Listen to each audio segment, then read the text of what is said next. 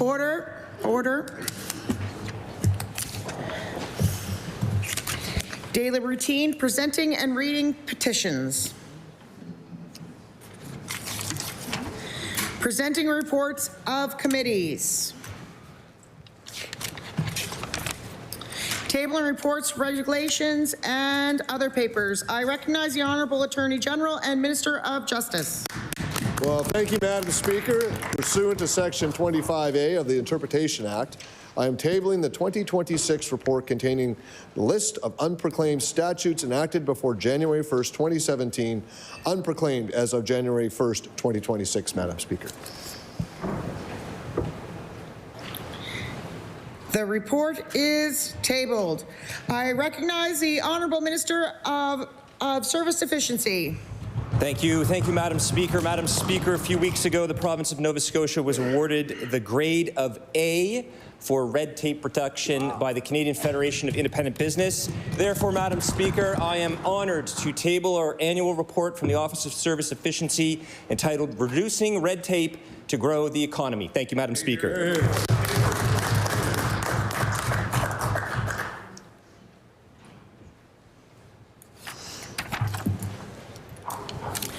The report is tabled. I recognize the Honourable Member for Sackville-Cobequid. Thank you, Speaker. I beg leave to table a pair of reports. The first entitled Nothing to Celebrate, the Crisis of Youth Aging Out of Care, which I referenced in some remarks I made last night. And I'd also like to table a report entitled Supporting Equitable Transitions to Adulthood for Youth in Care in Canada, which I also referenced in the same speech and debate.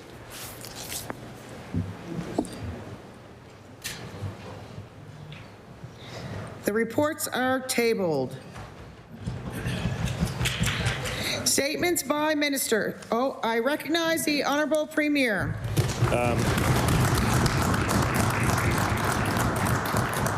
Thank you, Madam Speaker. I just want to table a letter from Screen Nova Scotia. This is in response to, on Wednesday, the Leader of the Opposition made references to deep cuts in the film industry. In my response, I mentioned that investments contained in the budget, that there were significant investments in the budget. And I just want to table a document that's in response to that. And this is a letter from Film Nova Scotia stating that the Nova Scotia Film and Television Production Incentive Fund remains intact and that the government has maintained its commitment to supporting production in Nova Scotia. Madam Speaker, what we say in this chamber matters. Order. I recognize the Honourable Premier.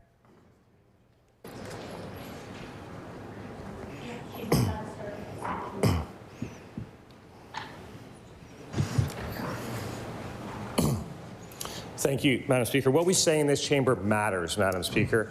And what we say in this chamber can send signals to Nova Scotians and send signals to industry that can be really harmful to the mental health of people, to just the feelings of Nova Scotians. So I think it's really important. I'll table this letter for the benefit of the House. Members opposite might actually might be interested in the facts of the situation, but I just want to say one little part of this letter. This is from the Executive Director of Stream Nova Scotia. It says the provincial government has maintained its commitment to supporting production in Nova Scotia, recognizing the economic, cultural, and employment impact of our industry. Madam Speaker, order.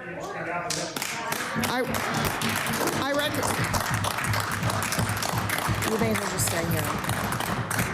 The paper is tabled. I recognize the Honourable Member for Halifax Citadel Sable Island. Hi, Madam Speaker. I rise on a point of order to clarify how documents should be tabled in this House. Order. So maybe I just heard that I screamed order. So understand your point of order, but it's null and void at this moment. Any more statements by ministers? Moving on. Government notice of motions. I recognize the Honourable Minister of Emergency Management. Thank you, Madam Speaker. I hereby give notice that on a future day, I shall move the adoption of the following resolution. Whereas our first responders serve as the foundation of emergency response in this province and provide life-saving services to our communities, and whereas the Emergency Services Provider Fund provides funding to first responder organizations or for joint regional projects to purchase equipment that's used directly to respond to fire or an emergency, and whereas this government has quadrupled funding for this program from $1 million to $4 million after listening to the needs of first responders and taking action to address their concerns. Therefore, it be resolved that all members of this House recognize our deep commitment to the strengthening emergency response across Nova Scotia and ensuring first responders have the tools that they need to do their job safely. Madam Speaker, I ask for waiver of notice and passage without debate. Thank you. There has been a request for waiver. Is it agreed? Agreed. It is agreed. Would all those in favor of the motion please say aye? Aye. Contrary-minded, nay. The motion is carried. I recognize the Honourable Minister of Natural Resources. Thank you, Madam Speaker. I hereby give notice that on a future day I shall move the adoption of the following resolution. Whereas Nova Scotia is rich in critical and strategic minerals that the world needs, and developing them safely and responsibly can boost our economy, create new jobs, and strengthen our communities. And whereas we've sent a signal that Nova Scotia is open for business by removing obstacles for the mining industry and cutting permitting times in half. And now the industry is renewing its interest in our province. And whereas the Fraser's Institute annual survey of mining companies shows that in just 1 year, our efforts have moved Nova Scotia from the near bottom to 32 out of 68 jurisdictions on the list. And 1 year of the most attractive jurisdictions for mining investment based on our policies. And we're going to keep moving up that list, Madam Speaker.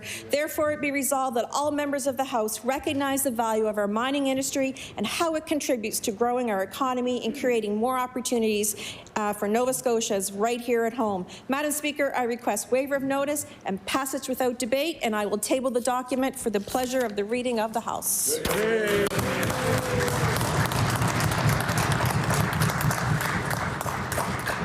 There has been a request for waiver. Is it agreed? Agreed. It is agreed. Would all those in... Oh, okay. There are several nays. The notice of motion is tabled.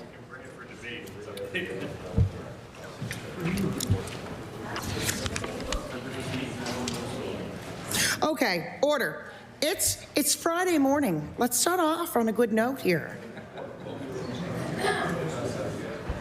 All right. Introduction of bills. I recognize the Honourable Minister of Housing. Speaker, I beg leave to introduce a bill entitled An Act of Administrative Measures for Housing.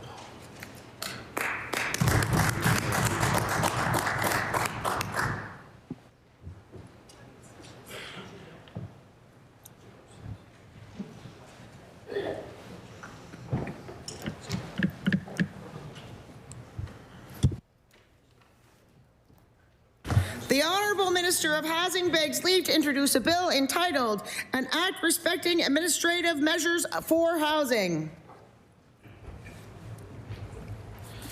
Bill 212, an act respecting administrative measures for housing. Ordered that the bill be read a second time on a future day. I recognize the Honourable Member for Timberley Prospect. Thank you, Madam Speaker. I beg leave to table a bill entitled An Act Respecting a Women's Health Strategy.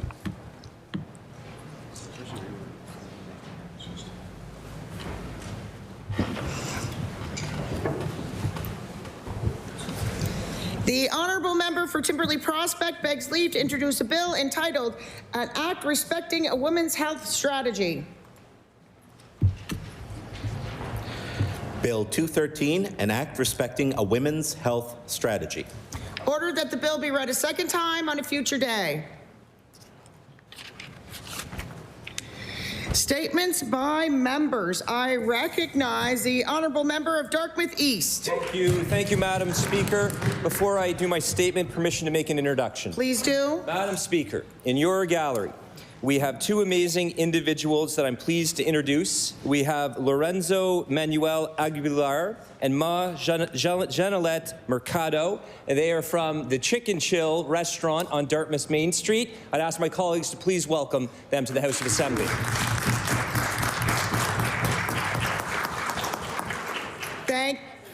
Thank you for coming. I hope you enjoy your time here at the People's House. Thank you. I recognize the honourable member for Dartmouth East. Thank you, Madam Speaker. Madam Speaker, I rise today to recognize a member of our community and local business owner, Lorenzo Aguilar. Our community continues to grow and thrive because of individuals who invest their time, energy, talent, and passion into our neighborhoods. One example is the Chicken Chill, a locally owned restaurant that adds both flavor and value for residents. By offering halal food options, Chicken Chill reflects the diversity of the people who call Dartmouth East home and helps ensure that our community spaces are welcoming and inclusive for everyone. This business is not only filling plates, but also bringing people together and strengthening our local economy. I commend Lorenzo for choosing to open his business in Dartmouth East and for the contribution he continues to make to our community. Madam Speaker, I encourage residents to continue supporting this awesome local business and to join me in recognizing Dartmouth's Chicken Chill. Thank you, Madam Speaker.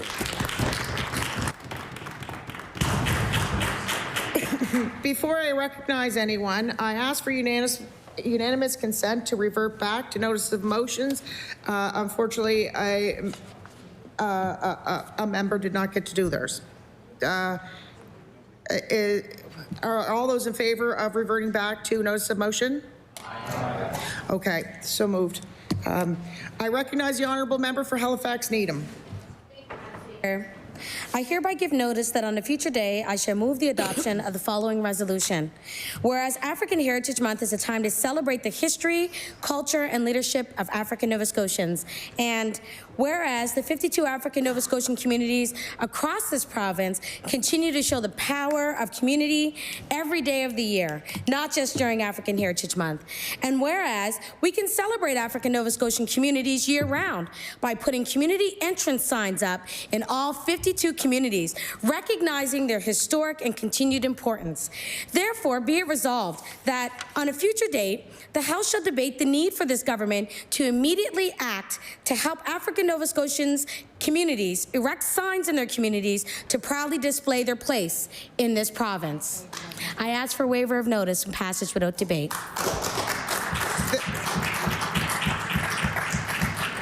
There has been a request for waiver. Is it agreed? Agreed. There are several nays. The notice of motion is tabled. We are now back to statements by members. I recognize the honourable member for Sackville-Cobequid.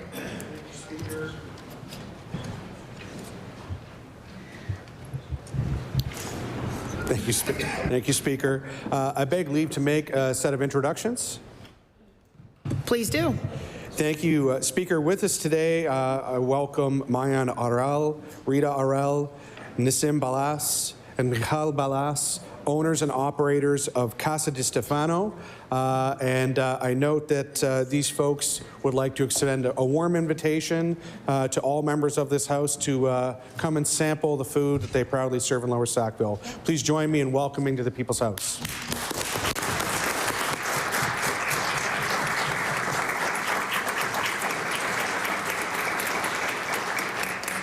Well, welcome to the People's House. I'm wondering if your food is as spicy as this morning's been already. I recognize the honourable member for Sackville-Cobequid. Speaker, I can tell you they have such options. Today I stand in recognition of a rising star business which, despite being open for less than a year, has become a Sackville landmark. Casa di Stefano crafts wood-fired cuisine of such fine quality that it suggests it's the result of lifelong pursuit. In reality, its four creators hail from very different industries: pastry, construction, accounting, and engineering. What began as backyard cooking in Mayan's homemade oven has for 10 months wowed Sackville with its combinations of Italian cured meats and Nova Scotian cheese. They have a different oven now, built by the namesake Stefano Ferrera in Naples, Italy, and with it they've served over 40,000 guests and been plied with awards. I know that a second oven is en route from Italy as we speak for use in their new First Lake Drive location when it opens in May.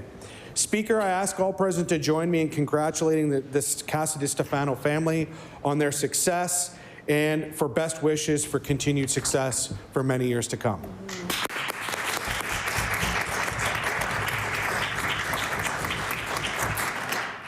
I recognize the honourable member for Timberley Prospect. Thank you, Madam Speaker. Over here. Thank you, Madam Speaker. I just want to recognize and congratulate the Renewal Group for receiving $200 million from the federal government for a really important project in the Mersey River wind farm. Many would know that this was a direct result of Steve McNeil. Actually, it was his first bill that he brought into this House in 2013. Was the renewable to retail legislation and efforts to bring competition into the energy grid here in the province. So that's going to allow 50,000 homes roughly to access power, not from Nova Scotia Power. We need a lot more of these projects, 150 megawatts of clean energy. Really glad to see the federal government contribute to that and provincial ministers and the Premier there to support such a great project. I think that's something that we can all get behind, and hopefully we'll see a lot more of these. Thank you, Madam Speaker. I recognize the honourable member for Preston. Thank you, Madam Speaker. Madam Speaker, before I begin my statement, I beg leave to make an introduction. Joining us today in the gallery, I'm pleased to introduce Dr. Kyra Larkin-Sladek and Tom Sladek from the Complete Care Hospital for Pets. Would you both please stand to accept a warm welcome from the legislature?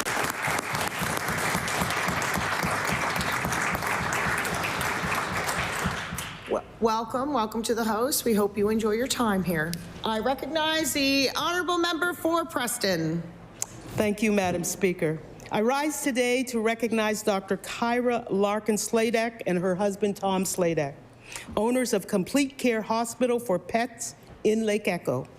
They say it takes a village to raise a child. At Complete Care Hospital for Pets, they believe the same concept of community applies to our animal companions as well. They are proud to be independently owned and operated. They are a full-service, well-equipped, and modern mixed animal hospital, enabling them to provide their patients with the most advanced and comprehensive medical care available. They have been serving the people and animals of their community at their resident facility and beyond with their host call service since May 2009.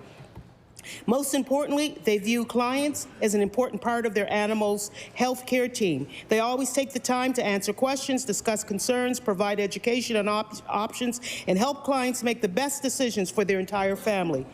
After all, we are a village. I ask members of the Legislative Assembly to please join me in recognizing the Complete Care Hospital for Pets in Lake Echo.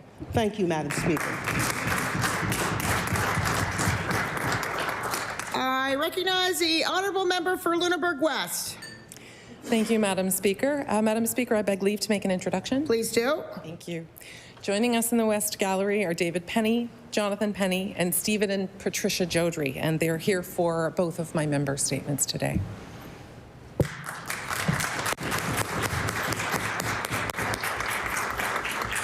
Welcome to the House. We hope you enjoy your time here, and thank you for driving all this way. I recognize the honourable member for Lunenburg West. Madam Speaker, I rise today to pay tribute to the life of Heather Penny, a longtime resident of the Bridgewater and Conquerall-Bank communities whose presence and contributions have made a lasting impression. Heather shared 43 years of marriage with her husband, David Penny, and was a devoted mother to Jonathan and a proud grandmother to Anna and Aidan.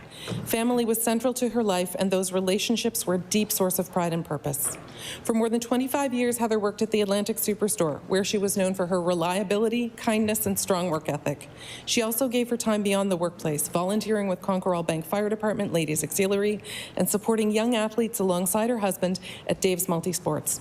Through that work and with her warm smile and quick wit, she helped create a supportive environment where young boxers could learn, grow, and gain confidence. Heather valued simple routines that bring meaning to everyday life: baking, swimming, gardening, and cheering on the Toronto Blue Jays. These interests reflected a life grounded in care for others and appreciation for community. Madam Speaker, Heather Penny will be remembered for the steady kindness she showed to those around her, and her loss will be felt by the many who had the privilege of knowing her. Thank you, Madam Speaker.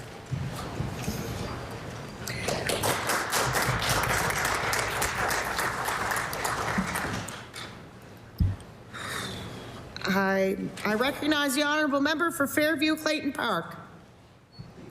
Thank you, Speaker. Speaker, I rise to recognize Easy Street Diner on Dutch Village Road, co-owned by Kelly Jo Beck, Lalanya Kaiser, and their dynasty of 6 family members. Since opening in 2021, Easy Street has become a pillar of the community, not only because of their endless tasty eats, but because of the environment that they have cultivated based on inclusion, family, and respect.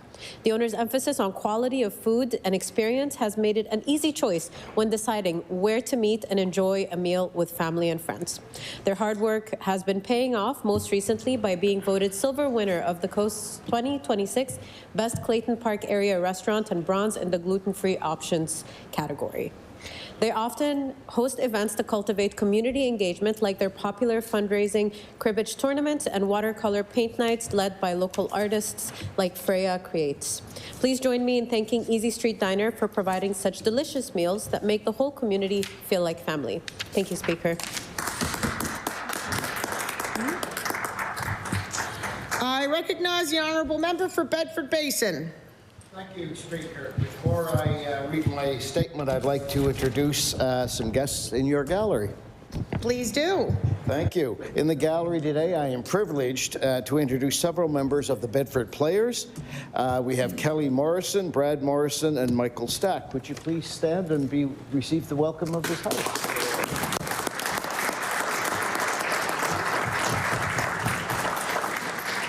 Welcome to the People's Time. We hope you enjoy the People's House. We hope you enjoy your time here.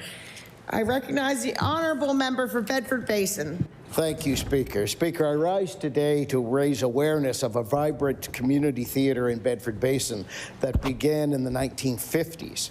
Although there have been a few name changes over the years, as well as the merger of 2 groups, what is now known as the Bedford Players is a well-respected part of our community and beyond. The 25-26 season includes 3 productions that run on Thursdays to Sundays. They are Sweet Surrender, Gibson and Sons, and Calendar Girls. The 2026 winter production runs from March the 5th to 12th, and the spring production runs from June the 4th to June the 20th. Bedford Players also gives back to the community in many ways, including a donation of $1 from every ticket that is sold to one specific charity of their choice per each production. I ask members of the House to join me in wishing them a successful 2025-26 season. Thank you.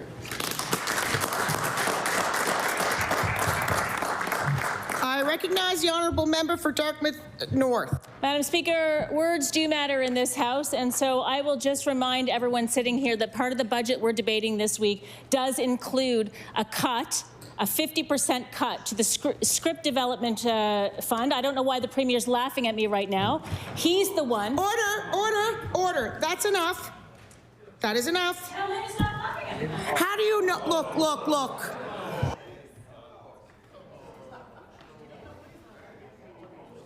He thinks it's funny. He thinks his politics is funny. So there's 2 things here now.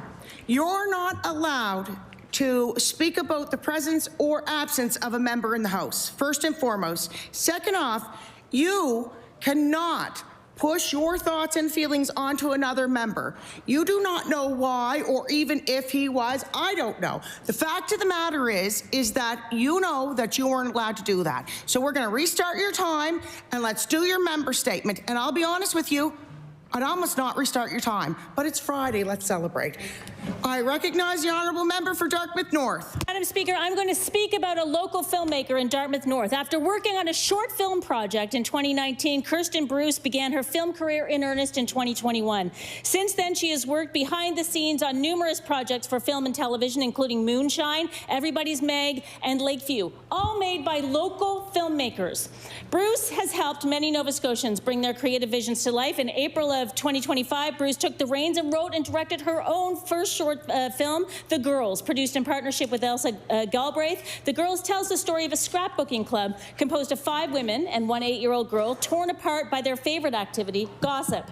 This film is based on Bruce's real lived experience in a scrapbooking club, and it features fellow North Dartmouthian Burgundy Code. The Girls was featured in the Silver Wave Film Festival, the Charlottetown Film Festival, the Parsborough Film Festival, where it took home the award for Best 6 to 20-minute short. Bruce brings a unique sense of humor and creativity to the Nova Scotia film community, and I hope this is the first of many projects. However, with the cut of that program, it might not be.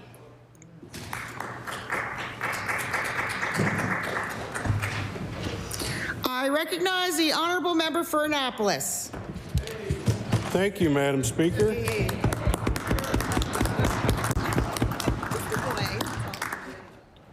Madam Speaker, before I begin my statement, I beg leave to make an introduction. Please do.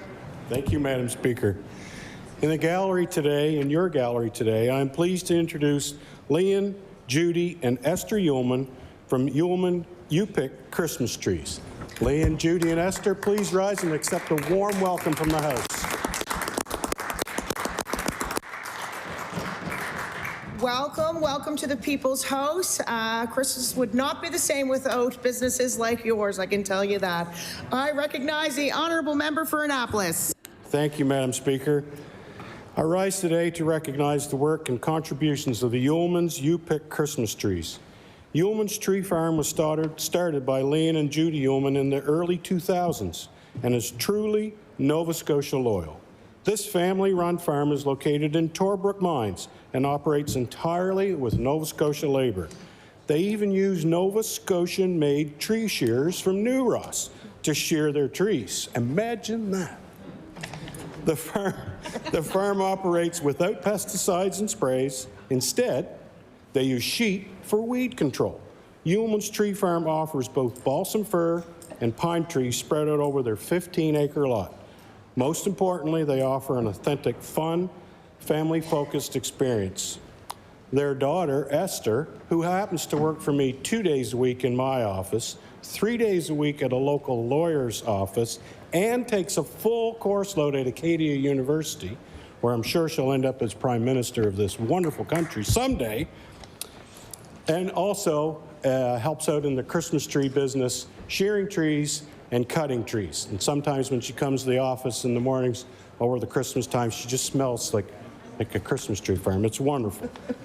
Please thank me for thanking Leon, Judy, and Esther from Ullman's Christmas Trees for their contributions to our community. Keep up the good work. Thank you.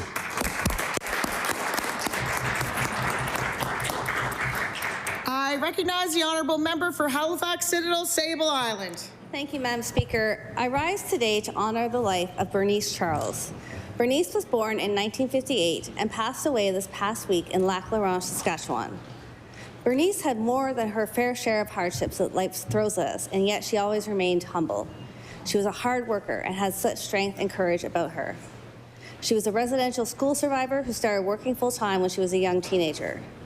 She had 10 children and was sadly separated from 4 of them for a long time due to the 60s scoop, but was able to reconnect. She was a much-loved Kokum and could turn out the best bannock, even in a very busy household. This past year has been difficult for her, and she was ready to make her journey from this world to the next.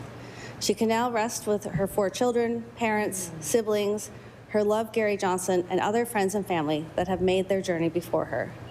Yesterday was her wake, and today is her burial in Lac La Ronge. And on behalf of my family and I, we send our love and light to all those remembering and loving her today. She will be deeply missed.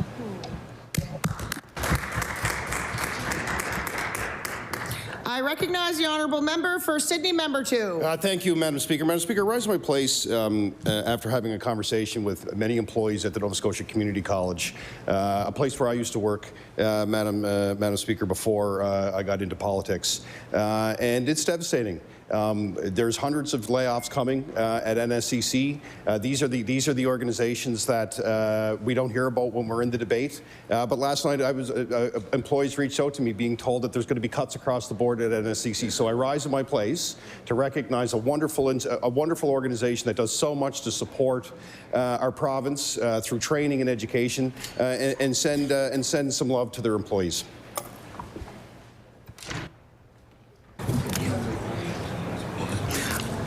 I recognize the honourable member for Cole Harbour Dartmouth.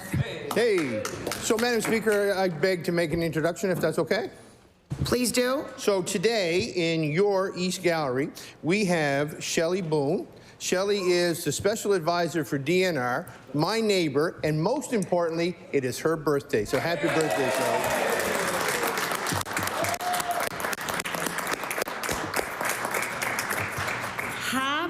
Happy birthday, Shelley. And welcome to the host once again. We hope you enjoy your time here. I recognize the honourable member for Cole Harbour Dartmouth.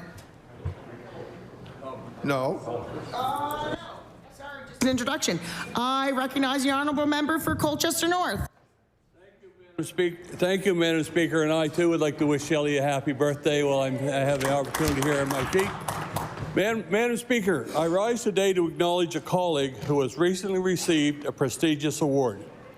The member for Cumberland South has been recognized by the Nova Scotia Federation of Anglers and Hunters with the Farron Hickman Award. It is presented to a legislator from the municipal, provincial, or federal level who has done the most for wildlife and the environment in this province. Madam Speaker, this is the first time in 5 years that someone has received the Farron Hickman Award. The Foundation has acknowledged that the member for Cumberland South, as the legislature, who has worked best with them in support of their work in conservation. Madam Speaker, I ask that members of this legislature join me in congratulating the member for Cumberland South for this much-deserved recognition.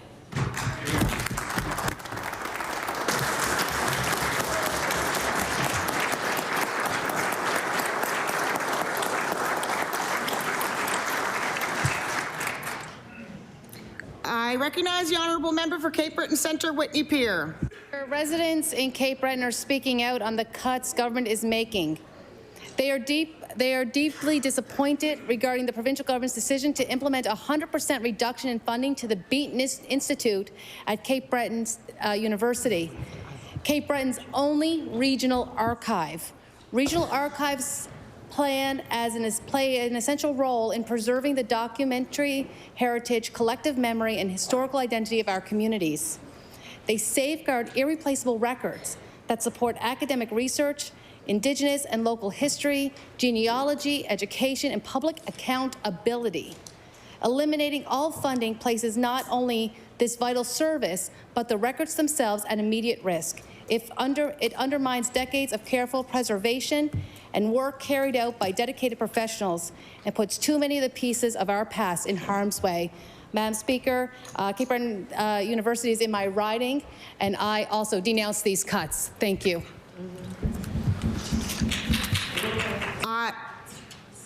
I recognize the honourable member for Sydney, member 2. Thank you, Madam Speaker. Madam Speaker, I rise in my place because the letters are starting to show up.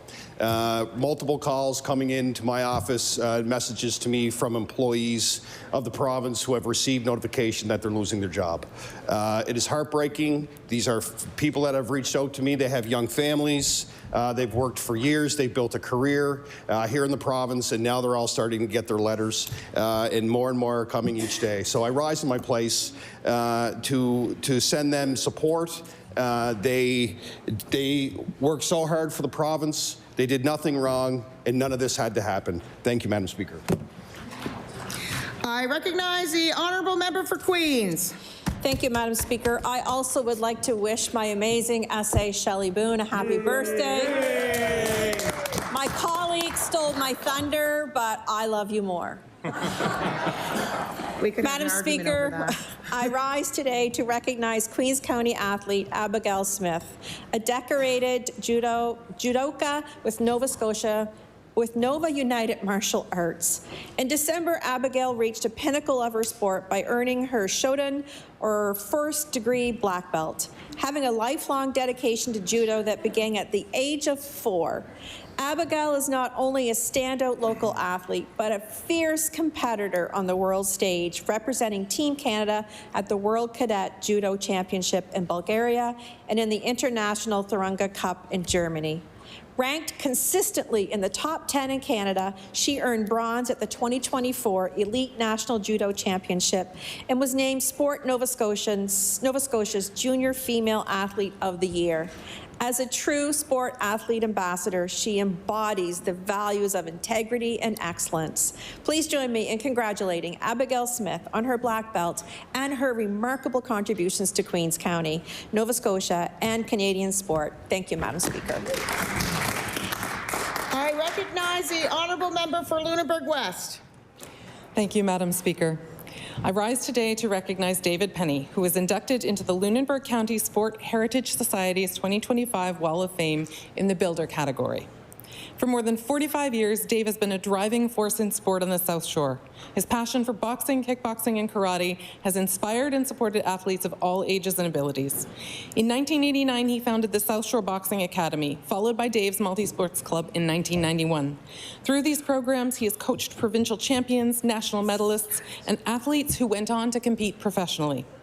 Dave is a mentor, a motivator, and a selfless leader who has trained hundreds of athletes and shaped countless lives.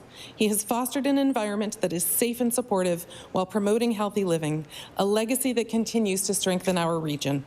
I ask all members to join me in congratulating David Penny on this well-deserved honor and thank him for his extraordinary contributions to the South Shore.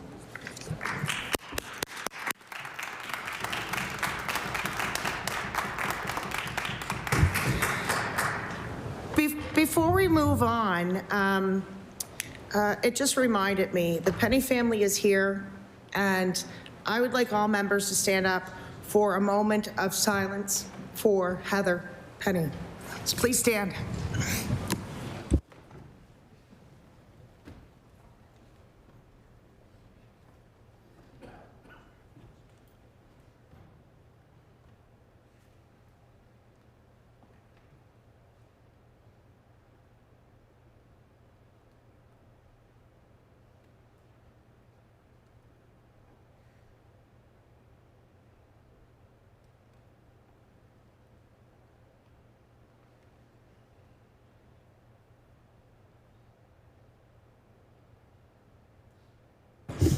You may be seated.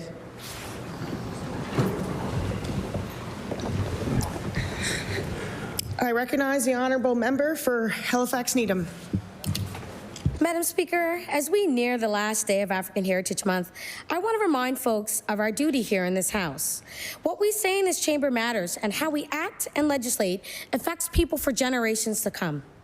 These cuts to funding for programs has nothing to do with balancing the budget, as these cuts, while they are completely destructive to community and organizations that depend on them, they do nothing to reduce government spending in any recognizable amount. These are intentional decisions to destroy all communities that fall outside of the conservative ideologies. These actions are intentional, racist, and divisive, all while the government uses the Dismantling Hate and Racism Act to cover that. So, Madam Speaker, I would like all members of this House to know that our communities believe in strength and unity. And I want Nova Scotians to remember that when the government shows you who they are, believe them the first time.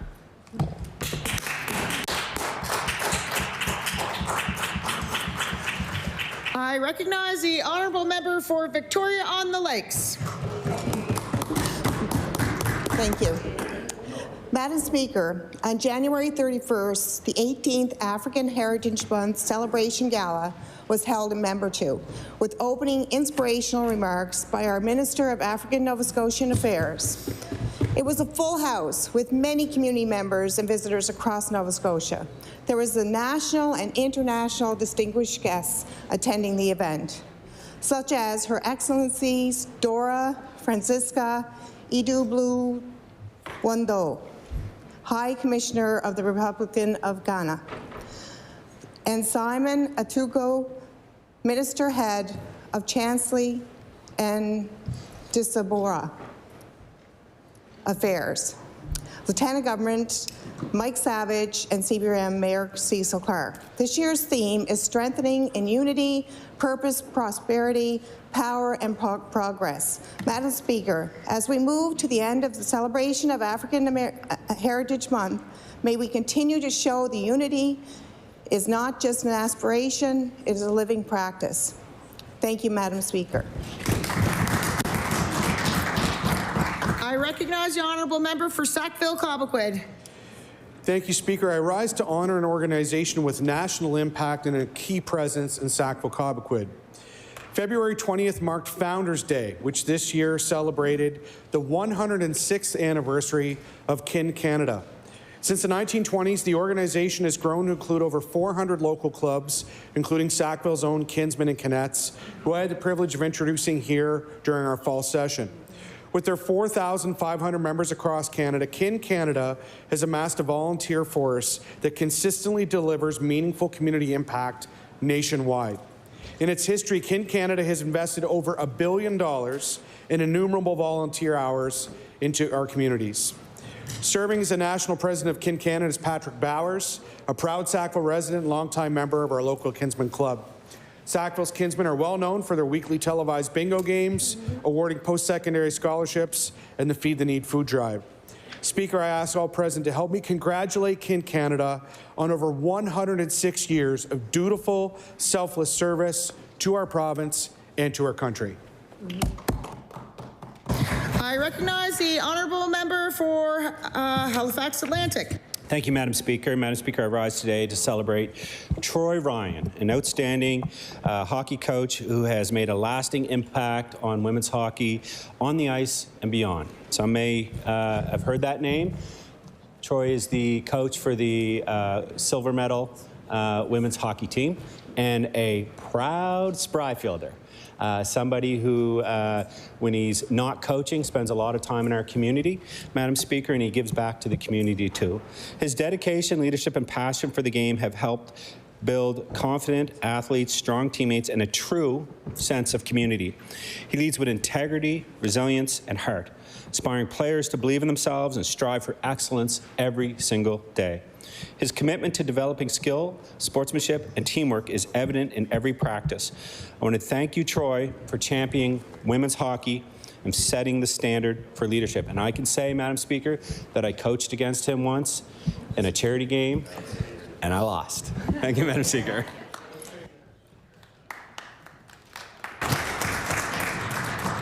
I recognize the honourable member for Cape Breton Centre, Whitney Pier. Speaker, residents across Nova Scotia are speaking out, and they are dismayed, they are angry by the proposed increase in tax on forests that are not being actively harvested. Intact forests are crucial as habitats for species sensitive to human activities, as well as main ecosystem functioning. They are also needed to store and sequester carbon to help address climate change. These vital public services should absolutely qualify for a low tax rate, as one constituent of mine has said. One resident also told me that as proposed, the change to the Forest Act is not reflective of policy that balances the environment or the economy. It's short-sighted, they have said, and I agree with them on that estimation. Madam Speaker, we must protect all of our forests. Thank you. I recognize the honourable member for Cole Harbour. Thank you, Madam Speaker. Madam Speaker, I rise today to celebrate a new and vibrant addition to Cole Harbour, Sankofa Cafe, and its dedicated owner, Salida Cromwell. Since opening its doors last August, Salida has transformed Sankofa Cafe into much more than a place to grab a coffee. She has intentionally crafted a community living room for Cole Harbour residents of all ages. Whether you're there to enjoy a hot drink, delicious food, or locally made treats, you are immediately met with the talent of our community, as the walls are lined with beautiful art from our own Cole Harbour artists. But what makes Salita's vision special is the dedicated activities space. It is a rare and vital thing to have a local spot where youth and adults are encouraged to put down their phones, pick up a game, get creative, and simply be social with one another. In less than a year, Salita has proven that a local business can be the heartbeat of a neighborhood. I ask the members of this House to join me in congratulating Salita Cromwell on her success and thanking her for creating such a warm, inclusive, and creative space in Cole Harbour. Thank you, Madam Speaker. I recognize the honourable member for Halifax Needham. Thank you, Madam Speaker. Today I rise to recognize the West Sisters. They were a renowned singing group from the tight-knit Africville community, known for performing spirituals and gospel hymns, including a notable performance with the Black Panthers Freedom Singers. Beatrice Wilkins, Shirley West, and Mary Gangu continued a legacy of music passed down from their mother, Lena Mae West.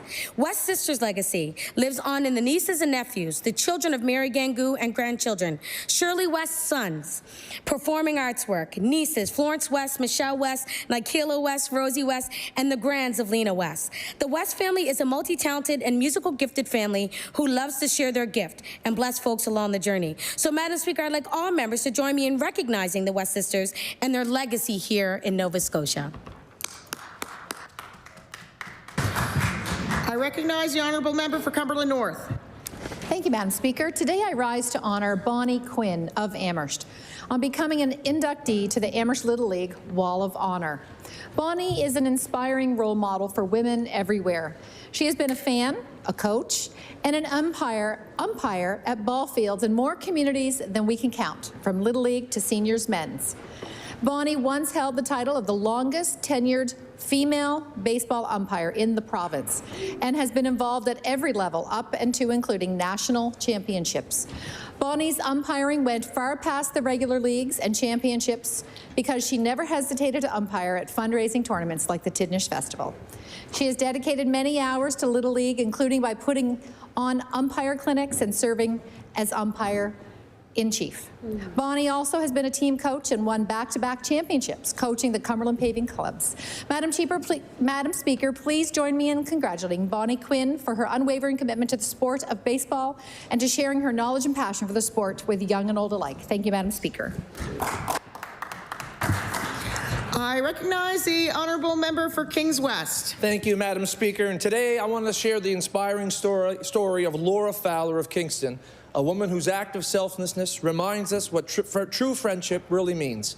When her lifelong friend Cheryl was facing a disease which led to kidney failure and an uncertain future, Laura didn't hesitate. She made the extraordinary decision to donate one of her own kidneys, giving not just an organ, but the gift of life, hope, and more years of memories together.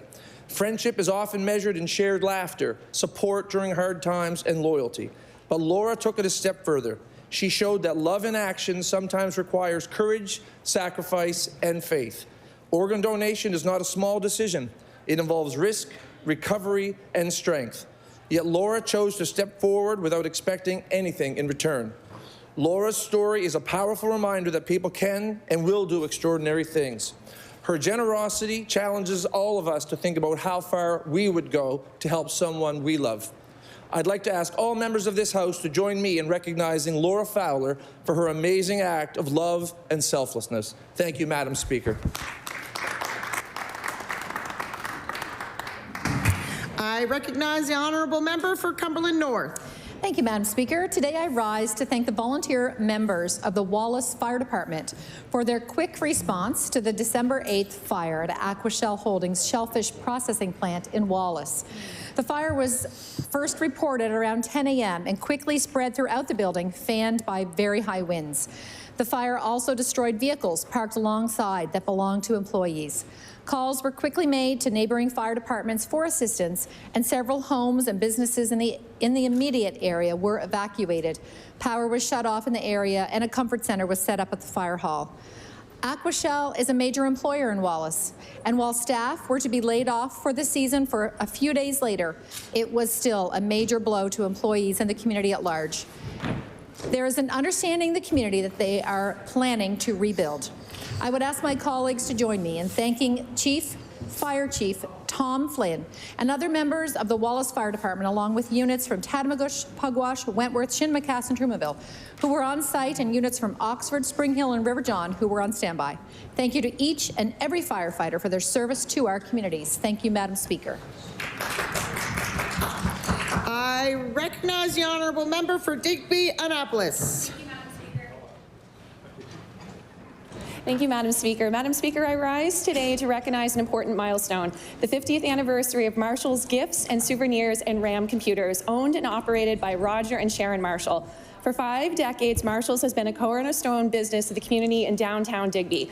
What began as a small gift and souvenir shop has grown to adapt over the years to meet the changing needs of customers, eventually expanding to include RAM computers. Marshall's has been a welcoming stop for both visitors and locals, offering unique items to celebrate the Bay of Fundy region.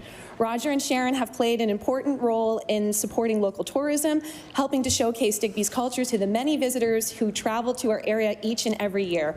At the same time, RAM Computers has provided an equally important service, keeping families, businesses, and organizations connected to the ever-changing digital world. Madam Speaker, I ask that all members of this House join me in congratulating Roger and Sharon Marshall and thanking them for their lasting contributions to the town of Digby and surrounding communities. Thank you, Madam Speaker.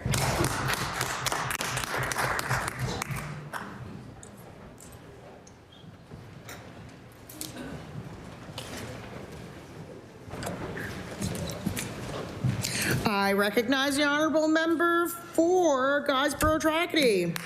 Mr. Speaker, I rise today to congratulate Torbay Fisheries Limited on the success of their first summer running their seafood market on the Guysborough waterfront. This seafood market has quickly become a welcome addition to the community, offering fresh, locally sourced seafood while supporting our fishing industry and showcasing the best of what local fishermen have to offer.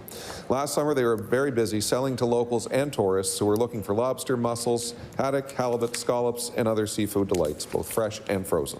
Torbay Fisheries employed 2 students from Ecole Belle Bay who were bilingual and had a great deal of knowledge of the products they were selling. They were also wonderful with their customers. Torbay Fisheries even have their own swag for purchase, so it's not uncommon to see a t-shirt or hat with the logo being proudly worn around our communities. Torbay Fisheries are looking forward to their upcoming summer market season, as are the visitors and residents. Madam Speaker, I ask all members of the House to join me in recognizing Torbay Fisheries Limited for their hard work, their vision and commitment to celebrating the traditions of our coastal communities in Guysborough-Tracadie. Thank you, Madam Speaker. I recognize the honourable member for Colchester, Musquodoboit Valley. Well, thank you, Madam Speaker. I rise today to pay tribute and thanks to the Springside Community Centre Association. This small but mighty group of volunteers play such an important role in their small community in keeping the doors open at this community centre. Springside is a small rural community just beyond Upper Stewiacke. This group of volunteers has taken ownership of the former church hall and turned it into a community center that residents of Springside and beyond use for a variety of occasions. They've done extensive renovations to keep buildings in good condition and continue to work at maintaining and updating this facility. Various fundraising efforts, including dinners, special occasion baskets, music performances by local talent, and their Chase the Ace, have contributed immensely to this success. I ask all members to please join me in congratulating the Springside Community Centre Association. Order. Orders of the day, oral questions put by members to ministers. The time is now 10 o'clock. We will finish at 10:50.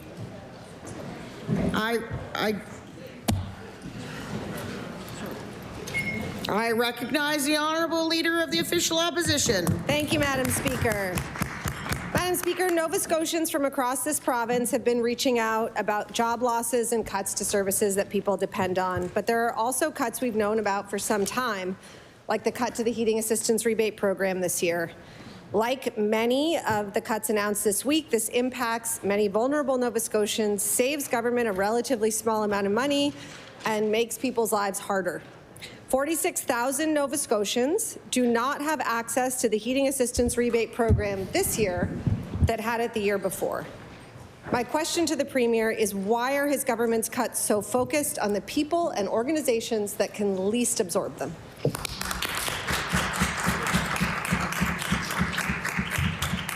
I recognize the Honourable Premier. Thank you. Thank you, Madam Speaker. The Heating Assistance Rebate Program is an important program. I mean, that's why we've doubled it under our government. We came to government, that was $200. Today, it's $400. In the meantime, it had gone to $1,000 and $600. When we can do more, we do more, Madam Speaker. The world's changed. We're trying to stabilize the financial situation of the province, and that has meant some tough decisions, Madam Speaker. There have been cuts. There's also been another significant cut that happened just yesterday that I hope we get a lot of time to talk about in this chamber. Madam Speaker, yesterday we cut the Nova Scotia Power monopoly. It is done, Madam Speaker. That didn't happen under the NDP. It didn't happen under the Liberals. It happened under the PC government, Madam Speaker.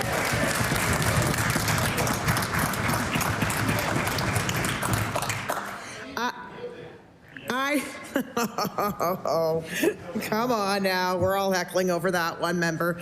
I recognize the honourable leader of the official opposition. Thank you, Madam Speaker. This budget has a lot of cuts, but no help for the hundreds of thousands of Nova Scotians frustrated by their high power bills and bad service. More onshore wind is great. It's not going to help people pay their bills this year. The energy minister seems to think that complaining about Nova Scotia Power in social media or post media is the extent of his role, but the legislature is sitting. We are here. If he wants to, he can immediately initiate a review of the utility. He can make changes to how the company is regulated and penalized so families stop paying through the nose for bad power. If the Premier doesn't want to take action on those things, will he pass the file to someone who will?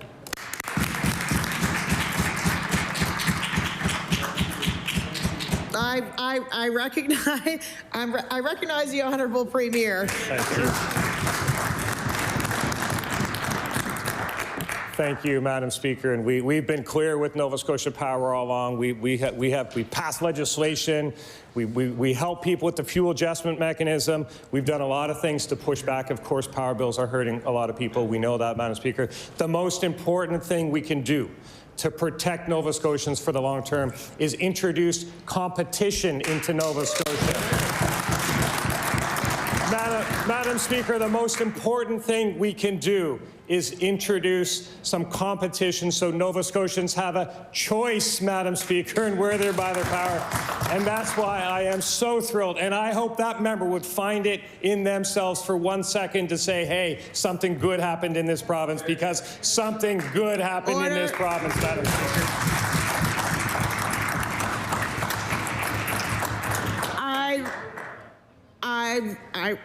I recognize the honourable leader of the official opposition. If the Premier had heard my previous answer, I said onshore wind is good, but high bills, frequent power outages, overbilling, long-lasting financial consequences of a data breach, another rate hike, those things are bad. So far, this government put in place weak privacy protections and kicked 46,000 vulnerable people off of the heating assistance rebate program. The Premier didn't appear in person at the rate hearing. Unlike the leaders of both opposition parties, he didn't personally intervene.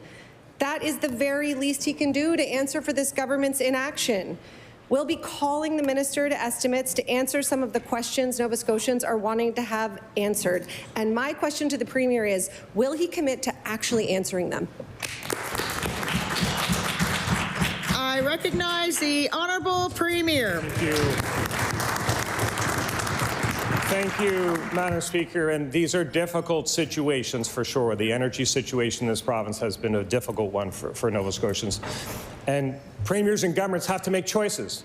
The NDP, they chose to fly around on private jets with Emera and do backroom deals. The Liberals didn't do anything, Madam Speaker. We made a very significant choice, Madam Speaker, and that is to give Nova Scotians a choice, Madam Speaker. We broke the monopoly. It is done, Madam Speaker.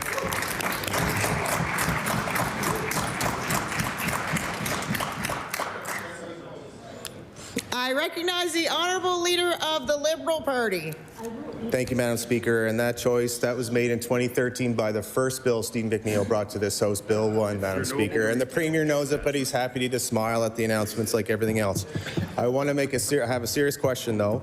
The mass casualty in Portapique was one of the most devastating events in our province's history, and families are still grieving, communities are still healing, and many survivors continue to live with the trauma every single day. In 2024, the Premier told this legislature there are 2 dedicated FTEs working out of the Premier's office to implement these important recommendations. I want to ask the Premier, can you tell Nova Scotians why cuts connected to those recommendations are happening, and are these positions still in place in his office? Thank you, Madam Speaker. I recognize the Honourable Premier. Thank you. Thank you, Madam Speaker, and of course the mass casualty. Every Nova Scotian remembers that, and the tragedy that happened there for sure. And the Mass Casualty Commission made recommendations.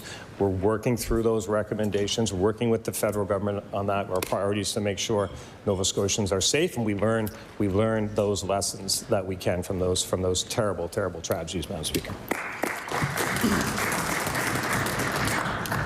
I recognize the Honourable Leader of the Liberal Party. Thank you, Madam Speaker. I appreciate the thoughtful sentiment, but I didn't get an answer if those FTEs are still in the office. The Commission's work was about ensuring what happened in April 2020 never happens again, but it's also about supporting those in communities. And the recommendations were very clear that requires sustained support in communities with no end date. If those 2 dedicated positions remain in the office, why is the government maintaining staffing in his office while cutting funding to the frontline services for survivors, families, and the communities that depend on them? Thank you, Madam Speaker.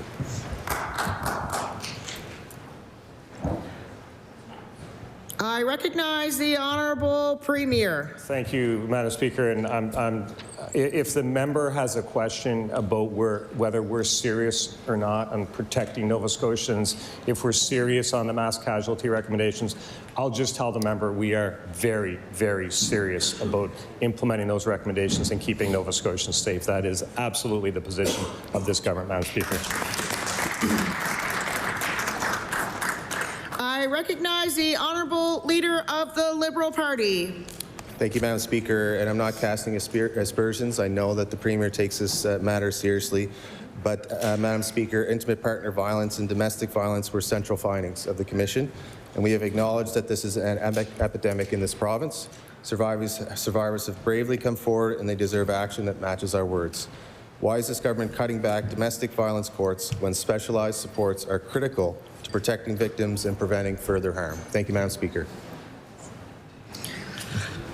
I recognize the Honourable Premier. Thank you, Madam Speaker. I think this is a very important question. We're making significant investments in keeping Nova Scotians safe across various departments. So I don't know what the member's trying to suggest. There's no cuts. It could have been moved across departments to make sure that it gets appropriate support within the department. But this is an area where we are very, very serious, Madam Speaker.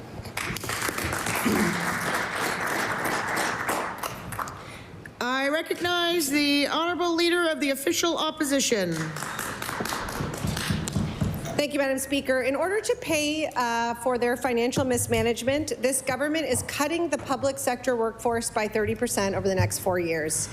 That's likely 1,000 public sector jobs this year, plans to cut around 4,000 more in the next 3 years.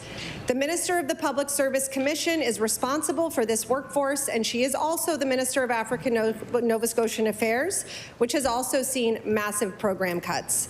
Programs that support African Nova Scotian culture and services have been gutted, including scholarships and community resources. 1 program has been entirely eliminated, 5 programs have had their funding cut in half or more, and 3 have been cut by 20%.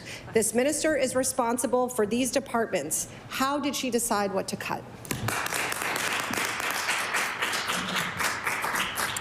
I recognize the Honourable Minister of Public Service Commission.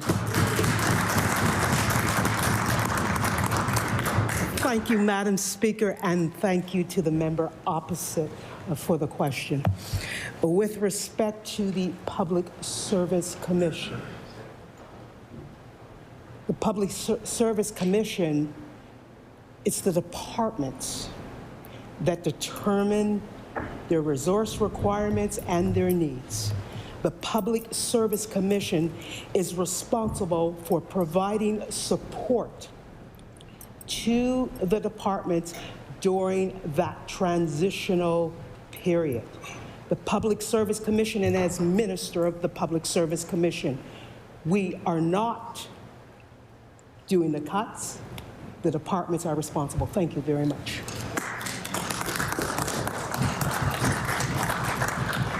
I recognize the Honourable Leader of the Official Opposition. Thank you, Madam Speaker. Departments don't cut. Ministers cut. Governments cut. Ministers are responsible for their departments. Before overseeing these cuts, the minister made a change that allowed the government to fire public servants without cause. A former executive director of African Nova Scotian Affairs posted on social media raising troubling concerns. He said, "I was immediately terminated from my role as executive director of African Nova Scotian Affairs 10 days after I challenged our minister." He said he felt compelled to speak out after witnessing, among other things, authoritarian and non-democratic policies and a lack of respect for social and equity-centered initiative fundings and programs. Does the minister agree with his assessment? I recognize the Honourable Minister of Public Service Commission. Thank you, Madam Speaker, and thank you to the member opposite for the question. We do not comment on individual employment matters. Employment decisions follow established policy and employment law. Thank you, Madam Speaker.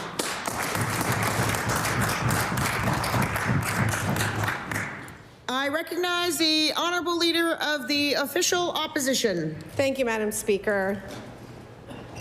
In order to pay for their financial mismanagement, this government is making cuts that will have a direct impact on women's safety, healthcare, and access to education. Cuts to the domestic violence court in Halifax and Sydney, which we heard about, trauma-informed care at the IWK, programs which came out of recommendations from the Mass Casualty Commission. This government has acknowledged that intimate partner violence is an epidemic. It is irresponsible and harmful to cut programs and services that help vulnerable women and gender-diverse people. Madam Speaker, I want to ask the Minister of the Status of Women, why should women experiencing violence and trauma have to pay for this government's financial mismanagement?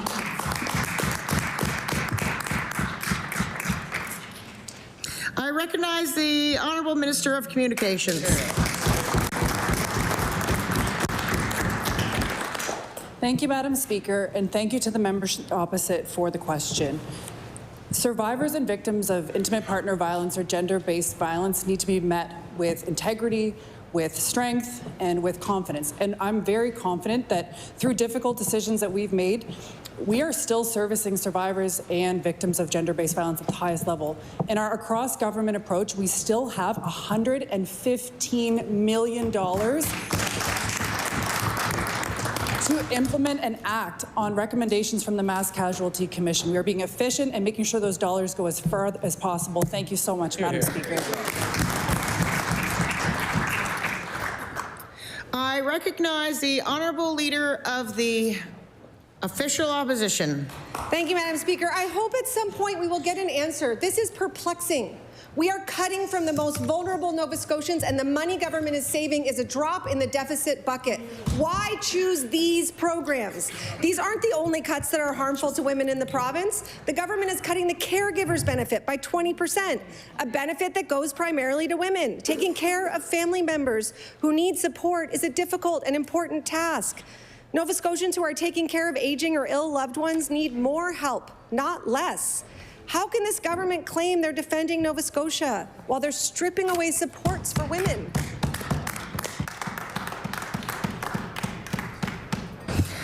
I recognize the Honourable Deputy President of the Deputy Premier. Sorry, I was reading, not thinking. It happens. Doesn't matter.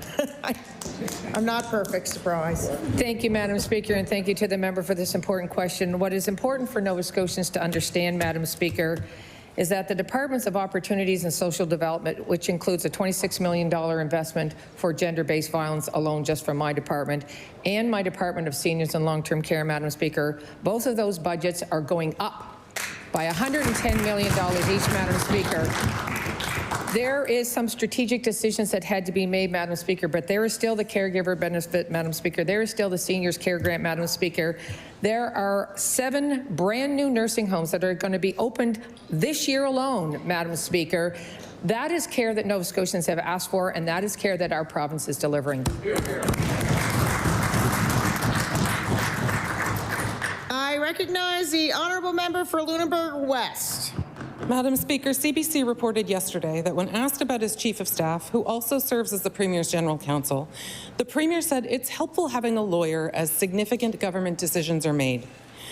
Madam Speaker, providing legal advice to the Premier and Cabinet is the role of the Attorney General, the Chief Law Officer of the Crown. The Attorney General is sworn to that role and is supported by a team of experienced and dedicated Crown lawyers with deep expertise in public law. My question is this: if the Premier receives legal advice from his Chief of Staff that differs from the advice of the Attorney General, whose advice does he follow? I recognize the Honourable Attorney General and Minister of Justice. Well, thank you, Madam Speaker, and I want to thank the member for the question. The role of Attorney General, as we talked about earlier this week in the civics lessons we're practicing every day since Monday, would highlight the fact that the Attorney General is responsible to make sure that the government has information necessary so that the acts the government passes, the bills, are constitutional. There's several other roles in working with police agencies. The Premier talks to a lot of people, but the Attorney General has a specific role to make sure that government and the cabinet ministers and the Premier all understand and can be sure that the government is practicing constitutionally acceptable practices, passing constitutionally acceptable legislation. That is the role. The Premier accepts that role. I accept that role, and will continue to support that role, Madam Speaker. Order. I recognize the Honourable Member for Lunenburg West. Madam Speaker, the Premier didn't answer my question. The Premier has indicated he finds it helpful to have his Chief of Staff support him as a lawyer when significant government decisions are made. But it is the Minister's job as Attorney General to advise the Premier and Cabinet. So can the Minister tell this House, given that the Premier has 2 legal advisors, a political Chief of Staff and a sworn Attorney General, what has the Minister of Justice done to address the possibility that the Premier could receive conflicting advice? What steps has he taken to ensure this situation doesn't undermine the role of Attorney General?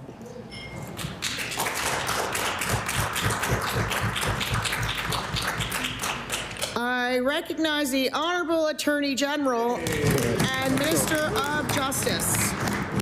You know, I would like to look back and see how many chiefs of staff for all the provinces in the federal government at one time or another have been lawyers. I would expect that quite a few, Madam Speaker, have had that background.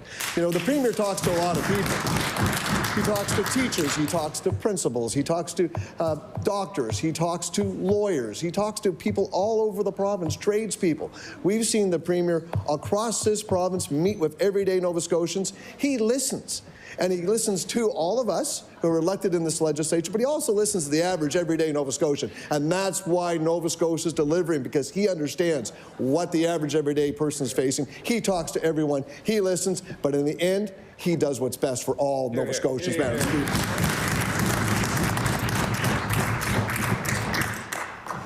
I recognize the Honourable Member for Halifax Needham. Thank you, Madam Speaker. This government is leaving Black Nova Scotians behind, so it's not all Nova Scotians that this government is addressing. They sat on the environmental racism report until it was leaked, and they still won't act on those recommendations. And now they're slashing programs for Black and African Nova Scotians, programs that our youth, our family, and our communities depend on. So, Madam Speaker, why? My question is for the Minister of African Nova Scotian Affairs. I would like to know, how can this government possibly justify these cuts, and can the minister please explain? I recognize the Honourable Attorney General and Minister of Justice. Well, thank you, Madam Speaker. Madam Speaker, I'd like to table a document after I'm done reading it. an answer to this question. As to Lisa Young, who is the chair of the Environmental Racism Committee panel, I am writing to let you know that other former environmental racism panel members know that Budget 2627, Defending Nova Scotia, was tabled yesterday, February 23rd. I'm pleased to share that the budget of $935,000 in funding over 2 years to support work and response that you provided to our government. Madam Speaker, we're getting the job done in supporting this. We are working with that panel. That panel is very satisfied, and we put the budget dollars behind it, Madam Speaker. And I'll table that. Before I move on, I'm not perfect. I don't know everything about this job, but I do not like members from the floor telling me how to do it. I'm starting to get cranky. Maybe I was born with it. Maybe it's that group. Maybe you should not. I recognize the honourable member for Halifax Needham. Thank you, Madam Speaker. And I was asking that question of the Minister of African Nova Scotian Affairs. And the Minister of Justice who stood up, it was just plain disrespectful to change. Madam Speaker, I have to speak my piece, because when I ask a question of the African Nova Scotian Affairs Minister about African Nova Scotian affairs, I expect them to stand and speak on that. So here are just a few of those cuts. Promoting leadership and health for African Nova Scotians, gone. Summer Scholar Program for African Nova Scotians, gone. Transition Year Program that had 50 years in this province, gone. Community Resource Support. I could go on and on and on. But I have a question. What does the Minister of African Nova Scotian Affairs say to our communities who will be left behind because of these cuts?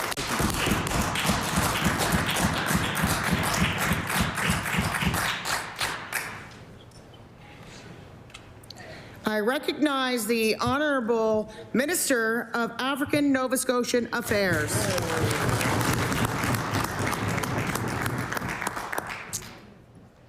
Thank you, Madam Speaker, and thank you to the member opposite for the question. As Minister of African Nova Scotian Affairs, of course, no one wants to see cuts to funding. Certainly not to the African Nova Scotian community. We did our best to minimize the impacts, but I recognize they are still impacts. We will continue to work with community to help find efficiencies, to help us. Order.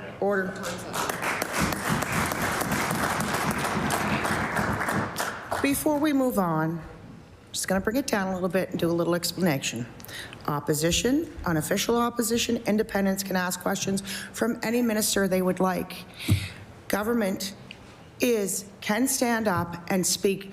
Whatever minister would like to can speak to that question. It does not have to be the minister that opposition has asked the question from. So it's just a little civics lesson, I guess. I recognize the honourable member for Dartmouth North. Madam Speaker, my question is for the Minister of Communities, Culture, Tourism and Heritage. I hope the Minister is prepared to speak to the details of the cuts in his department.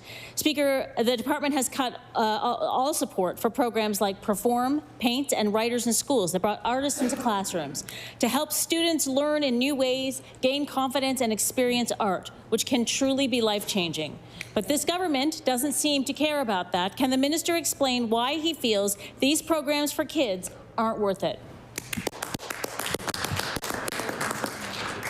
I recognize the Honourable Minister of Communities, Culture, Tourism and Heritage. Thank you, Madam Speaker, and thank you to the member for the question. Again, these decisions aren't a reflection of the good work that's happening with these organizations in our community. These are tough situations, tough decisions to make. And you know, like I said earlier, these will be hard moving forward, but they were decisions that we made, and unfortunately they were made, and it was a tough decision. Thank you, Madam Speaker. I recognize the honourable member for Dartmouth North. Madam Speaker, I guess it seems like the minister isn't prepared to go into the details today, but I'll keep asking. So let's look at the Perform program more closely. The Perform program employs 45 artists.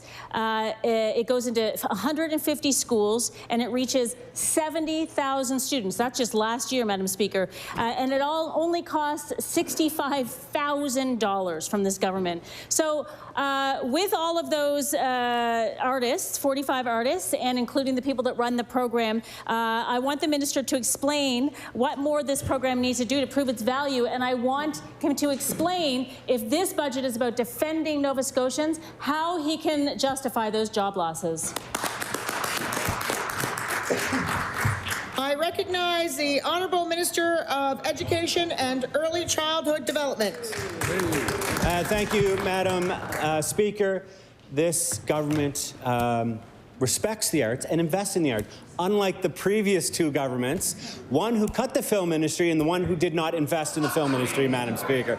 Madam Speaker, what I can tell you is that art is an integral part of the education system. That's why we invest in art teachers, Madam Speaker. That's why we have art available to every student in our school, Madam Speaker. We'll continue to invest in the arts, just like we continue to invest in every part of the education system. I recognize the Honourable Member for Cumberland North. Thank you, Madam Speaker. My question is for the Minister for Natural Resources. On December the 4th, I sent a letter to the Minister of Natural Resources requesting her leadership and response to several concerns and questions from woodlot owners in Cumberland County. Unfortunately, I didn't get a response from the Minister. Some of the questions were regarding funding for restoration and silviculture, district heating and wood energy, and a few others. So I'll table that letter. I'm wondering today if I could get a commitment from the minister for a response to these questions. Thank you.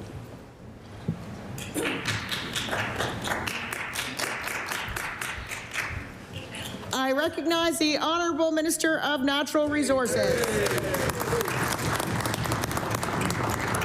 Thank you, Madam Speaker, and thank you to the member across the way for her question. Certainly, I will take a look at her letter and look at responding to it. It gives me a great opportunity, though, to talk about the great things that we have done in natural resources.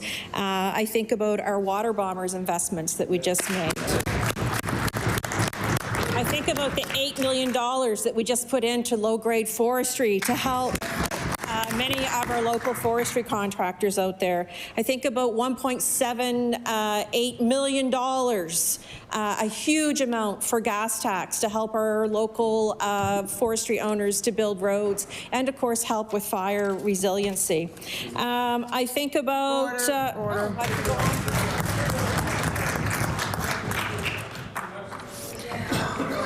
I recognize the Honourable Member for Cumberland North. Thank you, Madam Speaker, and thank you to the Minister. I look forward to answers to the questions. I did receive a letter from Matt Parker, an Executive Director of Forestry and Wildlife, but the letter didn't respond to any of the questions that I had asked on behalf of woodlot owners, and also the letter wasn't from the Minister.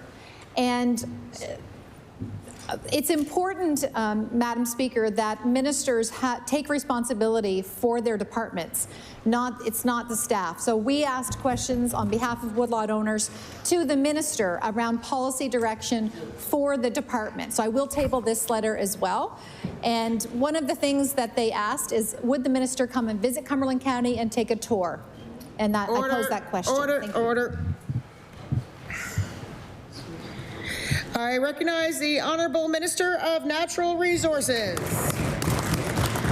Thank you, Madam Speaker. And again, thank you to the member opposite for the question.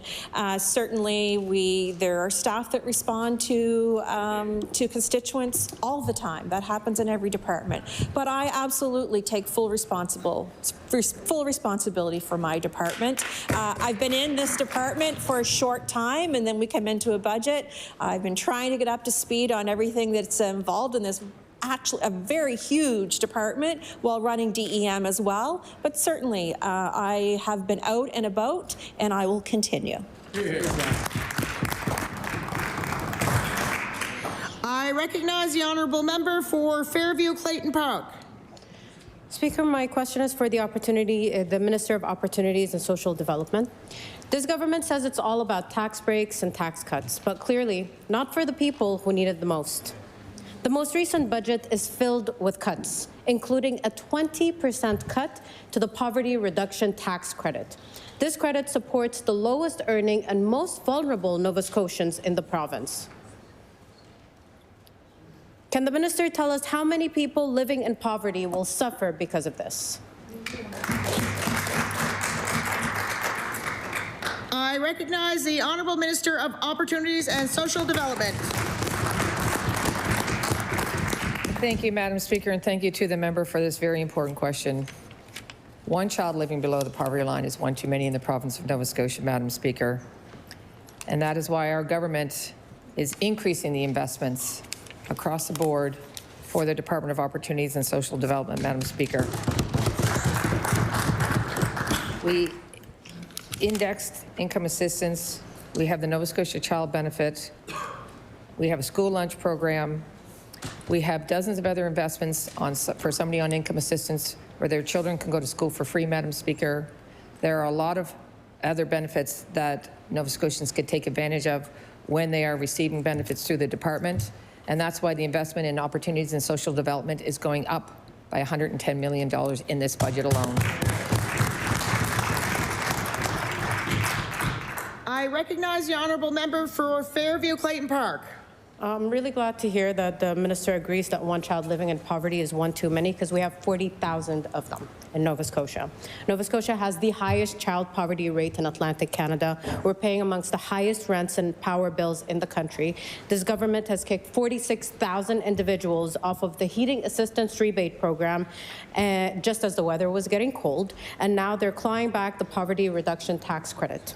Why is this government punishing Nova Scotians living in poverty?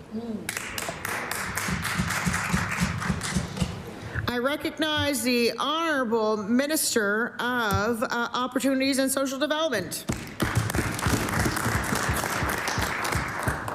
Thank you, Madam Speaker, and thank you to the member for this very important question. As I said, no child should have to struggle to feel safe in their home, to have something to eat.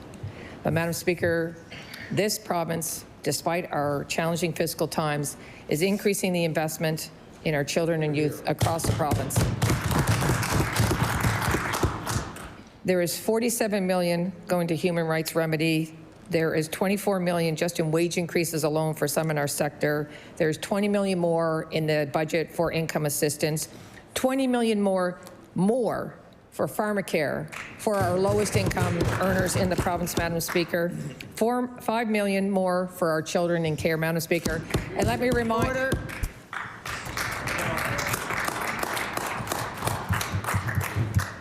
I recognize the Honourable Member for Halifax Armdale.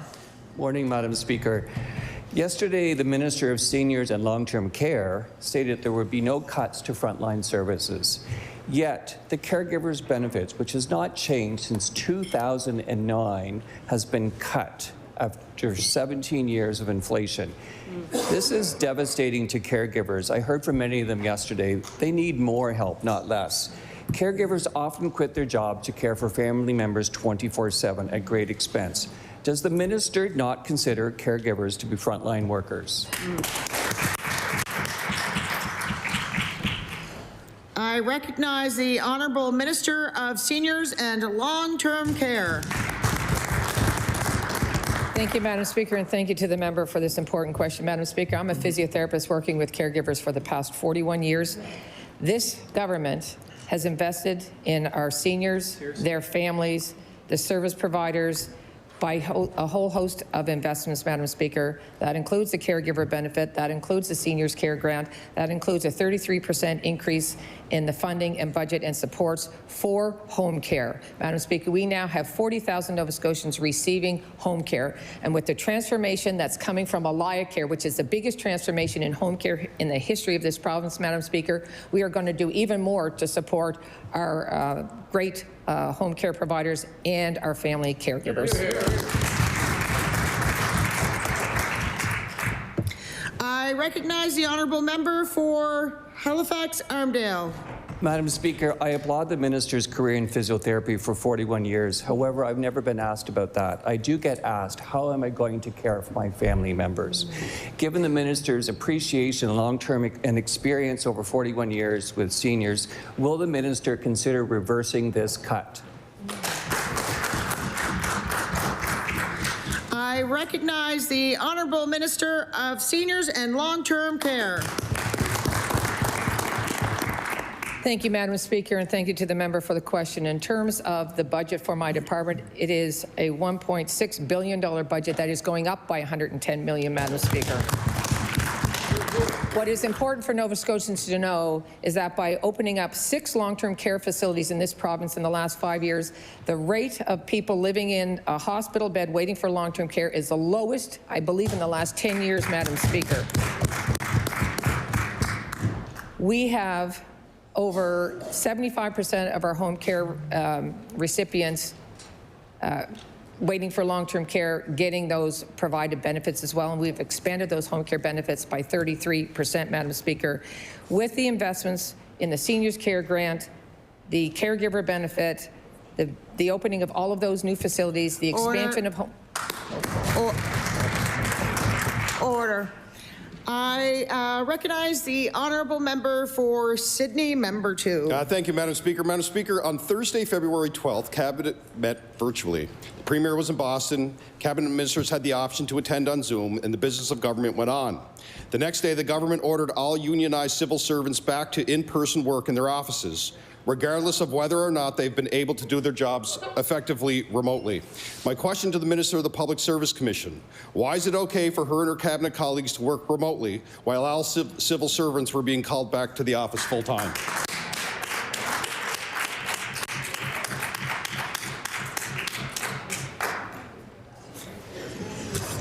I recognize the Honourable Minister of Public Service Commission.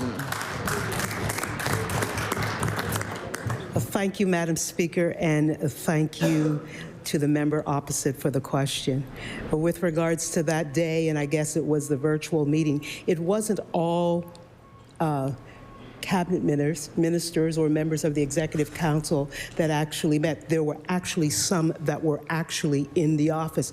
So I would think if we want to say those things and try to equate them with the call to back the work, the member needs to get his facts straight. Thank you.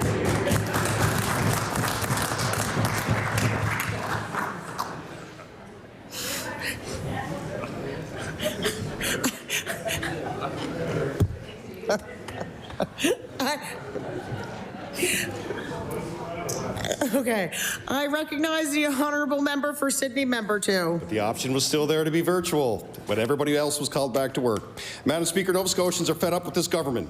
Nova Scotians trying to get to work don't want thousands of more cars on the road as government workers try to get to the office. Nova Scotians struggling under this historic deficit don't want the government renting unnecessary offices. Allowing remote work allows public service to be productive, supports our rural communities, and makes financial sense.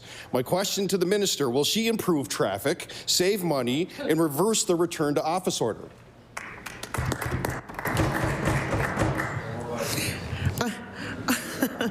I recognize the Honourable Minister of Public Service Committees.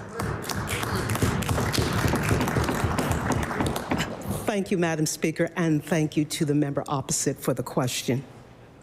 This directive applies to approximately 25% of the civil service workforce. Of that 25%, approximately 1,500 are in the HRM or the city. Working together strengthens collaboration. It strengthens teamwork, mentorship, and connection. We appreciate the work of our civil servants. But remember also the October 24th, 2025, the non-bargaining order. Thank you.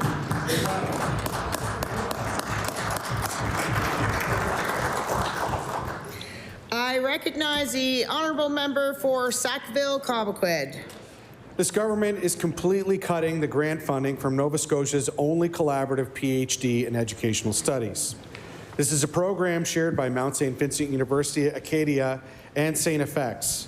This program is a made in Nova Scotia success story that generates future school leaders, professors, and curriculum experts who are essential to the strength of our school education system.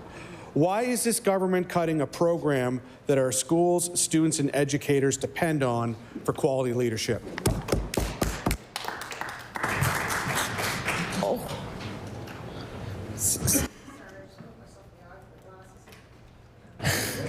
I recognize the Honourable Minister of Advanced Education.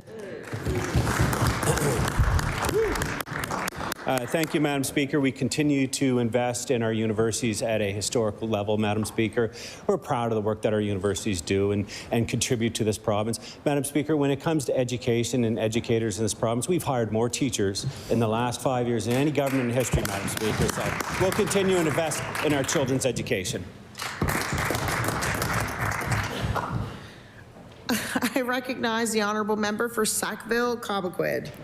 Speaker, among the cuts that have impacted education, the government has cut the funding for the Educational Leadership Consortium.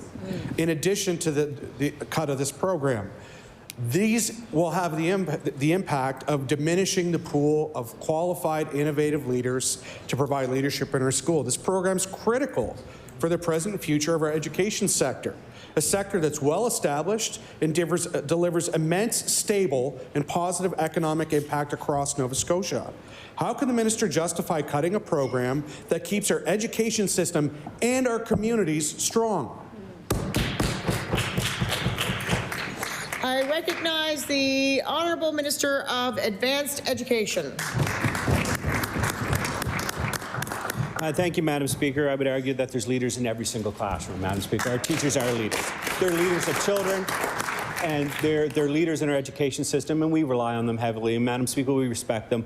Unlike the NDP government, Madam Speaker, we're raising this year's budget by $108 million. When the NDP government was in, they cut education, Madam Speaker. I remember those ads, Madam Speaker. As a Nova Scotian, I was angry. But Madam Speaker, that member, a former teacher, his voice was silent.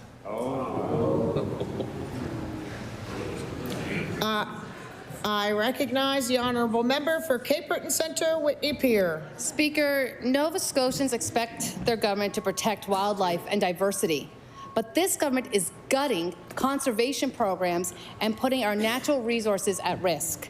And yet, the Minister of Natural Resources is boosting their own office budgets by a whopping 66%.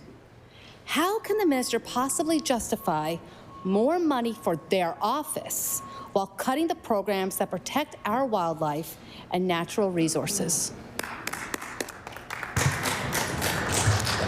I recognize the Honourable Minister of Natural Resources. Thank you, Madam Speaker. I will speak very briefly about the realignment that was done in natural resources. This was a realignment that has not affected our wildlife division. No scientists, frontline scientists were cut. No frontline biologists were cut. No forestry technicians were cut. No wildlife staff were laid off. And no wildlife programs or services have been reduced or eliminated. We understand the importance of balance in natural resources, and that's how we will continue. Good job. I recognize the Honourable Member for Cape Breton Centre, Whitney Pier. Speaker, we are hearing that this government is gutting wildlife conservation and laying off scientists while boosting their own budget to hire political and public relations staff. I think I'm making them angry over there, Madam Speaker. Our natural resources and wildlife are what makes our province truly special. Why is this government putting that at risk?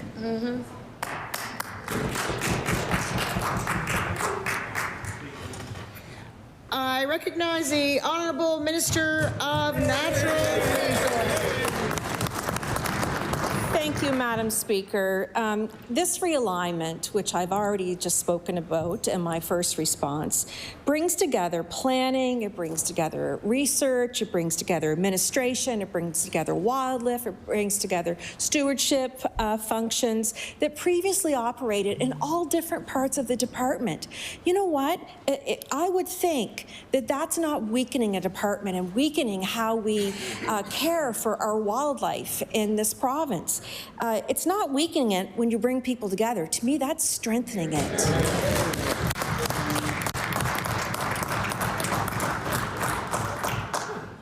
I recognize the honourable member for Lunenburg West. Thank you, Madam Speaker. One of the core objects of the Attorney General's role is to protect Nova Scotians from political interference. It is part of the job description. He should be able to answer how he's fulfilling a key function of the job. But when I've asked the Minister of Justice a number of times this week to tell Nova Scotians how he is fulfilling his role as Attorney General, he hasn't provided an answer. He's expressed affront and indignation about even being asked. The role of the Attorney General is not a passive one. He is not just one of the many voices that the Premier listens to. The lives of anyone impacted by the justice system depend on the Attorney General's diligence. So I will ask again. Can the minister point to any steps or actions he has taken to fulfill his sworn obligations to the people of Nova Scotia?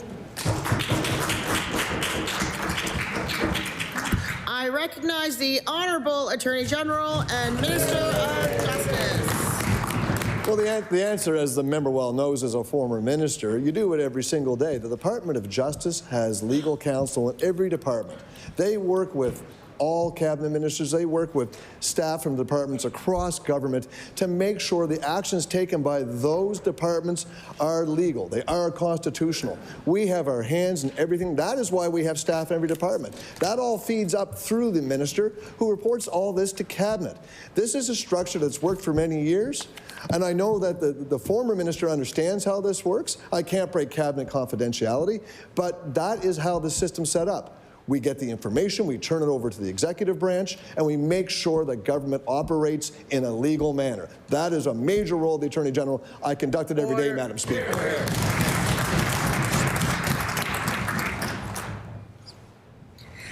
I recognize the Honourable Member for Lunenburg West.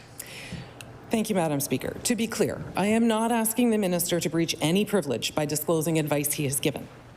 We've covered what the role is. I am asking how he is doing it. I don't want to know what his staff are doing. I want to know what he is doing. I'm going to help him out a little bit. I'm asking in his role as the Attorney General, Chief Law Officer of the Crown, what safeguards does he have in place? What concrete policies, practices, or guidelines does he follow to ensure that our independent system of justice, our courts, our prosecution, and our law enforcement are protected from political influence?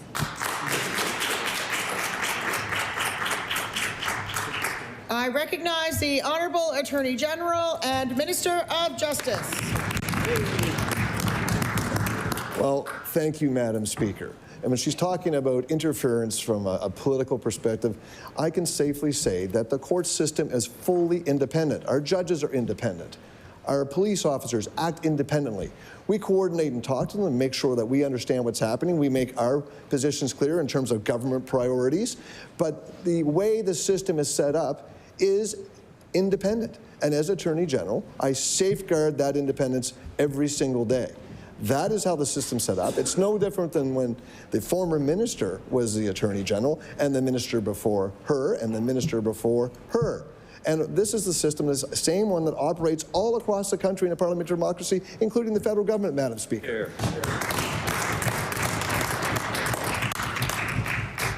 I recognize the Honourable Member for Halifax Citadel Sable Island with 27 minutes.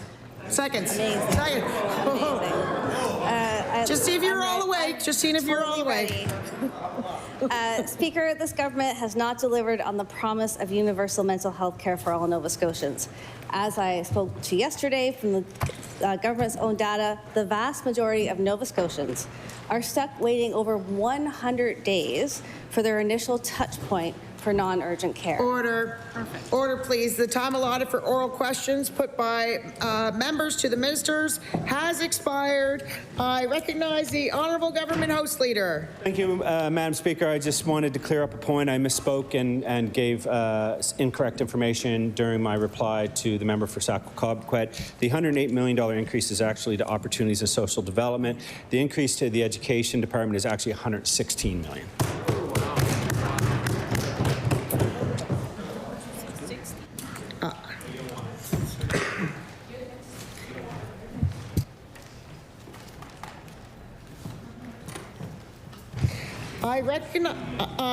I recognize the Honourable Government House Leader. Thank you, Madam Speaker. I request that you do leave the chair and we dissolve ourselves into the Committee of Whole on Supply. I recognize the Honourable Member for Halifax Citadel, Sable Island. Well, I'm grateful to have had a preview during question period, and I'm going to keep talking about the mental health system in this province. So yesterday, if you'll recall, I talked about what the data, the government's own data, the only thing we have access to, says. And so for Colchester Regional Clinics, there was obviously a major influx, not fast enough, but a major influx of funding to account for the Mass Casualty Commission's recommendations. And, but sadly, I have to report that, in fact, those wait times have increased substantially, far past the department, the office's own target for accessing non-urgent care, and far past anything that we know in research about non-urgent care. So if you're in Colchester and you're trying to access the Colchester Regional Clinics for a non-urgent appointment, you have to wait, well, 50% of people wait 84 days for their first touch point in the system. And then 50% more wait longer than 84 days. And so, you know, I think we do need to make sure that we're keeping track of what's happening in terms of our response to the Mass Casualty Commission. I also look at the cuts from the Office of Addictions and Mental Health. So the Mass Casualty Commission needs an impact assessment. I read that as a 20% cut. I look at the Mass Casualty Commission trauma-informed care, and I read it as a 10% cut. I'm happy to be corrected when the minister appears in estimates. And that's actually just a number of the cuts. I think we also, earlier, someone mentioned the IWK trauma-informed. There's care, there's a cut there. As well as, like, as far as I can read it, a really enormous cut for the community wellness framework that's under Research Nova Scotia, but listed under the Office of Addiction and Mental Health. And so, you know, that combined, I would say, with the cuts to the domestic violence courts, you know, really stand out to me as how we're falling down and responding to the mental health and well-being of Nova Scotians after the mass casualty. So there are some communities where in the most recent data, actually, the mental health wait times are going down. But they also demonstrate how, in fact, it's just not stable out there for Nova Scotians to try and access mental health care. So I'm looking at Yarmouth Regional Clinics in July to September 2023. It looks like from the graph that it was about 11-day wait for non-urgent care. That is fantastic. For 50%, so 50% had to wait longer than 11 days, but if we're aiming for 30 days, let's assume. Again, in case you missed it yesterday when I was talking about the data, one of the measures that we no longer have available to us publicly is the 90th percentile, meaning when 90% of folks have had access to the mental health system. So I can't for sure guarantee you know, how long that takes. But then, unfortunately, there was a huge spike. So from April to June 2024, there was a huge spike till the next quarter, a tiny little decrease. Basically, it got up to, as far as I can read here, almost 50 days by January to March of 2025. So again, what I would suggest is this is what happens when we're not stabilizing the system, and for Nova Scotians, that's not okay. For Nova Scotians, we also don't know how many people are in the central referral system. So we actually don't know how many Nova Scotians are waiting for non-urgent mental health care. I understand it can be a fluctuating number from day to day, but we don't have that number. However, it's not stabilized for Nova Scotians. I have Cumberland County clinics. Again, I presume perhaps in response to the mass casualty, the wait times got really good for a time being. So when I read, again, July to September 2023, it looks like, about 12 days for the 50th percentile to access non-urgent mental health services. And the last reporting period that was available to me online pegs that as over 40 days. So I don't know what's happened there. And it should surely be a concern that if we're trying to ensure that Nova Scotians have access to mental health care, that we don't see these gains really lost. A similar story on clinical virtual care team for non-urgent responses got down to around 20 odd days in 2023, and it is back up, it looks like, to over 60 days in 2025. The Windsor Clinic, I can't remember if I spoke to this one yesterday. The current wait time listed is 91 days for 50% of people to get their first contact, their first touch point for non-urgent mental health. And when I start to see those numbers, non-urgent care, becomes urgent care. Not always, but it can. And I would encourage the member for Hants West to inquire as to why the folks in Windsor lost access to service at such a great amount. We already talked about the Valley wait times. So looking at this, it's 77 days for your first point of contact. That's not an appointment, that's not treatment, and then 88 days until you actually have your first appointment. So the combined total is, I can't do math that quickly, but like 150 something days before you're getting help. Cape Breton Regional Municipality, that sits at 134 days for 50% of people to get their first touch point for non-urgent mental health care. And so that means 50% of people wait longer than 131 days. And because we don't have access to the data about the 90th percentile, I can't share with you how long it actually takes for the rest of people to get their access. I think I spoke about this yesterday, but it's probably worth repeating. The South Shore Regional Clinics, again, saw great progress in wait times in early 2024, only to see it rocket back up above the recommended guideline of 30 days. I believe that's the goal for the office as well. And in most recent reporting with another 20-day wait on the South Shore clinics. The Aberdeen Clinic has some great numbers for your first appointment at 14 days. So it does mean that 50% of people wait longer than 2 weeks. We don't know if they all get in or 90% get in within the month. But then there's a 48-day wait for the next appointment. So that seems to have some room for improvement. I don't think that that's fulfilling. I mean, the 30-day guidelines set by the Canadian Psychiatric Association, and the goal, I believe we would all think, and Nova Scotians would all believe, that means that you actually you are receiving some treatment, not just having an initial appointment. And I don't know, I certainly have received the phone calls after folks have gotten their initial appointment, after waiting for a long time, and they're pretty disappointed that their initial appointment was just sort of like a little check-in.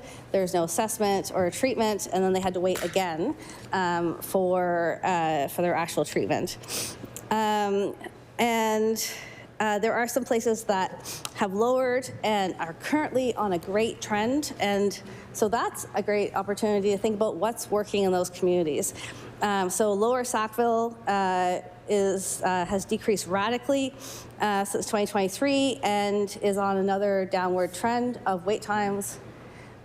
Still, I will say that the graphs that are printed on the website all vary in terms of their measures. So this one, for instance, starts at 25 and goes to 150. This one starts at 0 and goes to 125. And so despite the work in Lower Sackville, you're still seeing wait times approximating, it looks like, about 40 days. So good work, but better work to be done. I find it really interesting, actually, that we're using different graphs with different measures, but that's okay. I'm sure I and other Nova Scotians can read those. Rural Cape Breton came back from a really high number in 2024, well over 100 days waiting for the 50% of people waiting for that first touch point. And it looks to have been lessened and on a downward trend, which is great. Guysborough, Antigonish, kind of all over the map. So really just, obviously not stabilized in terms of service provision. And I think we already talked about that one. That's the Lower Sackville Clinic. I was interested to read in the budget that there was another $8 million being allocated to the concept of universal mental health care.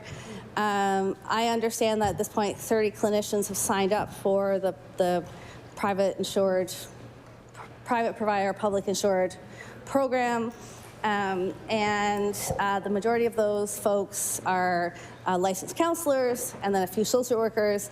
And at last count, I think there were maybe 1 or 2 psychologists. And so I've noticed that the wording around what that program is has changed. So the wording is now talking about anxiety and depression clinic. And that is because that's who's the service providers who've stepped forward, that's their skill level. And I understand that that's what they're trained to do.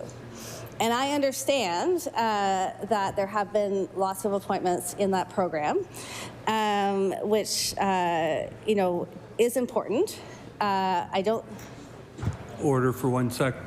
Just kind of want to keep, I'm starting to get kind of a hum in here. I'd like to get it down a little bit, please. I recognize the honourable member for Halifax, Sedle, Sable Island. You got it first time. Amazing. I think that program was launched in a similar fashion to lots of the things that happened out of this government without consultation with psychologists, with the Association of Psychologists for Nova Scotia saying, actually, we have real concerns about this model. It didn't follow the best practices that have been established and studied in Australia and the UK for having private providers provide public services. And as well, what was the other thing I was going to comment on? Oh, and as well, there were, public psychologists for children and youth across this province took what I think is an unprecedented step and wrote to me, the minister, the premier, I've shared it here in this house, to say, we don't see how this is going to work because you can't take psychologists, we're full, and we don't have 20 hours, I think it's 20 hours a week that people are required to be able to dedicate. And that's probably why you've had such a low uptake of psychologists in this program, is that private or public, I've talked about the public system, but private psychologists, for the most part, are booked in this province. There's no sort of spare capacity. And so, if this program is going to focus on, interventions that address anxiety and periodic depression, and they can get the workforce to do that, then it's a piece. But we cannot call it universal mental health. It's not universal mental health. We don't have it in this province yet. And, you know, my concern for people is that, you know, mental health still contains a lot of stigma, right? It's often hard to step forward. People don't want to talk about it. And there's a lot of self-doubt and self-blame. Self-stigma was something that I studied when I was at Dalhousie. And so then if your messaging from government is there's universal mental health care, but you can't get that mental health care, I really don't think it's a very helpful message. And then the messaging is there's universal mental health care, and then you go online, you're like, oh, but I have to wait like a long time in my community to get my first appointment. And, you know, from my lived experience, from friends, and from some of the research I've done, like nobody likes to call a mental health emergency, and often does this, you know, people don't often call it in time, if that makes sense. So while they're in a non-urgent setting and then they're on the wait list, they haven't actually had their symptoms worsen, and it's hard to make the intervention at the right time. Thank you. I recognize the honourable member for Dartmouth North. Thank you, Madam Speaker. And I just want to spend a couple of minutes talking about this budget. Madam Speaker, when I was growing up in Prospect Bay, one of the highlights of the month was when the bookmobile came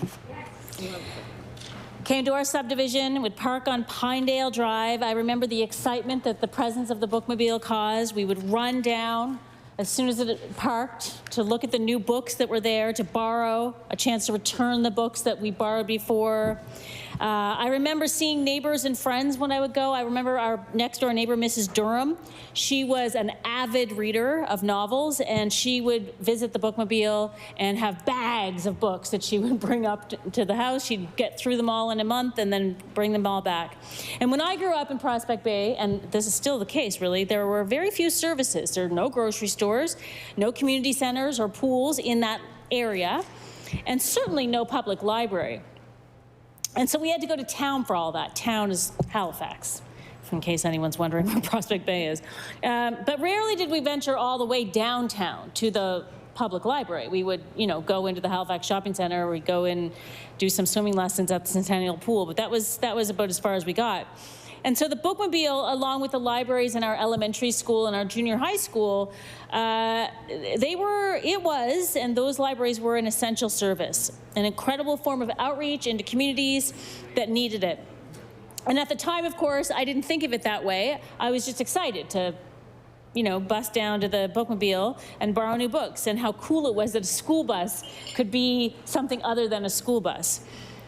And a couple of years ago, I was attending a Mawiomi in Gold River, and the South Shore Library's bookmobile was there. On its website, the South Shore Library describes its bookmobile as a, quote, full-service public library on wheels, and that the South Shore Public Libraries has a long tradition of using bookmobiles, beginning in 1972, to increase access to library services for residents in every corner of Lunenburg and Queens counties.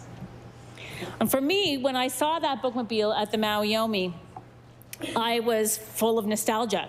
But for my son, who was at the time probably 9, he had never seen one before, and it was just totally cool. And the librarian working in the bookmobile allowed him to get a card and borrow a book, and then we were able to return the book to our local library. It's a very good system. But for the people in the rural areas of the South Shore, that bookmobile is essential.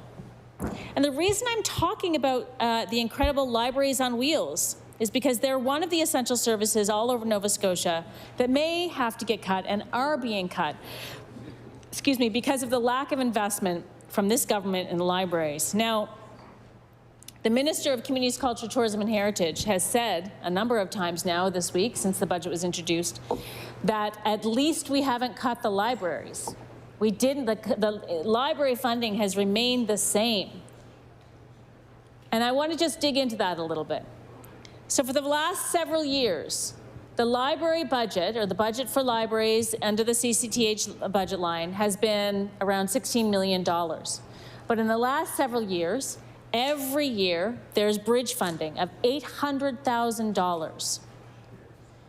The fact that there is an $800,000 bridge funding to the libraries every year, Madam Speaker, suggests that it's an acknowledgement that the $16 million that's budgeted is simply not enough. And libraries have been crying for help all over this province. So this year, the libraries were saying and advocating that if this budget was a status quo budget, it was not possible to function in the way they have been functioning in the last several years. Hours will probably have to get cut. Jobs and librarian positions might have to get cut. God forbid locations actually close. But every library that I spoke to around the province in the last 6 months has told me that status quo is not an option. So not only is this budget status quo, Madam Speaker, but it doesn't contemplate that extra $800,000 that has been given in extra appropriations every year. So if that extra $800,000 is not given this year, which should just be budgeted, let's face it, budgets are budgets for a reason, then these libraries, the library systems will experience a cut. So the minister can talk all he wants about at least we left the libraries alone, but it's just like it's clear from libraries that status quo is not an option, and not only that, it's clear that if the $800,000 bridge funding is not given, then there will be a cut to what the libraries have been experiencing. So, for years, libraries have been calling for an increase of funding. Library boards across the province have repeatedly said that a status quo budget, or worse, a funding cut, is not an option. And there was a lot of work done 2 years ago, Madam Speaker, by a panel of people reviewing the funding formulas and making recommendations to the government about how to move forward. This panel included high-ranking government officials and representatives from libraries across the province. The recommendations from this work have never been released to the public, but what was broadcast to the libraries and to the public was a sense of hope and optimism. And then in last year's budget, there was no new money. And then in this year's budget, there's no new money. And there's no promise of that $800,000 bridge funding. And why does this matter so much? Well, it matters because books and learning is important. It matters because libraries in this province pick up the slack that has been left by this government's inability to serve the people. Nova Scotians are good at building community and looking out for one another. Nova Scotians help their neighbors with something that they might need. It's pretty similar to a library, actually, Madam Speaker. You don't need more than a library card to get access to books, to movies, to services, musical instruments, in some cases, tools. The list goes on. And these kinds of services are especially important as people turn to libraries when times are lean. When families are facing rising bills, with power bills ballooning and childcare costing more than double here than it is in places like Winnipeg or Charlottetown or St. John's and Montreal, the cost of living crisis is only getting worse for Nova Scotians. And I like the Nova Scotians I talk to, and despite the promises they've heard and trusted from this government, nothing is changing in their lives for the better. And now, at a time more people want to support, to turn their supports like libraries, the government is threatening their future. So, Madam Speaker, who uses the libraries? Who do libraries matter for? Well, first and foremost, people who love books, people who want to read. Also, people who can't afford to buy books, borrow books at libraries. People who can't afford to buy books, also borrow books at libraries. People who do research, Madam Speaker. I spent a lot of time in libraries when I was in university and after, writing papers, going to the librarian, asking them to help me look something up. That was before a real ubiquitousness of the internet. I'm old. People who are looking for free Wi-Fi or reliable Wi-Fi, Madam Speaker. They go to the library to use the Wi-Fi. People who want to connect with their neighbors. People who are suffering or experiencing gender-based violence. In more than 2 occasions, when I spoke to people at libraries leading up to this session, Madam Speaker, I was told by librarians or the people that work in libraries that the library is a safe place to go for somebody who's experiencing intimate partner violence because it's a normal place in the community. It's a trusted place. People go to the library, they could just be getting a book. But in fact, people who are experiencing violence, they might be getting a book, and while they're putting the book on the table, they're saying, I need some help. I need some help. I'm being abused, and I don't know what to do. And I'm here because it's a safe place. On many occasions, frontline workers at libraries are helping folks in this situation. I know that libraries, in particular the Pictou Library, and this is something we've looked at in Dartmouth North, but we haven't got it yet, but in the Pictou Library, my understanding is they have a place where people can do virtual health appointments. What a great idea. Sometimes people don't want to do virtual health appointments at home because it's not safe, or because they don't have privacy, or because their internet's not reliable. So they can go into the library, into a private area, and do a virtual appointment with a doctor. This is excellent. This is a service that we need to have in all rural communities. People also go to the library who have young kids. Madam Speaker, when I was off with my babies, the library was a lifeline. To go to the library and be able to sit or just plot my kids in a safe spot where they could play with books, where we could get a whole bunch of books to bring home, where they played with other kids, where I got to speak to other moms. Like, it's a lifeline. Notwithstanding all the actual programs they have for moms and babes and parents and babes and young kids and toddler time and kinder music and all that stuff that libraries put on. I mean, those are all amazing programs. We're not even going there. I'm just talking about like sitting with other people where the kids can play safely with some like great toys.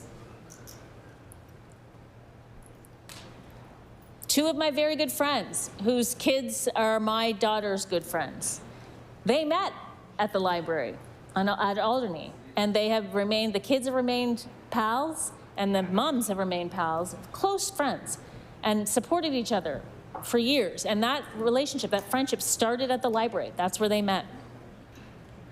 At a French program, actually, a French kids program. Who else uses libraries? People. My colleague from Halifax Sable Island uses libraries. You know who uses a library in the Central Library downtown Halifax? Homeless people who are cold. They go into the library and they can stay there all day, stigma-free. That's important. Where else are people going to go in minus 20-degree weather? Who else uses libraries? Oh yeah, I know, the students at John Martin Junior High, many of whom experience food insecurity. They would go, before our library got wrecked by a sewage backup, they would go to John Martin, or the library next door to the school, and they would have hot lunches 3 days a week. This is well before the school food program. The librarians who went to school to be librarians figured out a way to feed those kids 3 days a week. They are frontline workers, Madam Speaker. And so we know that with all of the things they do, they are doing the work. Again, they're picking up the slack from the lack of investment in communities that this government is perpetrating. And so we also know that the libraries have said time and again, and I'm talking rural libraries, I'm talking South Shore libraries, I'm talking Cape Breton libraries, I'm talking all the libraries, Madam Speaker. I'm not just talking about HRM libraries, although let's not forget that there are many small rural communities in the HRM. All of the libraries have said that status quo is not an option. They will have to cut programs, hours of operation. Possibly, they will have to cut, they will have to close doors on certain libraries. They're certainly cutting bookmobiles, which is where I started this speech. Most of them are not running their bookmobiles anymore because they have to pay for all of the expenses to do with them. There's no extra money for that. And so when we talk about cuts to CCTH, we are talking about the other cuts that we've been talking about all week, but let us not forget that a status quo investment in something is tantamount to a cut, Madam Speaker, because the costs of everything are going up. Library budgets have not gone up in years.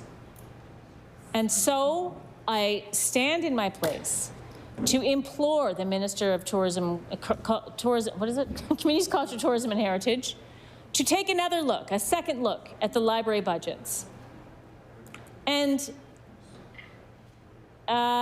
assure people who use libraries and people who work at libraries that they will be able to function and thrive. Thank you.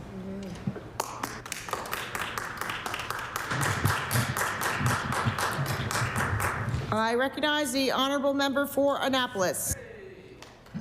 Thank you, Madam Speaker.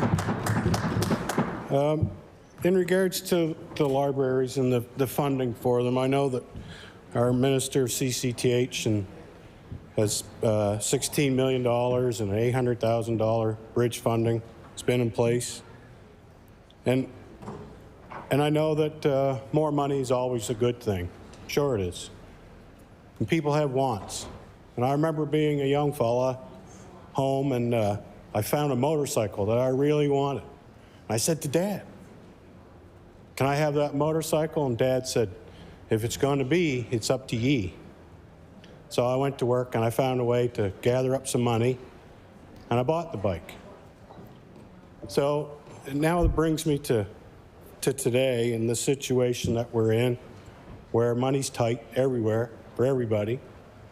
And I can't help but keep thinking that somewhere in this province, there is probably one of the most intelligent people that has ever been born. That this person, I don't know if it's a man or a woman, I have no idea, it doesn't matter. But they come up with an idea to help raise money for fire departments. Our fire departments, they grow, they recede, they need more money, they need less, they have more things to do, they help out with EHS and fires and so on. But Madam Speaker, this person came up with the idea of a 50-50 draw. Now, I've got a real good friend. I've traveled to Cuba with him. We've been friends for quite a while, and he's fire chief of one of the local fire departments. And he said before this 50-50 thing came into be, that they had a balance, a bank balance, but it was a 5-figure bank balance. Now that this 50-50 and the fire departments are participating in it, he says we have a 6-figure balance. We maintain a really healthy balance. So, and there's, I forget how many fire departments there is in the province, but it's close to the same amount of libraries. So I was thinking that maybe the 50-50 draw could be a means for the libraries to all get together to raise money to help prop up them. The rural libraries, the rural libraries are responsible for 3% of their budget. 3%. It wouldn't take a whole lot of fundraising to double that amount that's required to beat that 3%, maybe make it 6% to help out, to maybe entice our volunteers to come on board. So anyway, Madam Speaker, just a couple thoughts that I wanted to share. Thank you.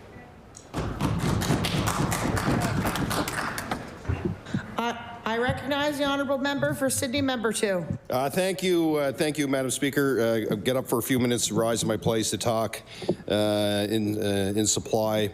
I do want to say thanks to the staff and all the departments around government who each year we go through this process. They work around the clock. They do a lot of hours, and all of us in the legislature, regardless of what side we sit on,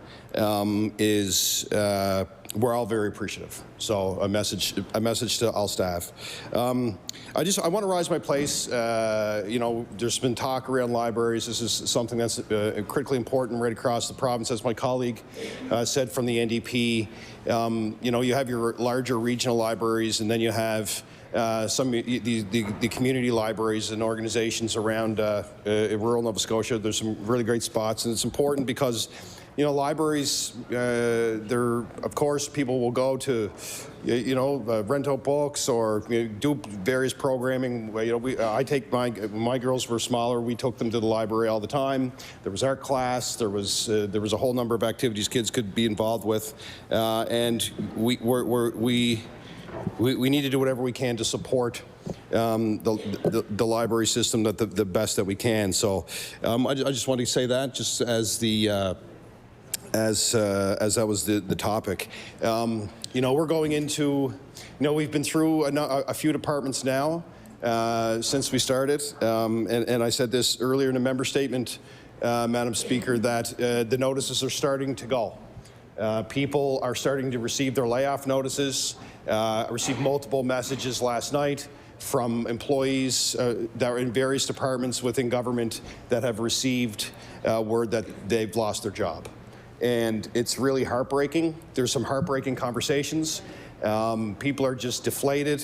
And I can say the morale within the civil service right now is probably at a historic low.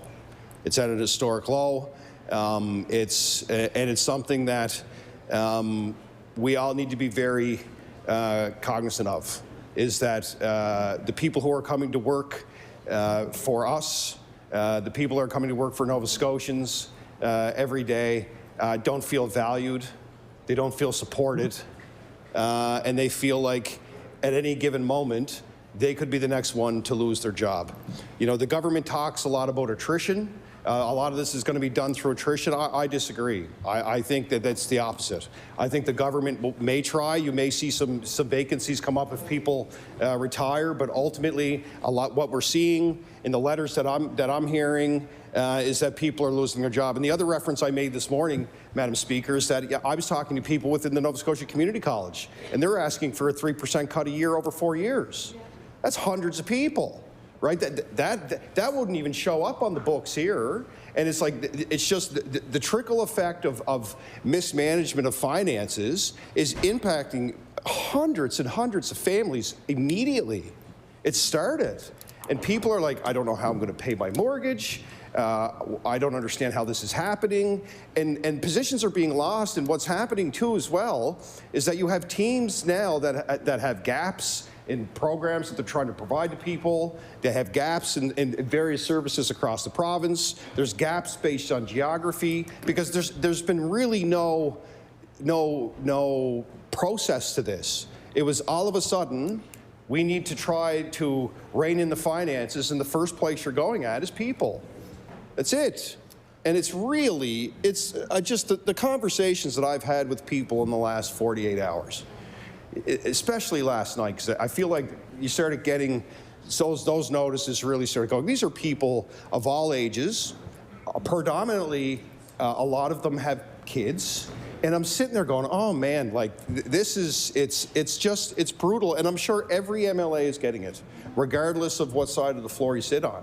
And now and then there was the next big one that I heard about NSCC, and I'm like, there's an institution that does so much to promote Nova Scotia, you know what I mean? It is very flexible when it needs to be when it comes to, providing specific programming that supports industry, that supports healthcare, that supports education. The list goes on and on and on. I worked there. It was a wonderful place to work. It was. The crew down in Sydney were great. I was involved a lot on the entrepreneur side, working with students. And it was a great environment. Now all of these people, and I'm talking to people at home and in the city here, and everybody's reeling. Like, everybody couldn't believe it. Everybody's brought in and said, we got to make all these cuts, and hundreds of people are going to go. So everybody's wondering, who's it going to be? And that's not fair. Why would we want to do that?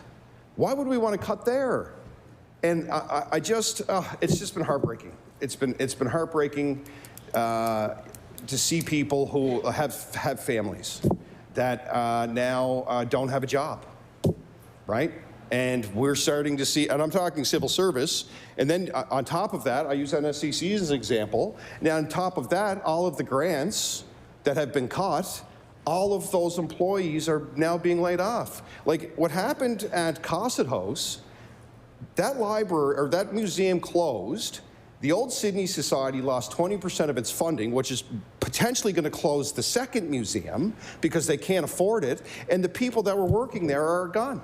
There's the summer students are gone. The people that were working there part-time are gone, and it's just wiping out.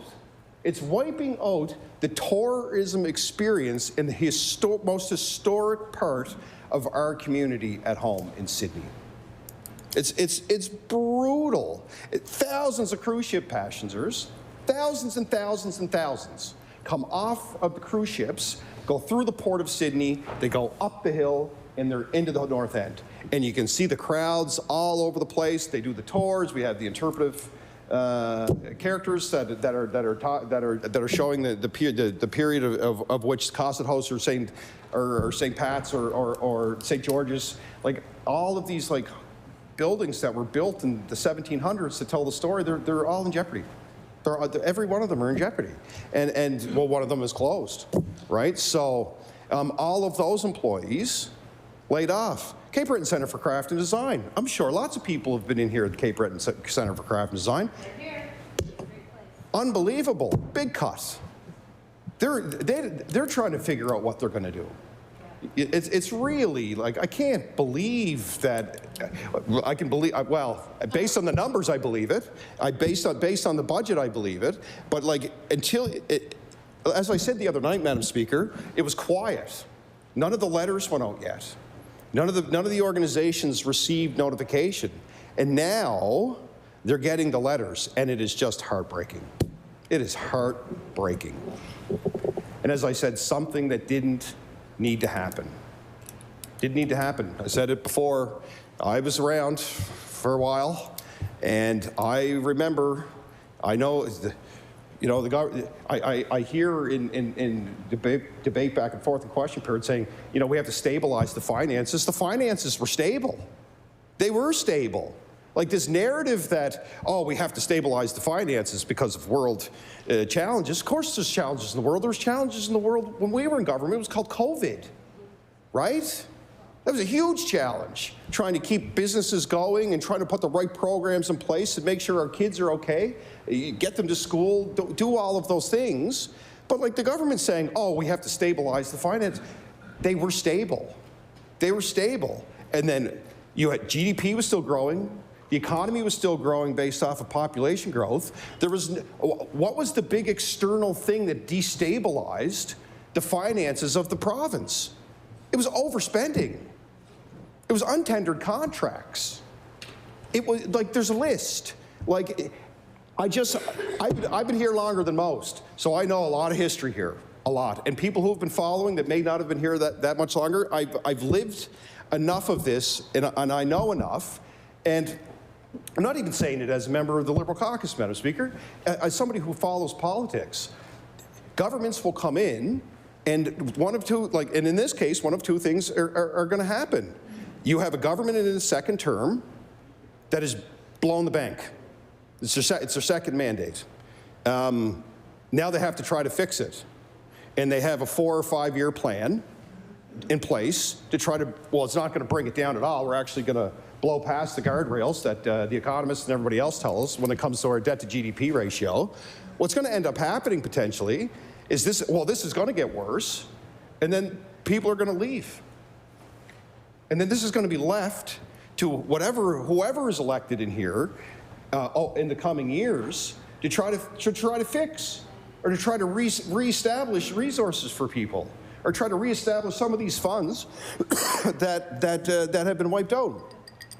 And I only got a minute left, but I kept hearing that today about, oh, we have to stabilize the finances. The finances were stable. They were stable. We came out of COVID as one of the strongest economies going. We did. We came out of COVID on a solid financial ground. We did everything we could to support businesses. We had multiple programs in place, and we had the fiscal capacity to do it because as we were building infrastructure over the years, we were doing it under balanced budgets. And people will argue, well, you didn't invest in this, invest in that. The wind project that the Premier talked about today was done in 2013. It was done, the whole policy around it was done in 2013. And the private sector is the ones that stepped up. The conditions were set for that project to happen. Period. Great. It's wonderful for the province. Wonderful. But my point is that, well, I only got 10 seconds now, and we'll talk about this again, but this idea that you have to stabilize the finances, you shouldn't have destabilized them in the first place. The motion is carried. We will have a short recess while the committee sets up.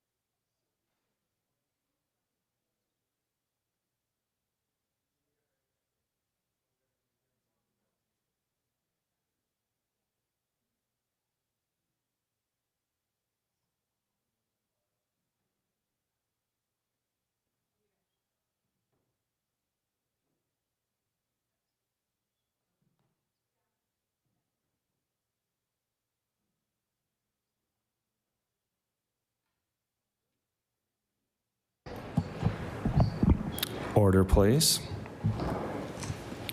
We will now continue questioning on Resolution E13 and E31 for the Department of Health and Wellness.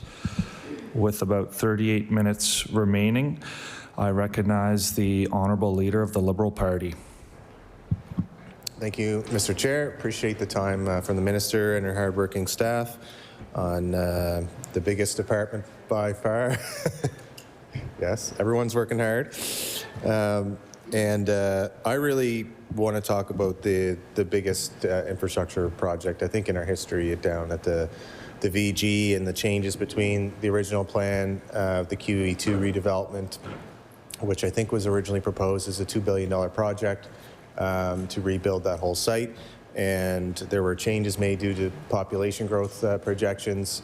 So there was plans to, I guess, redesign the whole thing. So now we're starting the construction phase on that modified plan that's been underway for about a year with the projection to have the project open for patients and staff at 2031, the tower. But part of that, though, I'm trying to figure out, though, is what happens with the actually aged VG buildings. And I ask that because, you know, the main reason is the deterioration of that facility, why we needed to rebuild. We still have literally mice running around. I get called about that. And the waters issue has been long-standing. So successive governments haven't dealt with that issue. And, you know, we talk about how governments ignored aging infrastructure, deferred maintenance. Well, the previous government actually did start to look at that whole rebuild system. And part of the QE2 redevelopment was the expansion at Dartmouth General and the Outpatient Center in Bayers Lake. That was moving along. So I am concerned about the delays and the use of that aged building, and if that delayed modification to the construction is pushing off the VG. There was plans to dismantle the VG building with the new capacity coming on, and it's not clear to me if that is actually still going to happen. So that's my first question is, what is the new plan, or what is the difference in the plan now compared to what was before? Like, I firmly believe we could have the VG already decommissioned and somewhat of a building there for cancer care. But I understand this government wants to go in phases. So we have the main tower, and then at some unknown time, another phase to look at a cancer center and ambulatory care center. So are we on track for 2031? And what's the plan with the VG? Like, how much is that going to be staying open and delayed, and our patients having to be serviced in such an old, deteriorating building? Start there.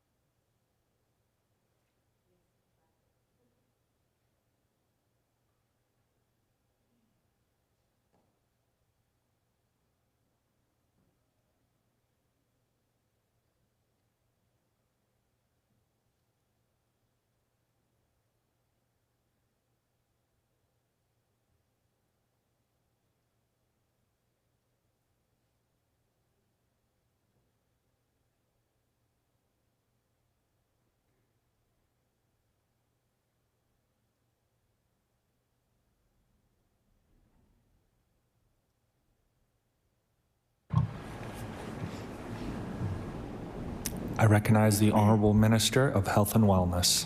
Thank you, Chair. Thank you to the member for the question. So in regards to the current build, the Halifax Infirmary expansion project is on time. There are no delays in the project. It's going very well. And the cost of that project is a firm fixed price. So in regards to the VG, one of the biggest issues is, it is on for 2031. Once those new inpatient beds, all those services will be able to decant out of the VG, and there will be so much more capacity to be able to do that. So we really can't do a lot right now because we need the capacity, but that's the first wave, is to decant that. In terms of the decommissioning, I think we all recognize that there are portions of that campus that could potentially continue on, but that's part of the central zone planning. So really kind of looking at, what is the end of life, what's possible in those spaces. So the priority right now is the expansion project. You can see that there's good progress being made, and on schedule. I've toured it a couple times. It's quite impressive, and kind of simultaneously we're looking at how we connect, so making those two buildings one building. So that work is underway as well. That transition phase has to start soon, but the decommissioning is we need one before we can decommission the other, so we can decant the services. I recognize the Honourable Leader of the Liberal Party. Thank you, Mr. Chair. And perhaps more specifically, is there a commitment in the next phase to build another, like a cancer care center, so that we can actually eventually decommission that VG building that is, in my understanding, way over the original lifespan of that building? Maybe something can be salvaged, but I think the original plan to have a standalone cancer center is, I think, still appropriate, or is that no longer the plan? Are we really just keeping the VG running beyond into the next phase?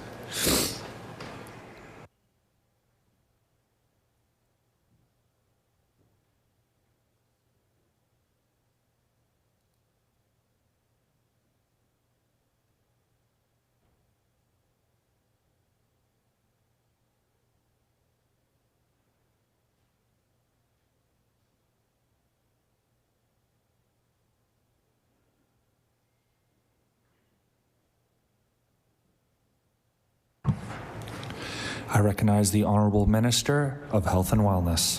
Thank you. So that planning work around the central zone master planning is underway, and so the government has asked Nova Scotia Health to undertake master planning activities. So looking at, what are the needs of the population, what are the services that are provided. So that includes looking at the Dartmouth General campus, addressing system pressures at Cobequid, developing and understanding what the needs are around a mental health and addictions campus as well. Cancer Centre is included, Nova Scotia Rehab as well, and also Maritime Health Centre of Excellence. So these are kind of the scopes. So the request of master planning is that we look at the scopes of projects pertaining to those things. I recognize the Honourable Leader of the Liberal Party. Thank you, Mr. Chair, and I'm sure the Minister can appreciate, cancer touches virtually all of our families. So what is the expected timeline for a new cancer center? I've heard, the late 2030s, and where? Is it still centrally located downtown, or can the Minister share what's happening with the master planning to site something, and so we can get out in front and make sure we have the land for this?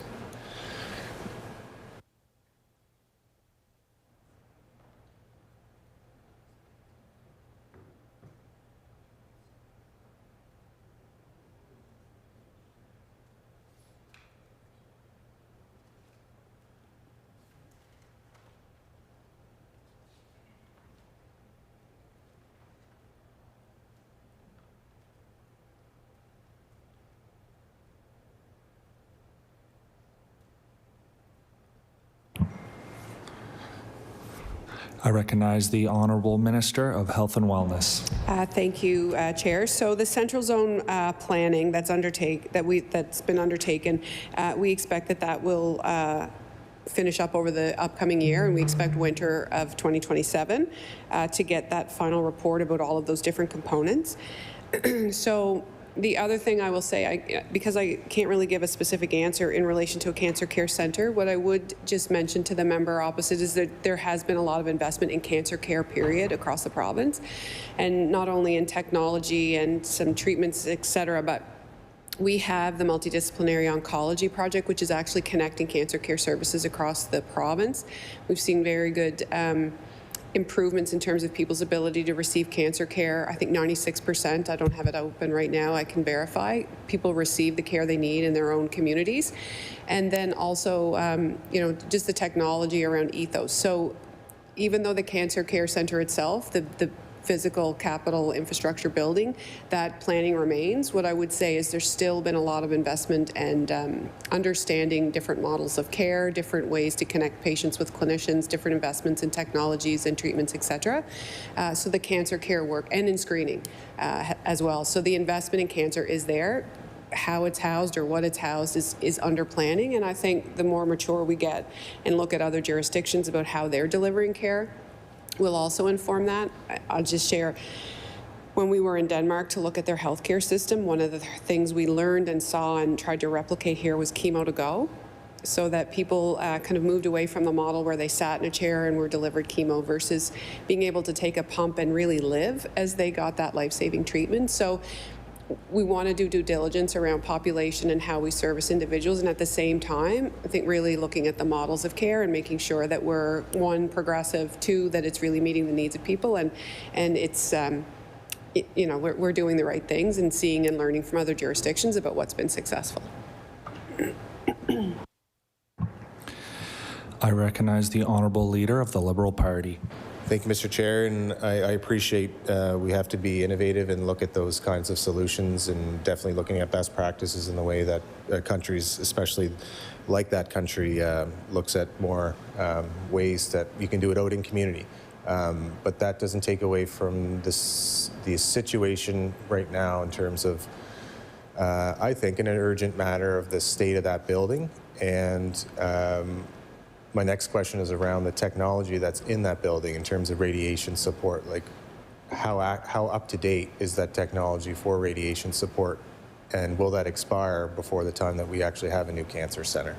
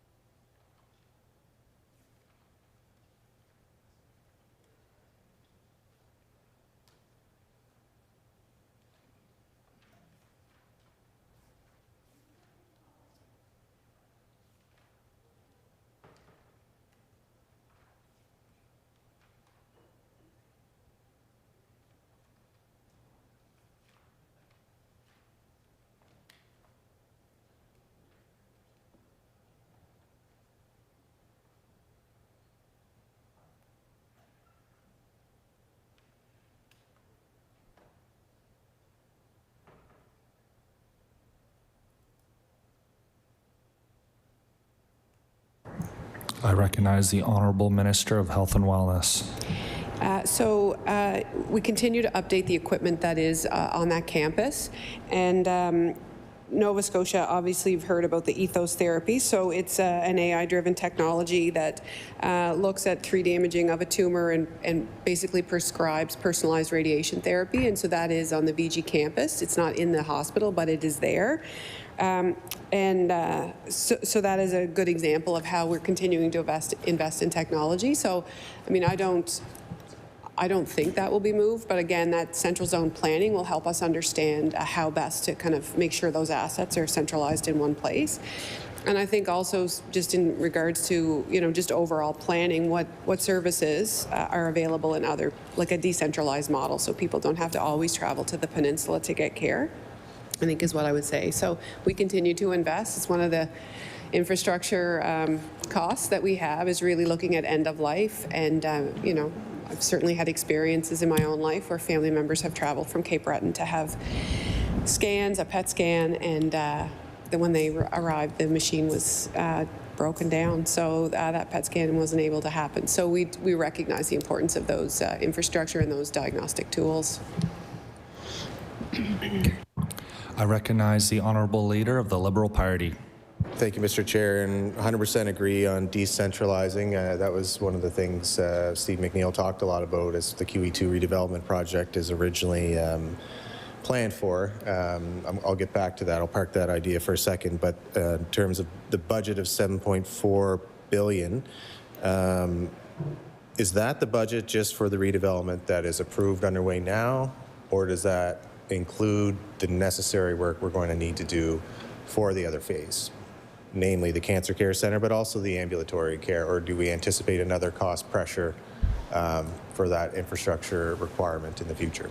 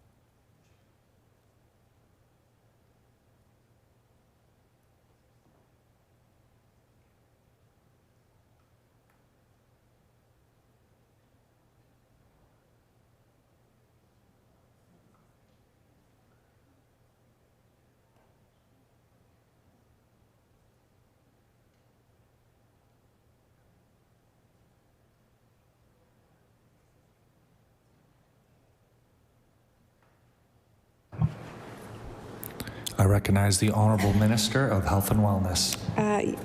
Thank you. So $7.4 billion is the total cost of the project, but it does include a 30-year maintenance agreement or price, and that's a firm fixed price. In year, there's $1.2 billion in the capital plan for HIEP and Cape Breton. I recognize the Honourable Leader of the Liberal Party. Thank you, Mr. Chair. And I did some quick calculations on what the maintenance cost would be within that project, and it's around $1 million a year. And I think the concern is, of course, they have to cost in things like new roofs and some major capital. But I think the concern is when there's one bidder on a project like this. So one of the benefits of design, build, operate, maintain is that you're able to transfer some of the risks. And I know the minister mentioned fixed costs. So that it does allow the private sector to absorb risks. But what is the work happening right now within the department to try to prevent that scenario from happening again, so that we are at the mercy of one bidder on a project? So we have some more infrastructure pressures around this development. It seems like there is still an appetite for a cancer center. I wouldn't want the province to be in a precarious position again with one bidder, potentially the same one, building a major project like this. And again, I want to ask if there is an allocation in future years for what is an implicit commitment on more buildings. Like, is there something in the budget in this time of fiscal restraint? But also, what work is going underway to make sure that we're looking at not being in a position where we're effectively sole sourcing.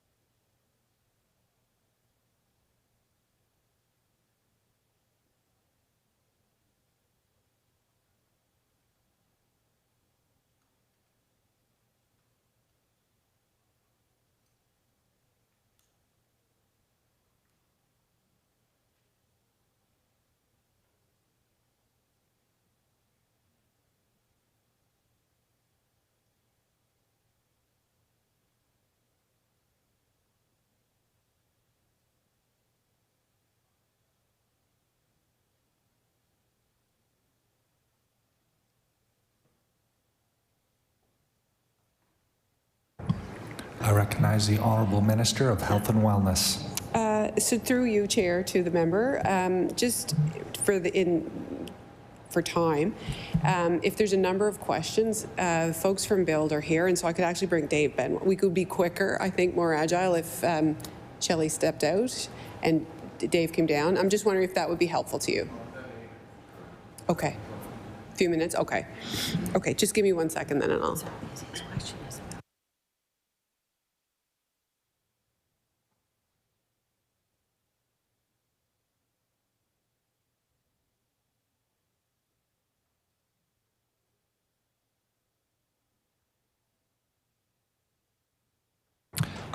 I recognize the Honourable Minister of Health and Wellness. So thank you. That's accurate. It was a competition where one bidder departed.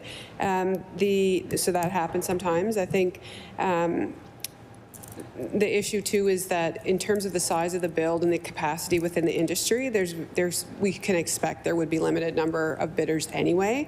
But it was a consortium bid, so it was PCL and Plenary who came together to make sure, and there was a lot of work done to ensure that that there was going to be enough workforce that really that the company would be capable. And so I think what's important is around the negotiation pieces of it and the work that Bill did in order to make sure that it was something, number one, the company could handle, number two, that financially we could invest in, because to your point, it absolutely has to be done. I mean, the VG is past its end of life by decades. And so we know it was, but at the same time, we had to kind of still be a bit ruthless around those negotiations. And so, Bill has done a very good job in that space. And so we'll continue wherever possible to have multiple bidders. And I think that's really the impetus about breaking the project up.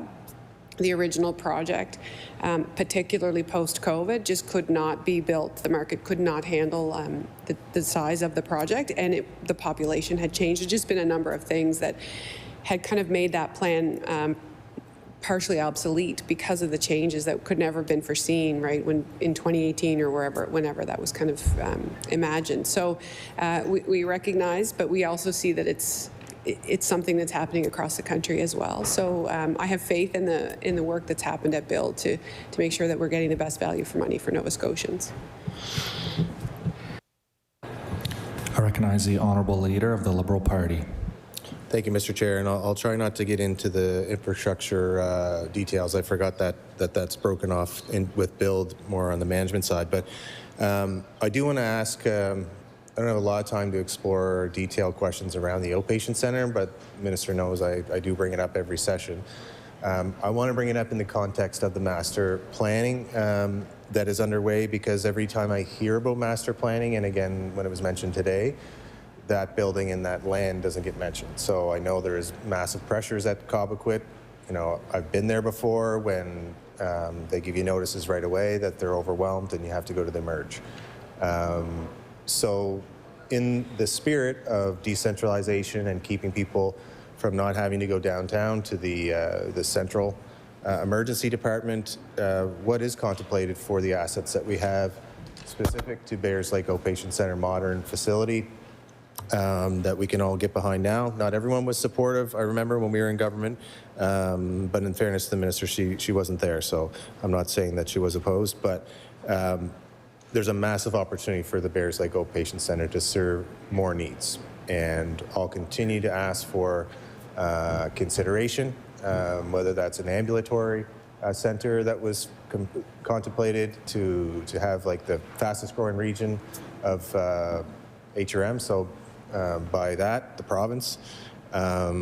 What can we do with that center? Is it part of the master planning? I'm not asking for what's detailed in the master planning, it's not released, but just want to have some certainty around if the Bayers Lake Outpatient Center is part of the Central Zone master planning, and are we contemplating, well, I'll just say it, urgent care at that center. I know the original plan wasn't to have urgent care, but I think at this point now with pressures, it's something that should be looked at, and the other opportunities where we have a lot of pressure on our system.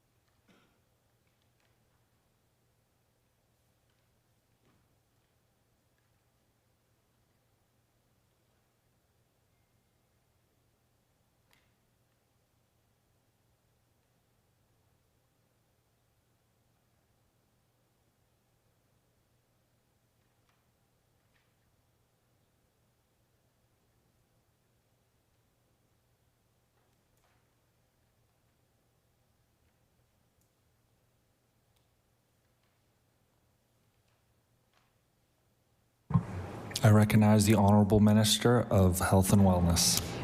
So it is an incredible facility, to the member's point. Certainly folks that go in and out of there for a variety of different reasons always talk about the ease of getting in and out of there and the care and the modern facilities. So it certainly is an incredible asset.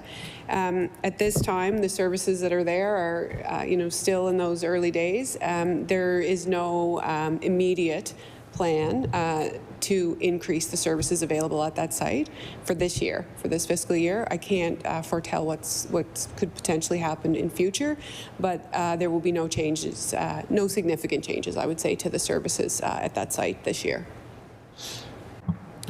I recognize the Honourable Leader of the Liberal Party. Thank you, Mr. Chair. And I will ask the question, will the minister consider in master planning to expand services, not in this year, but in future years? But also if she could give an update on what has increased for services there. Because last year there was an addition, or there was a commitment to add some physicians working to deliver primary care and take some people off the need a family wait list. So if I could get an update on what was added there for complement of physicians at the site, but also, I know I'm wrapping two questions into one, but will the minister commit to including the Bears Lake site for master planning, just looking at the evidence of how it could help?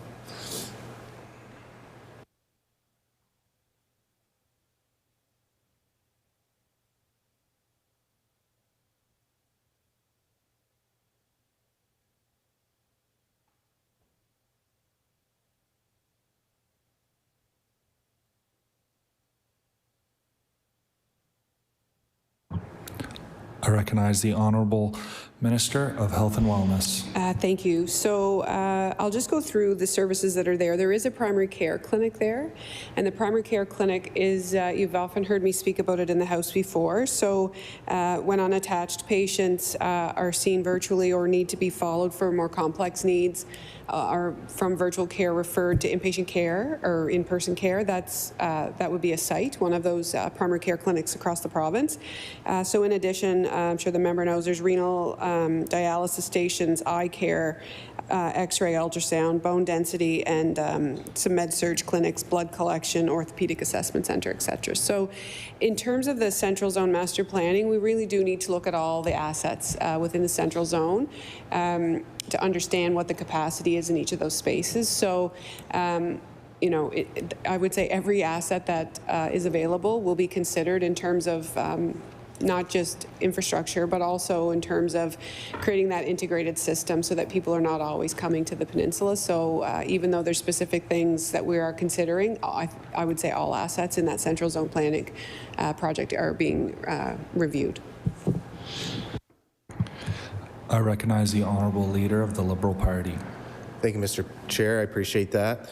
I'm going to ask a question that I've asked all ministers at estimates. We have reductions in targets for FTE reductions within the Department of Health and Wellness, like others, but also the outer agencies, and Nova Scotia Health is part of that. So a 3% reduction in staff that we're told is focused on managers, administration, and priority would be to attrition. So I was able to get a breakdown last night from Service Nova Scotia of those FTEs that are actually retired vacant positions that are much easier, but those that are actually going to be removed. So if I could get that breakdown from both the department and Nova Scotia Health, how many positions besides, how many are attrition, vacant, how many are actually going to be laid off this fiscal?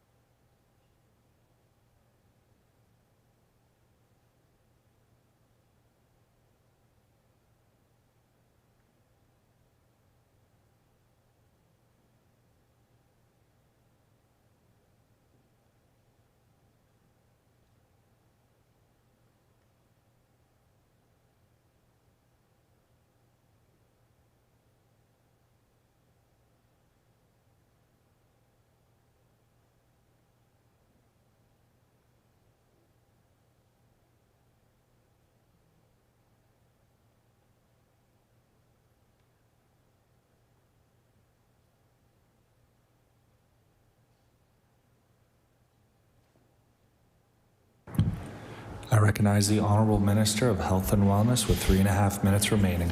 Great, so thank you to the members. So in regards to the Department of Health and Wellness, the 5% reduction would be 14 to 15 people. Like it's 14 point something, so we can round up to the 15, right? So the vacancy rate at the department generally runs between 13 and 15%. And so obviously the priority would be to look at attrition, naturally ending term positions to see whether those would be renewed, and vacancies. So that's how those would be achieved. For the 3% broader staffing reduction, similarly, would be working with the operators to, once the budget is passed, to understand what their vacancy rates are first. Understand those positions, looking same at those term positions and what is required for ongoing operations. And then but we've been directed, and they will be directed, that it should be non-frontline, that is where we need to really understand what some of those other services are. So we'll work very closely and understand the impact with Nova Scotia Health, IWK, etc. I recognize the Honourable Leader of the Liberal Party. Thank you, Mr. Chair. And as the delivery of service, Nova Scotia Health, does the Minister see an impact on service? And I know there was a comment that there would be all efforts, that wouldn't be the case, but the Minister worked on the front line. It's not just those individuals that are physically on the front line, it's the support and behind them that helps them do their work effectively. So what are the impacts we're going to see in the front lines of healthcare because of these cuts?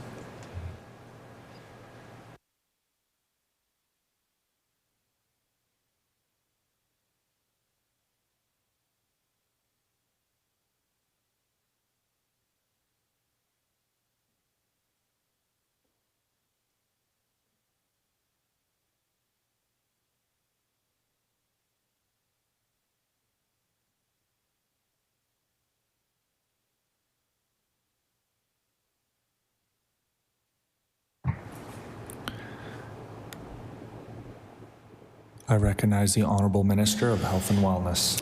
So what I would say about the changes, I think in the past number of years, there's been a significant amount of investment in a number of different areas. We would call it transformation.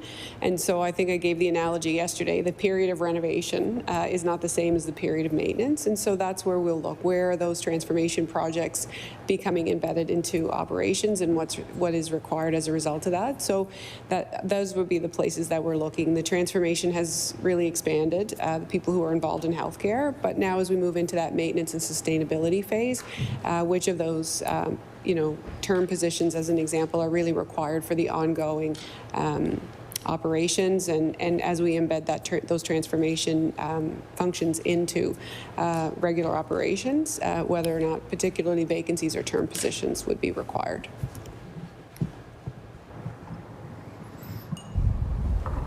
I recognize the Honourable Leader of the Liberal Party.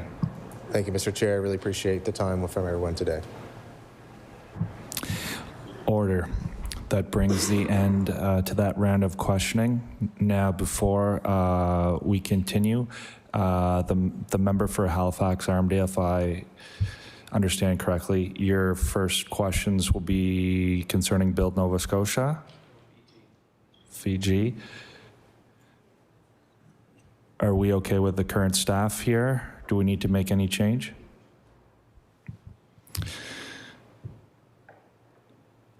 Let's take a brief recess. Thank you.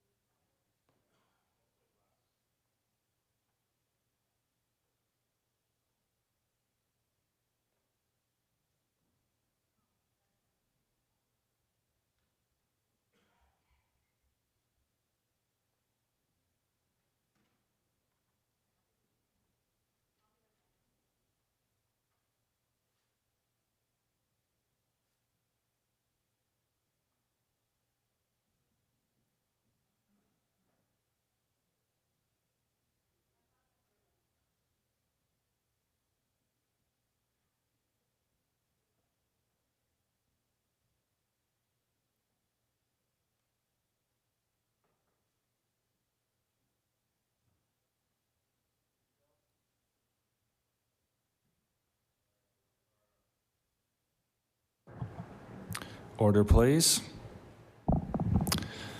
I recognize the honourable member for Halifax-Armdale. Thank you. Welcome, David. A couple questions. Wasn't on my agenda today, but I wished around because I think we're on the same topic. Related to the build, but not so much, but kind of tangential to the build. So it's very well known that the VG is atrocious. I've been spending a lot of time there lately. I guess what the concerns I have is we know that there's been service disruptions at the VG. 2023, there was the delay in colonoscopy because water safety or security. We've also seen water and electrical issues that led to shutdowns or delays at the QE2 in the last year or two. I cannot help but think the VG, I call it it reminds me of the Sea Kings that's well past its age. So while we're waiting for the new structure, is there a backup plan in the event of a structural failure to prevent service disruption, either at the VG, which I would bet money on is going to happen, unfortunately, or another service disruption related to electrical water at the other major site, Halifax, of course, the QE2?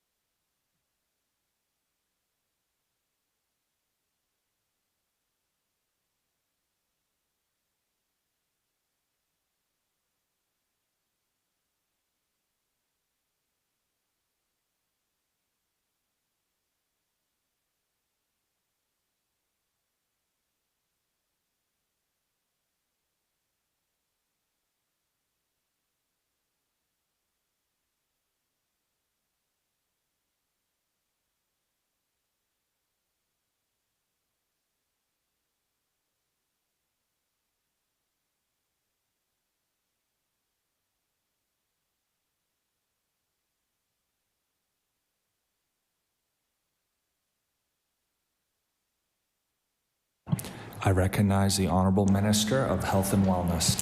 So thank you, and thank the member for the question. So, you know, obviously the hope and the point of the HIEP is that we'll have that new facility decant inpatient and surgical services, et cetera, over to the new site. But we do continue to invest in the VG site because we have to. And so, like as an example, there was a specialized water system that was installed on 3 or 4 of the floors because patients weren't able to shower, et cetera. And also, there was a water main break. I think it was at HI actually. Where you connect and so what I would say is the build and maintenance that's happening through the operational work of Nova Scotia Health. You know, there's maintenance crews, power engineers, folks who are really monitoring the equipment, and so there would be schedules and regular checks that would be part of the quality assurance program. And as an example, those things are on radars.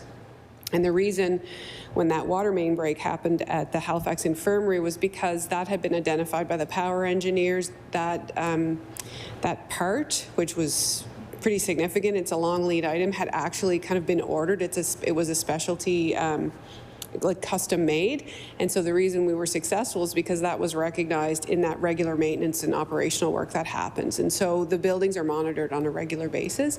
We know that there were some temperature issues, as an example, in the summer at the VG as well. And so there were some cooling mechanisms in place. So we'll continue to invest where we have to. We're not going to hold back because it's a quality issue for the staff as well as the patients. And I know it's grim, you know, like I've been there. And so, you know, in 2020, I had a family member have surgery there, and I walked through the halls and had a memory of being 10 years old walking down similar or exact same hall when my grandfather had surgery, and it was just, nothing had changed, I guess is why it brought such a strong memory back for me. So we recognized that, which is why we were really, you know, focused on getting this new building up and running. We appreciate we have to keep that to the best of our ability, but the pressure around making sure that this project at HIP stays on target, on budget, on timeline is so that we can get those services decanted and then look at the decommission work that can happen as a result.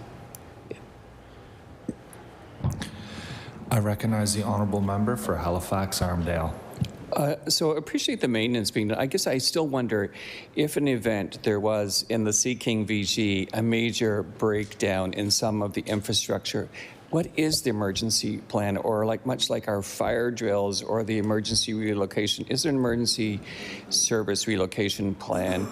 And further to my friend's question, is my understanding that the medical radiation therapy equipment is about to expire, also has numerous breakdowns. And if we look realistically at any project, particularly a major build like the new building, there has to be and undoubtedly will be delays. So while we're kind of holding the VG together, the radiation therapy equipment is aging, what it would just, I think, be reassuring to Nova Scotians to know in the event of a crash of some sort, not even so much in IT in these buildings, but in the water medical radiation therapy, is what is the plan?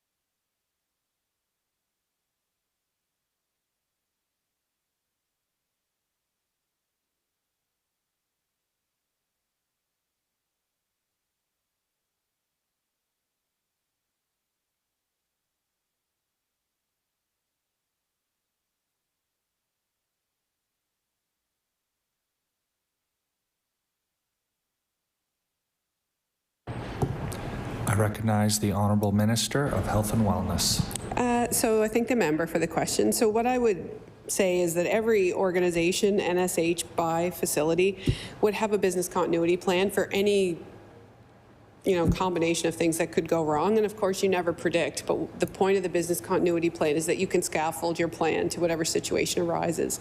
And so, you know, I think you'd have to see what was presented, whether it was a water loss, whether it was, you know, whatever it is, whether it was a leak, all of those things. And so there, in addition to those business continuity plans, there's also evacuation and expansion, and which are your kind of sister facilities that are going to be able to absorb the individuals that are affected. So that is a stringent requirement of operations as well as accreditation. So people can trust that those plans are in place. And actually, we've seen, you know, for two big facilities, we've seen incredible response from Nova Scotia Health when there is something urgent, and IWK okay when something kind of unexpectedly happens.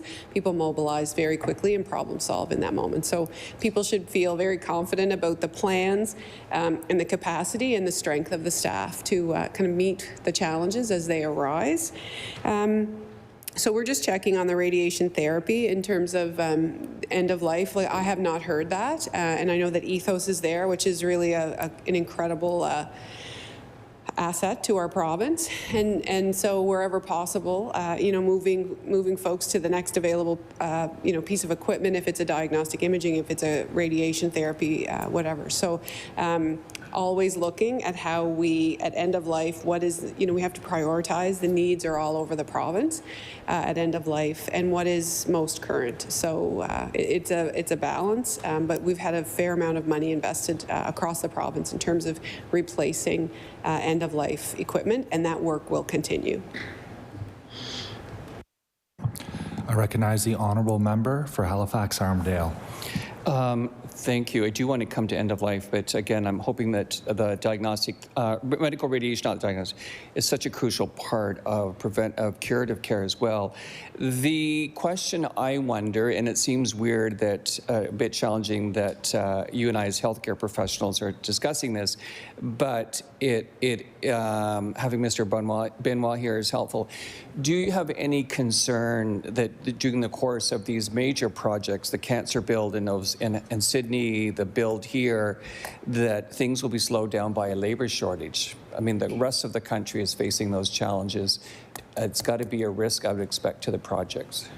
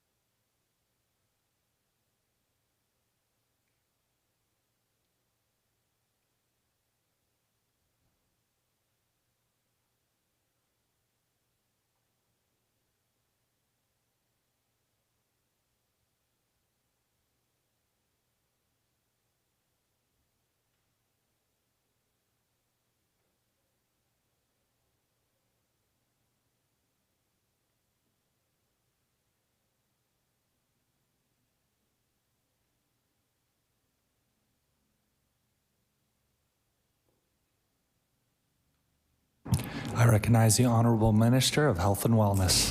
Thank you. I think I would say that perhaps things are more challenging in Cape Breton around labour, for sure, just because of there's a number of different things that were happening there at the same time. You know, those things, we do the very best we can, employing Nova Scotians first. So in the Halifax Infirmary project, the company that's involved is a major national company and has a lot of access to individuals.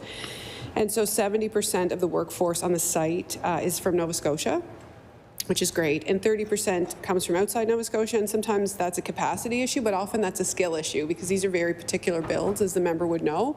You know, these hospitals aren't the same as building a house or, you know, apartment building, et cetera. There would be some very key things that would have to happen. And then the other thing I think which is noteworthy, and maybe something that's worthwhile talking, because I can't do it justice, is the work that's happening around these infrastructure builds with labour skills and immigration.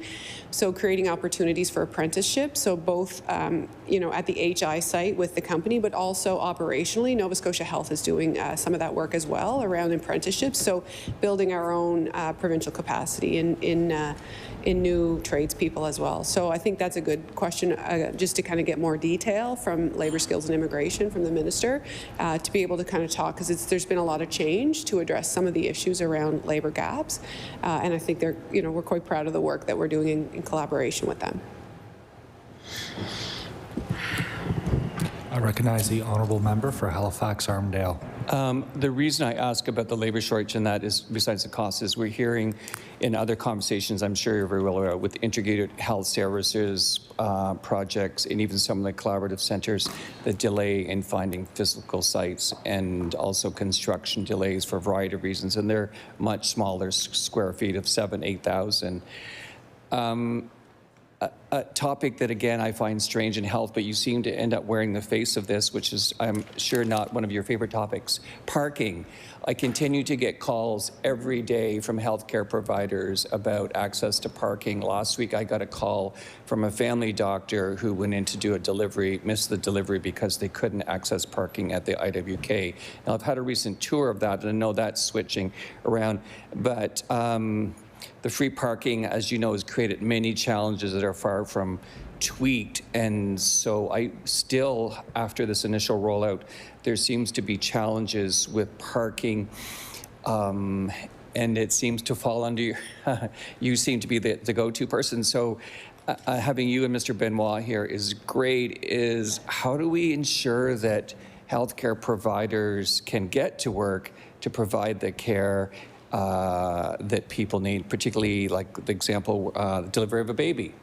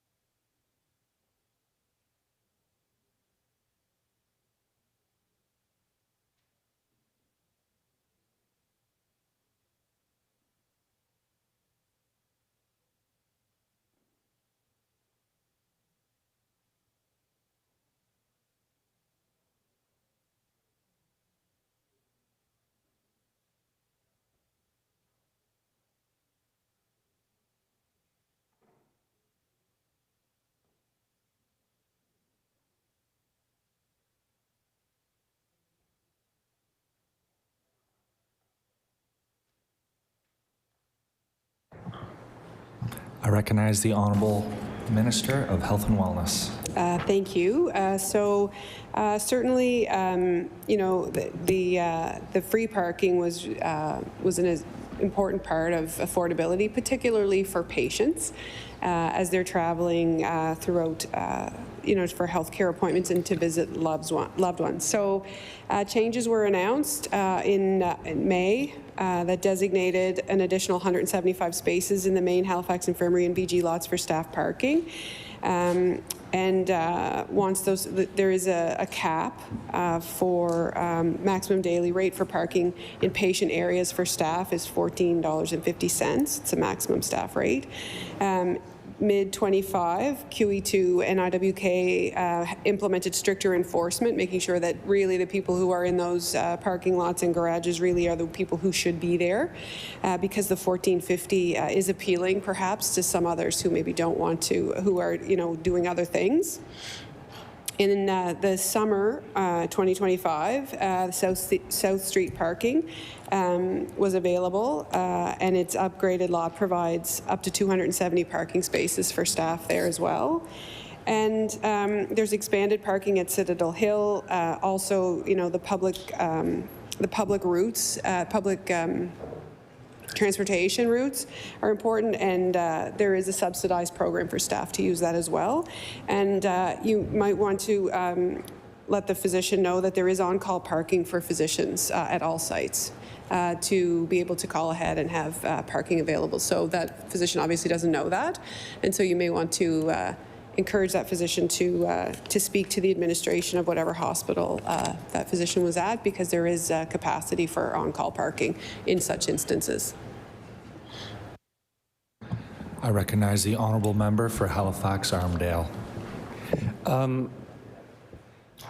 I'm led to believe the physician was aware of it because the nature of being called urgently for delivery, the on-call parking was full or difficulty accessing that day. I can't speak the details, but it was a challenge. So again, I'm curious, is funding for this parking expansion, which is great, is that in the health budget, or where's funding for that? And the other place when I was in Cape Breton recently, physicians were talking about a path. They're talking about carving a parking a mile away or a kilometer away and forging a path to get to the hospital. And certainly I saw it firsthand. So I digress. But where does the funding for this expansion, which is badly needed, come from? Whose bucket?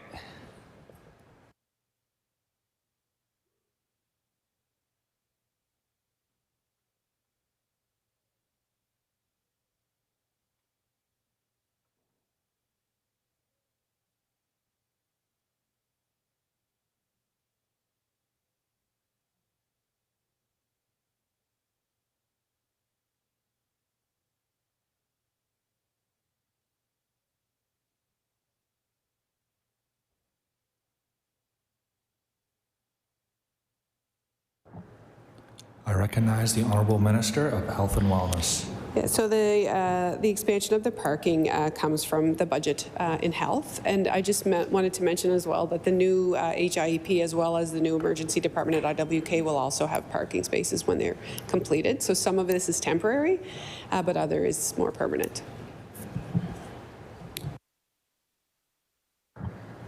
I recognize the Honourable Member for Halifax Armdale. Again, I find it odd, and I wish we didn't have to talk about parking, but the reality also is concern about decisions in other departments to bring employees back, to take away the bus passes, what that's going to do to traffic. Borrowing from Peter to pay Paul is maybe adding to traffic problems. The other physical plant questions I had is, as we discussed last year and earlier in Health Committee, we're very short of hospice beds in Nova Scotia. There's, as you've reminded me, there's 3 hospices. My understanding, there was a hospice proposal for Dartmouth. Is there any plans in collaboration with communities to provide the physical plant expansion for hospices in Nova Scotia?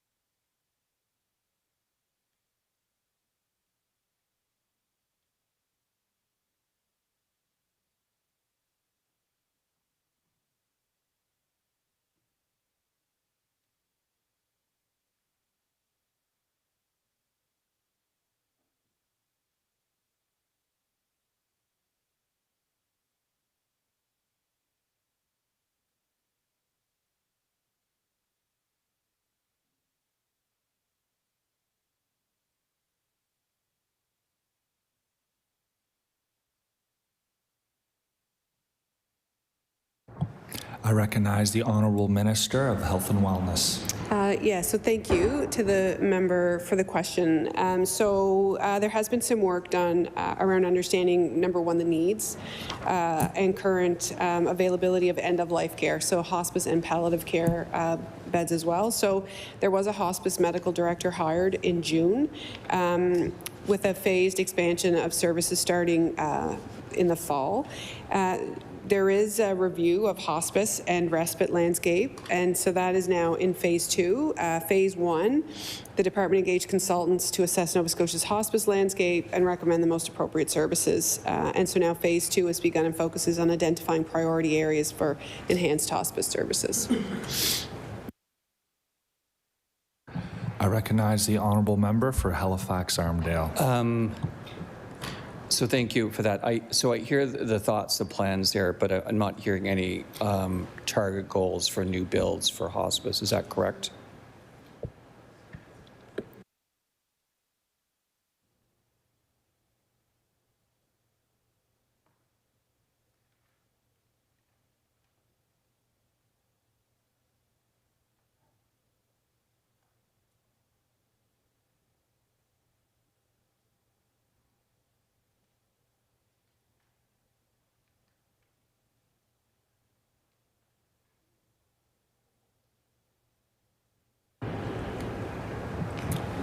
I recognize the Honourable Minister of Health and Wellness. So as I said, this right now, we're looking at what is required, right? So we're identifying where the need is, looking at other assets like palliative care. So there are a number of palliative care units as well, and then also understanding outside of hospice, what is the ability to provide palliative care and end-of-life care at home. And so this is the work that's been undertaken, and pending, once that's in, we'll be able to have a look and understand what the need is and where the priorities are in terms of building or enhancing services. I recognize the Honourable Member for Halifax-Armdale. So moving to Cape Breton with regarding some physical plant builds, and we saw it when we went through questions yesterday about investments in emergency departments. So thinking about Northside General, Glace Bay, and New Waterford was in both of those, all three of those in a couple of weeks. Is there a plan for renovations and build for the funding that's dedicated for ER expansions or build in, again, Northside General, Glace Bay, and New Waterford?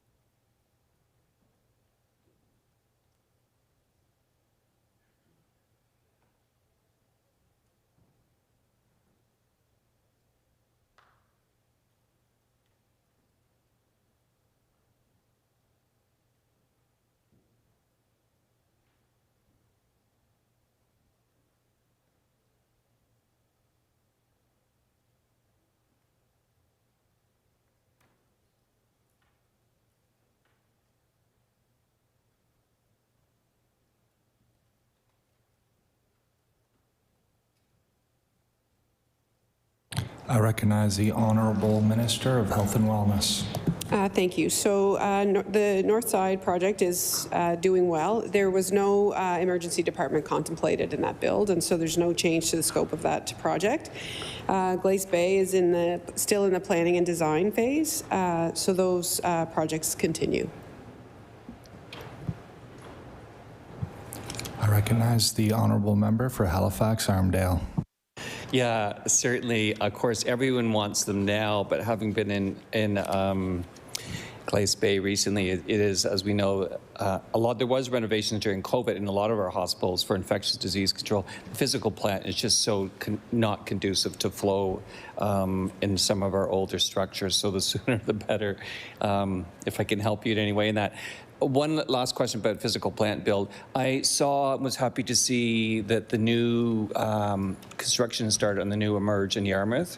What's the completion date for that? Expected completion date?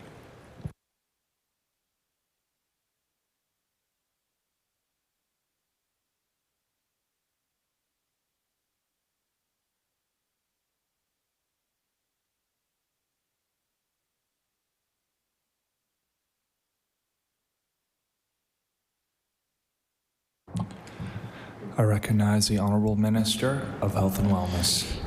So thank you. So just the things that are built from scratch are me, and things that are renovated are the Minister of Public Works, but I can give you a little bit of information. So the new emergency department we expect in Yarmouth will be completed winter of 2028. And so when you have Public Works up, 28. So if you have more detailed questions, the Minister of Public Works would be the best person to talk to about that. I recognize the honourable member for Halifax Armdale. So I appreciate there's a number of new builds going on in physical plant expansion. What I'm wondering about with either, and we've heard the plans for the bed capacity for the new build in Halifax, with the other sites, particularly those emerged departments where there's plans for development, is there a plan that I expect falls under health in terms of capacity of beds in the emergency departments and staffing needs? The reason I ask is I've been through 2 Emerge renos in the past, Dartmouth General 15 years ago, and then Cobequid reno, maybe the new Cobequid site. One of the challenges that when we had the renovations or the new build, there was a public perception that because it was new, it would have tons of beds and tons of staff, and there'd be no wait time or much reduced wait time. In essence, what we saw in the first 6 months of each of the new builds was a huge flow.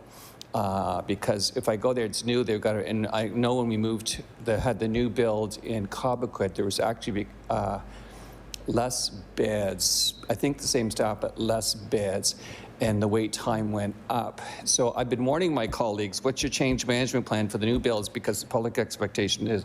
So you quoted quite well the capacity for the new build in the Halifax beds.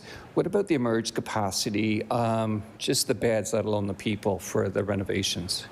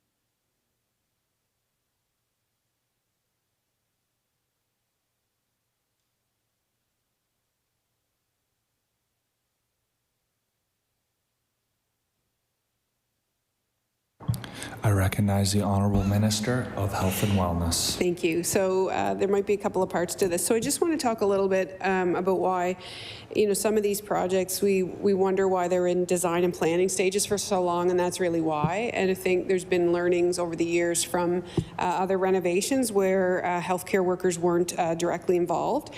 So I just want to give you an example for the Halifax Infirmary project. So there is a space where everything is a mock-up. So there would be ORs, surgical teams from all the different teams come in and actually do simulations and do surgeries there. And it's resulted in things like, the towers and things being moved in the rooms, setting up the rooms in different ways, lighting, all of those things. Emergency rooms, even patient rooms, the way the door swings into the bathroom. I mean, that's a consideration that often isn't thought about in time, and it makes a difference. So what nursing versus physician versus rehab teams, all of those folks come through and weigh in on what is the most functional space, which is really helpful before it's actually built. So that work's happening now with the HIEP, and these sites are available. And as we said, teams come in, they run codes, they run traumas, they run surgery sims, so that they can actually move through that space and see when they go to get medications or when they go to get a piece of equipment where it actually needs to be. And there have been some really good learnings from that, I think, around storage cupboards as an example, those types of things. So there's a lot of attention and a lot of collaboration done with healthcare workers around what is the functionality of the space. It's fine to have rooms, but if the light doesn't shine on the things you need it to shine on, it's useless. So really intentional is what I would say, and a really important part of the process. So when we talk about expanded periods of time for planning and design, it really is a lot of that work happening. The Cape Breton Emergency Department will have 40 spaces, and I think we said 56 for HI, there'd be 56 exam beds and 6 less acute, shorter stay, less acute beds. I recognize the Honourable Member for Halifax Armdale. Thank you. Certainly a good example. I must give a shout out to changing and planning changes. That great work is being done at the IUK. I had a tour recently, and it was quite remarkable. The stakeholders were involved, not only healthcare providers, patients, families, looking at the flow in the areas, everything from sound to color and how it would work. And I believe that's on target. So that's an example of things that appear to be working really well. So hearing that, I'm assuming there were some lessons learned from West Bedford, and if there are, what were the lessons?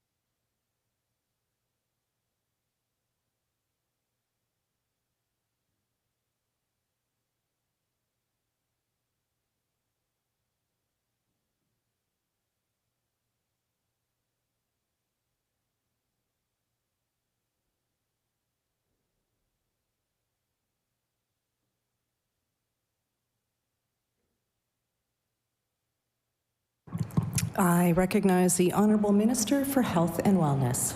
You're very stealthy, Chair. We don't really notice sometimes that you guys are moving in and out, so welcome. So I think there have been a fair number of learnings around the West Bedford piece. I think there was a lot of criticism about moving quickly, and I think, at the same time, we wanted to be innovative, and that facility opened 2 years more quickly because of the approach that we took. So there's definitely lessons to be learned around that, how it could be done better, but also, what the gains were in the system in a shorter period of time. So I think things around access and flow in general throughout the system, making sure eligibility criteria, were revised kind of ongoing to understand who would benefit from those beds and that model of care. I think medical complexity was initially underestimated. Of course, the complexity scoring system now is kind of looked at to really understand who has the most likelihood of transitioning. It is a transitional care facility, and so a better ability to forecast length of stay, some of the lessons. I think, too, just an escalation and specialty consultation pathways were important learning. The direct transfer back to acute care has been enabled, so that allows folks to bypass emergency departments, as an example. The SAFER F process, particularly around individuals who are anticipated to have a longer stay, implementing the discharge planning and strengthening SAFER F protocols. I think there, again, patients may be admitted from a variety of different places, and just as we continue, how do we serve individuals, and who are the patients that thrive and who are the patients that don't thrive in that environment? And so that learning is still new, but ongoing. And it's been an incredible partnership. We look forward to those new beds coming online and make a significant difference. And so as you know, it's a connected system. So the ability for people to move through, but we do know that West Bedford, with its current capacity, has saved the system, has saved Nova Scotia Health over 18,000 bed days as a result, and has seen a significant return on investment. So overall, the project's been very, very positive, and we hear testimonials from patients and families, and really pleased. And it's a lovely facility. It's very. It's just very uplifting when you go into the space. It's bright, it's new, it's lovely, and so I think that also has a very important healing effect for patients and families as well. I recognize the Honourable Member for Halifax-Armdale. Thank you for that. Yes. I've been in West Bedford several times visiting both constituents and family members, and there certainly are still some challenges. Hotel rooms aren't always the best for lifts, for bathrooms. I do have some testimonials I'll be sharing in the coming days around that at care there. But you mentioned yesterday, I think, in your opening comments, and I may have missed it earlier, there's a second West Bedford concept build in the works or planned?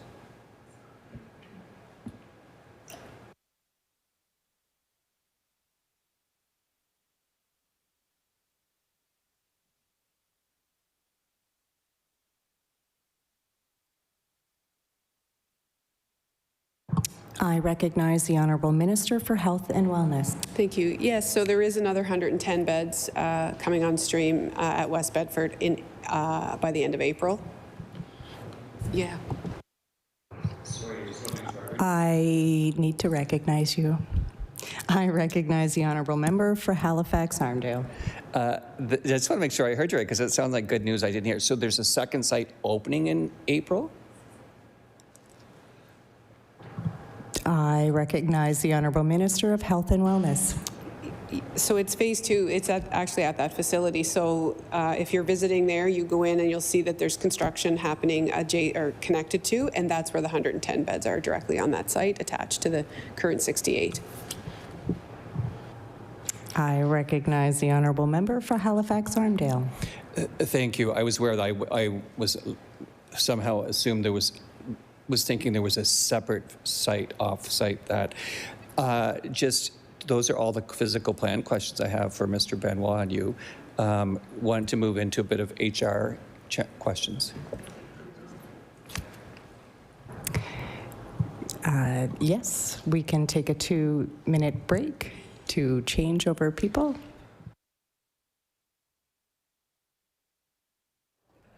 We are on recess.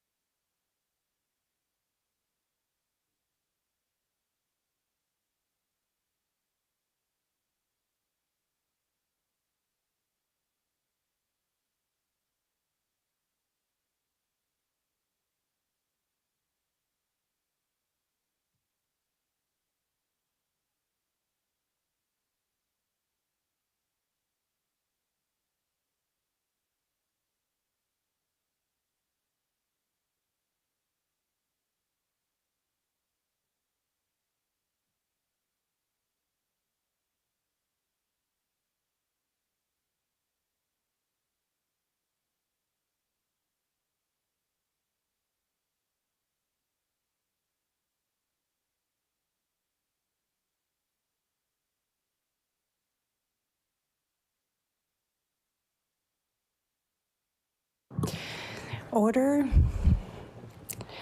We will resume questions, and I recognize the honorable member for Halifax Armdale. I knew there was something I forgot about, but I'm sure you can answer this one because it's near and dear to you. The proposed menopause clinic, is the concept that will be a new build, standalone site, or incorporate into some of the current structures?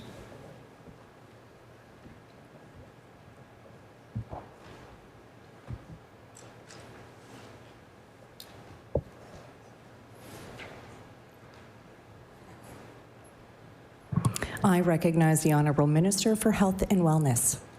Thank you. So the RFP is for a leased space, so there may be some renovations required, but it's for a lease. I recognize the Honourable Member for Halifax Armdale.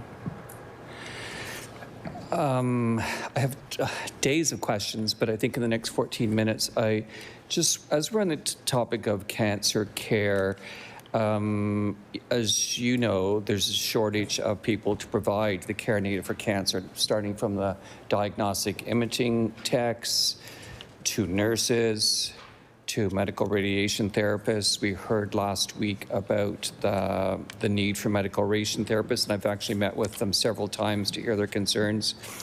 We also know the Treasury Board, I believe, released some information a month ago more projecting what the population would look like, our demographics in the coming years. And as we know, Nova Scotians, even with immigration, is aging quickly, and with age comes not only exacerbation of chronic disease, but also onset of new disease, which unfortunately are often cancers. So given the prediction, the challenges we're currently facing, meeting cancer patient needs, the shortages that we're currently facing with medical radiation therapists, the prediction of huge retirements, particularly in Cape Breton around medical radiation therapists alone, the need for oncologists, both medical oncologists and radiation oncologists. I don't know where to begin, but I guess I'll begin is we'll get the physical plant buildings, but like a lot of concerns I have, especially in senior long-term care, will we have the people to provide the cancer care for cancer care in Nova Scotia? So is there a human health resources plan for cancer care in the future of Nova Scotia? Really, will we, when these builds open, will we have the people? And are there target areas right now for either development or recruitment?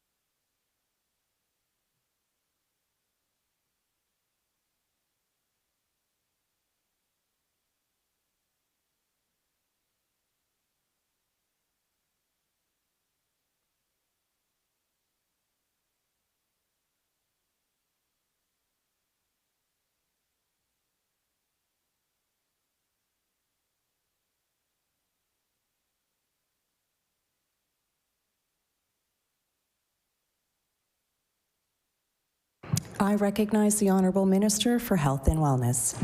Thank you. So certainly, there's a number of things that are happening in the department around workforce. So first, we model population growth and disease modeling, et cetera, to understand future needs, but also looking at our workforce around retirements, trying to match those to seats, trying to match those to demand and facilities, et cetera. And so there's always active work happening, and part of the work that's happening with specifically around medical imaging and radiation therapy folks, one of the actionable items has been a streamlined licensure pathway and intentional recruitment. So there's a streamlined licensure pathway for individuals from United Kingdom, United States, Australia, New Zealand, Philippines, Nigeria, and working with partners to explore other recruitment markets. So we've had good luck in a variety of different places to recognize where there are opportunities around ethical recruitment. And while not this in particular, we're developing a relationship with Jordan as an example, particularly in pharmacy, and so we're interested to understand where that market can expand as well. I recognize the Honourable Member for Halifax-Armdale. Again, I guess I want to speak more specifically in the short time we have left in this first hour is medical radiation therapies. I was, it's public knowledge, and it was brought to my attention that there was a proposal put forward from the government to fund 10 seats for medical radiation therapists. And because seats that are being bought and paid for the Missionary Institute in Toronto are not going to meet our supply needs with the retirement of medical radiation therapists both in Halifax and in Sydney. So I was kind of surprised and disappointed that we know there's a shortage. The seats being bought and paid for all kinds of radiation, not just radiation technologists, but diagnostic imaging, wasn't funded. Why was that?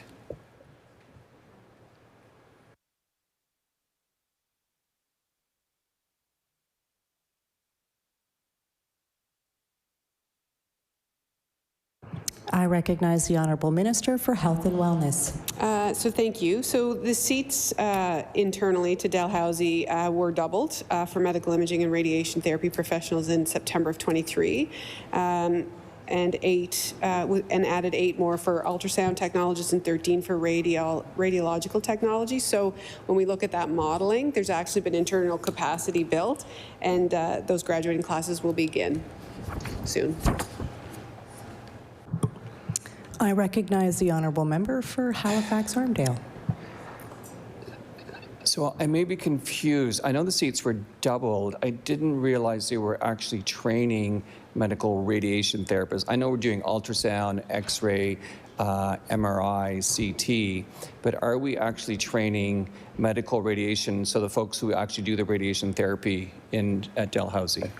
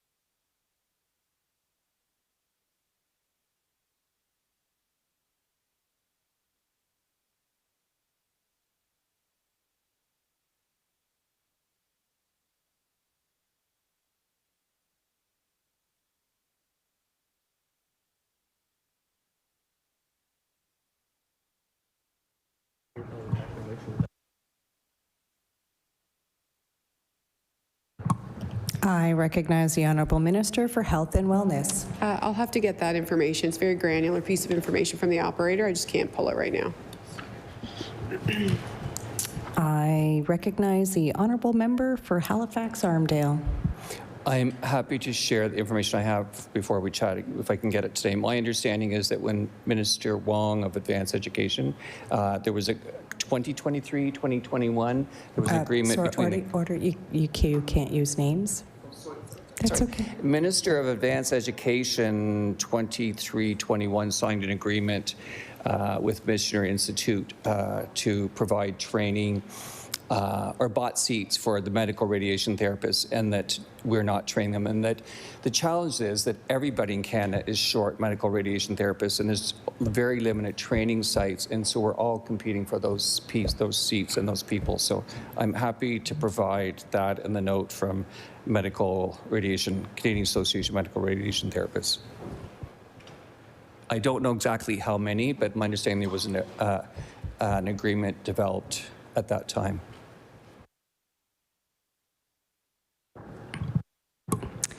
I recognize the Honourable Minister for Health and Wellness. Thank you. So I can talk a bit about workforce, but in terms of anything that has to do with advanced education, it really is a question. The details would go to the Minister of Advanced Education around the details. I can talk about workforce, etc., but not the details of that program. I recognize the Honourable Member for Halifax Armdale. Of course, besides medical radiation therapists, we're going to need radiation oncologists, medical radiation oncologists. When I was at the Department of Health, our funding of the seats was very limited. They were small training programs here. That's been a number of years ago, I think 5, 6, since I looked at those numbers. Do we have a projection or an understanding of what, before the cancer clinic opens here and the new one, what the current supply of radiation and medical oncologists are, and what we're going to need to meet the population needs when those sites are open, or even in 5 years?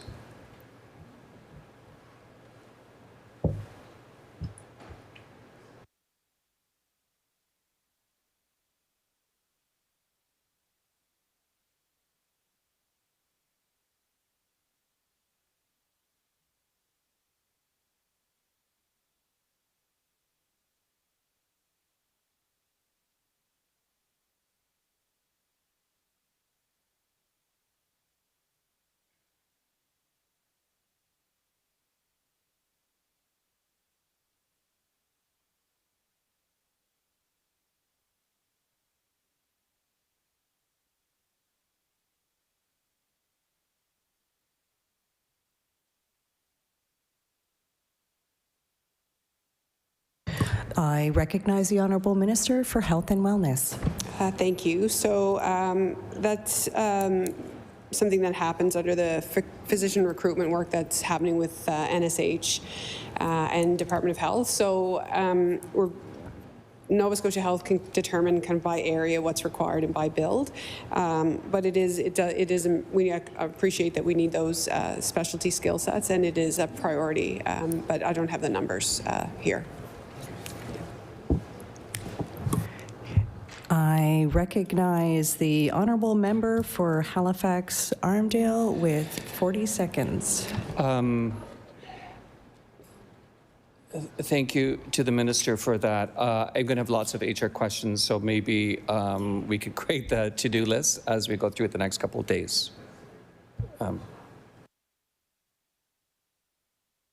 24 seconds left. Thank you again for today. Lots more to chat about.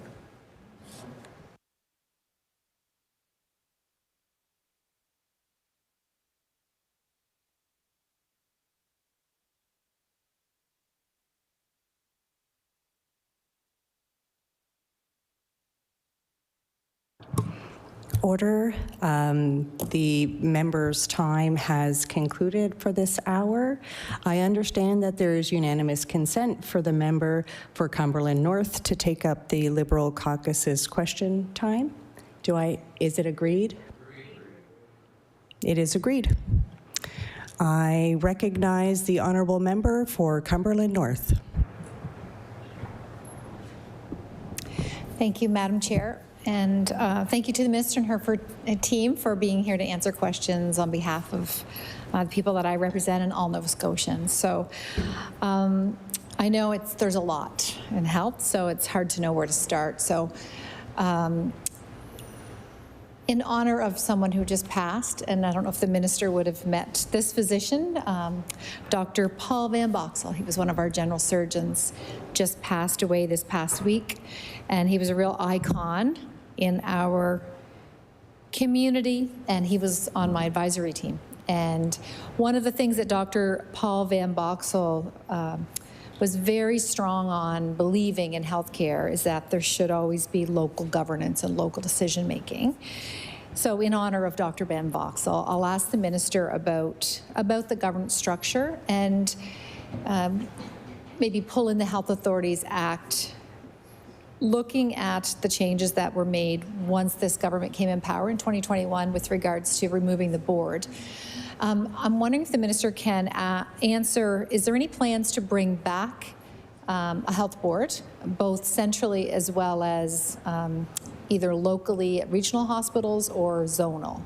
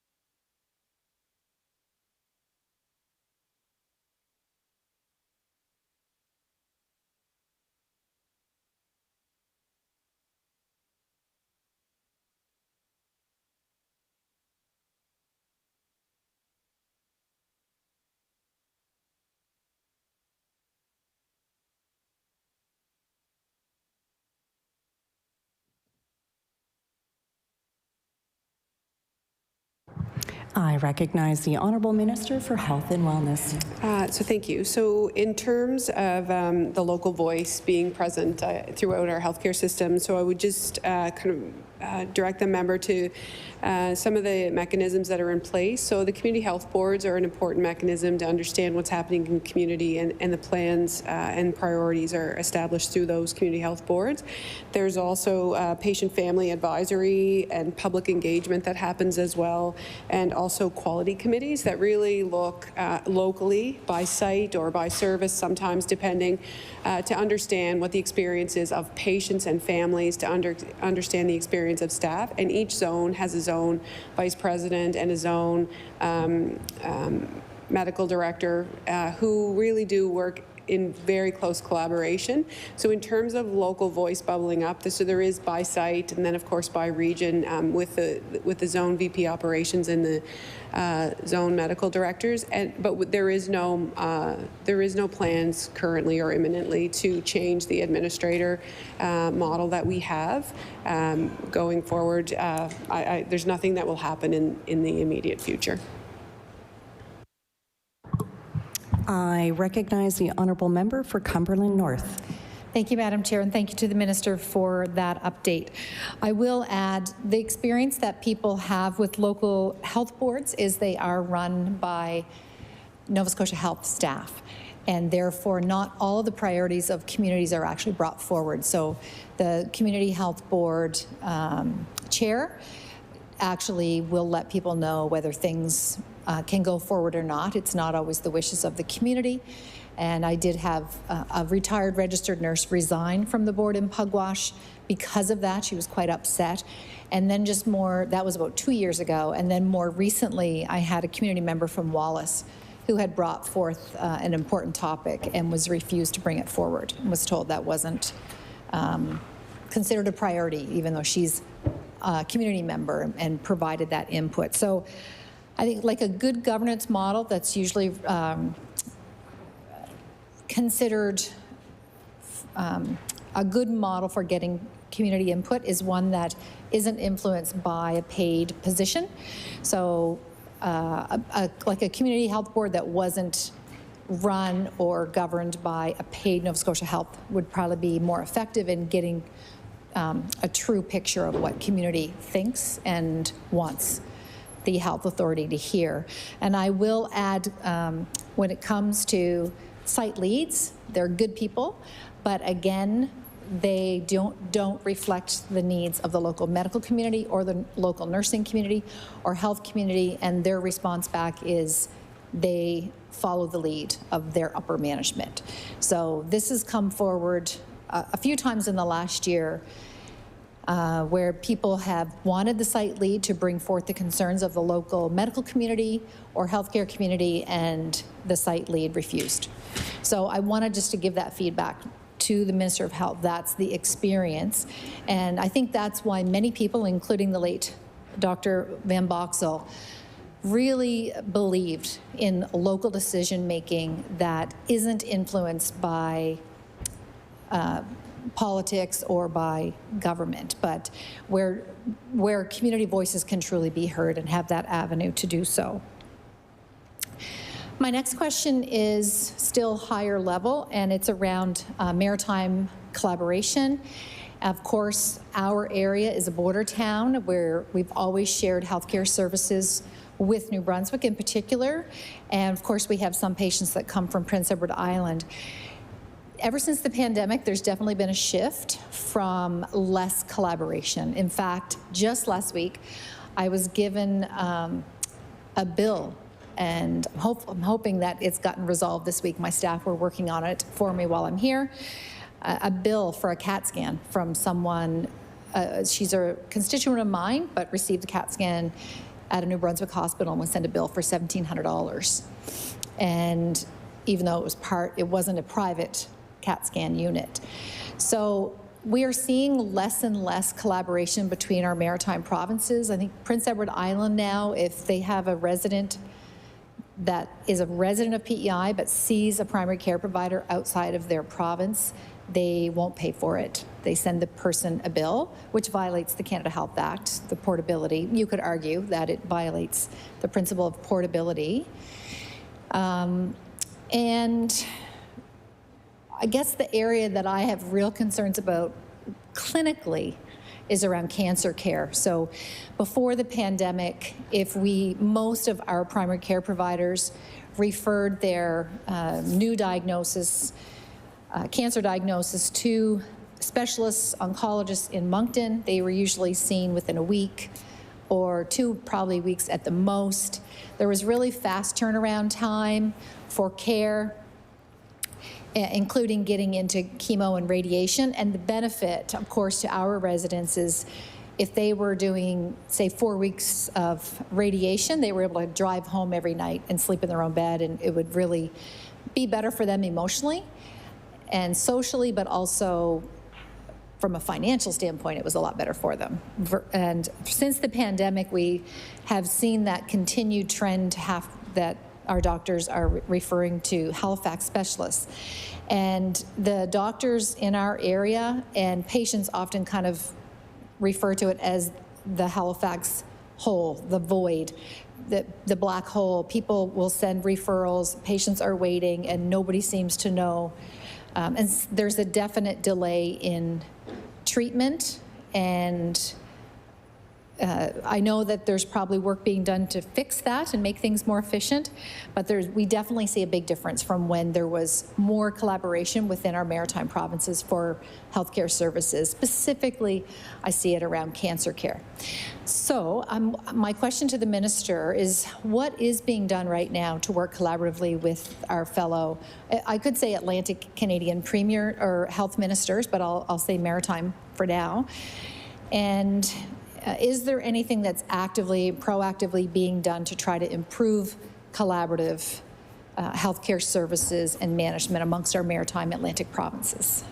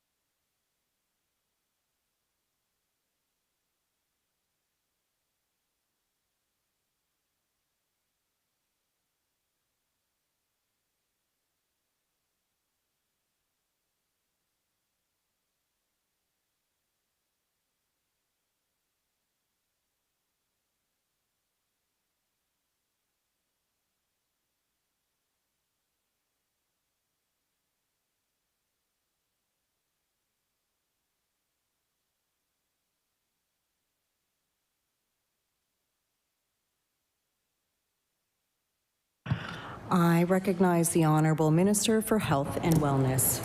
Thank you. So I thank the member for the question. So we do have reciprocal billing agreements in place, but mostly on an ad hoc basis when people are traveling and end up requiring care in other places. We do meet, the CEOs meet on a fairly regular basis to understand how to support services as well as Department of Health and Wellness. So where a resident of a province can't access the services that they require in province, we're looking at ways to support. And so I would say one of the key examples of that would be cardiovascular surgery as an example. So supporting residents from PEI from accessing care and how we do that either through New Brunswick or Nova Scotia. You know, we are funded in Nova Scotia for our resources, and while I appreciate the line may seem arbitrary on a border town, when you think about other borders, we can't just cross borders and access care in other places, and so we are tasked with providing care to Nova Scotians within Nova Scotia, and if people are accessing care outside of Nova Scotia, or want to, they really do need to reach into the Department of Health and understand, number one, if it's available here, we have a responsibility to provide it and pay for it here. And if not, then there would be referral to specialties, and et cetera. But right now, there's no healthcare services, I don't think, across the country that would say that they're able to just routinely take people from other provinces. And I do appreciate that it causes issues for folks living on borders, but those borders are there and they're an essential part, you know, for people to manage their own resources, and we're just not able to travel from province to province to seek the care we want when we want it. So, you know, if there is a particular thing or service that's available outside of a province that isn't available here, it's important patients reach into Department of Health and understand that policy and make sure that in advance of that treatment that we have an opportunity to understand and support that individual and making sure that that will be covered in another jurisdiction. I recognize the Honourable Member for Cumberland North. Thank you, Madam Chair. All I can say is, wow, I've never heard that before, ever. And we've always used services back and forth. And whether it's surgical, cancer, primary care, and people come across from New Brunswick to use our regional hospital, and 40%, maybe even 50% of our staff are staff that live in New Brunswick and vice versa. So Canada Health Act clearly states portability. People are supposed to be able to go anywhere in Canada and access care free of charge. It's a publicly funded healthcare system. So if this is a new policy, I would ask the minister to table this.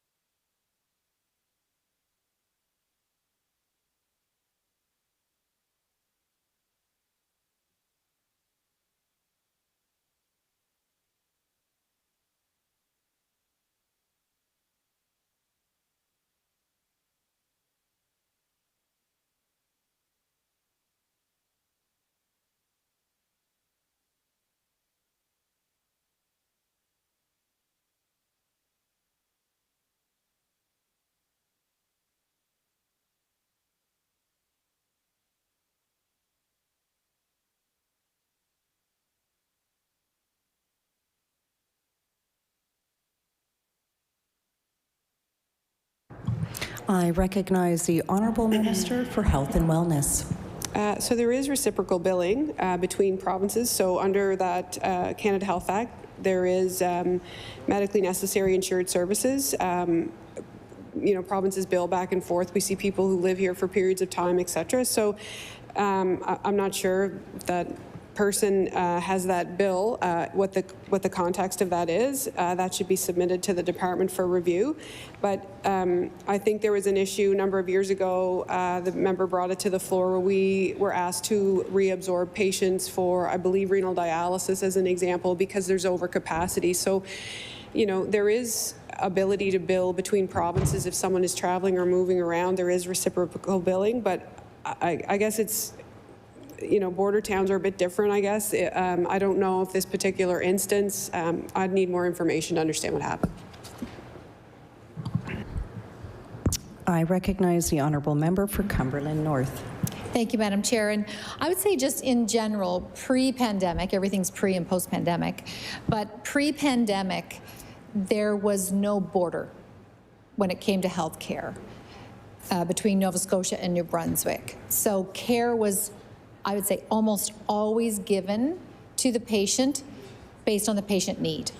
So if a patient, like my family doctor was in Sackville, for example, in the clinic that I used to have, 15% of our patients were New Brunswick residents. There was never a concern. People would go to the Sackville Emerge, people from Sackville would go to Cumberland. People traveled to Moncton for specialists. Often the specialist referral pattern in Cumberland is to Moncton. And then I remember specifically there being a problem during the pandemic, and the Minister of Health at the time, I remember them saying something about there was a dispute with New Brunswick with reciprocal billing. And I wondered then if that was the source, if there was a battle between the two departments of health, and that was the cause of why patients were now sometimes being restricted of receiving health care in the other province. So I don't know if that's what led to the dialysis unit patients being told they had to come to Cumberland. I'm not sure the background because I wasn't privy. But I think if that is the case, it's very sad if the accountants are the reason that patients are sometimes being refused care. Because in healthcare, the patient should always be first. And I bring up the example with our cancer patients because it's Moncton, the care was always available in Moncton. And so if someone was receiving radiation, as I gave that example already, they could literally travel 40 minutes, 5 days a week, be able to come home at the end of their day. So not too long ago, I did contact the minister because I had a mom who had a very, very premature baby, had to be delivered in Moncton, and was in the NICU for 3 months. And when they went to arrange for follow-up care when the baby was being discharged, they were told that they had to now be seen at the IWK, even though they had developed a relationship and rapport with the team and the doctors at the Moncton Hospital, and that's who the mom and the family trusted. They were told they had to now go to new specialists at IWK that didn't know them, didn't know the baby. So it is a challenge, and in my understanding of the Canada Health Act is there should not be these border restrictions, and people should be able to access care closest to home. And if it means reciprocal billing between provinces, that should be what's done so that the Canada Health Act is honored. And it's a very, very important issue. And I'll refer back again to Dr. Paul Van Boxel, who just passed. You know, one of the things that he would often say in the meetings is one of the reasons, he was a general surgeon, and he said he always felt like he was fighting for services at Cumberland Regional because there's this natural pull by the larger centers to take money from the smaller centers so they can grow and get bigger. And our smaller regional hospitals and community hospitals are always fighting to maintain their services. It's like they can never rest. And we've seen a lot of our community hospitals lose their ERs and other services over the last 5 and even 20 years. Because there's just this constant pull to these larger centers to take more of the budget. And rural Nova Scotians get very frustrated by that because they're losing access to care. They're losing access to these services. But one of the points that I wanted to make that Dr. Van Boxel would always emphasize for us in Cumberland is on one side of us we have the Cobequid Pass that in the winter months, any given day you can't get through. I myself and dear Alex had to sit through 5 hours waiting on the pass. I think it was the second day of snowstorm. And unfortunately, that's a common occurrence. But it's not, if someone's having a medical emergency, they can't necessarily get to Truro. There are sometimes when there's literally, or if there's a sick baby, a sick new infant, they can't get them to the IWK because there's no life flight because of the weather conditions. And then on the other side, when the weather's really bad, the Tantramar Marsh is often closed. So we can often be very isolated, and that's why we need to make sure we maintain general surgery, ICU, and our internal medicine specialists for our area.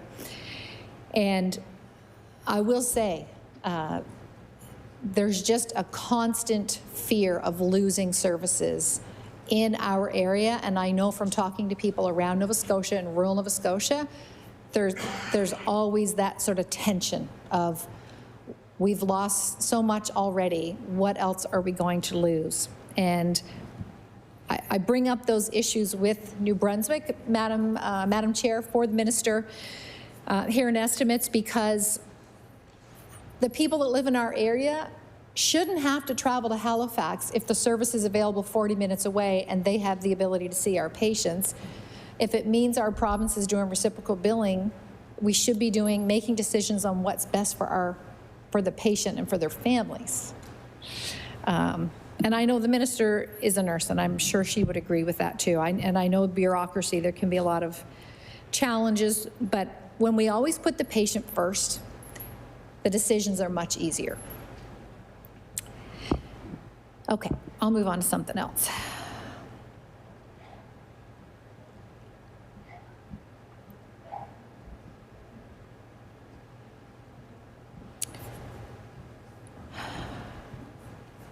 Let me ask about acute care beds and capacity. And people are very grateful for the infrastructure work that's being done throughout the province, because the work that's being done here in Halifax will be helpful for us in Cumberland and the rest around the province. But we're also thankful for the infrastructure work that is being planned for the expansion of the ER, the new dialysis unit. And one of the concerns that I think is felt all over the province is capacity issues for acute care beds. There's always tension there. So I'm wondering, would the Minister be able to, and the staff be able to update us on exact numbers? So in Cumberland County alone, we have 4 hospitals, the regional plus 3 other smaller hospitals. So North Cumberland, Cumberland Regional, All Saints Hospital, and South Cumberland. Can the Minister share with us how many acute care beds are in each facility now? And are there any plans for adding additional beds, considering the capacity is often, we're often over capacity?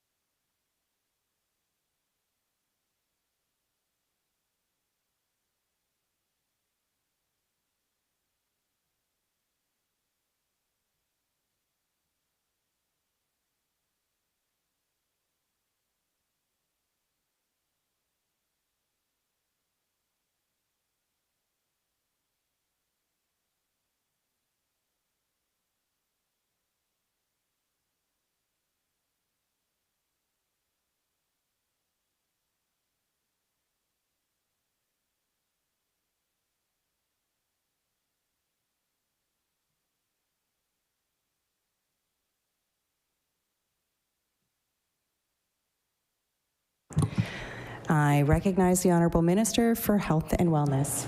We've sent that request into the team. We'll table it at a later date. Yeah. I recognize the Honourable Member for Cumberland North. Thank you, Madam Chair, and thank you to the Minister. And the Minister may not have this answer readily, but this is a question that I often get from nursing staff and medical doctors in our hospital, is when the 12-bed dialysis unit is finished being built and the temporary unit is placed in the permanent one. The 5 beds that were closed, the 5 acute care beds that were closed for the temporary dialysis unit, will those be reopened to bring back that additional capacity?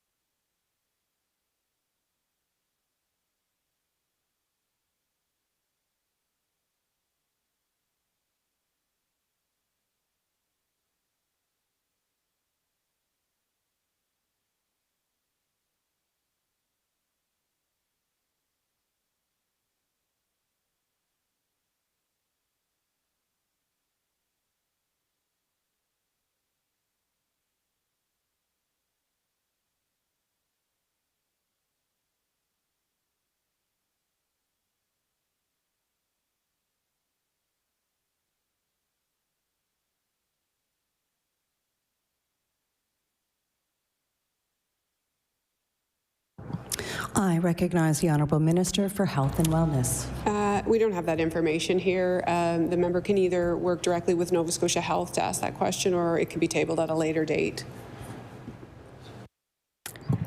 I recognize the Honourable Member for Cumberland North. Thank you, Madam Speaker, or Madam Chair.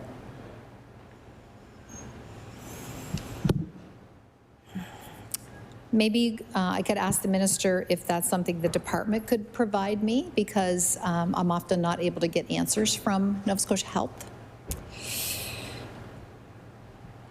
On behalf of the residents. So maybe I'll turn to an issue that I have asked the Minister about.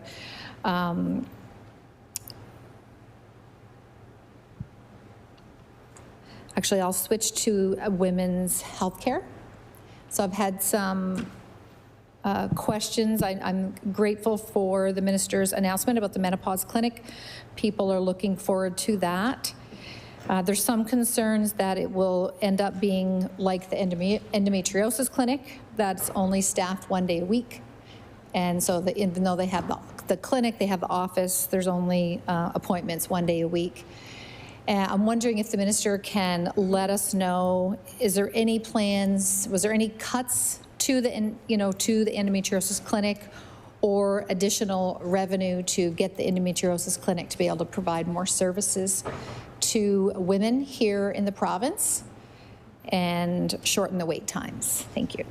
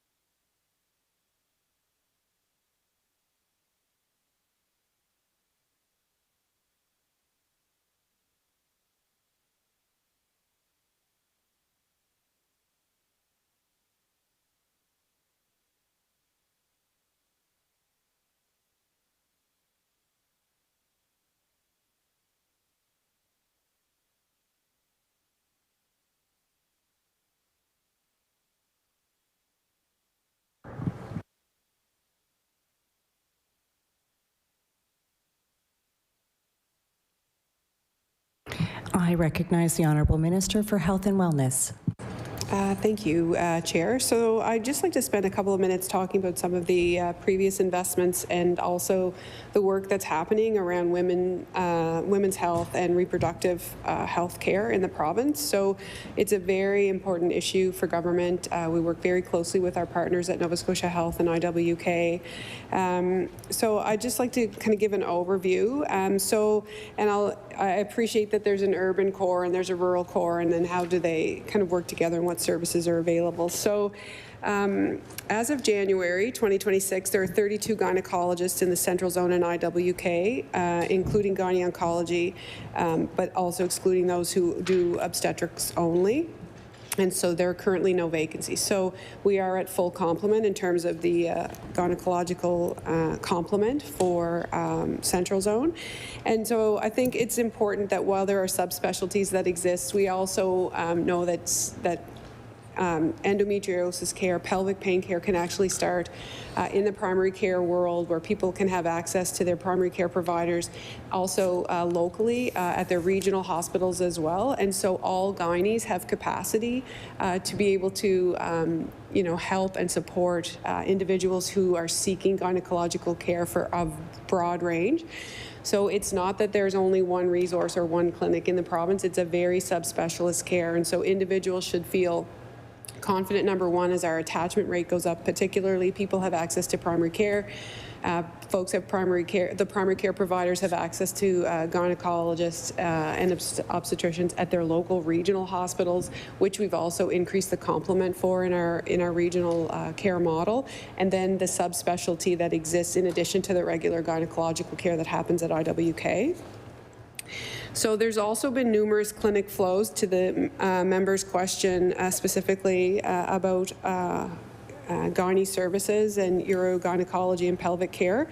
So there's been a number of clinic flow improvements that were introduced, and the clinic utilization has increased from about 88% to around 94% in 2025 as a result of these changes. So really looking at workflows and understanding, where some of the bottlenecks were, et cetera. And so really being able to support individuals and making that clinic more efficient and seeing people, seeing more people. So the endometriosis and chronic pelvic pain clinic, patients there receive education about pain and self-management tools while being treated by a multidisciplinary team. So the member probably knows that includes gynae, physio, nursing services by nurses and nurse practitioners, also anesthetists, and a social worker. The clinic is open 5 days a week from 8 a.m. to 4 p.m. and on a daily basis sees an average of around 24 patients. Often, a split between people who are being seen in the clinic for the first time and then follow-up in order to keep the flow of the clinic.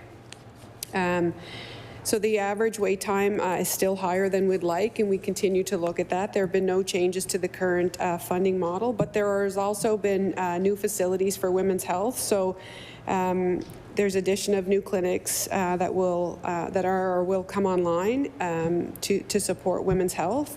So there is between July 2025 and December 2025, there have been an additional 5,110 appointments available at the Wise Road Clinic, which offers gynae, urogynae, and obstetrical care. Also around diagnosis and intervention. A year ago, in fact, the Deanne Reeve Pelvic Suite opened at Dartmouth General to support pelvic floor care and reproductive care for women across the lifespan. There is a clinic in June 2026 which will open as well, which is called Richmond Yards. It'll be an off-site clinic at north end of Halifax, and there'll be two distinct clinics in that space, the perinatal center and an iron infusion clinic. So really looking at how we can support women's health. The Menopause Center of Excellence, as an example, what I also have said on a number of occasions, menopause is a stage of life, and we shouldn't expect that every individual with menopause needs to be seen in the clinic. there's really strong primary care. There are people who are able to support women with education, and we want to build that capacity as well as seeing your primary care provider to get some of those services. Also, locally, again, if there's complications or if it's a more complex journey on the menopause journey, then there are local gynaes. But the Menopause Centre of Excellence will start with clinical services, both in person and virtual, to support people across the province, not just a Halifax resource, is what I would say for those of us that live in rural Nova Scotia. And then over time, we will increase our capacity around research as well as education. So in addition, there's also well women's clinics that are distributed throughout the province. So I just, overall, when we look at this clinic, it is a clinic that's a subspecialty clinic. We certainly know that referrals can be there for some time, and there is some work that's happening around navigation for patients as well as triage, particularly when we don't have as our primary care attachment gets better. So too will our ability for people who have experience with gynecological problems to be managed in community. Sometimes referrals were coming because of, people didn't have a regular primary care provider. So we feel that we have invested. There is no changes to that clinic, as an example, no reductions in any way. And we'll continue to work with IWK Nova Scotia Health as well as primary care folks to make sure that we are improving access and best practices to women's health across the province. I recognize the honourable member for Cumberland North. Thank you, Madam Chair, and thank you to the minister. And certainly, there's lots to do when it comes to access, improving access to women's care. There's no doubt about that. I know the women listening will be disappointed that there's not going to be any increase in access for endometriosis care. I'm wondering if the minister has information on her today regarding the gynae clinic at the IWK. Right now, it's only staffed with 4 gynecologists, and the wait time's 3.5 years to get your first appointment. And it's very, very frustrating for women. It's just really not acceptable. It's really not acceptable, and I'm sure the minister agrees. So I'm wondering if, can there be more funding put into this? Can more gynecologists be hired? What can be done to lower the wait times to get into care? Most of the women that are waiting 3.5 years then have to wait another 2 years for the surgery that they need. For example, uterine prolapse. So, not to be crude, but one of the comments a woman said to me, if a man was walking around with something hanging out of him, would he be forced to wait 5 years? The answer I think all of us women know is absolutely not. So why are women being forced to literally walk around for 5 years with prolapse? It's unacceptable. So more needs to be done. We were told that the gynecologists at the clinic actually had another physician to bring in, and we're told they weren't allowed to hire anymore. They were at capacity. But that is not acceptable, and I'm sure the minister agrees. So I'll pose that question. What is being done to reduce the wait times at the gynae clinic so women don't have to wait so long in this province?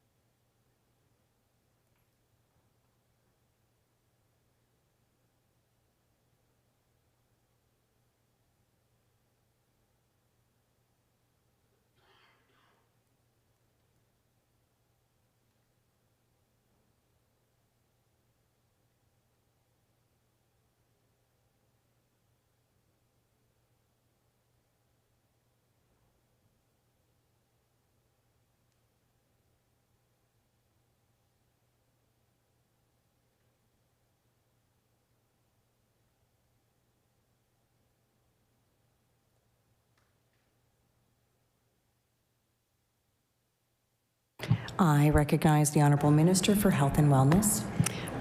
So thank you. So I think what's important for individuals to know is that people who experience gynecological care, the only place the IWK is not the only place they can go. So locally at regional hospitals, there's a gynecological department, OBGYN department, and we've actually increased the number of individuals. So someone who lives with prolapse can actually be seen and treated by a regional specialist. So all gynecological specialties have a base competency level. And so I think that's part of the misinformation and disinformation and fear that's pushed into community, and it's not helpful for women who are seeking care. So we have increased our resources across the province. So the first thing I would say to women is, number one, is to seek advice from your primary care provider. In the event that you are not attached, then you can seek services first of all virtually, and then be referred to inpatient care or in-person care at the primary care clinics. Once that examination is done, that primary care provider can then send you to a local gynecologist who can have a look and understand your gynecological history, understand what treatment can look like for you, and there's a variety of different treatments. So we do have a distributed model just for that reason, to make sure that women across this province have access. We've increased our complement. This year, there 5 new gynecologists have been hired, with 4 more pending. So I think as we continue to invest in workforce, that's not to mention the number of nurses that work the pelvic floor physiotherapy that's offered, across our province. So I think what women need to know is that there are a number of investments that are happening around women's health, that there is an increased complement of gynecological and obstetrical care across the province, that there is a base knowledge and skill set and competency in gynecologists across this province that allow women to be accompanied and treated closer to home, and only in certain cases do people need to come into IWK. So I think that's the message, that there has been investment in workforce, that we've been looking at clinic flows, that we have seen increased efficiencies, and that sometimes care is not always surgical intervention, that sometimes there are other things that can happen as part of that journey. And I think, for many conditions, it's a process to get to a surgical intervention. And so often clinicians will feel they need to try other things first, and there are clinical pathways and best practices that have to be adhered to. So what I really want women to know is that there should be no fear that we are not attentive to the needs of women across this province. We are growing a network. We are working with experts. We're increasing workforce, not only in specialty services, but also in the primary care space. There's education. There's a hub and spoke opportunity there for people to work. We have virtual hallway, which allows physicians to speak to specialty physicians rather than the patient, to get some advice on how to advance clinical care. So we appreciate there's more to do. We appreciate the plight. I would hate to start pitting gender care against any group. I think our responsibility is to provide care to all people in Nova Scotia. We recognize there are some bottlenecks. Sometimes it's processed, sometimes it's human resources, but we continue to approach that. So I really don't want to get into the divisive conversation about who deserves or doesn't deserve care. We all deserve care. We all deserve timely care. We're aware the wait times are unacceptable now. We're working very hard with people who can help us address those wait times. We're making sure patients are in the right place at the right time, and part of the work around triage that's happening in these subspecialty areas is there other places that people can be seen and still get adequate care or interim care as a result. So some of the work that we've learned about from our e-referral system with surgeons has been informative in terms of where else can we scale this single entry model. We're looking at diagnostic imaging as an example. So I think people should know that we're very attentive to the wait list across the province, that we know people are it's a very uncomfortable condition, endometriosis, as well as other gynae conditions. and it needs to be seen to. So what I really want women to know, and gender diverse individuals, people with uteruses, is that we really are attuned to this. We're working. I meet with IWK on a regular basis. I have opportunity to meet with Nova Scotia Health as well as experts who are based in communities. So we are growing our capacity. It does take time. It takes a long time sometimes in some instances, because some of these subspecialties, the more subspecialty you are in terms of your practice, the more difficult it is sometimes to recruit. But we are working very hard and will continue to work hard on behalf of women and all Nova Scotians to create a healthcare system where you can access the care you need when and where you need it. I recognize the honourable member for Cumberland North. Thank you, Madam Chair, and thank you to the Minister. And I want to make it clear, Madam Chair, that I'm not making this stuff up. People contacting me from my own area, but from all over around the province. And usually when they reach out to us as MLAs, it's not because they're calling to say, great job. They're calling because there's not, they can't access care when they need it. And it is uncomfortable talking about discrepancies between women's health care and men's health care. It is uncomfortable. I had a debate with my own advisory team who were, saying you shouldn't be just focusing on women's health care, but the reality is women are waiting too long to access women's health care. It's just a fact. Another maybe uncomfortable example is penile implants. Men can get those, they're covered through our healthcare system. Pessaries aren't. That's just another example. And the data shows that surgeries done on women are paid, I think the data is 32% less than procedures and surgeries that are done on men. It's just, those are facts. I'm not making this up. It's evidence-based research that's been proven to show. So what women are asking this government is to improve access to their care. 3.5 years to get into the gynae clinic is right now what the wait times are. And yes, there's a pelvic floor clinic over in Dartmouth, but it's not just for women. And most of it's cystoscopies and it's for bladder stuff. It's not gynecological. And I agree with the minister that there are lower wait times throughout rural Nova Scotia with other gynecologists, but it's not, so the women that are telling me about the 3.5-year wait time, they are from the city, but they're also from other areas of the province that their primary care provider sent to that clinic because of the problem that they're having. And I'm not sure if the minister's aware, and I was really upset when I heard about this, and it's because, again, it's, in my opinion, a direct hit on women, is the gynecologists at Cumberland Regional were recently told that they're losing OR time. Who is that going to affect? Women. Women. OR time should not be cut for gynecologists at our hospital. Absolutely should not. And I believe there are people, our surgeons are speaking out against that, but women's health care needs to be made more of a priority in this province. And I know it's uncomfortable to talk about men versus women, but the fact is women's health care needs to be made a priority. So on a related note is around breast cancer and equipment to detect breast cancer. And one of the FOIPOPs that the group of women that I'm working with had asked for was around the technology in the province. What we found based on our FOIPOP results is that a lot of the mammography equipment is outdated. So my question to the minister is, if local hospitals have healthcare foundations that are willing to cover the capital cost to get new mammograms in their hospital, will the department work with local healthcare foundations to try to get mammogram equipment upgraded in this province?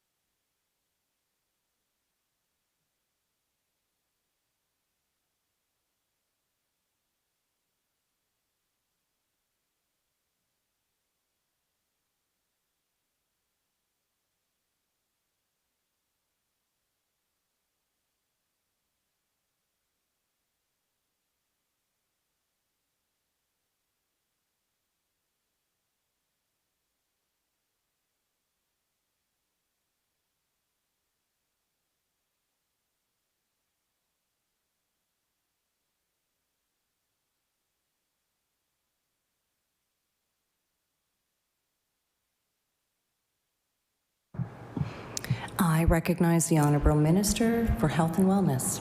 Thank you. Locally, generally the procedure is that perhaps community or clinicians would identify a piece of equipment or something that they're interested in and then speak to leadership at Nova Scotia Health about that. The investment in technology, if it's a replacement, investment in technology is a little bit more straightforward. Sometimes there's renovations to consider as an example. So there's often other costs. If it's a new piece of equipment, then sometimes it is a bit more complicated. I don't know about mammography in particular, but in general, with foundations, we need to make sure that we have folks who can operate the equipment and the operational costs can be covered in the budget for by Nova Scotia Health or IWK. So it's essential that that communities or clinicians, when they bring forward an idea to the foundation for fundraising, that the foundations work with Nova Scotia Health to understand, what are the requirements associated with that capital investment, because we know foundation money often can't go towards things like operations, et cetera. So, there's a lot of questions. It's not as simple as a yes or no answer. I think it's really important that locally decision makers work closely with foundations and clinicians to identify what's required, whether or not there are, upgrades that are required, sometimes renovation of space, sometimes potentially upgrade of mechanical and electrical things. Also, who's available to operate this equipment. So need to make sure that we have trained people already in the area who are able to do that, because it can be a barrier. Certainly when I was operating at RK McDonald, we were very, very fortunate. We were gifted equipment from a local dentist upon her retirement, and the foundation was incredible. Prior to me coming, they worked on a space which had leaded walls. We had all of the things we required, but unfortunately the local dentists were so busy in their own practice, they weren't actually able to come and staff that room. And so the very best of intentions were there. The foundation invested very readily in a much needed service, but we did not have the people to operate. And so it's not as simple as a purchase. We really need to work with clinicians, with foundation members, with hospital leadership to understand if there are any barriers and how those barriers can be addressed or brought down. And maybe it needs to be a staged or planned, if not now, when could this investment benefit local folks and the local hospitals. So it's never just a yes or no answer in health, as the member would know. There's always things that need to be considered. So what I would suggest is, if there are foundations who are interested in purchasing new equipment, they should reach out first of all to the leadership at that local site and see if that is a priority, what the requirement is, what the most updated equipment is, et cetera, in order to make sure that it can be installed without any renovations, et cetera, and that also there would be staff available there to actually run the equipment. Order. The time for this member has ended, and we will move back to the NDP caucus. I will recognize the honourable member for Halifax-Armdale. Just a question to my colleagues and the minister. Do you want a break? Oh. There on a Friday afternoon. Sorry. That's okay. Your light is on, but I'll recognize the honourable member for Halifax-Armdale. Thank you. We're almost there this week.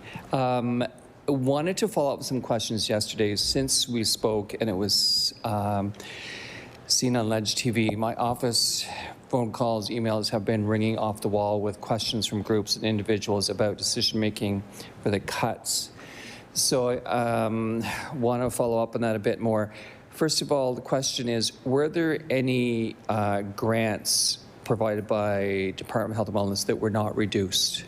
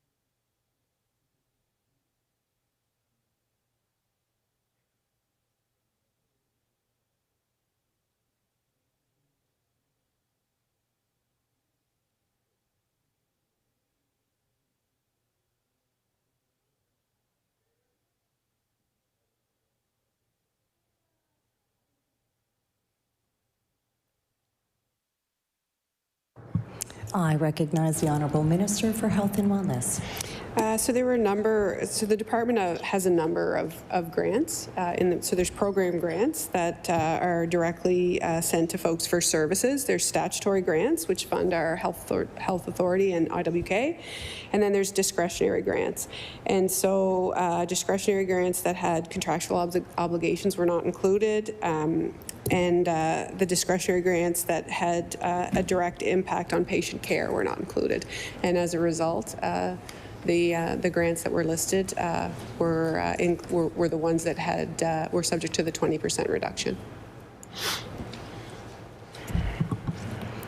I recognize the Honourable Member for Halifax-Armdale. So just so I'm clear, that was helpful. The reduction was outside of statutory grants, was all within the discretionary grants. That's the group that was reviewed and reductions occurred. I recognize the Honourable Minister for Health and Wellness. That's correct. I recognize the Honourable Member for Halifax-Armdale. That's helpful. Assuming the statutory grants had some contractual agreements that were binding, is that correct? And then I'll lead you to, that's probably the easier one to answer, is the burning question I've been asked by so many people is, what was the methodology used to review the discretionary grants, is the first question. What was the methodology? People want to have more understanding of why them, what was the methodology used? So even within the discretionary grants, which I'm, as you've told me, all are, what was the methodology used as the first question? And the second question related to that is, who was involved in the decision making?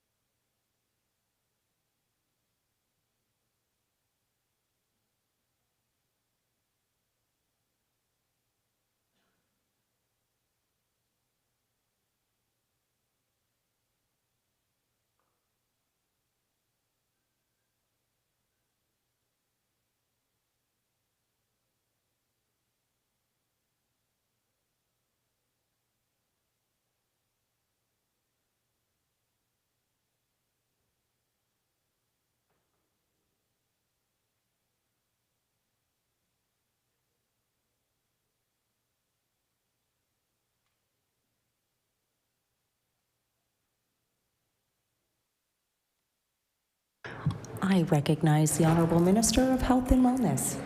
Okay, so I'm not sure where I'm not explaining this well enough. So we have discretionary grants, and as a department, we looked at which ones had contractual obligations, which ones affected direct patient care, and as other things, that was submitted through the normal budgetary process, the same way we do other things in the department. So, you know, there was some discernment at the department, and then as we did with our requests, they go over to the folks who are involved in the budgetary process, Finance and Treasury Board. With the kind consent from the member of Halifax Armdale, I recognize the member for Clare for an introduction. Thank you, Madam Speaker. I beg leave to make an introduction in your gallery. Thank you. You may do so. So in the gallery, you'll see a former MLA, Guy Leblanc. He was also a Minister of Fisheries, Transportation, all sorts of things. So thanks for being here. It was the last PC MLA in Clare before me.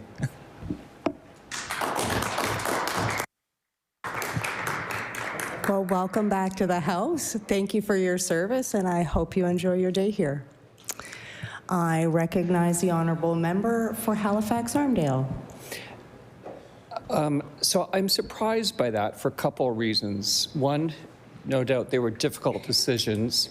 Secondly, my observation of the minister is a very diligent and leader, but so the process described sounds very subjective. And so can you tell, was there a template? These were big decisions that, having been in the decisions that, you know, decisions about cuts in other places, I need to be prepared to defend them to not only to the constituents, but to the stakeholders, to unions. So I was expecting more detail and defense of the decisions, not arguing for or against them, but I'm just surprised by that. Sounds rather subjective. Can I get some more description? Like, was there a template? How did you make these difficult decisions? Because the response I got is not in keeping with the diligence I'm used to.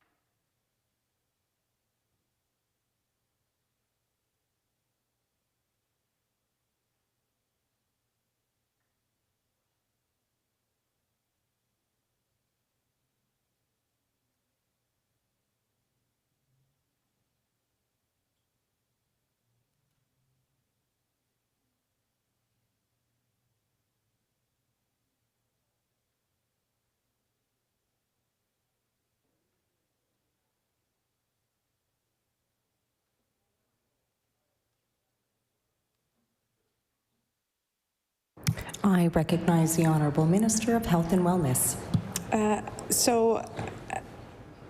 Again, I'm just not sure if how to say this any clearer. We were actually quite responsible when we looked at our grants. So the insinuation that we didn't actually understand what we were doing is not really well accepted. These are very difficult decisions. Nobody wanted to undertake this, but we're in a very different fiscal time. And in fact, our grant reductions show that we have protected core services. We protected frontline care. We protected our contractual agreements, and we submitted the discretionary grants that would not impact those two areas. So it was actually done with discernment. It was actually done quite intentionally in order to, these aren't easy decisions, and we were asked across departments to do this, and so we undertook this with great responsibility, understanding that these were difficult decisions. So frontline services were not affected, and our contractual agreements were not affected as we looked at the grants that were could be subject to the reduction.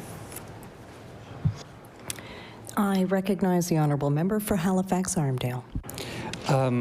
So just to be clear, I'm no way inferring that it wasn't a difficult decision and the diligence wasn't there. I just don't understand what the diligence was. There's diligence when you apply for grant, there's criteria, and there's eligibility criteria. I assume there was probably some criteria, as there is for application, that there would be for reduction. So I have to, again, I understand it was difficult. I'm just not getting a sense, other than it took a lot of work and it was diligent.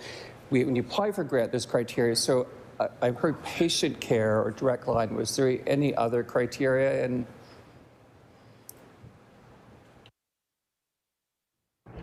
I recognize the honourable Minister of Health and Wellness. I can answer this 100 times if the member would like, but that is the answer. We protected core services. We did not reduce grants that affected front line care. We did not submit grants that had contractual obligations. This is the group that we have of grants to send over, and that question can be asked into perpetuity, and that will be the answer. I recognize the honourable member for Halifax-Armdale. so is it fair that I could send groups and constituents to the minister's office to ask that question in more detail?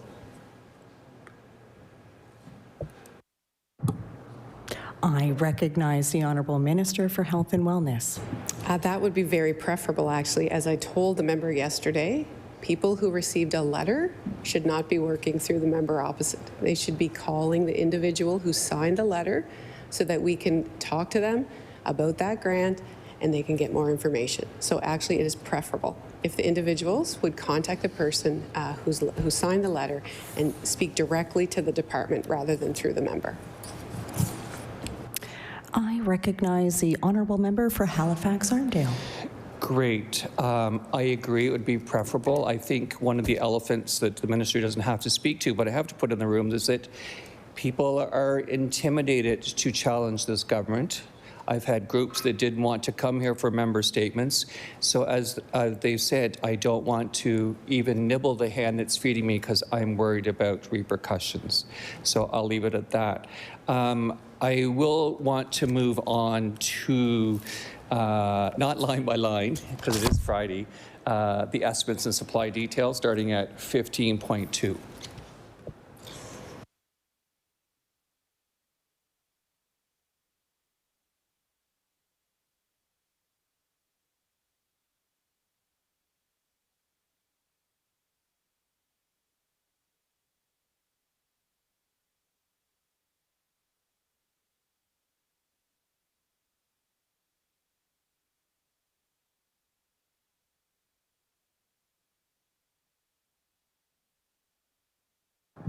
I recognize the honourable Minister for Health and Wellness. We're on 15.2. I'm not sure what's required. Okay. Oh, I need to recognize you. I recognize the honourable member for Halifax-Armdale. So I expect there's some overlap from the questions and the discussion we had yesterday. And a lot of my questions before yesterday were answered. So just a couple of few questions per page. In 15.2, So I'm also curious about increases as well as reductions, mostly not so much the dollar amount, but where the services or the funds, what the outcome or where they're directed at. So I may ask questions where there's been an increase or a reduction, and it's really more not how the number came about, but what the direction or deliverables may be attached to that. So the first one I'm curious on page 15.2 is physician services and pharmaceutical services and extended benefits. Physician services comes up a couple different places, and I realize it's probably different funding streams, but I'm just not sure. I'm just looking for clarity on what that stream supports.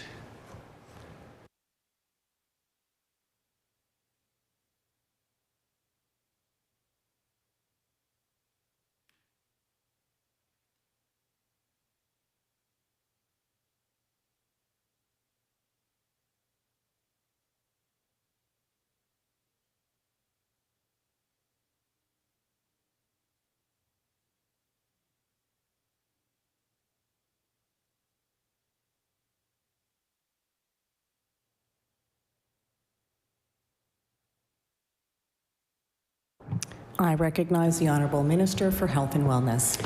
So the line item for physician services that you see there, the $1.4 billion, is for fee-for-service, academic funding plans, alternative payment plans, longitudinal family medicine, emergency departments, physician residents, other physician agreement initiatives, facility on call, and other programs associated with physician services.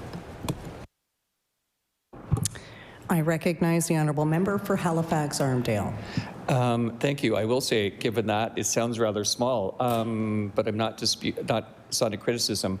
Emergency health services, again, a change there in an increase. Again, emergency health services comes up in several places, so I'm just looking for clarity.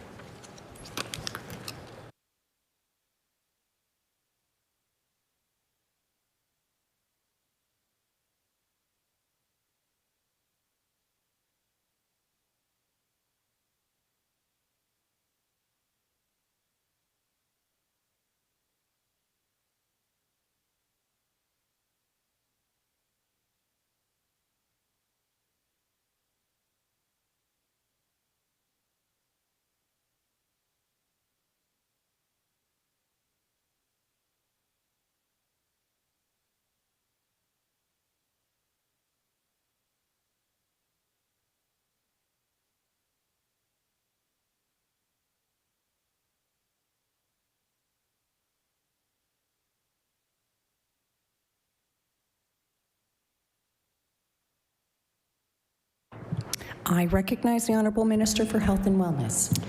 So the increase in the line item is related to wages, and it's also related to operational and contractual pressures.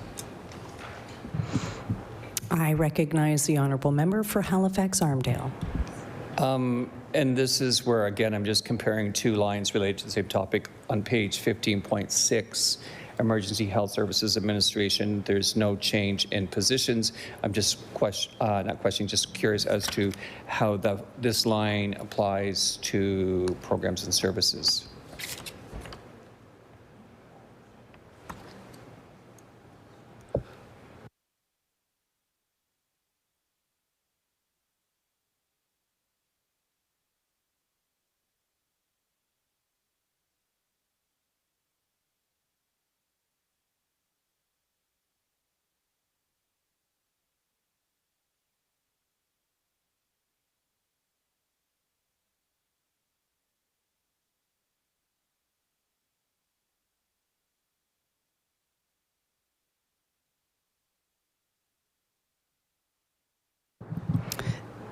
I recognize the Honourable Minister for Health and Wellness. So I'm just wondering if it's what the member is asking. Is it the Physician Assessment Center Administration? Yeah. So it's PACE, and it's moved into operations. Right. Okay. So this is the PACE, the Physician Assessment Center of Excellence. It was a special operating agency within the department, but it's now moved as an independent organization with the college. I recognize the honourable member for Halifax Armdale. 15.4 under programs and service, second line, fairly striking increase to Office of the Deputy Minister. Why is that, and what's that outcomes attached to that?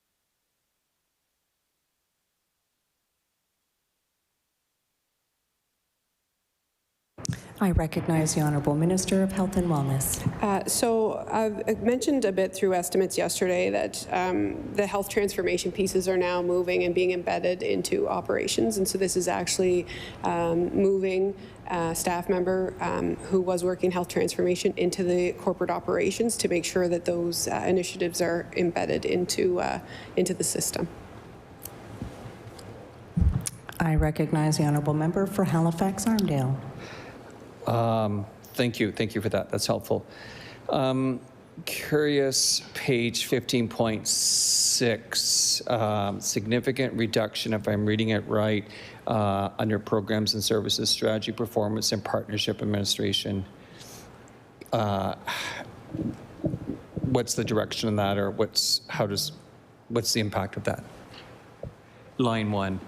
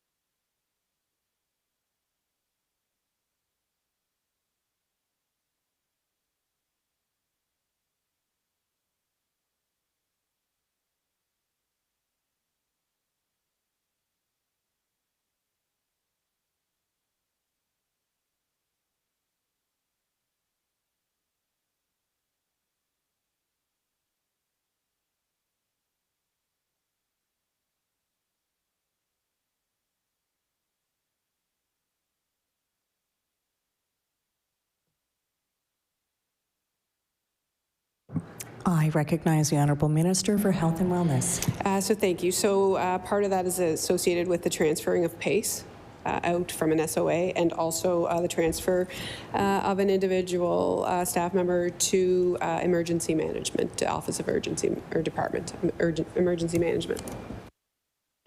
I recognize the Honourable Member for Halifax Armdale. So yesterday we spoke about the reduction in FTEs. So is it fair to say those were not necessarily reductions, just transfers? Okay. I recognize the Honourable Minister for Health and Wellness. That's correct. I recognize the Honourable Member for Halifax Armdale. The page 15.8 under programs and services, longitudinal family medicine, I could make some assumptions. It looks favorable in terms of the increase. I'm just curious what that increase goes towards.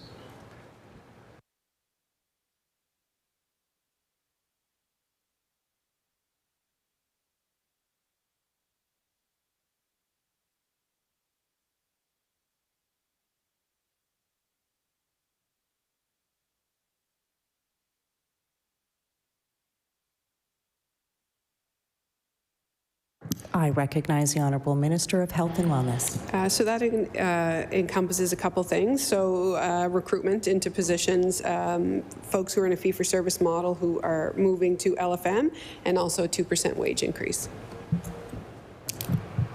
I recognize the Honourable Member for Halifax-Armdale. Page 15.9, programs and services, line seniors pharmacare program. Again, an increase which looks favorable. I just would like to know what that is delivering.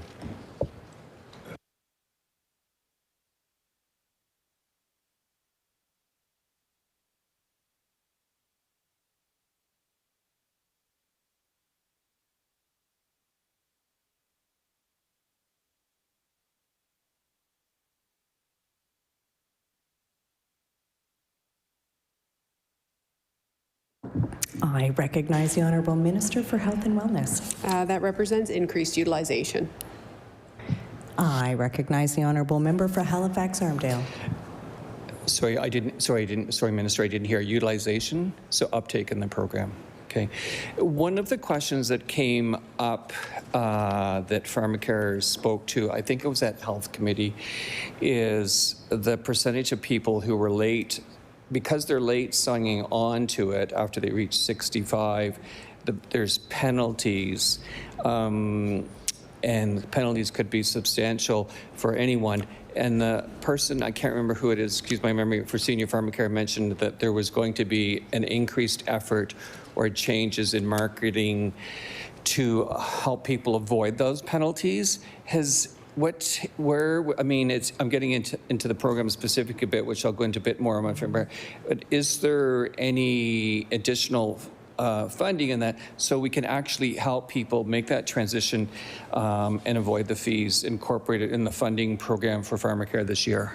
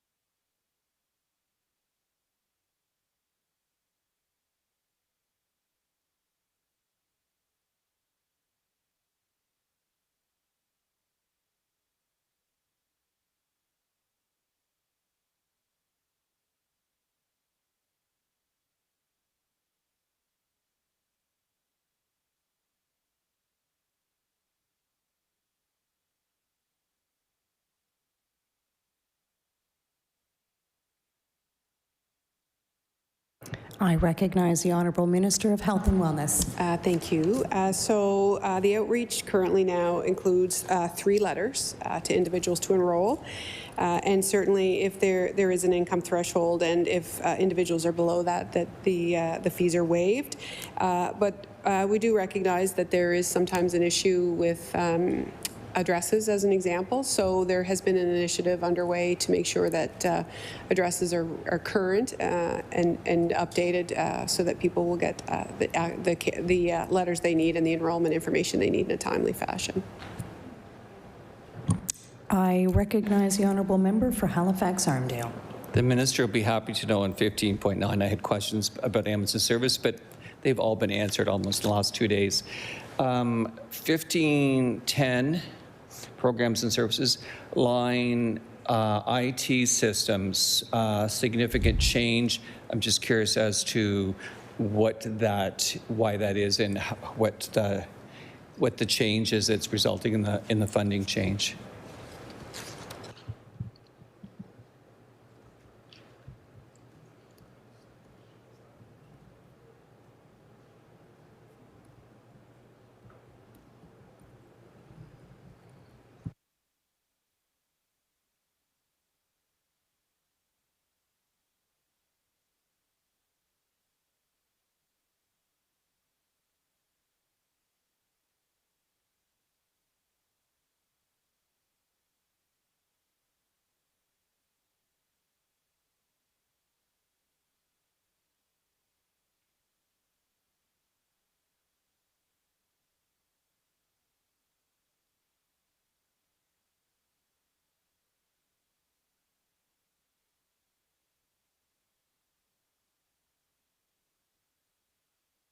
I recognize the Honourable Minister of Health and Wellness. That line item represents the implementation of OPOR, the digital initiatives. So we talked yesterday about the fax use elimination and also a necessary update to the drug information system. I recognize the Honourable Member for Halifax-Armdale. Just an editorial note, I was actually the physician consultant on the drug information system. Seems like forever ago. It's still an excellent program. One of the challenges that we learned from that was initially what the drug information system was going to interface, the desire was it would interface with physicians' EMR. And of course, the EMRs have changed and the ability to interface has changed. And it was one of the lessons learned that well, it's a great program. Unfortunately, our IT systems in healthcare are far from interfaceable, but it's still an excellent program. I'm happy to see it's well supported. The next questions are, again, where there's some overlap in the language and the terminology, so I'm just looking for clarity. On 1511, second, primary health care as a substantial increase, and on 1512, there's primary health care again increasing. I'm just looking to see what the directions or deliverables are attached and how, as two separate funding sources, what is their deliverables or directions attached to each one? The first one in 1511, the second one on 1512.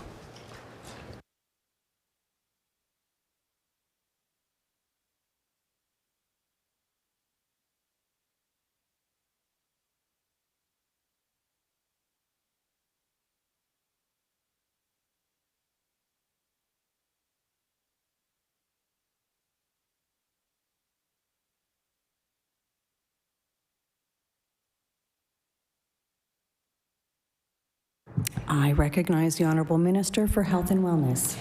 So on page 1511, that is a total of primary health care. And if you go to 1512, in the primary health care line, you can see it's broken out to Nova Scotia Health and IWK, and those numbers would add up to the one on the previous page. Yes, and that's for the $70 million in NSH and clinic investment as an example, right?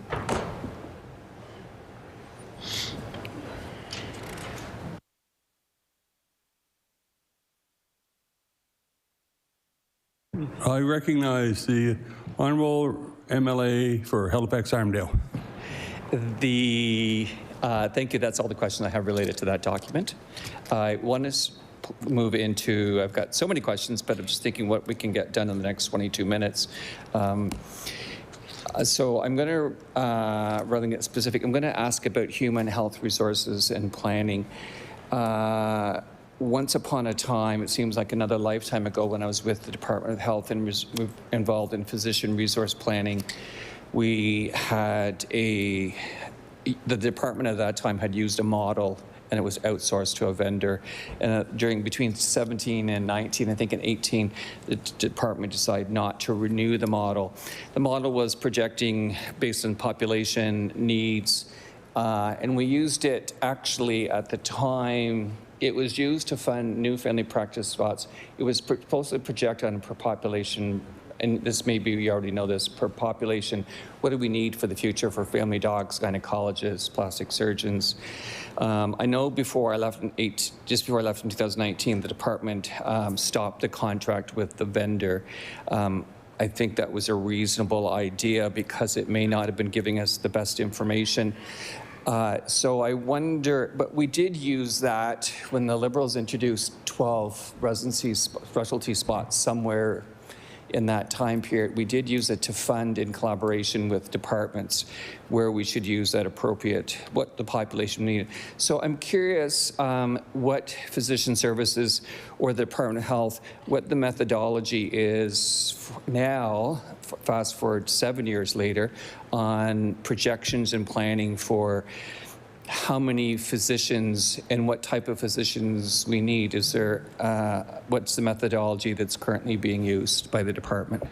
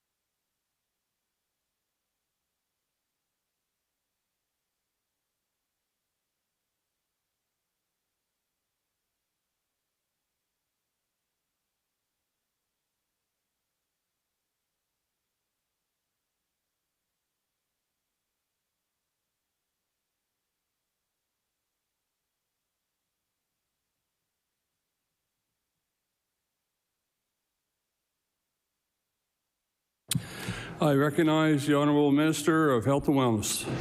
I would say at a high level, we would look at a population and needs-based methodology that's done in collaboration with the operators, so NSH and IWK. And since we're here, I just want to really emphasize the incredible work of this department. There's a number of people who work in physician services, in data analytics, in performance, and I just can't say enough about the ability of these individuals, the intelligence, the commitment that they have. Not only are we looking at population needs, but complexity of populations as well. The work is incredible, and I'll just give a shout out. There's actually been formulas that have been developed in the Department of Health that we don't believe are anywhere else, that this is really intellectual property created by these incredible teams. So I can assure people the data that we collect and analyze in the department and through Nova Scotia Health and IWK is more robust than it's ever been, and it allows us to make very precise decisions and have a better understanding of the populations we're serving and the needs now and into the future. I recognize the Honourable MLA for Halifax, Armdale.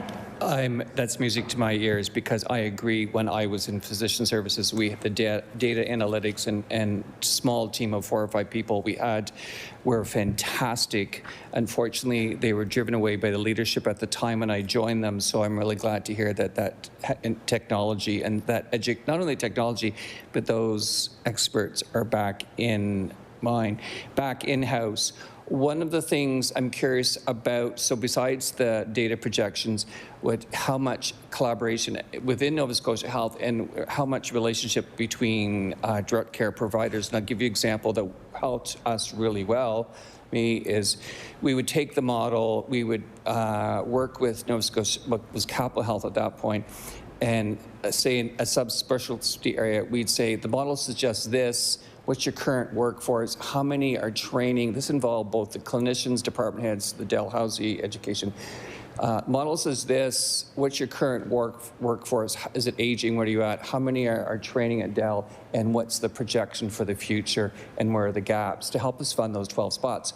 One of the challenges was, as you probably know, is not every department or division had the capacity to do that work and couldn't provide us with the numbers. Those that did, it was an easy ability to approve them because the homework was so there. But I think the strong point was, as I said yesterday, authority should lie where the information is that collaboration with department heads who actually had that capacity and were forward thinking was so invaluable. Is in physician services that type of collaboration still happening, not just with the administration at Nova Scotia Health, but with the frontline providers and department heads to help plan the future? You know, I think of like oncology.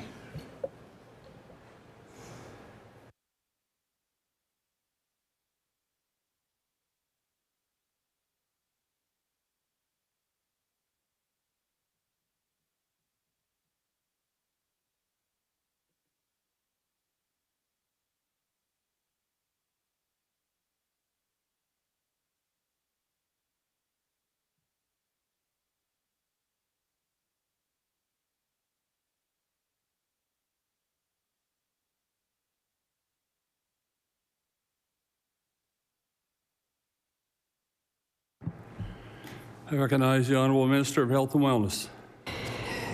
So I thank the member for the question. So certainly there is very good relationships with physician services, with medical affairs. We do hear regularly from department heads. As the member would know, in Nova Scotia, there's not many degrees of separation. The medical community is small. And so what I would say, one of the things that I'm very proud of is that the department and physician services is very responsive to physicians. And when they, have requests, Nova Scotia Health, and the data really helps us explain and understand what the needs are, and also will often help those subspecialties and specialties kind of understand. More broadly what's happening in the system as well. So, yes, there's always ongoing consultation about what our needs are currently and into the future. I recognize the Honourable MLA for Halifax-Armdale. Thank you. I have about 2 days of HR questions getting into specifics, but I guess I'll start with something that's near and dear to me.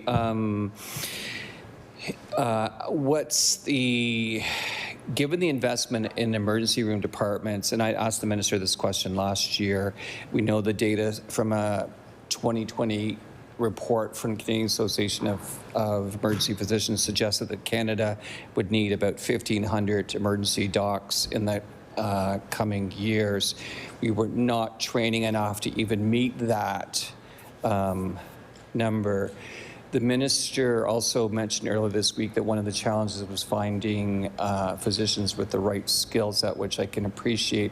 So I guess 2 questions are, based on the analytics, the collaboration, how many emergency physicians, and the expansion and increase in capacity, how many emergency physicians does the Department of Health expect that we need? What's the gaps now, and what do we need over the next 5 years?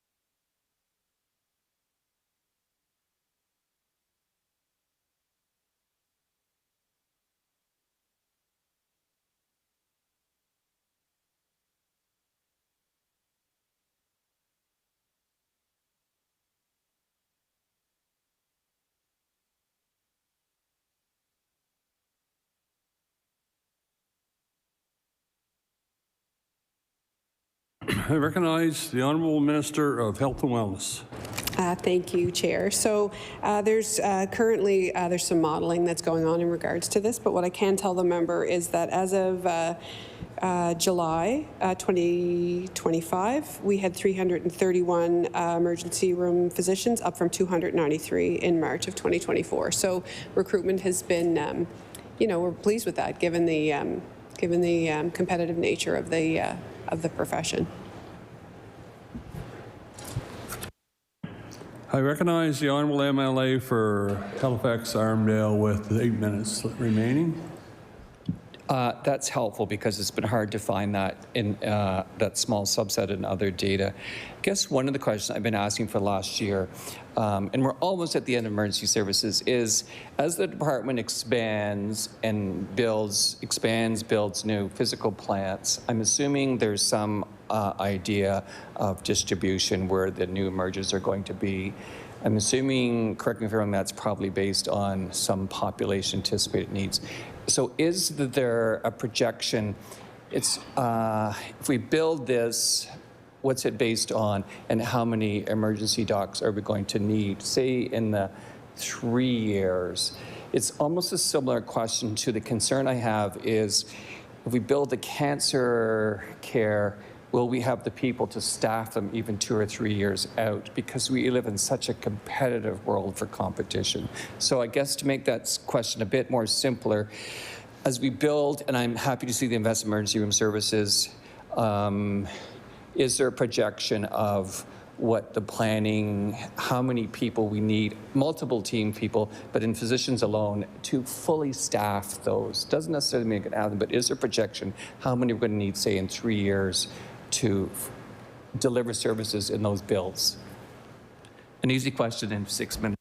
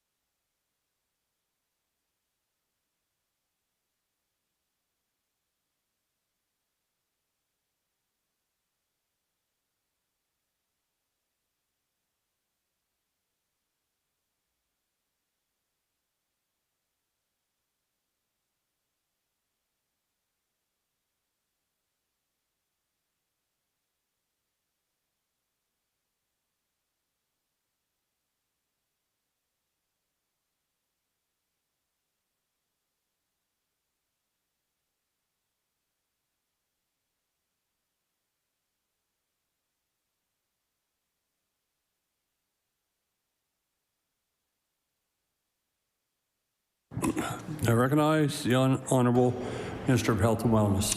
Thank you.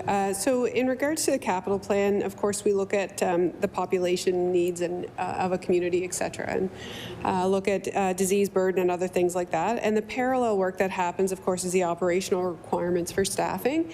And I think one of the things that we can point to as a government is the investment in emergency rooms and our investment in workforce.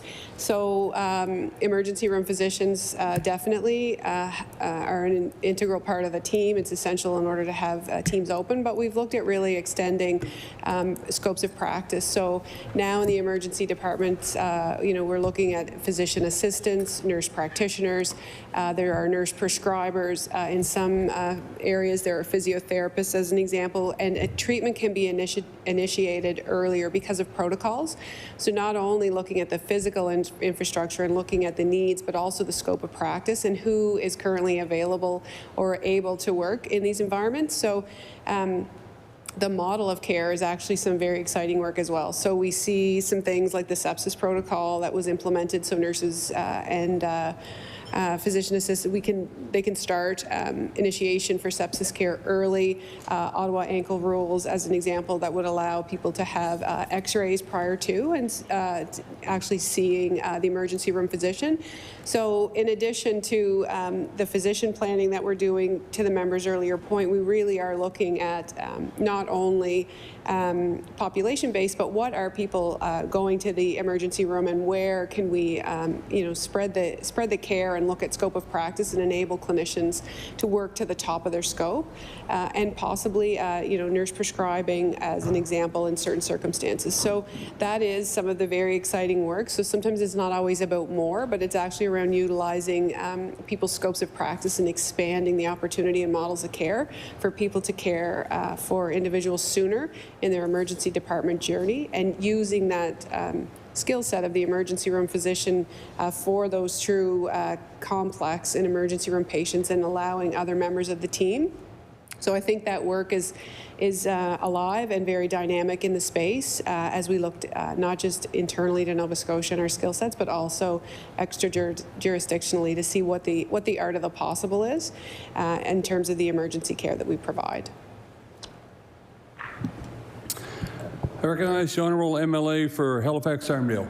So I understand the teams are changing and we're adding more skills and allowing physicians to maximize their skills and include other providers, and I welcome that change. However, it still raises the question, and it's not a gotcha question. I guess the question is, like, with those changes, hopefully you'll be using physicians more efficiently and effectively, but how many are we going to need this year, next year, and let's say next 3 years? Because the other second part of that question, which we may not get today, and I don't expect the minister has access to this, is how are we training? How many are we training? Because what my experience in the past when I worked with Canadian Association of Emergency Physicians, the projections of what we needed for the country and by province, there's no way we were training enough. So I'm looking for, is there a plan or an estimate of how many emerge docs we need in the next 3 years? Keep it smaller.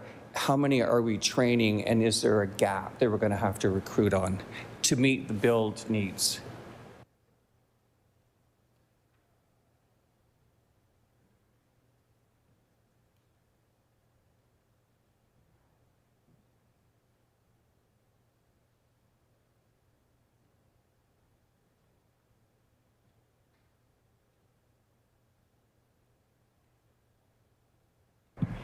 I recognize the Honourable Minister of Health and Wellness. So I said a little bit earlier that modeling is currently underway. Number one, how many physicians are required, but how many, looking at recruitment versus training, that all of that modeling work is being done currently. I recognize the Honourable MLA for Halifax-Armdale with 1 minute. Okay. Okay. When I was at the Department of Health many years ago, it seems like a lifetime ago, Department of Health was still funding postgraduate training spots, like how many residents we need in emergency medicine, anesthesia, et cetera. It wasn't through advanced education. Is the funding for post-residency spots, and that was a negotiation with Dalhousie is it still between the Department of Health and Dalhousie funding postgraduate spots in medicine?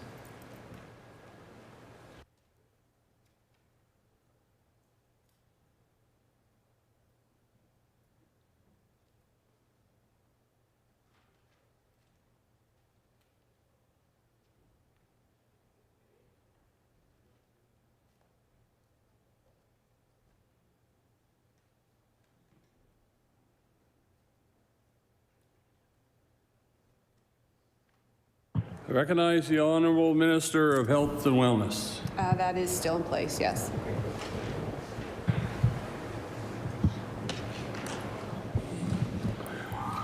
Order. The time for questioning by the official opposition is expired. We'll now move to the Liberal Party, and I recognize the Honourable Member from Timberley Prospect.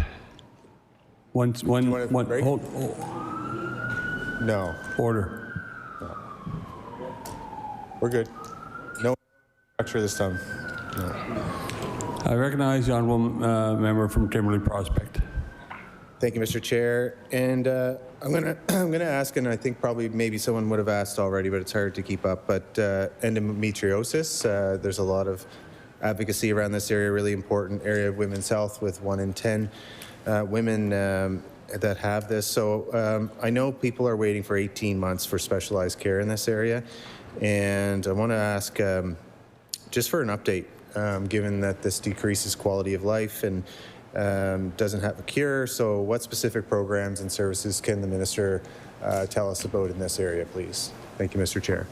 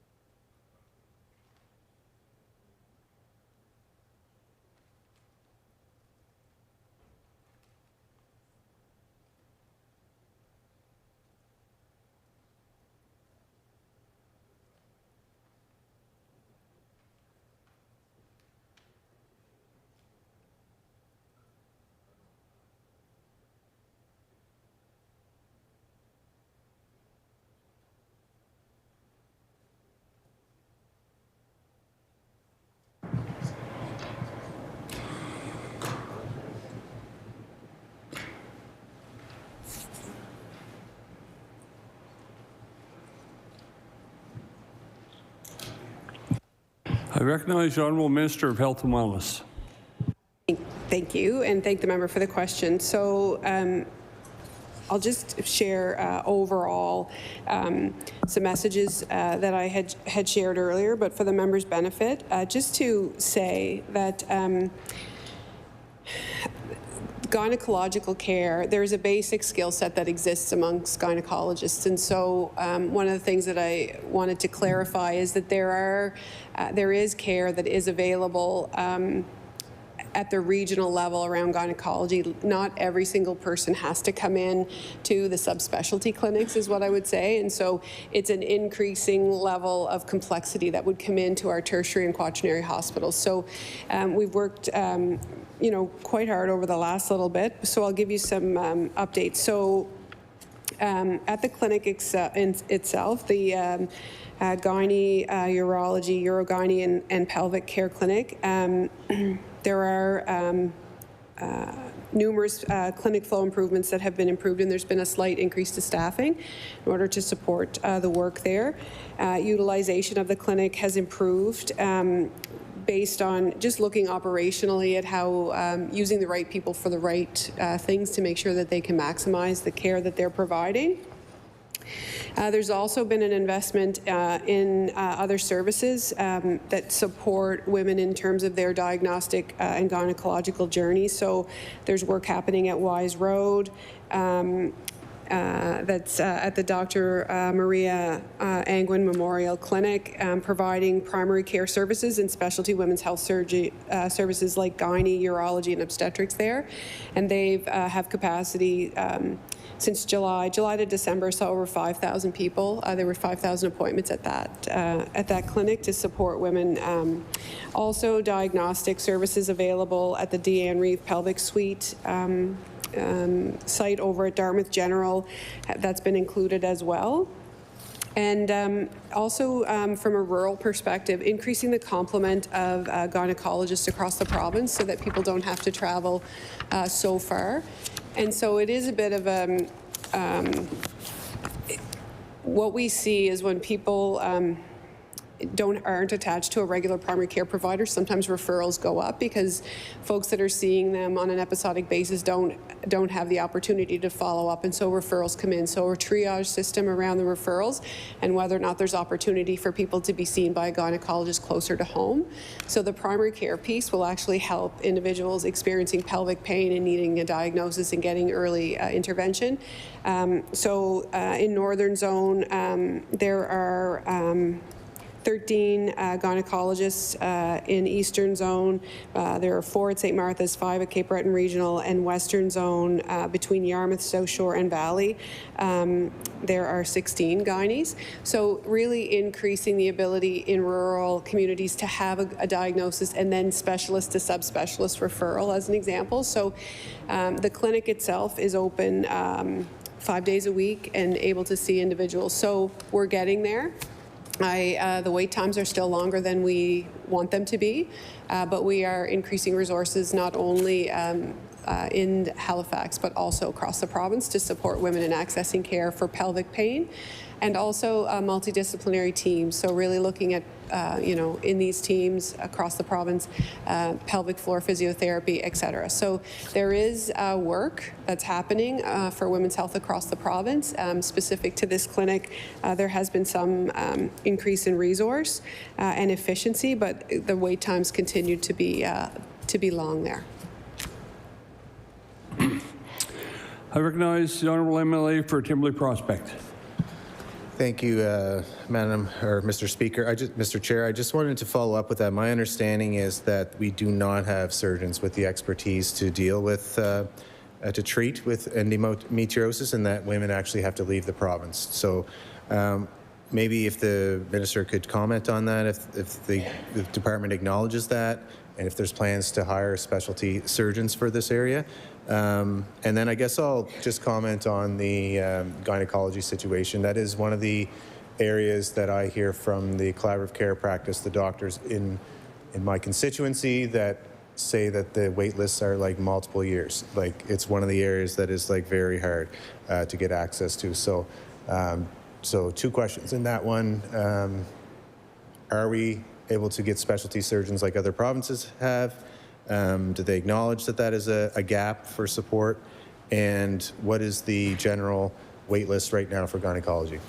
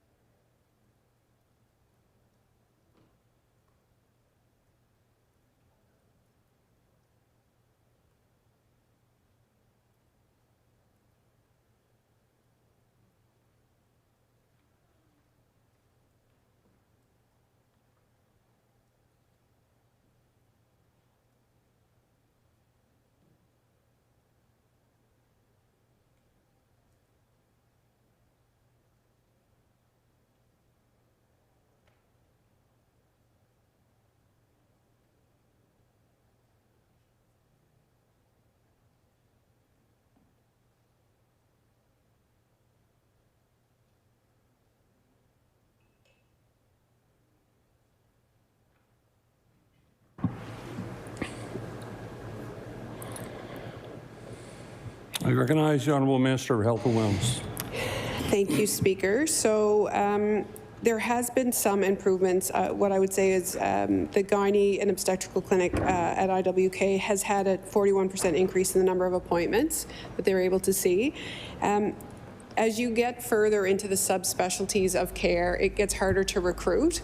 And so we're just looking, I believe there was a slight increase in the number of staff available. And the other thing that we would have to look into, and I can find out what I can for the member, it's not just around the resource of the individual, but it's actually around OR time and making sure that there's enough OR time available to that subspecialty, et cetera. So it is a bit of a complicated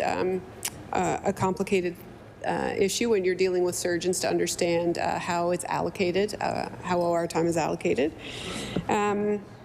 So we do know that urogynecology for a routine appointment is close to a 2-year wait. That people are waiting, but there is the pelvic pain clinic as well, where individuals can be seen. So, as I said earlier, we know the wait times are long. There's an ongoing assessment about what is the best way to approach that, IWK and Nova Scotia Health, and seeing how we can get care more quickly to people. I recognize the Honourable MLA for Timberley Prospect. Thank you, Mr. Chair. And I do think it's important for men to bring up issues around women's health. I tabled the strategy today that a lot of folks are asking for, and I think we all should be concerned about some of the findings from the IWK report and the inequities. I know the minister's concerned about that. On the pelvic floor stuff, I didn't have this in my notes, but something I learned over the last little while is that for pelvic floor physio, unless you have benefits, it's not covered under MSI. So I do see that as an inequity, and I just wonder if that is actually being looked at by the department as a necessity for women after pregnancy, postpartum, if there's an appetite to look at coverage for pelvic floor physio.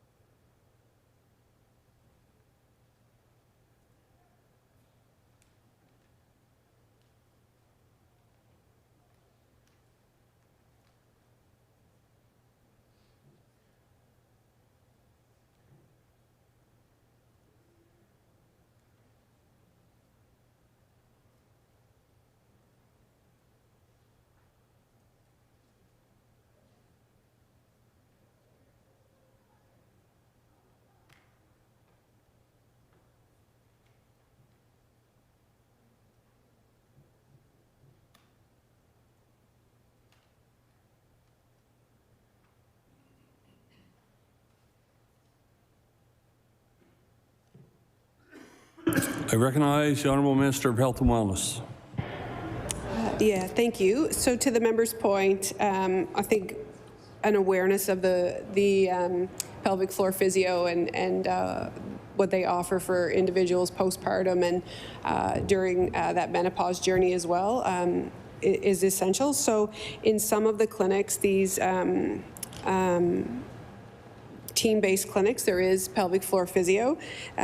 Certainly, there is at the Dartmouth General and I believe one of the other clinics. And it's also available privately. So there would be people who would have insurance who would be able to access it, but we're also beginning to embed it in women's health clinics, you know, based on a team-based approach to care.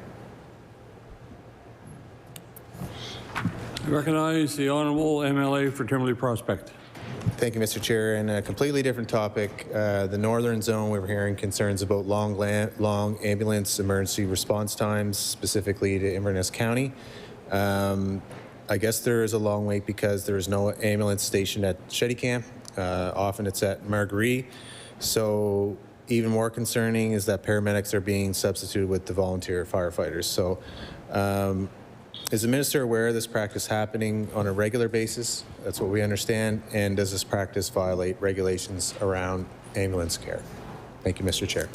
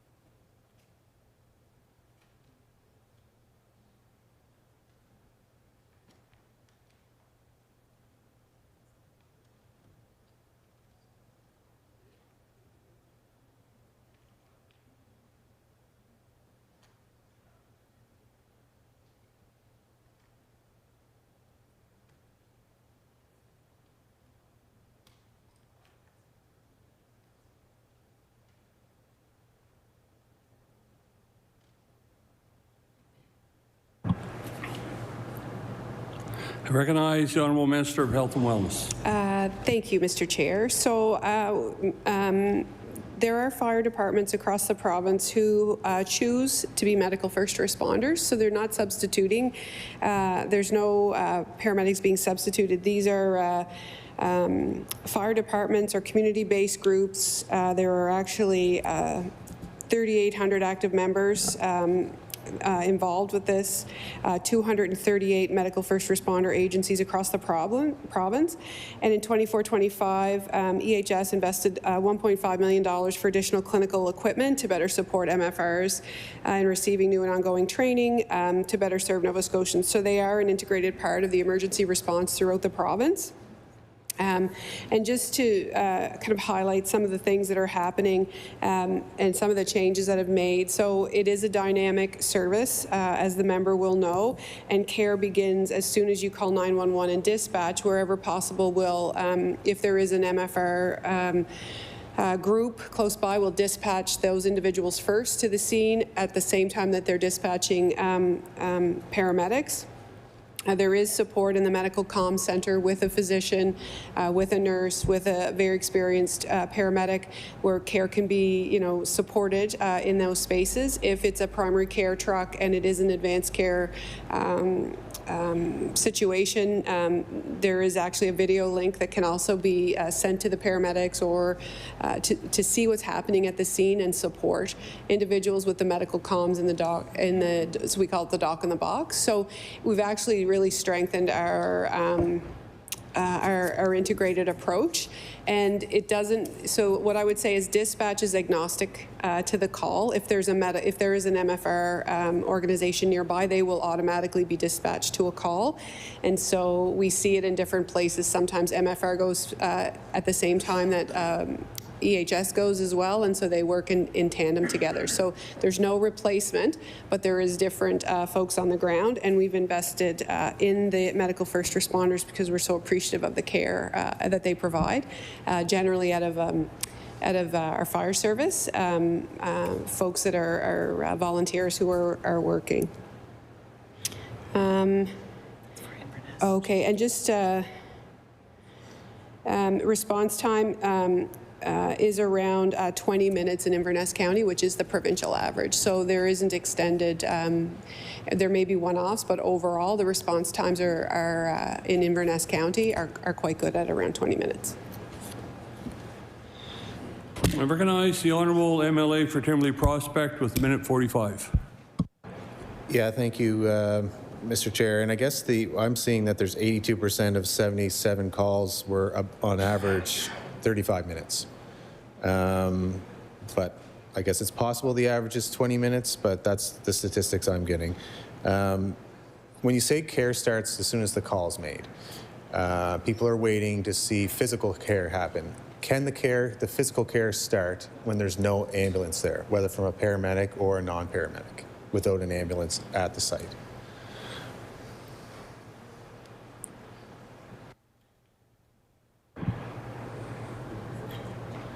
I recognize the Honourable Minister of Health and Wellness. I'm not sure. I'm going to try and answer that. I'm not quite sure what the member's asking. So sometimes if it's a family member, the dispatcher, of course, can assist the family member in doing CPR or doing some coaching on the phone, whatever's required. It would depend. But MFRs would have defibrillators. There would be, and they would have some basic training so that as soon as they arrive on scene, they can begin emergency care. So they are equipped in their trucks with some life-saving equipment. And so as soon as they arrive on scene, they would start that life-saving care. And we know the sooner a defibrillator is involved in a cardiac arrest, the better the outcome for the patient. So it's important that individuals have that. And certainly the AED program that exists across the province means that lay people, with the assistance of dispatch on the phone, can certainly apply those AEDs and be talked through how those are applied and utilized in an emergency situation. Order. The time allotted for consideration of supply today has elapsed, and I recognize the Honourable Government Deputy House Leader. Chair, I ask that you do now rise and report the progress to the House and beg to sit and leave another day.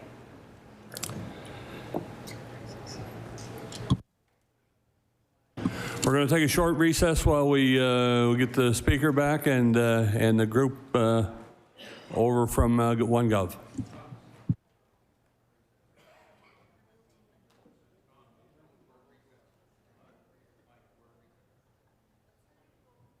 We're in recess.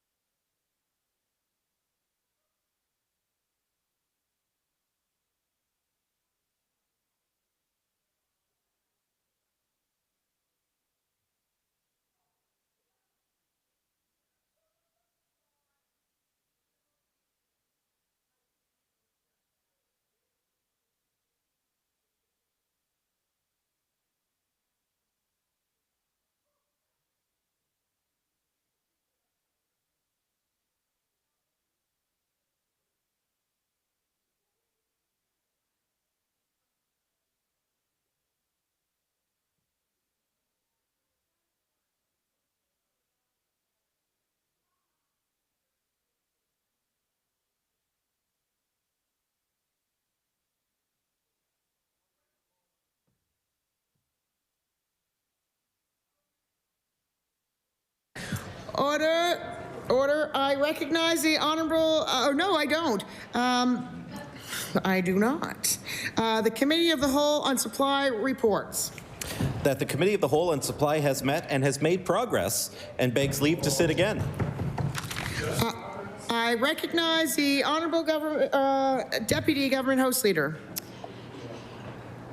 Speaker, would you please call order of business public bills in order? Order of business, public bills. I recognize the Honourable Government House Leader. Speaker, would you please call public bills for second reading? Public bills for second reading. I recognize the Honourable Government House Leader. Speaker, would you please call bill number 201? Bill 201. I recognize the Honourable Member for Dartmouth North. Thank you very much, Madam Speaker. I am happy to lend my voice to the debate on Bill 201.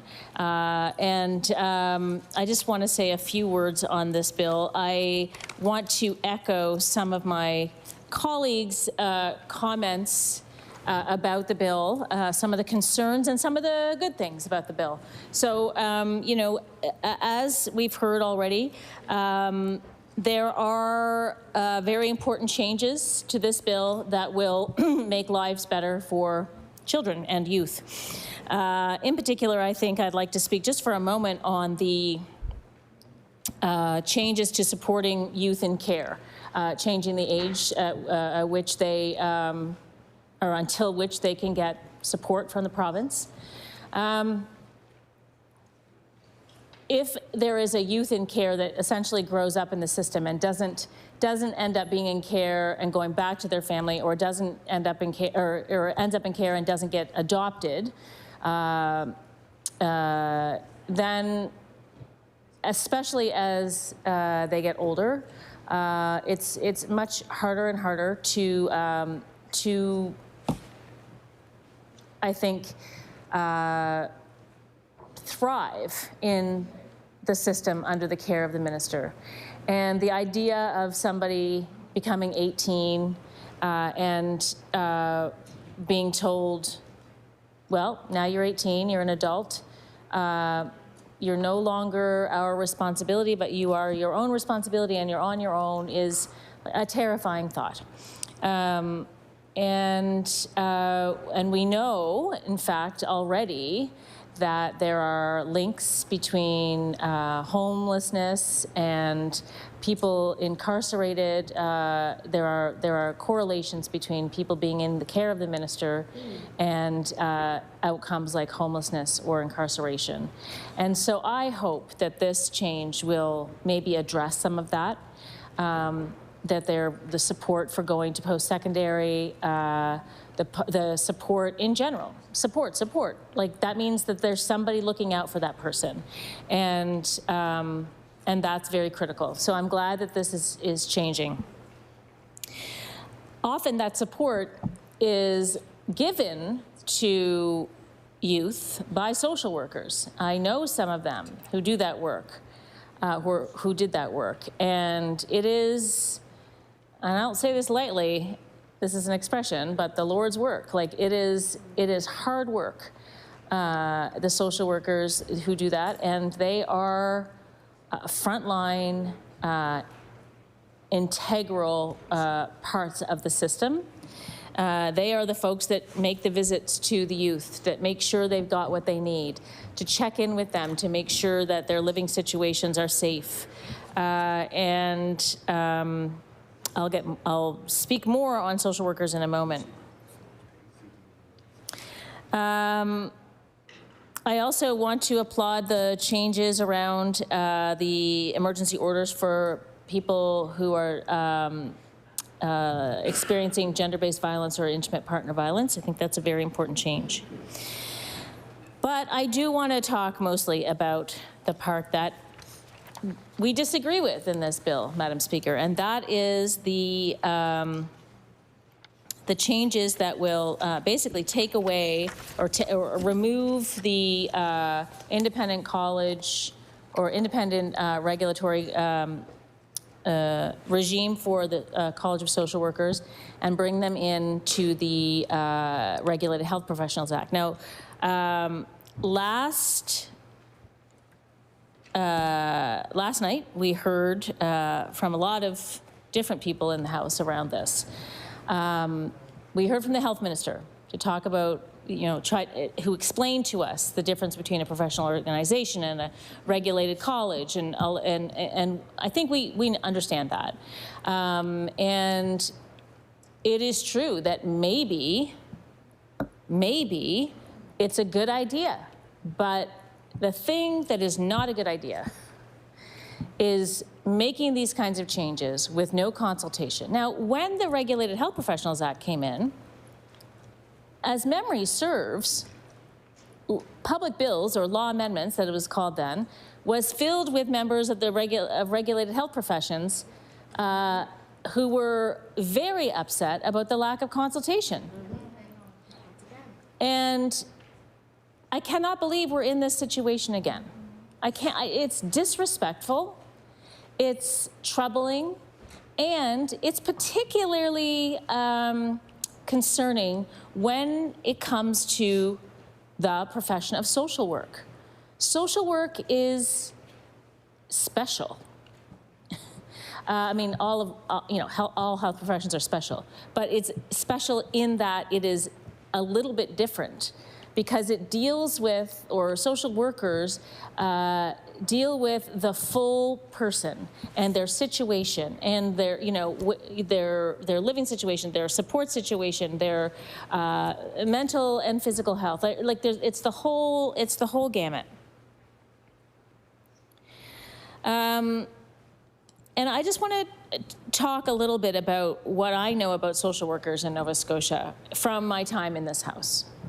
So when I was elected in 2017, the member who was the MLA for Dartmouth North before me had been the Minister of Community Services, and she brought in the new Family and Child Services Act. And at that time, there was much outcry. There was lots of good things in that act, but there was a massive outcry about the fact that unless there was sort of corresponding supports for social workers and for the Department of Community Services, that the act would actually do what it was intended not to do, or it would not succeed at what it was intended to do, which was to protect children. Because there was these changes being made, and that social workers, if there weren't changes, would not be able to keep up. So, for instance, it shortened the amount of time that a child protection case could be opened and then closed. So, say a child protection case is open, children are removed from the home, that case would finish in a finite period of time. I believe it was 1 year, maybe 18 months. But in any case, in order for the family to get the help they need, to become a whole family again and not lose their children to the system, they would need to do a number of things. Those are all court ordered, but part of it is visits from social workers, counseling from social workers, and like a whole number of people involved.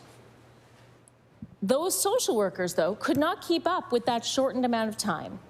And they said that from the beginning. They said, if this changes, we will not be able to help as much as we were able to. They got burnt out.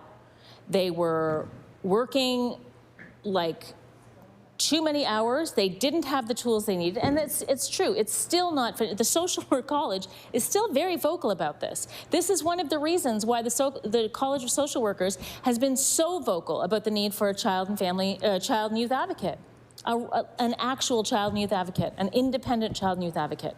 So that call for an advocate has come directly from this issue. So what happens is, my understanding is that, a family will get assigned a social worker, a parent will get assigned a counselor, and then, oh, whoops, that social worker can't do the job anymore because their caseload is too high, and they get burnt out and they go on leave or stress leave for obviously good reasons. Then the family gets another social worker. That same thing happens if that person maybe goes into a management position because a manager has just left. And there's a revolving door of child protection social workers, Madam Speaker. And the result is the families who want to be able to take care of their children and need some support to do that lose. And you know who loses the most? The children. If we know that if a child can safely stay with their parents and the parents can safely take care of the child and love that child, that is the best outcome. We also know, of course, that there are situations where that can't happen.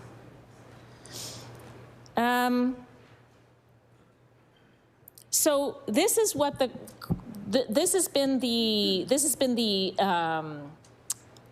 existence, I guess, of child protection social workers for a long time. And some of the act has been reviewed and some things have gotten better, but not everything. And again, I will say the organization that has been most vocal about this is the College of Social Workers, the Nova Scotia College of Social Workers. They are strong advocates for children in our province. And I trust their voices because they are the professionals who are on the ground working in this area. And that college was not consulted. They got a letter saying this bill is being introduced and this is happening. And that college is rightly so very upset for all kinds of good reasons. My colleagues read some of the social media post that one social worker made, who said, "I'm not a spokesperson for my employer, so I'm really just writing this as a comms professional who found out yesterday morning that the structure underlying my practice is being abruptly redeveloped." I'll go down further. The Social Workers Act did need to be updated. Instead, it's being repealed entirely, and its registrants are being shuffled to the Regulated Health Professionals Act, which doesn't have that transformative clause in it about advocacy. This clause could be added to the profession-specific regulations, but that seems unlikely under a government that has not welcomed independent scrutiny. Regulars under the purview of the Regulated Health Professionals Act who wish to advocate will have to argue for the ability to do so. And that's a fight we might not win. So if that happens, who's gonna be the voice of those social workers? How are they going to advocate? How are the children that they represent and work with and the families that they represent and work with every day, how are they going to have a voice? This government is really, really good / bad, if you know what I mean, at passing bills with no consultation, tabling bills with no consultation, passing bills with no consultation, sitting at the table at public bills and listening to people complain and suggest changes and improvements, ignoring them, and then passing the bill and saying, don't worry about it, we'll fix it in regulations, or we'll look at it in regulations. Well, Madam Speaker, regulations are made behind closed doors. Who knows if the consultation that's necessary is happening to make those regulations? This is a house where we can debate these things openly, in front of the media, in front of the public, and people can have a say. But the way this government wants to function disallows that. So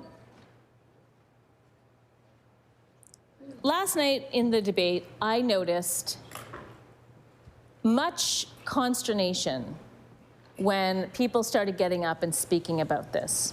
People who are well within their rights, but because they're elected to sit in this chamber, they can talk as long as they want, unless somebody tells them not to, of course. But they, I don't mean you, Madam Speaker. I don't mean that. I mean, you know. True. Let's hope that doesn't happen. But they have been elected to be here to say the things that they need to say. My colleague spoke so eloquently about being a teacher and working with a number of kids who had been in care. He is a frontline worker too. He knows about that situation. He knows the importance of social workers in the children's lives of the people he has taught. Other colleagues talked about other parts. My colleague from Halifax Sable Island talked about mental health. People have perspectives, but what I saw from the government was shock and outrage that we were debating this bill. How could we possibly criticize this bill? Well, again, I'll say I'm not necessarily criticizing the bill. I'm criticizing the way it's coming before us. I'm criticizing the fact that the College of Social Workers was not consulted on this. It's shameful and disgraceful. And Madam Speaker, I would love to hear why they weren't consulted. What is the reasoning behind just surprising them with this bill, which they knew would be upsetting? What is the reason behind that? So if a government member wants to get up as part of this debate and talk about that, I'm all ears. But in the meantime, I have a really hard time supporting the bill because of this part of it. Thank you very much.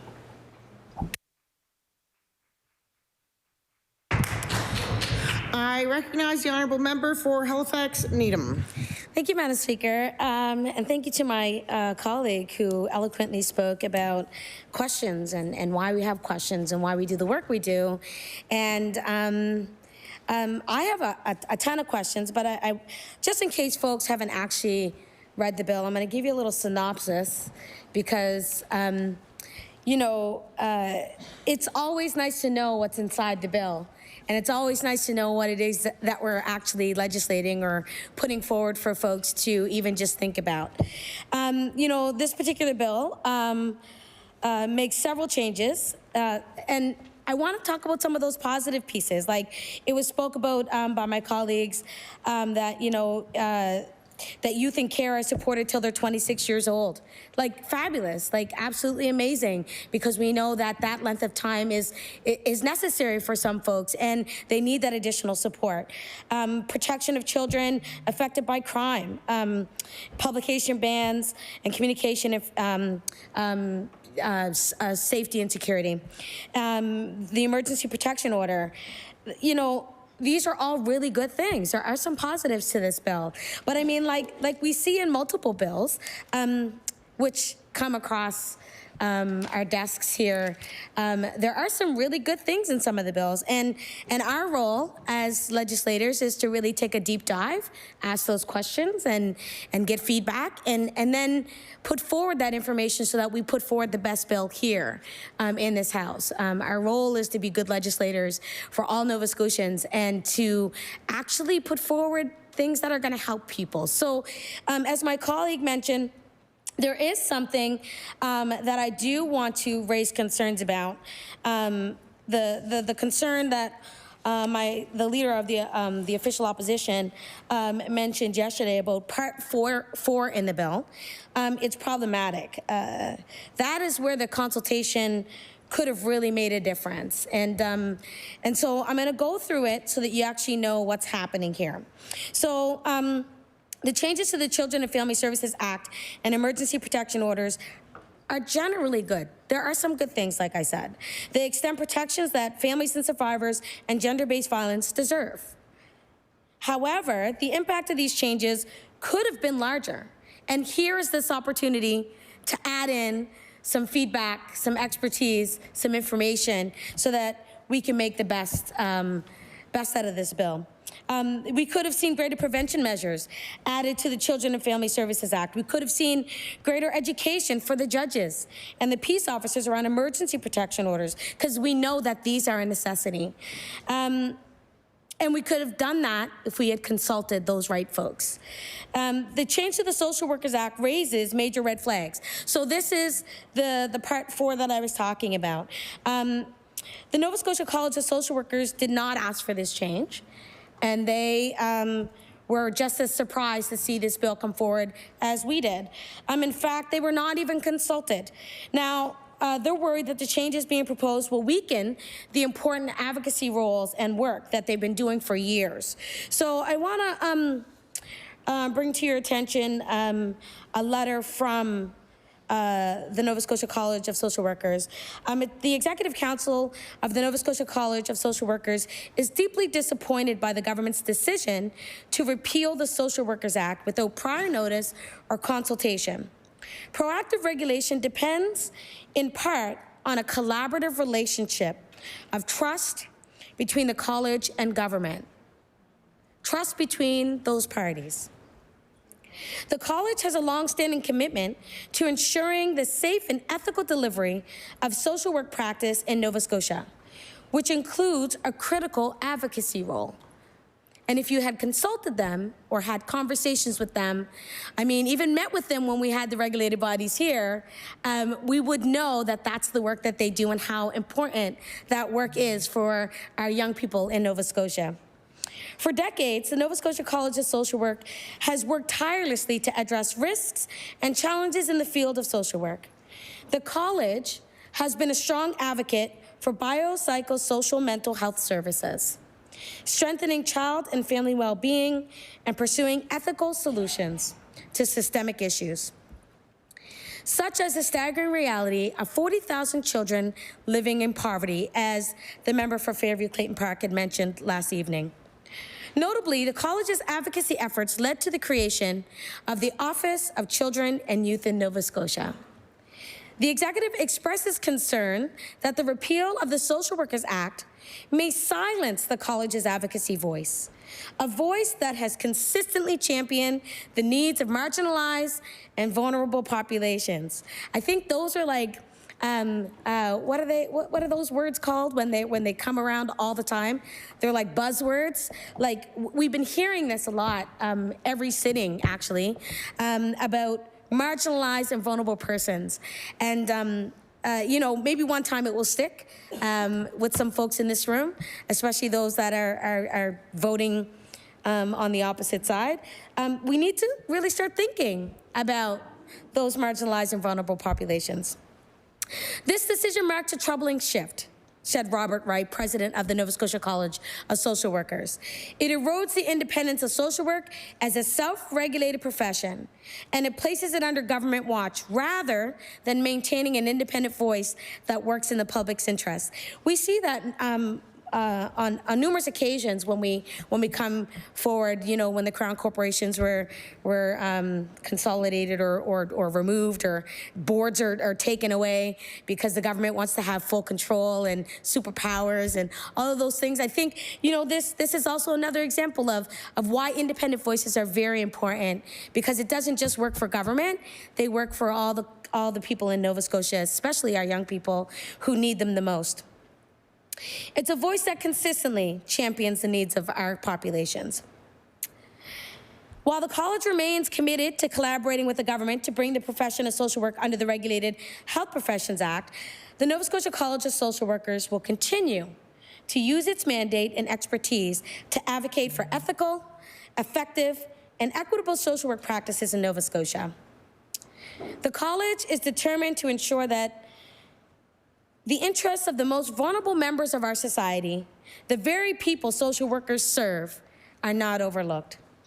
The college calls on the government to engage in meaningful dialogue with the Nova Scotia College of Social Workers to ensure that the profession of social work can continue to operate independently and in the best interests of the public. And so, this is a call to ask, when are we going to be consulted? How is that going to look?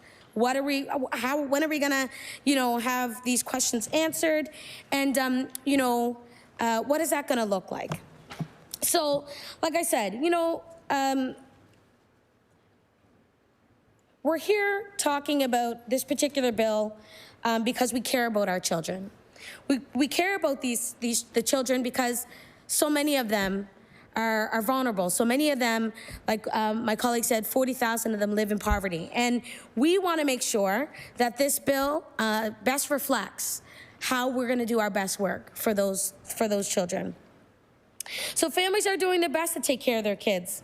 And we as a government should be doing everything possible to make sure children are safe online and elsewhere. Advocates and everyday Nova Scotians have been calling for updates to protection orders for years. Given the work being done in our province to address intimate partner violence, updates to emergency protection orders are long overdue. Once again, like I said, there are some positives. But I'm going to move into, like, why was there not any consultation, and why is this bill not separated up? Like, it says it spans 3 departments: opportunities and social development, justice, and health and wellness. And I think there was a discussion last evening, and I'm just going to paraphrase that. Everybody's working across departments to get work done and to do the best work. I mean, we hear that often, actually.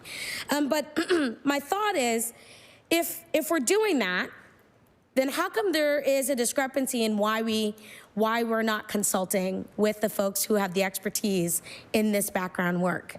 I get that we have justice involved because it's really important for us to make sure that these changes are made to follow through with the work that needs to be done to protect our children. Absolutely.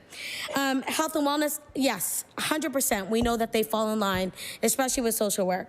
And opportunities in social development, they all tie in with each other. But if we separated them, then we could ask the ministers separately what that will look like and why they came to the decision of bringing forward this piece of legislation in this way. But we don't get that opportunity to do so. So,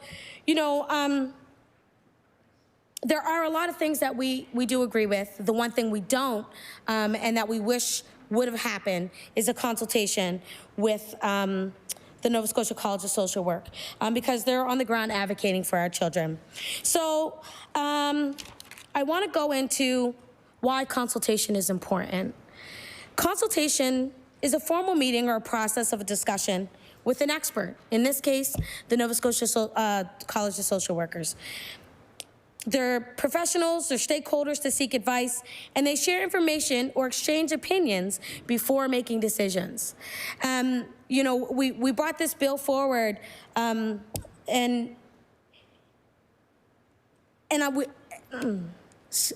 just give me a second, Madam Speaker. I want to be able to say this in the right way. We see time and time again bills that come forward here to this House without any consultation, and then we say we will consult with them after. I think, as someone who facilitates and who have consulted and who has been in rooms with people to gather feedback and to gather pertinent information, I think that's the backwardest way, and I know that's not a word, the most backwardest way to do the work that needs to be done. And I'm not saying this to be harsh. I'm saying this because it's a reality. When I would not, I would not take my car apart and then try to put it back together as if I was an expert in mechanics and be like, you know what, I'll work on that later. I'll figure it out. I'll talk to a mechanic after I take my car apart. That just doesn't actually jive. It doesn't work. If anybody knows, I'm not a mechanic, so I don't really know. I'm not an expert in that. But I will say this.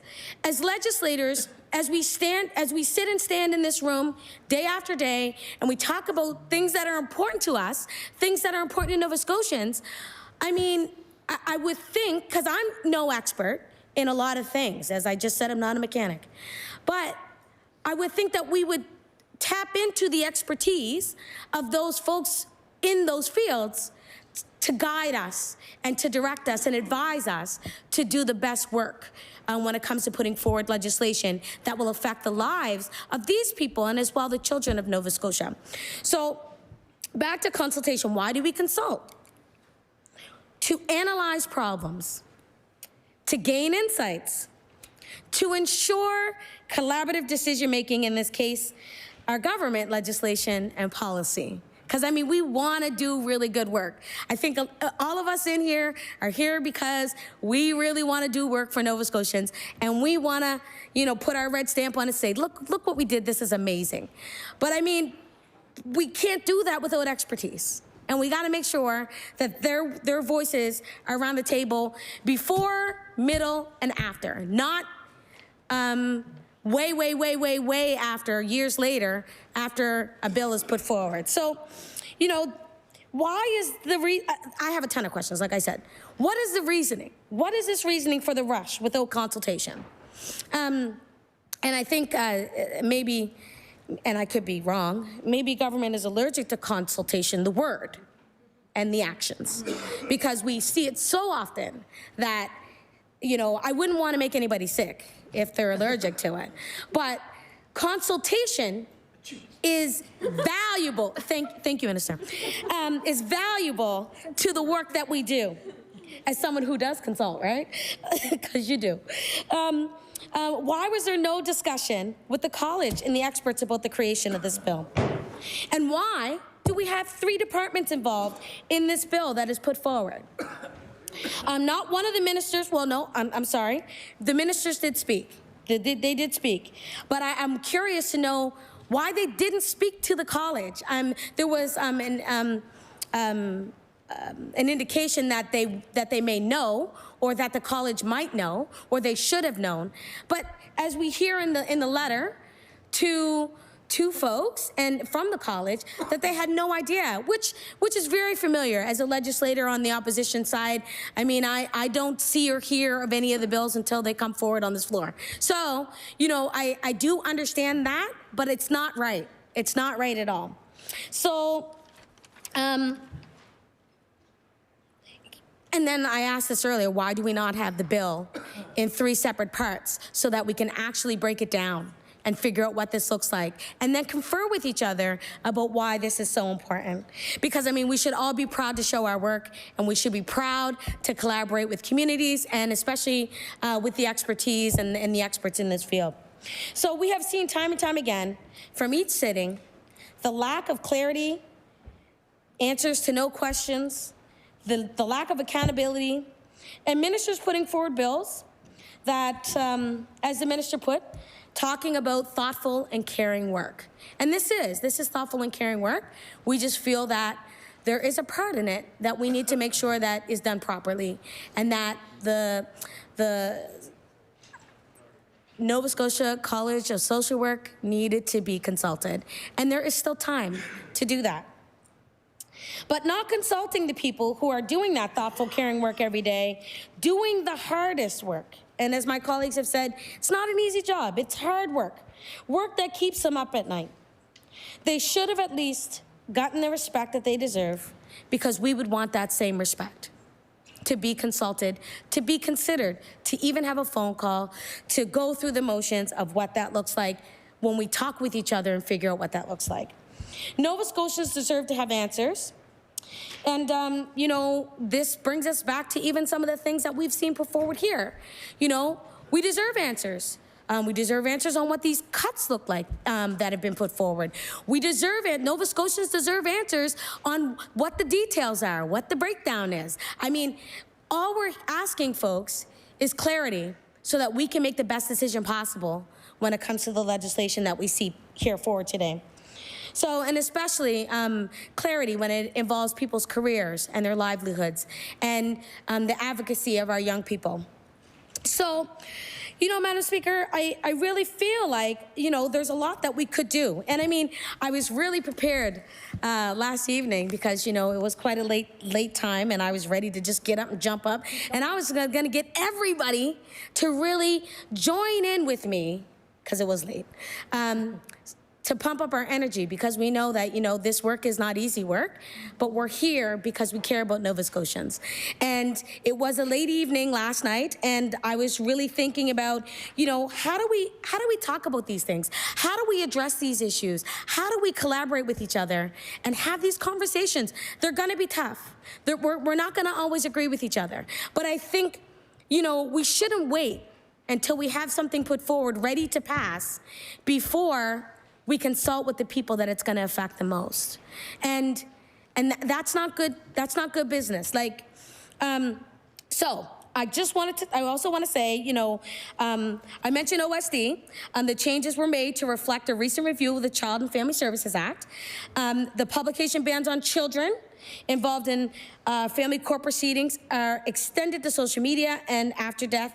And we think that is wonderful, because that is really good moving forward to make sure that our children are protected. We support that practice.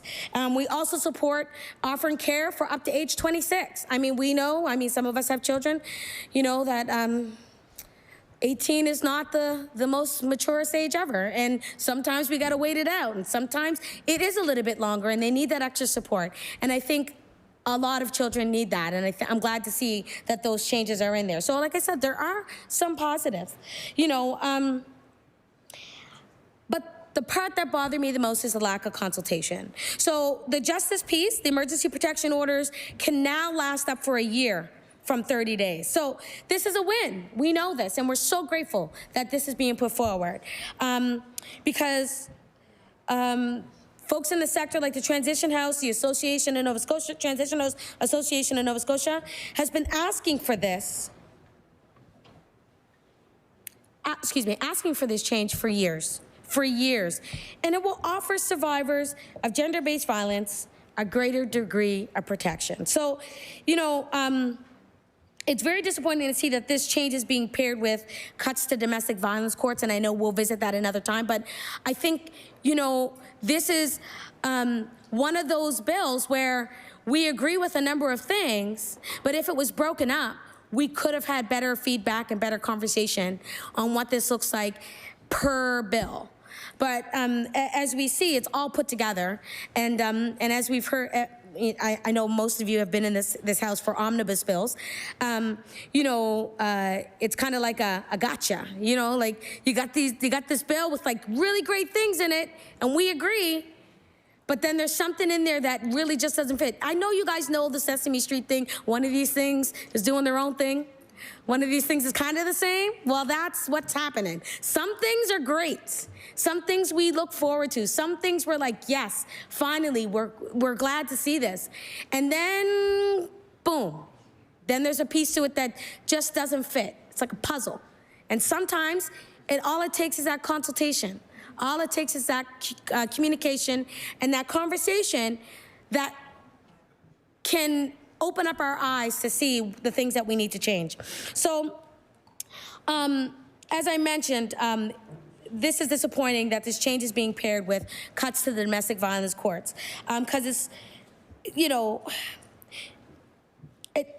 as much as it's being paired with things that are increasing efforts to make it easier for survivors of gender-based violence to get emergency protection orders, you know, we also see some of those after effects of what this might look like for folks who, you know, need to be a part of that through the domestic violence court. So, you know, there are some things in there that we would question, and we would hope that the minister would take back, the Minister of Justice would take back, and really examine and see how we can fine-tooth that.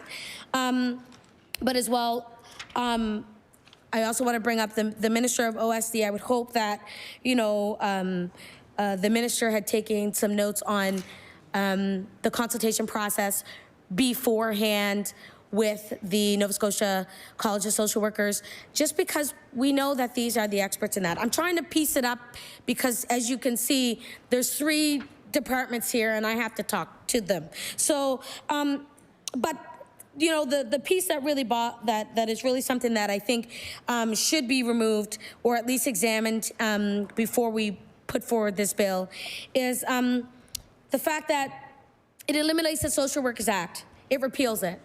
And it moves regulation to the profession over the over the government's 2023 Regulated Health Professionals Act. So I say this because my colleague so eloquently spoke about, you know, when we had the regulators here, and they've been here multiple times, and they've spoken to us about being in contact and collaborating with them and letting them know about changes that are coming forward that will have to include them and their careers and their livelihoods, and as well the work that they do. And once again, we're seeing that it's falling on deaf ears. We see that, this important college that's doing amazing work, and I talked about that earlier, that, they're very disappointed that they have to tell their members that,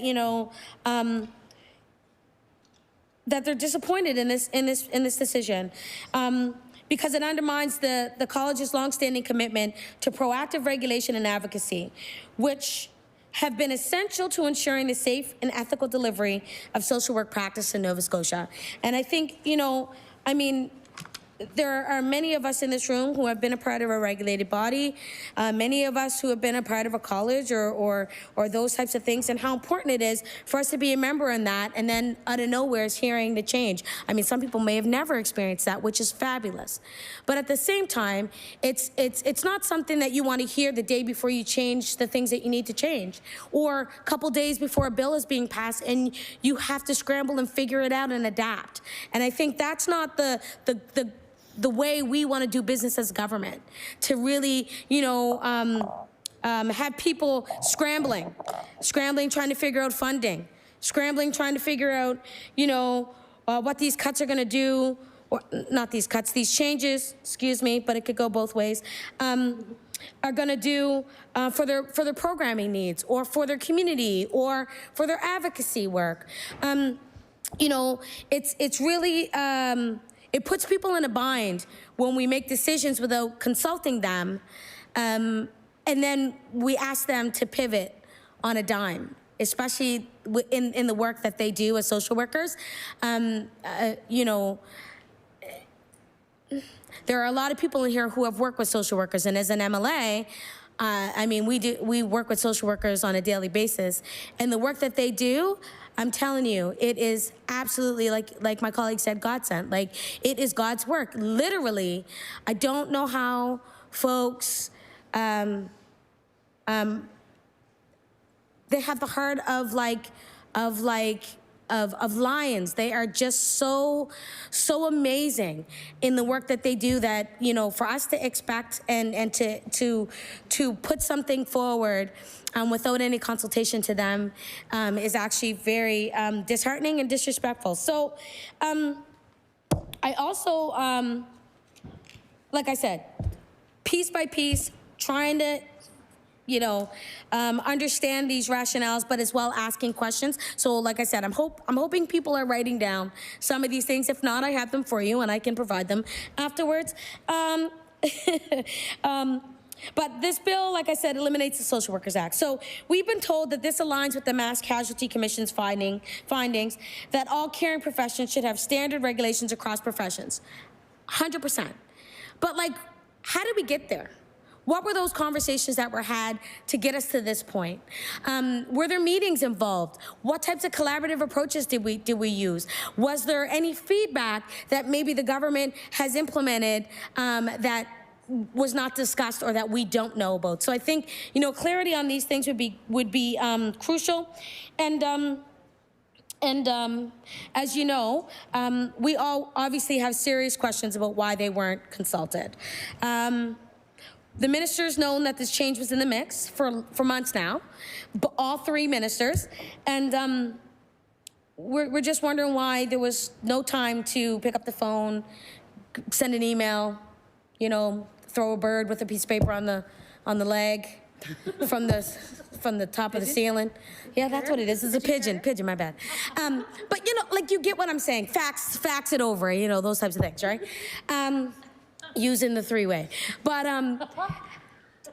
Madam Speaker, listen, there could have been multiple ways to express our concern and our feedback for some of these things. So, the lack of engagement suggests that, some of these things could have been done differently. And I like to think that since we've been in here, and I've been here proudly, and this is going on to my 5th year. And I've been here, and I feel like, I could probably go through my paperwork from almost every bill, and I'm pretty sure there's been maybe 9 out of 10 of those I've talked about consultation and why it's so important to have consultation, why we need to have these conversations. And Madam Speaker, I appreciate you. So I'm also wondering why, I'd like to hear from the minister about why the Nova Scotia College of Social Workers have not been involved in this change. So now I'm going to get into a couple other questions, and then we're going to tie it all back in my own personal way. So I've already mentioned we need to connect with the social workers, the College of Social Workers, because they improve the lives of families in this province. They do the work, they are doing the hard work, and we appreciate each and every one of them. And we want to make sure that they continue to do this work, because there were stats that were given last night about how we were losing them year after year, and now we're growing. We want to continue that growth.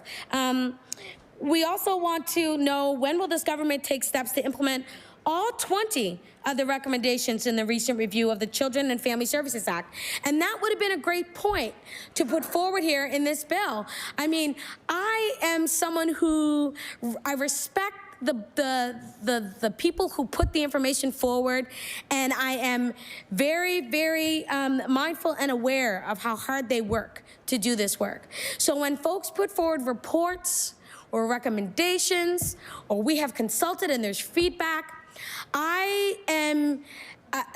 they're like babies. You want to make sure that you do the right thing, and you want to actually examine what it is that they're asking, because it's really important. The stuff that they share to us is really important. So, I would like to see, our bill, or in this bill, steps to implement all 20 of the recommendations in that recent review of the Children and Family Services Act. And then, my other question is, will this government take steps to strengthen enforcement of emergency protection orders? So, I talked in length about a number of things, because sometimes we don't read the bill. And I mean, I want to tell you that what we receive isn't sometimes the bill in its entirety. So when we receive a bill by 3 separate departments, they're typically amendments to the bill that is a larger package. And so, I want to encourage folks, and I know that, we're here for periods of time, to really go through the bills line by line and to see exactly what this is going to do and how these changes are going to affect the act in itself. So I had a really good mentor, Mr. Gary Burrell, who is the former MLA for Shabakto. And if any of you know Gary is a legislative nerd, and he's very good at pointing things out. And so I was grateful to be able to be even just in a room where he showed me how to point things out and look through each bill and each act so that I can kind of understand. And I think, as legislators, sometimes we forget that, this isn't the entirety of the bill. There are things in the bill that sometimes don't fit. And I just talked about the puzzle earlier, like, some things work, and we're really happy to see that. And we think that it's important, and it modernizes things. But then there are those things that are thrown in that kind of throw a wrench in stuff. And then you go, okay, how does this work, and what are we going to have to do to troubleshoot and to, pivot and adapt as we go along? So, I kind of want to talk about something that's near and dear to me. Because I did mention that it's probably something that I talk about 9 times out of 10 when I'm in here. And it's about consultation. And how can we consult? And I'm going to give it to you from a community landscape, because that's, my forte. Because I think we lack that community landscape, the community sense, the community connection, the community even just respect to even ask questions, because sometimes we just don't know how to do that. So, I'm going to give you some examples of what consultation looks like. And and I said this earlier, like, you know, maybe we're busy, and maybe some ministers are just too busy being ministers that they forgot how to consult. So I kind of want to give us all this is fresh in our brain so that when we bring forward more bills, or when we talk about this piece of legislation, or when folks come to sit in public bills, we can actually kind of refer to it from where they stand, because folks are going to come in here, you know, and dissect this particular bill probably a lot more eloquently than myself, but because that's their expertise. So I also want to give you some examples and some methods on how we can consult, and how we consult respectfully and properly. I know we are not strangers in this room to meetings, because we have meetings a ton of times, either with our own staff, or with, you know, community members, or with stakeholders. But I also want us to not forget that when we have meetings, we should have open-ended and open-minded meetings with community. Community typically comes and they will tell you their experience, and they will talk to you, or hopefully they're open enough to talk to you about some of the things that they feel need to be changed. So we should come into it with open-mindedness and have open-ended questions, so that these discussions with individuals and experts and groups are that of productivity, collaboratively, and that where they feel like they're able to come back and ask more questions, and to be open with the way that the work that they do can be respected. There's public forums. So, you know, I'm a fan of public forums because I think it's a really great opportunity to bring folks together. And if you don't already know, most folks like to come together with some food and maybe, you know, some pop or soda. And you know, those questions and those conversations are very vibrant. Like, you know, you'll be surprised at what you can gather when you have a public forum, or open days if you have larger groups of folks. Like in this case, when we talk about the College of Nova Scotia College of Social Workers, or social workers in general, you know, having conversations in multiple facets make it accessible for folks, but as well, it really takes the temperature down, because we're here to listen. As someone who may be facilitating, or someone who is putting together a consultation of some sort, you want folks to feel comfortable to come forward and have conversations with you, and have candid conversations. And I feel like I can do that. And I think that that's a really good feat when you're able to be open and honest and have conversations in a public forum without any, you know, any boundaries or any feelings of disrespect or reservations. You can exchange letters. I was mentioning this earlier. There are a number of ways to exchange letters. Written is great. I mean, I don't know if people can read cursive anymore, but, you know, writing letters to folks, and I know we as MLAs receive letters all the time. We get them via email. I get a lot of mail-in letters, which is absolutely amazing, and I get them from students all the time, which is nice to see. But I say this because this is a way for us to really voice our opinion. Sometimes we don't feel comfortable talking in large crowds or talking, you know, socially. So writing letters is really important. And exchanging those letters with informative material to help guide changes. So I think, you know, this is also another way that we as government, or when things come forward, you know, we gather ideas. We can say, you know what, these are my thoughts on this particular bill. And I know I'm talking like, you know, this is my thought process in how things could work. But I think this is why it's important to know the examples of how you do good consultation. Because, you know, you exchange information. There's materials that, like, you know, if someone hands it to me and it may be offensive, I can say, listen, this is not something that I would say. Can you please rephrase that? And you can give it back, and you get feedback, and you also learn and have an understanding of how people feel in that field of work. I mean, I think this is why they have surveys and they do polls and feedbacks so that they have a better understanding of how they can do better. And so this is another way that you can consult to make sure that our legislative process is better. Workshops, you know, and we've all been through this. We know these things. But I'm mentioning all of these things because these are all real important ways that we as legislators can gather information, put it together, gather feedback, exchange thoughts and ideas on how we can make the bills better. We know that there's going to be lots of feedback on a number of these bills coming forward.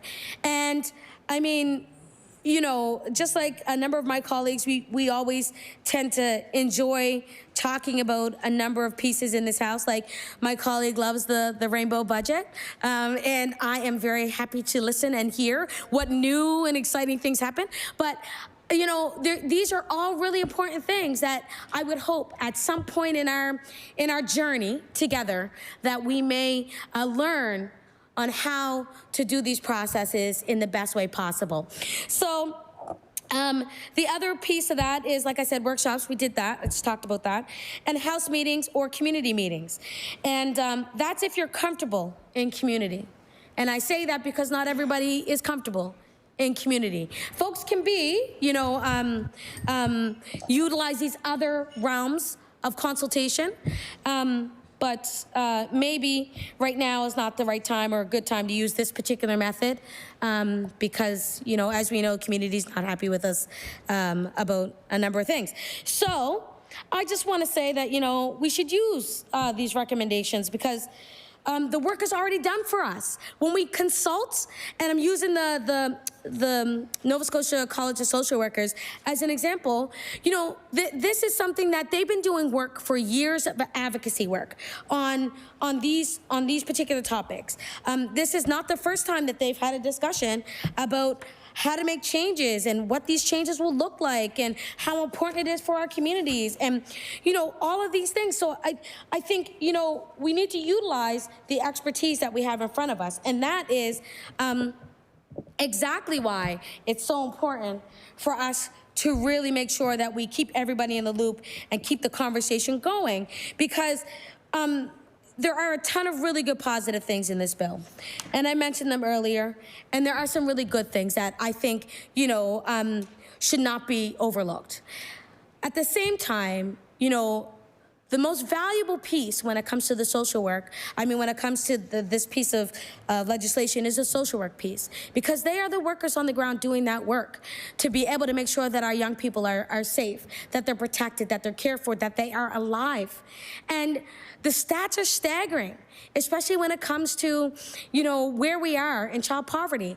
And so the fact that we didn't consult with these folks at the School of Social Work is absolutely, you know, appalling. And I would hope that, you know, moving forward, we would take in all of this information, we would listen to the feedback from all of the colleagues, maybe make a phone call, maybe send an email, possibly have if we don't want to do it, we have assistants to do that work so that folks can feel included in this conversation, feel included in this bill. They're gonna come, folks are gonna come to public bills and they're gonna speak their piece. And they're gonna say a number of things that, you know, is going to be hard to hear because it has to do with care work. And we wanna make sure that we're listening and understanding the work that they're doing and how valuable that is.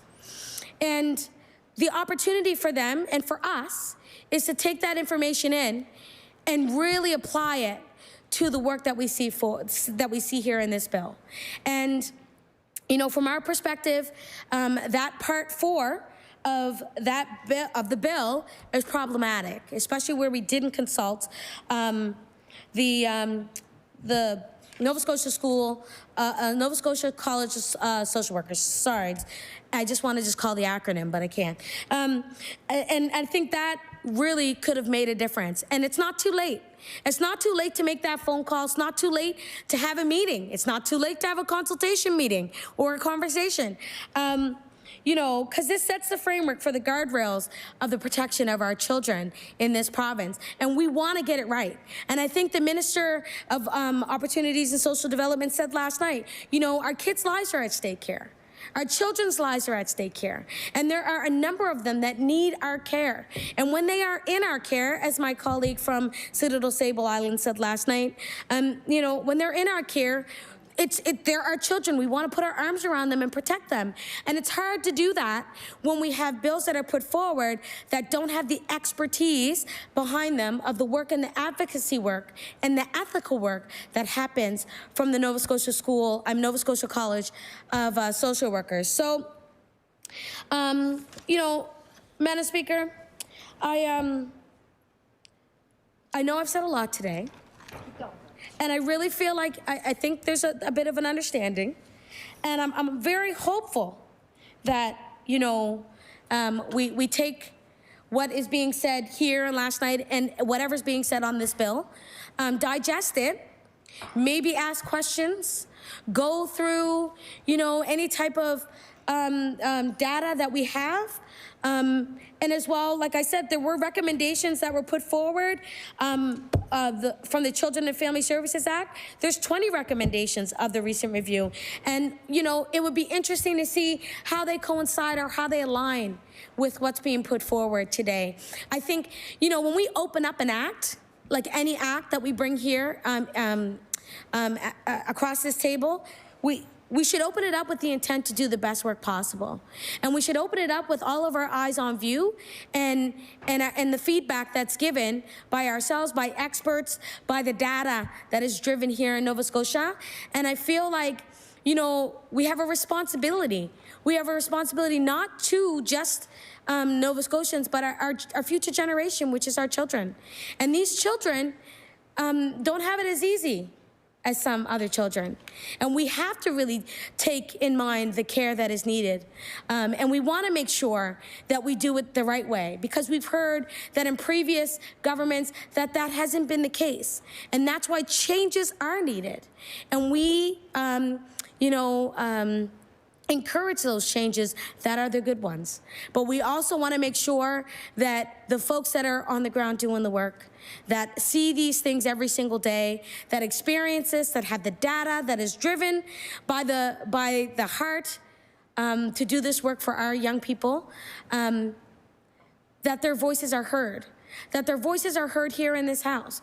Their voices are heard in each and every one of our offices. That they're heard through our emails, through our staff, to be brought forward here for us to be able to talk about and make those changes in a positive light. And we all hold that responsibility, each and every one of us in this room. So, I implore folks who have this bill in their hand to really look at it and view it with an open mind, to examine, to go through it with some curiosity, to ask questions, to make sure that, we are doing the best work for our children. Because like I said, I have a ton of questions. I have written them down. If anybody wants to know what they are, I will make sure that I will have a copy for folks, because I think there's value in us asking questions to make sure that we get it right, not to rush legislation here on this floor in an omnibus bill just because we have to get a bill put forward in a short time. I think we got to do it right. And if we don't do it right, our children's hands, our children's lives, everything about them is in our hands. And I know that folks in this room do not want to hear any more horror stories about what happens to children in care. I know nobody in this room wants to know, and I know we have some folks in this room that understand what that feels like. And you would not want that to be perpetuated over and over again because we put forward legislation that doesn't do more good than harm. So we want to make sure that the stuff that we put through here is important work for all Nova Scotians, especially our young babies in this province, because they deserve the best, and they deserve our full attention and responsibility when we put this forward here through this House. So I look forward to hearing from the stakeholders, and I know that we will have many, and if we don't, I will question why, because there have been multiple times where folks haven't been added to the list. So I would like to think that, we will continue the practice of making sure that everybody gets on the list, that calls and puts their name in and gets to speak, because I think when it comes to our children's welfare, we need to be paying attention. We got to be making sure that this is done right and that it doesn't harm any more children in the process. So I appreciate the time that folks have given me today, and I will take my seat. Thank you, Madam Speaker. I recognize the honourable member for Lunenburg West. Thank you, Madam Speaker. It's a pleasure to get up and speak to Bill 201 at second reading. This is entitled An Act Respecting Justice and Social Services. The act may be cited as the Justice and Social Service Act. So I think what we're to be considering here at the second reading is the principle of the bill. That's the overview. What's the broad purpose of the bill? And I think that's typically what the debate at second reading is about. And you do get into the clauses a bit because you really can't understand the purpose or how it fits in if you don't talk about the clauses. But really, this is about a bigger picture discussion. And so, that's, I think, where I'll start. It's hard really to say what the big picture of this bill is because it is an omnibus bill. And so I think it's important for people to know what that means. An omnibus bill is a bill that incorporates amendments or changes or terms to a variety of different bills all bundled together. And so they all get put in one bill and they get introduced and then they pass through the House, but they're bundled. So at each stage of debate, you're talking about a variety of issues all at the same time. That can be a reasonable and useful tool. So if you're making legislative changes that impact a variety of different acts, but have an overall theme. So if, for example, you're making housekeeping changes to update gender references in a handful of bills, and those are the only changes that you're making, that makes perfect sense to pull all those bills together and do that in an omnibus bill, because the theme that you'll be talking about as debate proceeds at second reading, probably the comments that you'll get from community members when it moves to public bills. They're all going to be on the same theme. It really doesn't matter what the subject of the act is if what you're doing is just updating the same terms that sort of appear in a variety of acts. And then similarly, at third reading, you're dealing with the same issues. So that is a situation where having an omnibus bill makes sense. This omnibus bill bundles a few things together that aren't necessarily related. So the first part is the Beneficiaries Designation Act. And mostly, and I'm going to come back and talk about these in more detail, but really I'm focused now on trying to understand the broad purpose of this bill. So this is kind of why I'm reviewing these right now. So the Beneficiaries Designation Act allows for the designation of beneficiaries for all types of plans under the Act by electronic signature, and provides that the electronic signatures must meet requirements for electronic signature on their electronic I will say it's tricky for anybody who isn't familiar. The acts that get tabled don't actually, they're amendments, so you'll get things that say something like replace the word with the word with and including in clause 6. So when you're looking at the amendments, it's really hard to know what that means. You actually have to not only look at the bill that's tabled here, but you have to go back to the legislation. So in any event, that's kind of an aside, but this appears to mostly be housekeeping. So it's a housekeeping measure relating to ensuring that we can sort of update things in terms of modern communication. The member from Halifax and Eden was talking about the variety of ways you can communicate. And, you know, I don't know, this is a reflection of modernizing communication. So that's what the first part is about. So maybe the principle of this bill is about modernizing and updating communication practices. So that would make sense. So if I check out part 2, that's a different act. So this is the Children and Family Services Act. And this is actually not at all housekeeping. This is substantive. So this changes the law. It will change policy. It will have impact on children in care. And so, again, I'm not really focused right now on talking about the specifics of it, but I'm just trying to understand the principle of the bill. So this is, and I'll just read it so people know what it is. Clause 5 amends the Children and Family Services Act to allow the Minister of Community Services to provide services to a person between 19 and 25 years of age who is a child in care or who is a party to services agreement or placement agreement. And if you don't have the old act in front of you, you don't actually know what that change refers to. There's no way of telling in this omnibus bill of amendments what does that restrict things? Did we used to include people who were over the age of 25?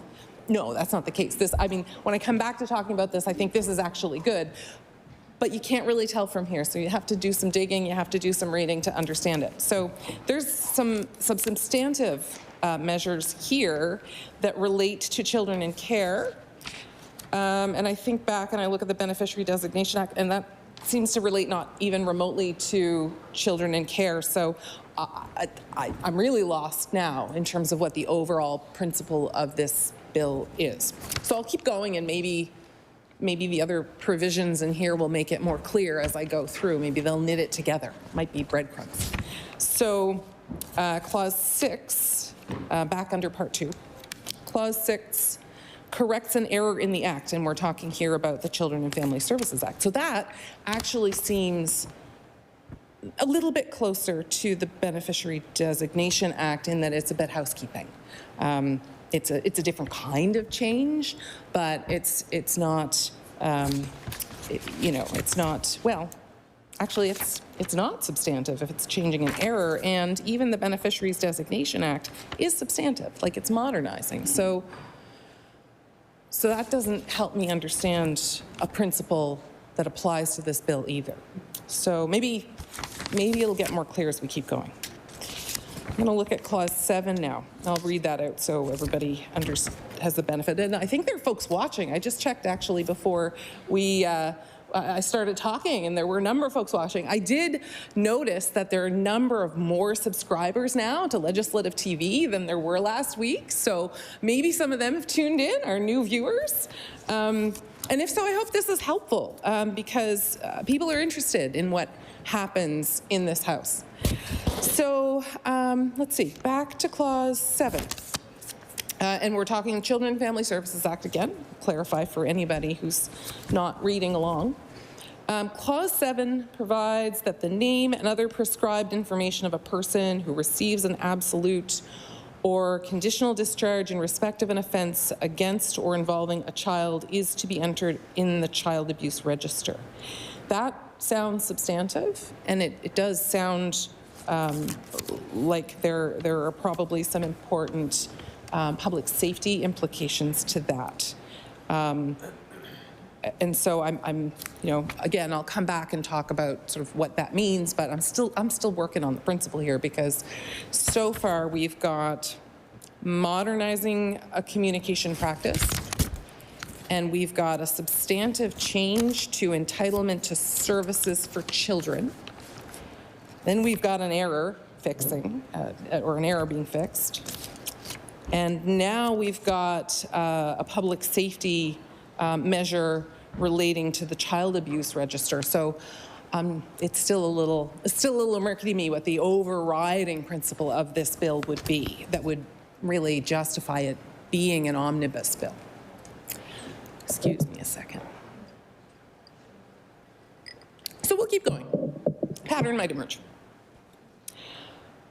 Let's see. Oh, I don't want to move all my stickies around here. I don't want to lose my place. Okay, we're on to Clause 8. Again, we're talking about the Children and Family Services Act. So Clause 8, for anybody watching at home and who doesn't have the benefit of this, you know what? Actually, now might be a good opportunity to talk about the disclosure that was or was not provided in advance of this work. Recognize the member for Eastern Shore. Thank you, Mr. Speaker. It is contrary to the rules to speak to people at home who may be watching.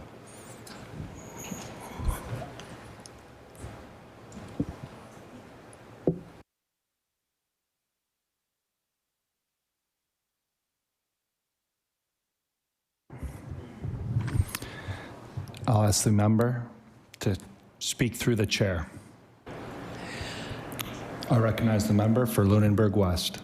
Happily, Mr. Chair. You know what? I love rules. I don't know all of them. Like, I really don't. So this is a brand new role or a brand new approach to the role that I have now. So I'm just learning the rules as we go, and so I appreciate that feedback. I will refrain from doing that. Okay. So I've lost track of where I was. I think did I do Clause 5? I think I did, yeah. And looks like I did Clause 6, Clause 7. Oh, here we are, Clause 8, okay. So maybe I'll go ahead and just read this out for anybody who doesn't have this. I remember where I was. Okay, so I was just gonna go back to the question of like what information is available when, because understanding both the purpose of this bill and the specific clauses of it, it's interesting to really sort of see how that information unfolds. Just for just to kind of help people understand, I guess maybe why I'm struggling to pull all these pieces together, I just want to share the way that it came to me. Because that really helps understand why I'm moving all these pieces around, having to refer to a variety of different things. So I'd written to the Premier a month or so ago prior to us returning to this House, and suggested some changes that would improve the way we debate and improve the way we are able to represent Nova Scotians, because it's really difficult to debate when you don't understand and you're not privy to the topic that you're debating. So I had, I'd asked for a regular and predictable legislative calendar or published schedule. I mean, clearly we don't have that yet. The session's not over, though, and there's still opportunity, I would say, for the Premier to offer that. But we didn't have that here, so that was unpredictable. I'd also suggested creating structured opportunities for public input on the legislative priorities before bills are tabled. That would have given us, Nova Scotians and us members of this House, an opportunity to know that this omnibus bill was coming forward, the bill that includes the Beneficiary Designation Act and the Children and Family Services Act, and what else? What else have we got here? The Domestic Violence Intervention Act. But that didn't happen, and there was also. So there's no opportunities for public input in advance. And I had requested or recommended providing advance public notice of the specific legislation the government intended to introduce. And that would have given us a heads up that we would be talking about the Beneficiaries Designation Act and the Children and Family Services Act. I missed one. I missed a couple. Sorry. The Domestic Violence Intervention Act and the Regulated Health Professions Act. But we didn't get that, so we didn't have that notice. But again, I only wrote this January 27th, so there's still lots of opportunity for the government to potentially take some of those approaches in new legislation. So I'm optimistic. I'm hopeful that might happen. So how did we get notice of this bill? Well, I had to make some notes here because this week has gone really quickly. So it's hard to, when you reflect back on the week, to kind of piece together what happened and when. So I have some notes here. So we received notice of technical briefing 3 days ago. At about 4 o'clock in the afternoon. So we were told 3 days ago that at 4 o'clock in the afternoon, we would have an opportunity, and I mean opposition, would have an opportunity to get a briefing on what this bill was going to be. So, that was great. It's nice to get some notice of what it's going to be. And these briefings, these opposition briefings, take place usually half an hour. Well, I shouldn't say usually. I don't know what usually is. I know what happened this week. So they seem to take place maybe half an hour or so before media briefings. That's when the media gets information on what bills will be presented. And as attendees of these briefings, as opposition or media, I don't believe anybody asked us to sign anything, but the implication, the commitment that you make is that you're going to keep everything confidential until the bill is tabled in the legislature. And which is totally fair. Totally fair if the approach that you're taking is not to share anything in advance. So we enter and participate with those conditions in place. We're not free to share it. But the bill is going to be tabled that day, so sharing it would be of little utility in any event because a day is not really, a few hours is not much of an opportunity to provide input. So we get notice at 4 in the afternoon that it'll be at 9:30 in the morning, but then at 6:14 we got a time change that it was moved to 8 in the morning. So that was, it was good to know in advance that it was being moved. So we went ahead and had the briefing at 8 in the morning, and that's when I received the details of what was in the bill that I'm sort of talking through right now. That's when I received this sort of the explanation from staff and the explanation from government about what would be included in the bill. So that certainly was helpful.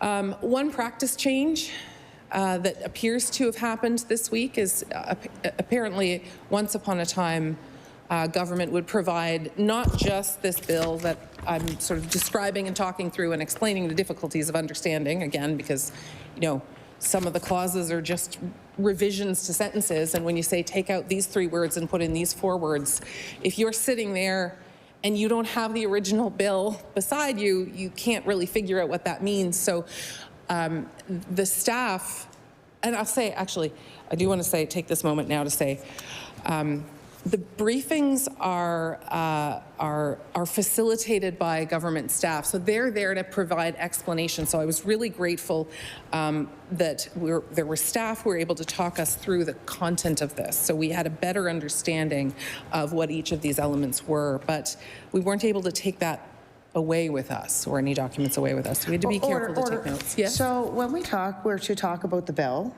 you can stay standing, not the process of the bill. You can do a little bit of it. I gave you a little bit of leeway, but I asked you to stay on point. I asked you to stay on the bill, not the process of the bill, of making any bill. You can't be that general. I recognize the honourable member for Lunenburg West. Okay, thank you, Madam Speaker. I appreciate everyone's patience as I figure out the way that I do this job right. So the process. All right, so I'll wrap that up and come back to the content. Yes, so we got our briefing at 8 in the morning. The bill was tabled that day, and I believe that day government called hours, I think went to 11 59. So we proceeded through the day and the bill was tabled. So back to the bill. Okay, so yes, I really got off track there. My apologies. I'm going to go back to the bill and because I was trying to figure out the principle. So we'll go back to where we were. Oh, my apologies. Okay, so we were on Clause 8, and Clause 8, I didn't get to read it yet, so we'll do that now. Let's see. So Clause 8, and then we're back on the Children and Family Services Act, not the Beneficiary Designation Act. We're off that one.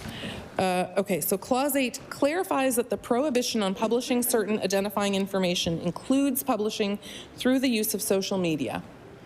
Clarifies that the prohibitions on publication continue after the death of the child and after the hearing of the proceeding ends. Now this gets heavy. This gets heavy. And provides exceptions to the prohibitions on publication to the minister and to children 16 years of age or more. So this relates, and I think this is an important measure, and I appreciate that this is coming forward because it relates to protecting the privacy of children and taking some measures around social media. So I appreciate that is coming forward. But as I go back and compare that to Clause 7 that is about the child abuse register, Clause 6 that's correcting an error, Clause 5 that increases the age for which a child or a youth can access services, which is great. And then the first one that we looked at, which is about electronic signatures, I'm still really not certain of the overarching purpose of the bill. So I'm going to continue on in my quest for a purpose. Clause 9 allows the governor and council to make regulations prescribing the services that the minister may provide to persons between 19 and 25 years of age. Now, that actually links back to something that we already saw, which was Clause 5, which does extend or authorize the minister to provide those services. So those two thread together, but they don't link any better with the rest of them. So we'll continue on. Oh, I'm almost to the end, so that will sort of maybe the last couple of pages will tie this all together. So we're on now to Part 3. And Part 3 has two clauses, Clauses 10 and 11. And Clauses 10 and 11 amend the Domestic Violence Intervention Act to increase the maximum duration for which an emergency protection order may be made or extended from a period of 30 days to a period of 1 year. So I'm seeing a few themes emerge between some of the clauses here. I mean, this is an important change, and it relates to public safety, certainly, and particularly it relates to gender-based violence, which is important work that the government is undertaking. So I do see a couple of themes here. So that safety question, I think we could link to the child abuse register in terms of a principle. You know, those two potentially could justifiably be fitting under the same umbrella of a principle. I'm not sure that I would characterize Clause 5 and Clause 9, the provisions relating to the extension of services to a person between 19 and 25 years as safety. Certainly there are safety elements to the work that is done to provide services to youth in care. Safety is obviously an important part of that. But I think the overriding principle of that is not safety, it's care. So I'm not sure that links together either. So I'm not sure I'm any more illuminated on the umbrella principles of this bill. So we'll maybe move on to Part 4. And this is, so now we've got, we went from the Domestic Violence Intervention Act just a moment ago, and now we're at the Regulated Health Professions Act. So this is the last act that's introduced in this bill. And the provisions under the Regulated Health Professions Act, I'm not going to read all the changes. I haven't been reading all the changes. I've just been reading the overview so that it puts it in context. We have clauses 12 to 15 enable the addition of social workers to the Regulated Health Professions Act. And I got to say, when we were briefed on this bill, and as I as I was processing and you know, as I'm now trying to knit together an umbrella principle that sort of encapsulates all of the clauses, this one sort of came out of nowhere to me, and from what I've heard from many members who've gotten up to speak on this bill, it seems to have come out of nowhere to them and lots of members of community, and in fact, also the regulated health profession that it impacts. So this is about regulation of a profession, which is entirely unrelated to the other provisions of this bill as far as I can read. So I got to say, I'm a little mystified as to what the overarching principle of this is. So I've taken this House through the work that I did, the thinking that I did to try and reconcile it. And I mean, I guess when I get to the end of all of that, what I can say is, I don't know what it is. I don't know what the umbrella principle is. It doesn't appear to me that there is one. It doesn't appear to me that there is a thread knitting through this bill that would justify bundling all of these issues together in a way that has been done. So I think maybe now if we turn our mind, or if I turn my mind to what we know based on what the ministers have told us about the bill, that might help us. So that's, I think, what I'm going to turn my mind to now. So I have to say, I was very appreciative that the Minister of it's not community services anymore. Give me a minute now. Opportunities and social development. That's right. I was actually really pleased to hear the Minister of Opportunities and Social Development get up and to speak at the second reading of this bill. I'm hopeful that it represents a disruption of the trend that we saw of ministers not speaking at second reading. So I was very pleased to hear that.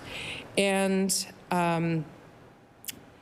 so that was great. And she did speak for a few minutes on the bill, but there wasn't a lot of detail necessarily. A lot of the questions, well, that I'll identify as I go on and talk in more detail about the contents of the bill. A lot of those questions weren't answered, but I appreciated the introduction that was provided.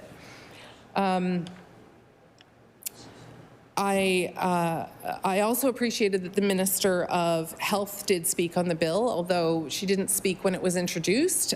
She did stand up later and had some remarks. So I think that that's really important.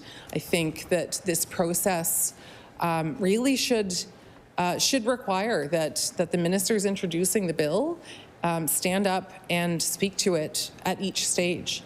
And I will say, I have to confess, that had always been my practice, and that had always been my practice, and I'm hopeful that I had always done it. If I had missed any bills that I've introduced at second, I apologize. I apologize to this House, because I don't think that that's a good practice.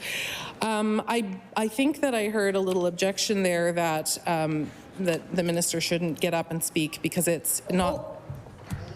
My apologies. Order. You know what? I've been here. I've been very, very nice this evening. I thought member spoke earlier and went off rail, and I gave some leeway. You were talking about bill briefings. I gave some leeway, but you're talking to the bill. You're not talking to the members across the aisle. Order.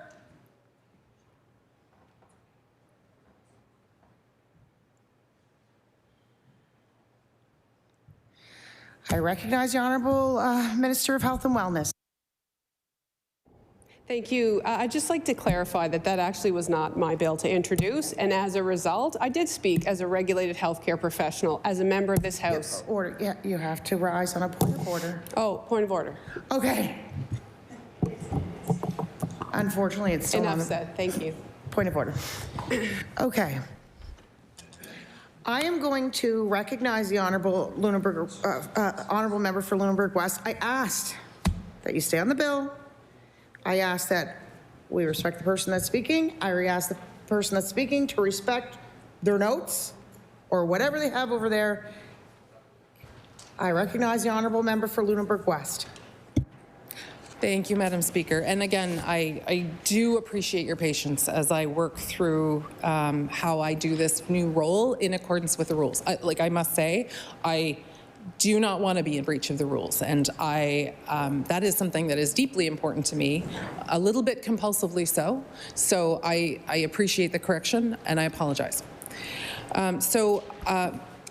Perhaps I could just comment then that where we are looking at an omnibus bill that includes acts that fall under multiple ministers, I think that it's helpful to hear from every minister who has responsibility for those acts, because although this is characterized as one bill, in fact, it makes changes to 1, 2, 3, 4 bills. There are 4 responsible ministers potentially to this bill, and I would suggest that it's helpful to hear from each of them, because there are contents in this bill that impact each of their departments, and so that's very helpful context. It's very difficult to debate a bill and to respond to a bill when we don't have information on why the bill is being tabled or what the meaning of the bill is. So I think that that's not an unreasonable expectation. And again, I appreciate that the Minister of Health did stand up and speak to this this bill. So looking to see where I was. Excuse me, one moment. We've covered the principle, talked about the introduction.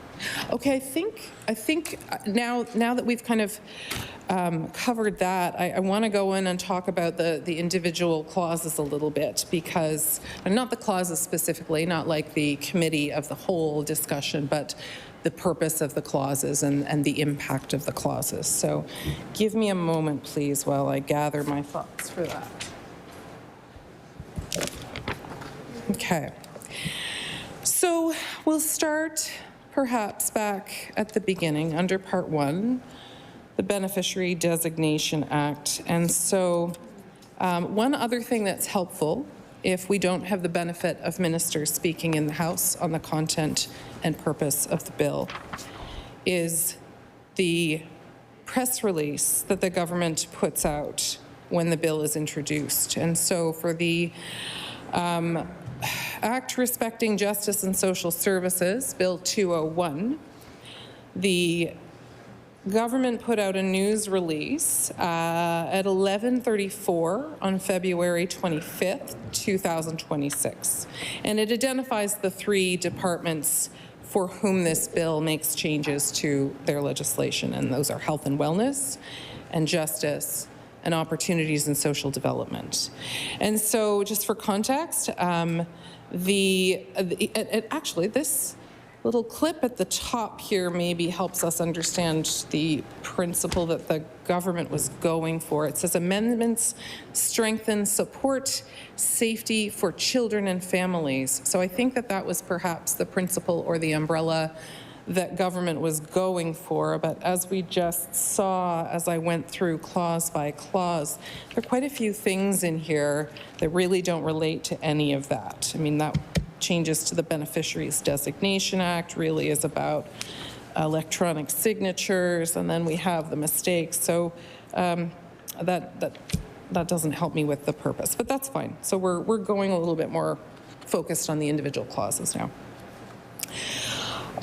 So again, this can be really helpful when we don't hear ministers speak to the reason for the bill. So I think it might be helpful maybe to read in to the record here what this news release says about the first clause that we're going to consider. So, and they're oddly enough, I'm not sure why this is, but they're not lined up. The order that the news release identifies the changes actually isn't the same order that they appear in the bill. So you had to do a little bit of, I don't know what you call it, mix and match to figure out what goes with what. So I made little numbers here to align. So let's see, clauses, the Beneficiary Designation Act. I put an E for that, so let me see where E is. Okay, here it is. All right, so, oh no. Yep, here it is. So, key amendments to other legislation include changes to the Beneficiaries Designation Act will allow electronic signatures for all plans under the Act. Okay, so that's a little more clear language, a little more understandable than what the Act itself says, because drafting language can be complicated. So, so what does it do? So it allows electronic signatures for all plans under the Act. That sounds, I think that sounds like a benefit. It sounds like that could improve efficiency. We know electronic communications can certainly be more efficient than having to do things in writing, in handwriting, having things to have to go through the mail or by carrier pigeon. So that sounds like it's a good thing. But I'm still a little bit lost because even, again, this news release says these amendments strengthen support safety for children and families, and I'm perplexed at how that operates to do that. But it sounds like it's probably a good thing. So I won't say any more about that now. Perhaps there'll be more comments from the government on exactly what that does as our debates proceed. So the next one is Clause 5 of the Children and Family Services Act, right? We're onto the second act again now. Okay, so Clause 5, and I've labeled that C to line it up with this news release. Here we go. Okay, so here's what the news release tells us about that. Amendments under the Children and Family Services Act will formally recognize the minister's responsibility to offer supports that help prepare youth aging out of care for adulthood, reinforcing existing practice and ensuring continued focus on successful transitions to independence. So I think this is great. I need to know more, and I do want to hear not only from government, but I want to hear from community. But this sounds really good to me. We know that being in care is challenging. I mean, kids who are in care because they have had difficult experiences. And the care that's provided is incredibly important. But if they cease getting care at the age of 19 without further supports, I mean, I wasn't a fully formed adult at 19. I'm still working on it now. But at 25, I was a lot further along than 19. And so I think the addition of the availability of services for youth in care from 19 now to 25 is actually, I think that I'll be in support of that. I need to hear more again to understand if there's anything in here that I'm missing. But if that's what this does, if that's all this does, if there's nothing sort of that I'm missing, that to me is an incredibly important step, and I think a really beneficial step for families, for children who are in care. Thank you. But I was a little curious because if we're extending services to children for potentially an additional 6 years, like what are those services? And what might they cost? I don't know exactly what the services are. There's not an indication. There's not an indication in the bill that's been tabled, and there certainly wasn't any explanation on the part of government specifically what those services are. But whatever the services are, they are going to cost money, and an expansion of the services for people to access will cost additional money. If we're extending it for people for a longer period of time, it'll cost more money. So although I didn't have the opportunity between then, a few short days ago, and now to dig into the Act and really go through what exactly the services are, I did look at the budget, hoping to find some line items where I saw an increase in what might increase in line items that would support the changes in Clause 5 that extend the access to services. So when you look at the detailed estimates book for opportunities in social development in the government's budget 2026-27, Defending Nova Scotia, Planning for the Long Term. And again, for anyone in any member in here who's following along, they can open their budget book to, they're not, the pages aren't numbered. They're numbered, but they're not sequential. They're a little weird that way. So 20.2 is the one that I'm looking at for anyone who's curious. And let me see. Yes, here we are. So there's a line item here under programs and services, and these numbers are all in the thousands, so you have to add 3 zeros. And so there's a child and family well-being line item, and let's see, it goes from 746 million. And there was actually a decrease in expenditure last year of 716 million. And then when we look to this year, you know what? I see an increase. I see an increase. It goes up to 787 million. That seems really not on theme for this session. Most of what I've heard in the session so far has been about cuts. So this anomaly is actually quite welcome to me to see an increase. And I'm curious, but I don't know because we haven't heard from anybody from government speak to this, but perhaps we may have the opportunity in estimates to ask this question. Wondering if that's an increase to support the expansion of services to children in care from 19 years of age to 25 years of age. So, and then there are a few other line items here that I wondered about as well. Let me see. Oh, here's one. This one was not as optimistic to me. So, if you turn to page, again, I don't know if it's a page number or a reference to something else, but the number at the bottom is 20.6. There's a children and family well-being line item, and I think maybe that relates to the Children and Family Services Act protections, but I'm not sure. Again, we didn't hear anybody speak to that. But unfortunately, although there was an increase in the last line item I talked about, this one, and maybe this is it, because this says children and family well-being, working to ensure children are protected from abuse and neglect, and that in the least intrusive way possible, families and children receive care and support, including preventative and early intervention supports. Potentially that relates here.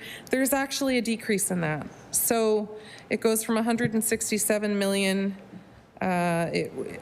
There was $1 million less spent last year, and the 2026-2027 estimate goes down to 163 million. So I'm not. I think that this clause has potential, but I think that it needs to be coupled with funding to support those changes, and I'm not certain in this budget whether that's present. So let me see. Maybe I think that's all I'm going to say on that one. So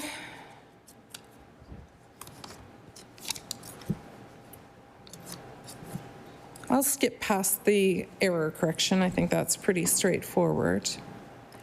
And then we have clause 7 that strengthens and protections. Let's see. This is provides that the name and other prescribed information of a person who receives an absolute or conditional discharge in respect of offense is to be entered in the child abuse register. So again, you know, without the opportunity to really hear in detail from the ministers at this stage what this is about, it's helpful to go to the news release. So I've labeled that B. Let me see. Oh, here we are. So this says, amendments under the Children and Family Services Act will, did I say it was B? Yes. Require any person who has pled guilty or been found guilty of an offense against or involving a child be entered on the child abuse register, including where a conditional or absolute discharge is granted. This strengthens the register as an important safeguard to help protect children and youth. So that's helpful. That's an additional bit of information beyond just the words in the bill that helps us understand the goal of this is to strengthen the register and ensure that it functions as a safeguard to help protect children and youth. That is something I could certainly support. I'm interested to hear from community. I'm interested to hear from experts and others. I would be interested to hear more from the minister about the impacts of that, but it sounds to me like a good measure. Moving along to clause 8. Clause 8 is, I've labeled it A on my little notes here. So that actually is the first one that was included in the news release, which is entitled Amendments Strengthen Support Safety for Children and Families. And so what the release tells us is amendments under the Children and Family Services Act will, oh my goodness, time is flying. There's only 14 minutes left. I barely covered my material. I'm gonna have to go faster. Okay, sorry, I'll speed up. Amendments under the Children and Family Services Act will further protect the privacy rights of children who are or have been the subject of court proceedings by adding social media as a prohibited form of publication. This means publishing information on social media that could identify the child will be strictly prohibited. That's important. That is something that I think definitely needs to happen. I think there are a number of measures that we need to take to protect children from the risks associated with social media, and particularly children who are vulnerable as a result of the kinds of experiences that this captures. So this is I really do appreciate this measure coming forward. And then the second explanation, or the second bullet in this news release talking about this is that the amendments will make explicit that publication bans related to child and family well-being proceedings remain in place even after a proceeding has ended, including cases where a youth or child has died. And I think that that's incredibly important as well, because that is such a sensitive and horrible experience for families to have to go through, and to have that protection that that social media will not be a place where this kind of information is shared following the tragic death of a child is I think a very important and good change. So I think that that's helpful, and I'm appreciative of it. The next clause here is relating to regulations that will be made to allow the regulations that will be made relating to services that the minister can provide to persons between 19 and 25 years of age. And so, I mean, that is how our legislation works. We have legislation that makes overall big picture rules, and then very typically, the nuts and bolts, the operative, how things actually work, they get addressed in legislation. So it makes sense that when you change a policy, when you change a practice through legislation, that often there are regulations associated with that. But one of the disadvantages, not as a disadvantage, but one of the realities of that is that we don't actually have any draft regulations in front of us. So we don't necessarily know what those are. So it's we really can't speak to them because they're not part of the bill. So that takes us now to, here we are. That takes us down, we're moving on to another act now. We're on part 3, which is under the Domestic Violence Intervention Act. And let us see. I found it kind of interesting. So this is about maximum duration for which an emergency protection order may be made or extended from a period of 30 days to 1 year. And the most detail, I think, that we've gotten about that is from this news release again. And so this says, key amendments to other legislation include changes to the Domestic Violence Intervention Act will extend the maximum length of emergency protection orders from 1 year to 30 days. Here we go, which will improve the safety and security of survivors of domestic violence and their families. And so I think that that's an important clause as well. I would have liked to have heard more from government on what exactly that entails. So I think this speaks to the time, this speaks to the duration of an emergency protection order, but it doesn't really speak to what happens within an emergency protection order. So again, the questions I would have are there resources that are needed to support the extension of that time? And if so, do we find them in the budget? And I'm just, I'm left with questions around that. So I had more to say about that. I actually, one thing as well, I don't know if everybody's familiar with what an emergency protection order is.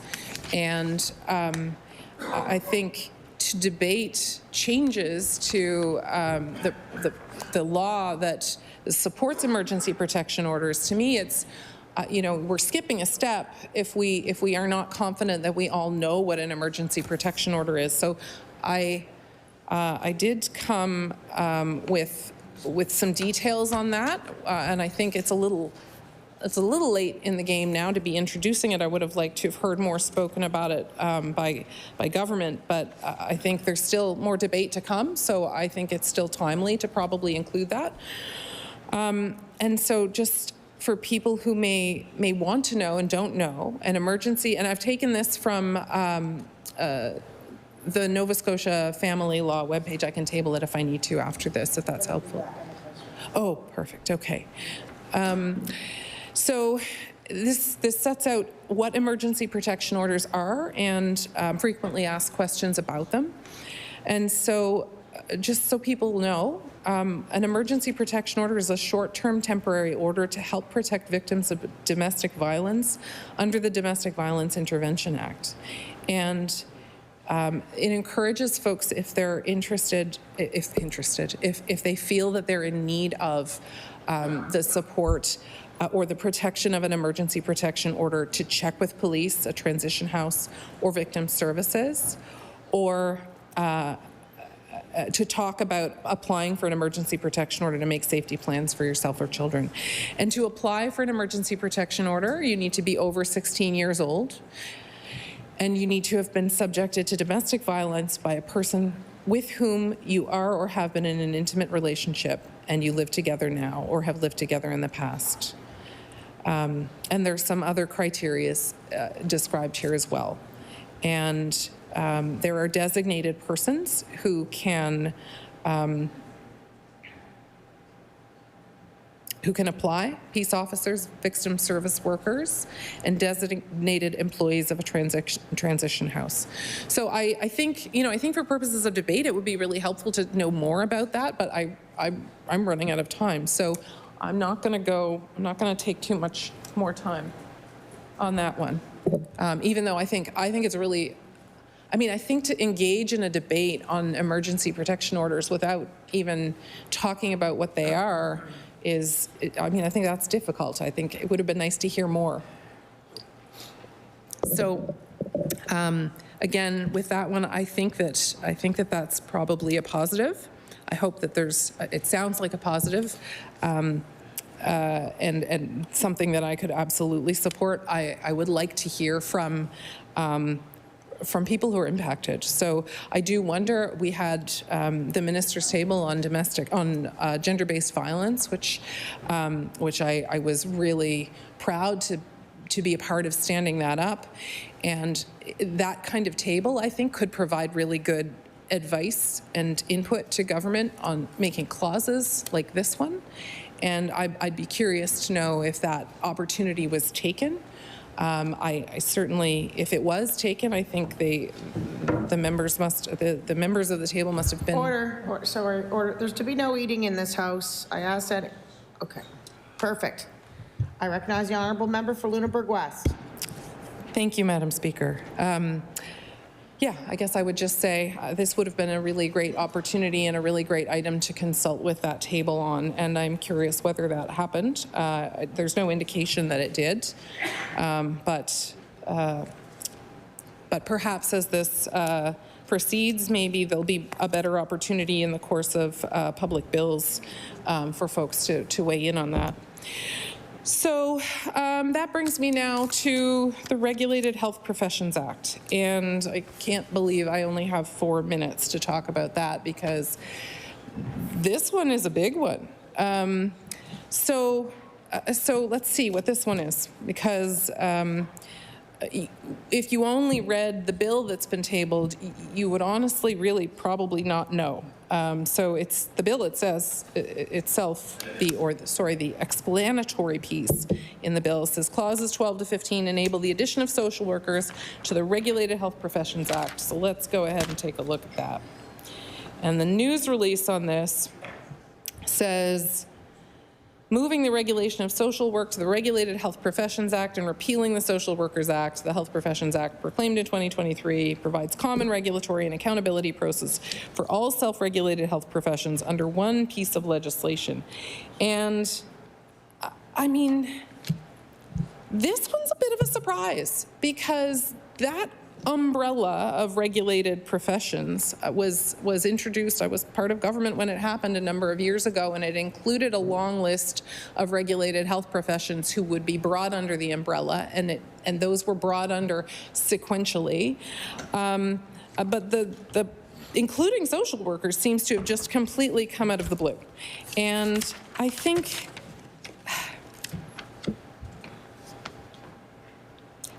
that's just tragic, and I think it's really disappointing. There are so many ways that that members of the social work profession could have been engaged in a discussion around how or why or what prior to this happening. And what we've heard from members speaking on this, from members of the opposition, we didn't really hear from the government about this, is that the Nova Scotia College of Social Workers was not involved and was deeply disappointed in the news that this was going to happen. And I think that, what is this exactly? This is a regulated health profession. So what does that mean? A regulated health profession has the responsibility to independently regulate the body of work and the body of people who are licensed and regulated to practice that profession. We rely on those bodies to regulate themselves. We trust them with the responsibility to do that. I certainly hope that under this new regime, we will continue to do that. We will continue to allow these professions to be independently regulated. And if you're going to afford a profession that level of responsibility for itself, but turn around and make remarkable sweeping changes with no notice or no consultation, I think that flies in the face of the regulated profession being self-governed. It's just, it's inconsistent. And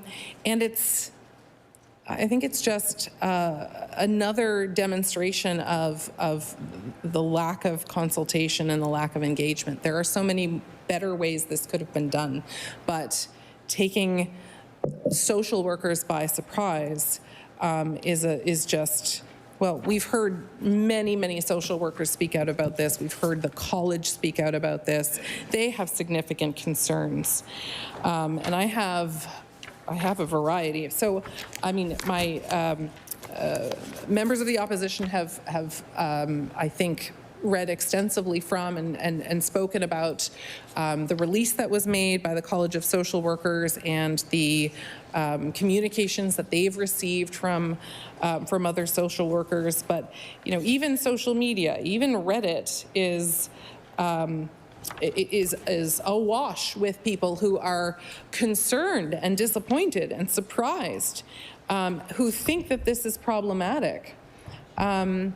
And so, you know, I've got some examples here that I could go through, but I think I'm running out of time, so maybe I'll just pick one or two. Here, we'll use this one.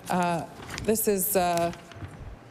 The title is NSCSW Dismayed by Government's Decision to Repeal the Social Worker Act. The problem isn't the amalgamation of several specific healthcare acts into one generalized act. The problem is the power the government is giving itself under the NSPHA. Government is granting itself the... Order. I ask that you table that and the other two items, please. Thank you. I recognize the honourable member for Cumberland North. Thank you, Madam Speaker. And thank you to my colleagues for the discussion. I'd also like to have an opportunity to stand on second reading of Bill 201, an act respecting justice and social services. Bill 201 is another omnibus bill, and many of us here have shared our concerns about omnibus bills, the pattern of the use of omnibus bills here in the chamber. And the reason that we have concerns, Madam Speaker, is that it doesn't give us the adequate time to truly look at each piece of legislation that is being impacted. And my colleague just did a beautiful job going through each of the bills that are impacted by this particular omnibus bill. And I was going to do the same, but I will not go through in quite as much detail since she did that for us. So thank you very much to my colleague. But it does, what I really love about this debate that we've had on this bill is it's caused us to slow down, which is the way legislation should happen in this House. The bills that we put through, every one of us, before we vote on it, should have a really good understanding of exactly what the piece of legislation is doing and the impacts that it will have. And we can't truly know that without actually studying it. And as my colleague said, you know, when you have one piece of legislation being impacted, even that is a lot, because in opposition, we have a responsibility to read the bill that's been tabled.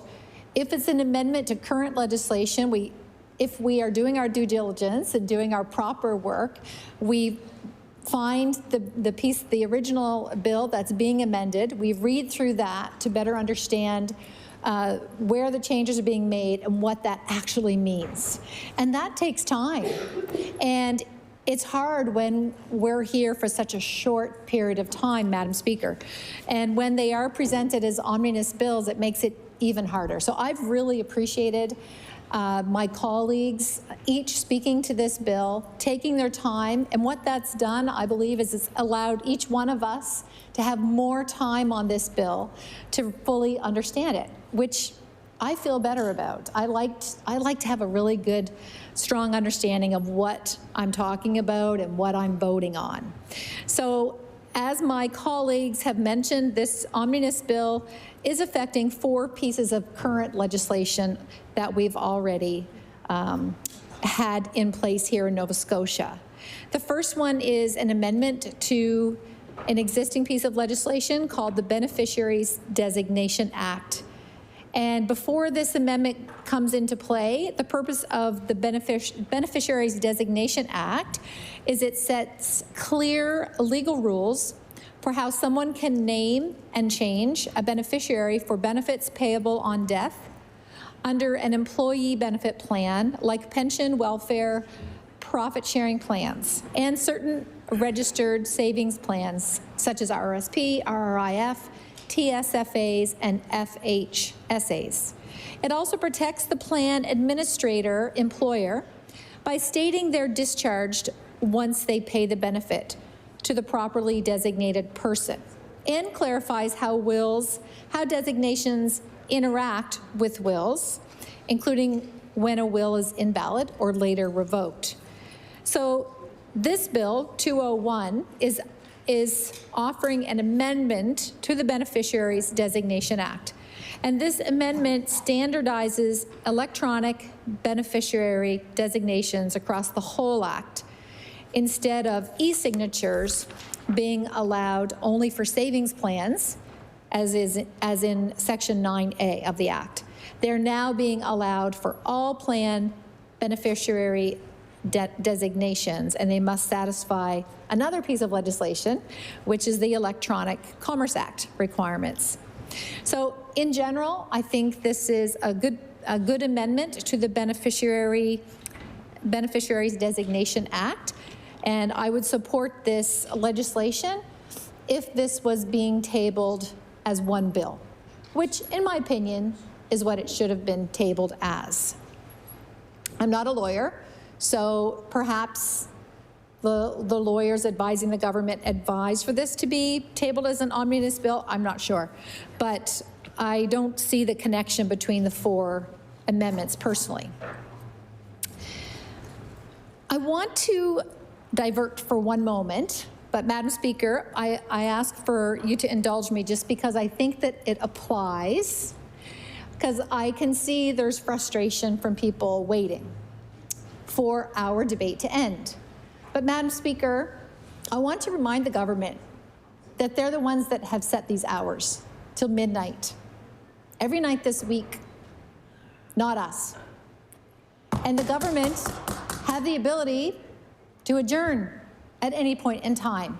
So if anyone in the government is frustrated, please divert your frustration not at opposition members, but at your own people, whoever making these decisions. And I think that it is probably more relevant, Madam Speaker, today than any other day we've had in this chamber in a while. Because I'm going to table a CBC article that came out today, Madam Speaker. The headline is Nova Scotia Supreme Court strikes down former Liberal government's wage restraint legislation on Bill 148. Significant. This is big news today. And I remember being in this chamber when that bill was tabled, and when those in government, where I was a part of with their team, and table that. Oh, actually, I want to just read from it first. Where we debated for hours and hours because we felt in opposition it was wrong. We were right. We were right. And I know some of my colleagues are listening who I sat beside. We were right. And now the Supreme Court of Nova Scotia agreed with us here. Here. The article, I'll just read a little quote. It says, the Supreme Court of Nova Scotia has struck down landmark legislation former Premier Stephen McNeil's government used in an effort to restrain wage increases for public sector workers as it attempted to balance the provincial budget. A decision issued to the involved parties on Friday, Justice Anne E. Smith ruled that Bill 148, the Public Service Sustainability Act, is unconstitutional, writing that the bill substantially interfered with the applicant union's charter right to a process of good faith collective bargaining. And I'll table that. Thank you. So I make mention of that because I believe that that is relevant today more than ever.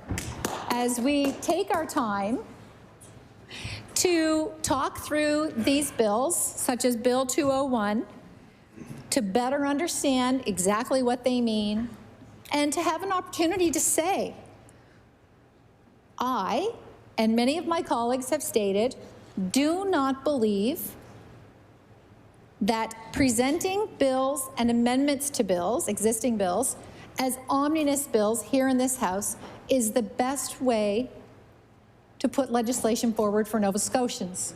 And rushing things through and extending hours till midnight, we do not agree with that. And I have several quotes, and then I'm going to get back to the bill, but I want to table this. A quote from the Premier himself from 2014.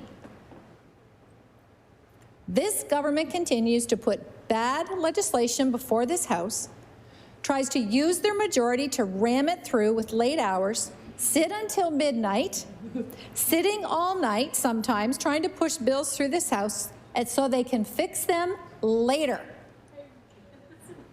And here we have today the Supreme Court of Nova Scotia. So it's just I just feel like it's very timely. And I want to note, Madam Speaker, that this quote from the now Premier, who was then in opposition, was dated a Friday, November 7th, 2014. So I'm just going to put that there. I think it's important. There's a lot of new MLAs that are with government that have never sat in opposition and are very annoyed when opposition do more than just stand for 5 minutes and speak to bills. But we have a responsibility in opposition to examine bills on behalf of Nova Scotians, to take our time and do a responsible job. That is parliamentary democracy, and that is what Nova Scotians deserve. And I would suggest that the government reconsider the hours that they currently have set and change the culture of this House for next week. Wouldn't it be nice if we could all just come in, debate, come in, do our job, and then be able to go home and have proper supper with maybe some of us that have families here, with those we love, get 7 to 8 hours of sleep, eat proper meals, and have a healthy workplace. You know, it's possible. The people that are in charge have the ability to do that. Order. I recognize the honourable member for Shelburne. Madam Speaker, I just respectfully ask that the member get back to the bill. There's important debate. Point of order.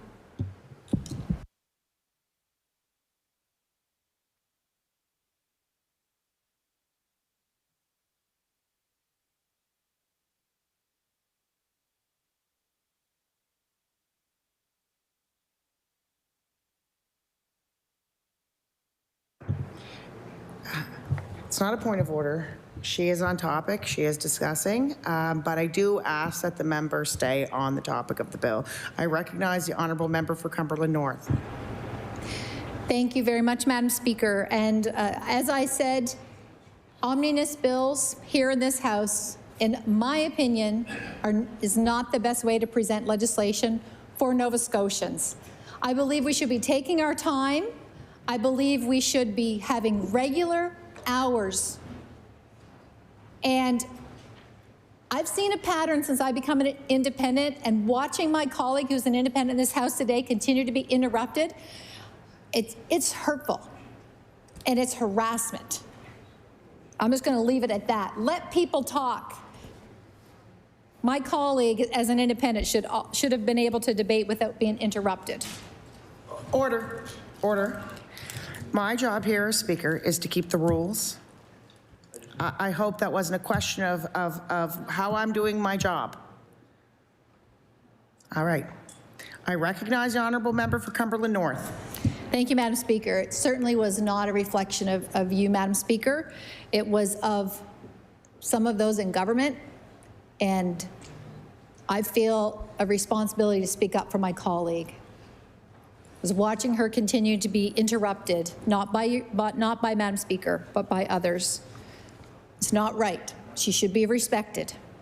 So, back to Bill 201. I believe Bill 201 should not have been presented as an omnibus bill. I will state that one more time. I would have supported This amendment to the Beneficiary Designation Act, if it were being brought forward as one bill, an amendment of that piece of legislation. As an omnibus bill, I'm not as prepared to support this bill here in the House because of all four acts put together. And that is one of the challenges of an omnibus bill is, and you have to question, what is the motivation of government when they do put several pieces of legislation in one? Because it does make it difficult if you're in opposition and support 3 of the amendments but don't support the 4th, which is the case for myself with this bill. The second amendment included in this Bill 201 is an amendment to the Children and Family Services Act. The Children and Family Services Act is Nova Scotia's core law for keeping children safe and supporting families. It sets out when a child is considered in need of protection, what the department and child protection workers can do to investigate concerns, and what the courts can order. From supports in the home to supervision or placing a child in care when safety requires it. It also sets the legal rules for adoption, creates responsibilities, like the duty to report suspected abuse or neglect, and it includes tools like the Child Abuse Register, all guided by one central principle: the child's best interests to come first. The overall purpose of this legislation that is being amended in Bill 201 is mainly about strengthening supports for young adults transitioning out of care up to age 25, tightening, modernizing confidentiality rules, especially for social media, and updating child protection registry related outcomes and authorities. From what I can see, and unless I hear differently when people share their opinions in public bills, which is an opportunity for the public to come forward and share their opinions on legislation that's been tabled, at this point, I would support this piece of legislation, this amendment to the Children and Family Services Act.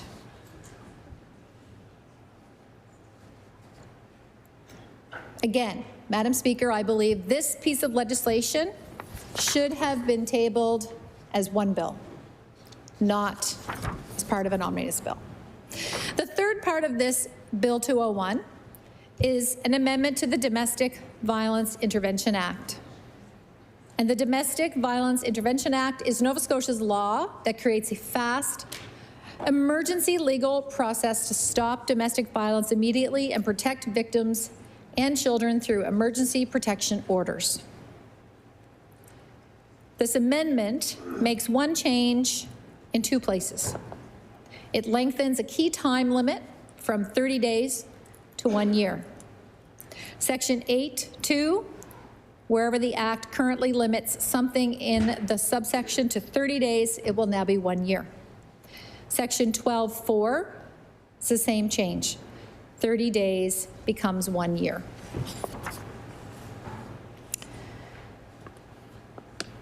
This amendment gives victims, at least my interpretation of this amendment, it gives victims and the court system more time to have protections or related steps under those sections remain available, valid, instead of expiring after a month, after 30 days. So, again, unless I hear differently in Public Bills Committee, I would support this piece of legislation, this amendment to the Domestic Violence Intervention Act. If I were voting on this bill as a standalone piece of legislation, I would be in favor. The fourth amendment is to the Regulated Health Professions Act. It's meant to modernize and harmonize how health professions are regulated, centering on public safety, clear licensing standards, and consistent discipline fitness processes across different professions. And as a registered nurse, I, like the Minister of Health, understand the need for strong regulations in our health professions. In general, the Regulated Health Professions Act, or rather, excuse me, Madam Speaker, this amendment that's part of Bill 201 brings social work regulation under the Regulated Health Professions Act umbrella, repealing the old Social Workers Act and removing, updating, cross-referencing and outdated provisions in related legislation so everything lines up with the Regulated Health Professions Act. I do not support this amendment because those impacted were not consulted. If I were voting on this bill, if I were voting on this amendment as in a standalone bill, I would not be supporting it, just as I did not support the Health Regulations Act when it was brought forward because stakeholders were not consulted then. And this brings me back. I looked back at my speech on Health Regulated Act when it was brought forward. It's hard to believe that the same mistake would be happening again, because there was a lot of negativity from the health professions here in the province because they weren't consulted, and I think there were 22. That number could be incorrect, but it was around 22. We'll reference this CBC article, and I'll table it. Madam Speaker, the headline is Nova Scotia Social Workers Act repealed without notice consultation, and this is from the college. Nova Scotia's College of Social Workers disappointed by the Houston government's decision, and it's dated February the 25th, 2026, in the evening. The Nova Scotia government's move to repeal the Social Workers Act was done without notice or consultation. Order. The member's not allowed to refer to, even in quotes, Houston's government. So that's all right. I just ask that you retract and rephrase. I recognize the honourable member for Lunenburg, Cumberland North. My apologies, Madam Speaker. I should have remembered that. I retract that headline and using the Premier's last name. And I'll say Nova Scotia College of Social Workers are disappointed by the Premier government's decision. The Nova Scotia government's move to repeal the Social Workers Act was done without notice or consultation, according to the province's Social Workers Regulating Board. And it goes on. The Nova Scotia College of Social Workers said it was disappointed by the government's decision. Alex Stratford, the executive director and registrar for the college, said repealing the Social Workers Act and bringing it under the Regulated Health Professions Act impacts the college's ability to ensure the safe delivery of ethical social work practice and its ability to ensure the most vulnerable voices are heard. What this means is that the voice we have been using to affect policy change, including the creation of Youth Child Advocate Office, is officially stopped. Stratford told CBC News on Wednesday. And I will echo some of the comments by my colleagues here in opposition when speaking about the work that social workers do it is the Lord's work. It's very difficult work. Just last week, I met with a constituent who shared with me the concerns of local social workers, and I'm not sure if it's happening around the province, Madam Speaker, but there is not enough admin staff in our Amherst office, and the social workers are being told they have to do the admin work, and they're already short-staffed going out into the community doing their work. So the Social Workers Regulated Act, they should be respected, and they should have been consulted, and they do incredible work, Madam Speaker. And we should be doing everything we can to consult with them and to respect them as the professionals that they are. And I'll table this document. Thank you.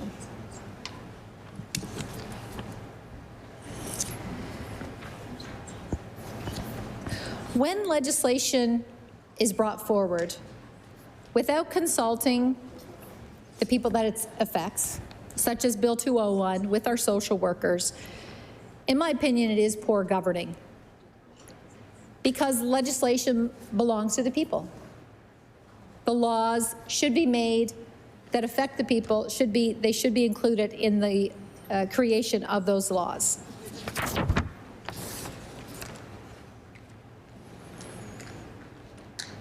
I encourage the government to reconsider these types of omnibus bills and reconsider bringing legislation forward without consultation.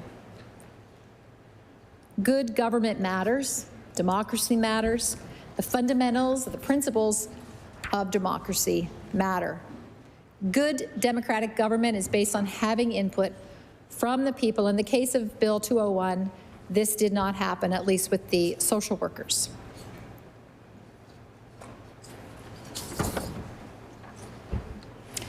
Back when the Health Regulated Act was brought forward, which this bill is amending,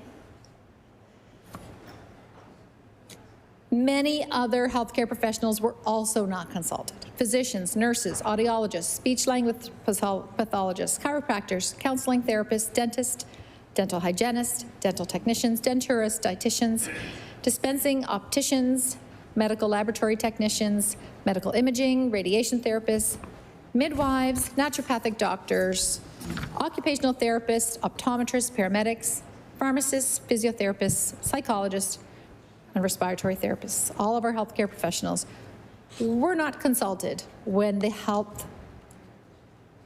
Regulated Health Professionals Act was brought forward, similar to what's happening now. Some would say this is what happens. This would be the downside of a supermajority government or a majority government when they forget the importance of consulting with the people that are impacted by the laws that they are bringing forward. I believe, Madam Speaker, that good governance and good legislation is possible. And since I become an MLA, it's been a battle in here.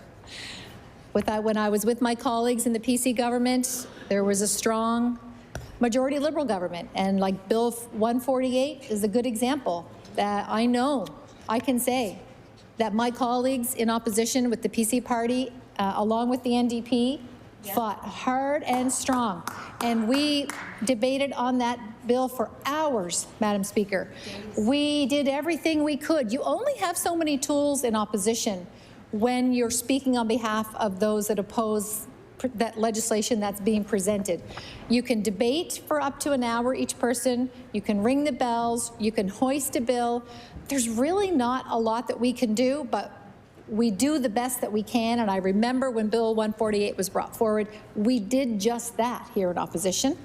It didn't work, but now today we're seeing the results of that. So when we bring forth our comments on behalf of people like social workers. Order. I recognize the honourable member for Kings North.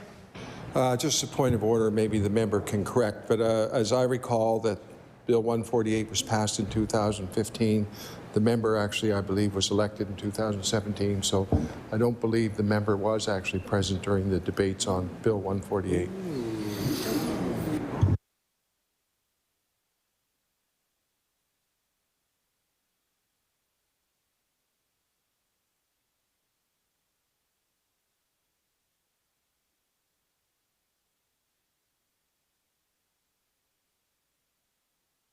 Not technically a point of order, but the honourable member may correct that with her year of election. I recognize the honourable member for Cumberland North.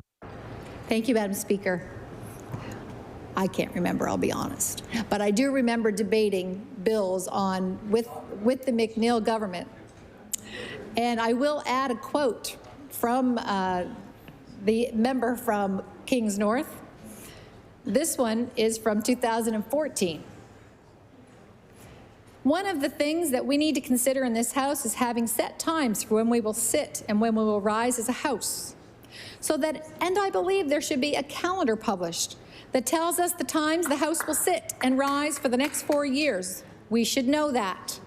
There should be no reason in the world why the times the House sits and rises for the next 4 years. Order. I ask the member to stay on the bill. I recognize the honourable member for Cumberland North. Thank you, Madam Speaker. Well, I'm going to tie that back to there's no reason why we should be debating this bill at this time of day on a Friday night.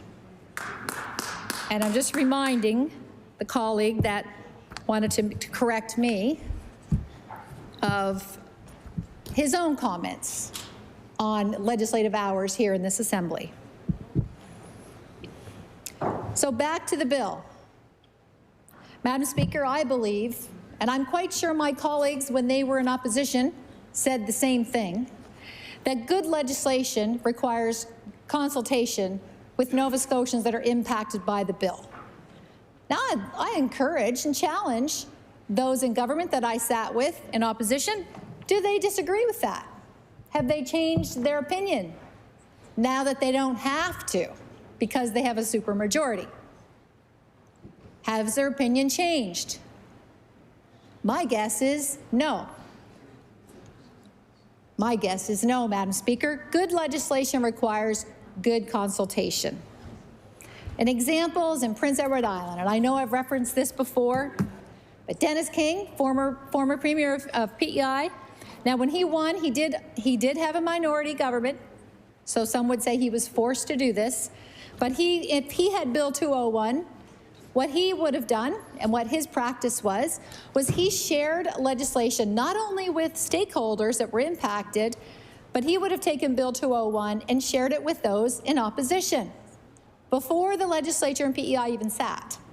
And he would have taken bills like Bill 201 and asked the opposition members for their input. Can we make this legislation better? And then before a bill was even tabled in the legislature, like Bill 201, the legislation had input from all MLAs in Prince Edward Island, not just the government, not just the stakeholders.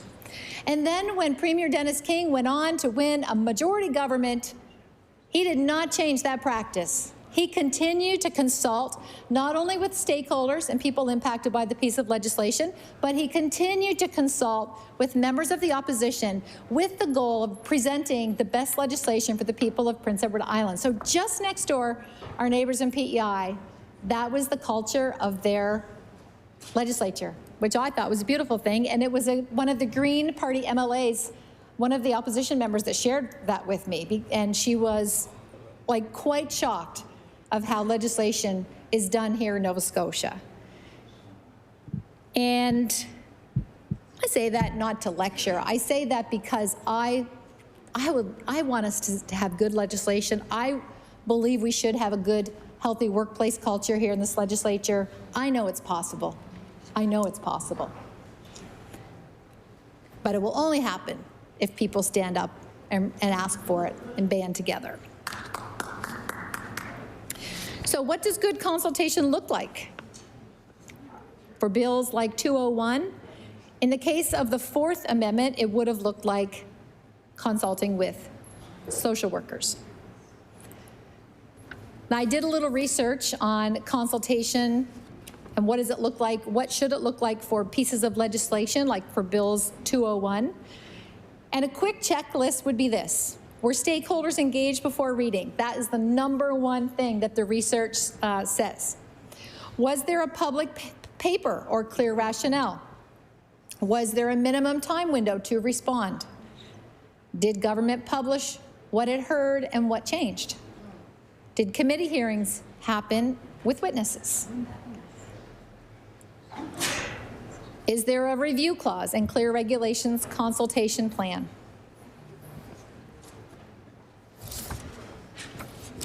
Yes. Good pieces of legislation like Bill 201 only happen with good consultation. Identifying who will be impacted: service providers, frontline staff, regulators, municipalities, Indigenous right holders, unions, sector associations, rural remote communities, etc. And on that note, I want to table a couple more documents. And they are related, I'm not going to read them all through, but they're related to our social workers who deserve to have input on a bill that affects them. This one, Madam Speaker, is a letter that was provided to me confidentially from NSGEU to the Public Service Commissioner.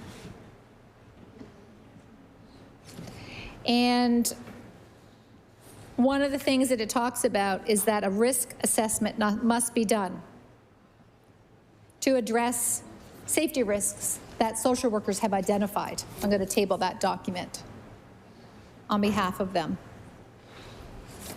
I also have another document that relates to our social workers, Madam Speaker, that I will also table on their behalf, and it's regarding the case aid recommendations. And I'm bringing this up because my recent conversations with social workers in my area is they have very significant concerns around their safety when they're working in the community, and they deserve to feel safe when they work, Madam Speaker. These are things that their regulatory body would be involved with. One of the quotes in this document that I will table, Madam Speaker, says, "We have not been heard for a long time, but now finally feel there is space for us to be heard. This fear is rooted in that some days we feel as if we might not make it home that night.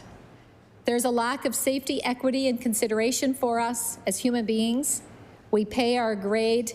Our pay grade does not begin with public relations, but we are part of a professional team and deserve to be protected and valued as such." This is the quote in this document, Madam Speaker, on behalf of those that work in social work and their colleagues. Here's a quote that really concerns me, but it also, in my opinion, Madam Speaker, reflects the culture that many of us feel and see even here. And Bill 201 is making amendments to the regulatory body for social workers, and their voices matter. They should have been consulted in this bill. But here is a quote that really concerns me. "Currently, there is a reality of punitive actions that occur when safety concerns are reported. We continue to work in an unsafe environment because safety concerns go unreported because of the experience of retaliation when safety current issues are identified." That is quite a line. I'm just going to table that there, but and I will just read. This document is from December 22nd, 2022. There's a list of recommendations, and what I'm being told is that they have not been addressed.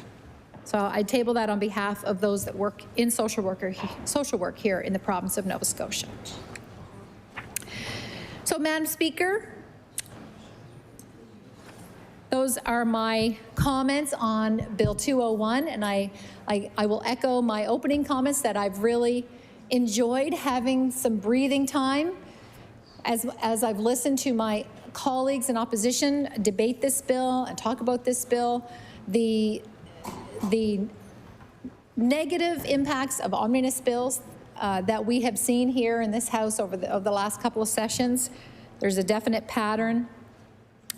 The late hours as we try to debate these bills, everyone's tired. And again, I'm just going to end this debate and second reading on Bill 201, reminding those in government to direct their anger and frustration, not at opposition, but those that are setting the hours for debate in this House. Thank you. I recognize the honourable member for Cape Breton Centre, Whitney Pier. Thank you, Speaker. It is 6:50 on a Friday. Here we are. Okay. Madam Speaker, there are many things running through my head regarding this bill. And so I want to start with this. When you get a bill like Bill 201, you look at it first glance, you're like, this some good news in here, no, not so bad. This is good, this looks great, this looks good. You go through it all, and then all of a sudden you hit one part of the bill. And that part of the bill just stops you dead and says, well, this is problematic. And it's problematic for various reasons, but I want to start with the positives, because there are some good things here. There's some much needed things here, Madam Speaker.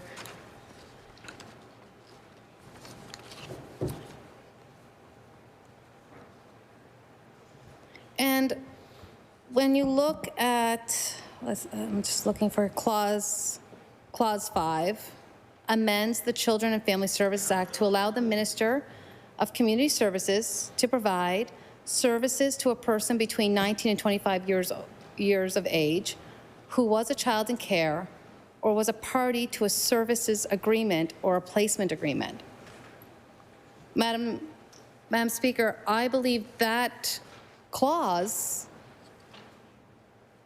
is an important clause in this bill, because as we now define youth, youth is no longer, and your youth no longer ends at 18 years old.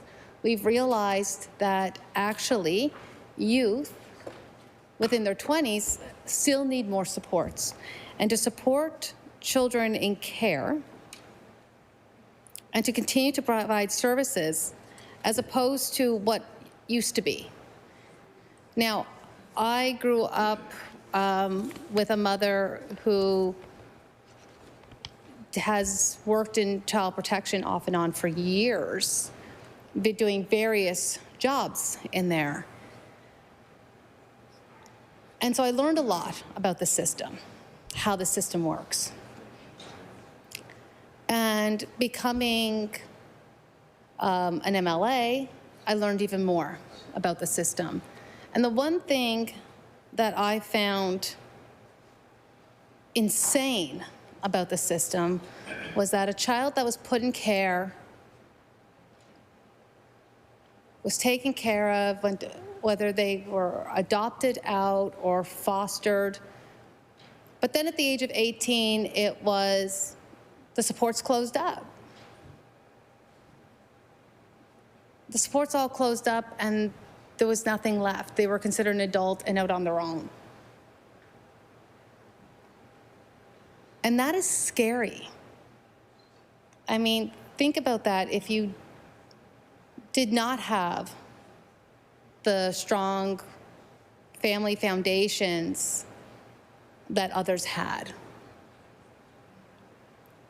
that other people had started the race more equipped and well ahead of you. And now the government, all those supports are gone because you're turned 18 years old. They no longer care. It's quite similar to people with children with disabilities who at between 18 and 19, they no longer exist to the government for a year. It's fairly similar. And so I think that this clause is a good clause. I think it's an important one to help those between the ages of 19 and 25. I think it's important.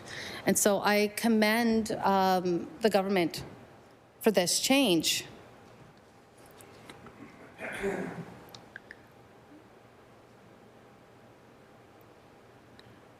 So Speaker, I'm going to go through a little bit of this bill. There's a lot here. It looks like a small bill, but there's quite a lot to unpack.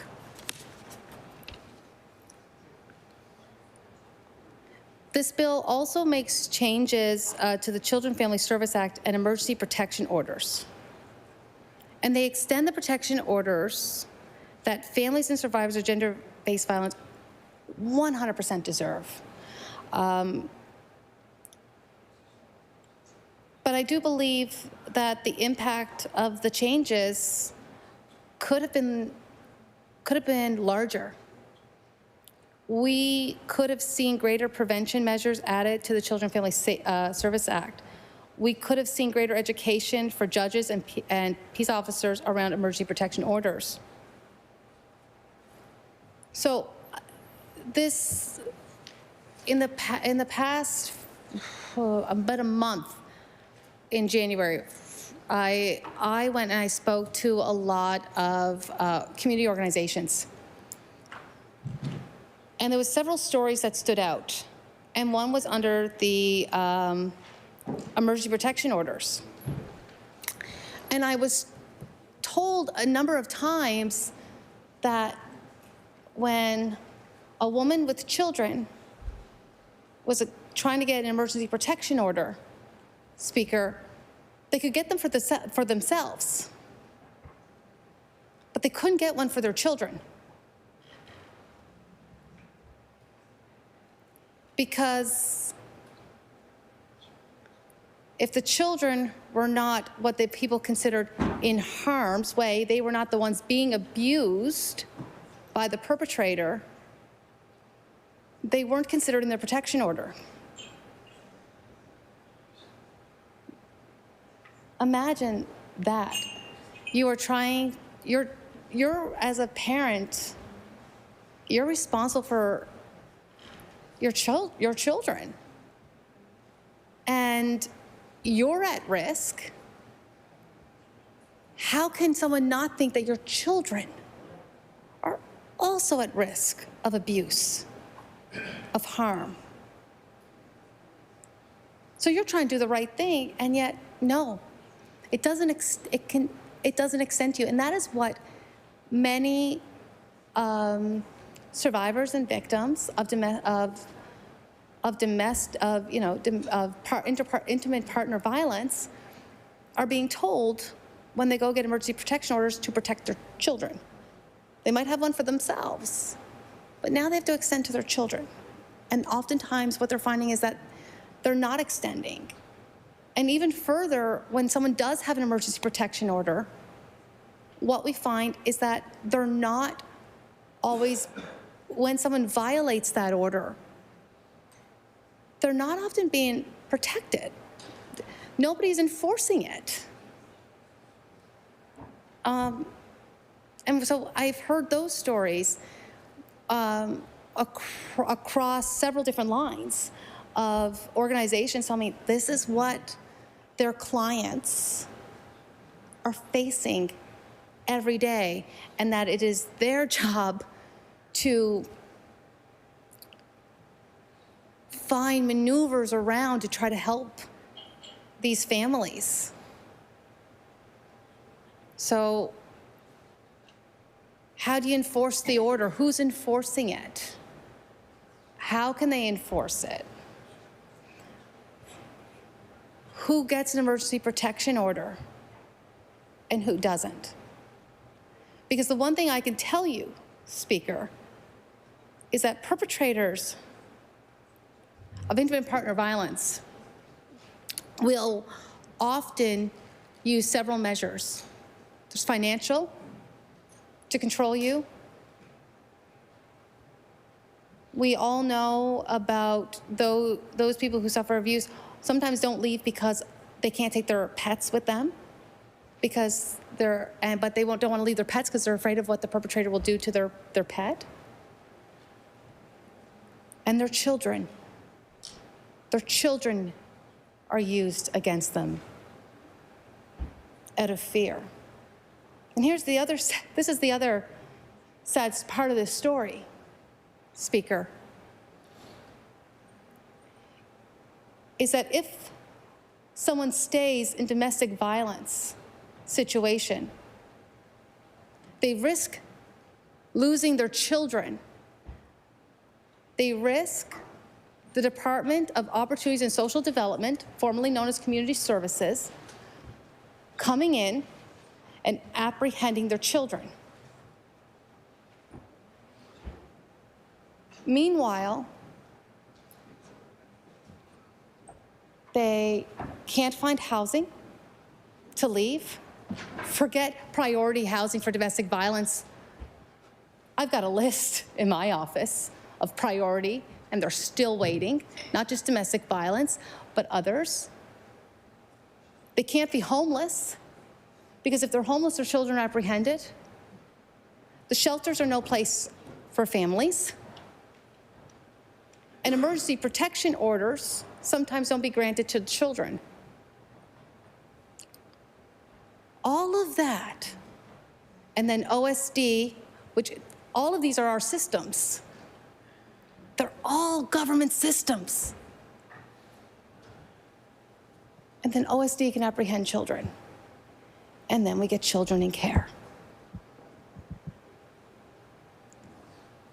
So, I agree wholeheartedly with extending protection for families and survivors of gender-based violence. I think it is too important. It is too important to the constituents that I've spoken to. It is important to the organizations that I spent all of January speaking with.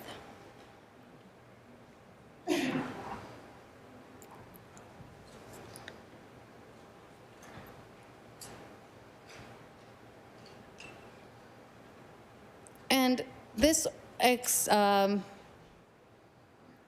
updates for the protection orders are what advocates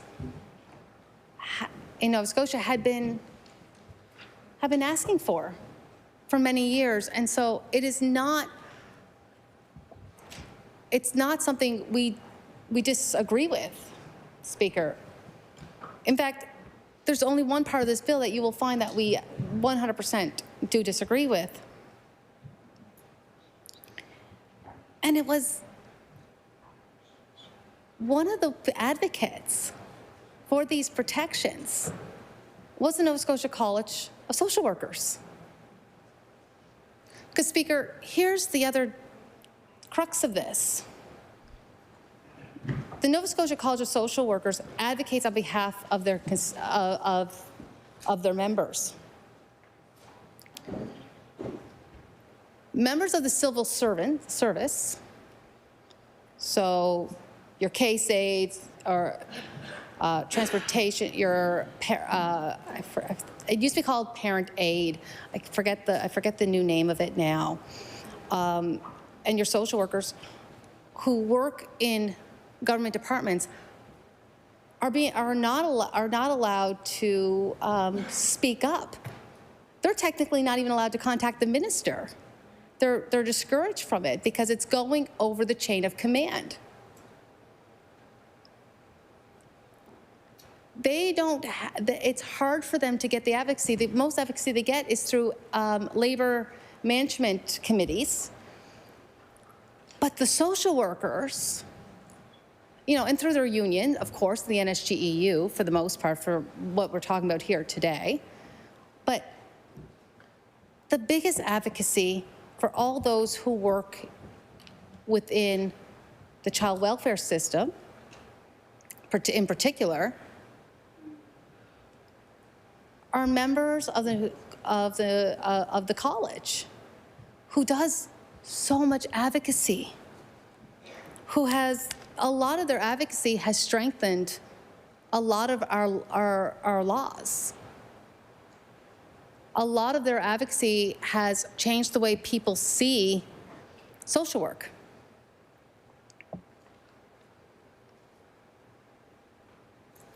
So I want to go through all this because I know we debated this bill somewhat yesterday, and we're debating it tonight. And so for everybody's sake, I want to take a few steps back and go through this a little. So there's 3 departments involved. It's Opportunity Social Development, OSD, Justice, and Health and Wellness. That's 3. So I want to go department by department, Madam Speaker, if my colleagues will be so kind as to indulge me in this. So the changes to OSD were made to reflect the recent review of the Child and Family Services Act. The publication bans on children involved in family court proceedings are extended to social media and after death. Clarification is provided to ensure that anyone found guilty of an offense against a child, even when absolute or conditional discharge has been given, will be entered in the Child Abuse Registry. The current practice of extending an offer of care to children aging out of the child welfare system up to the age of 25 is now formally added into the legislation to ensure the practice is required to continue on an ongoing basis. As I said before, we do support that clause.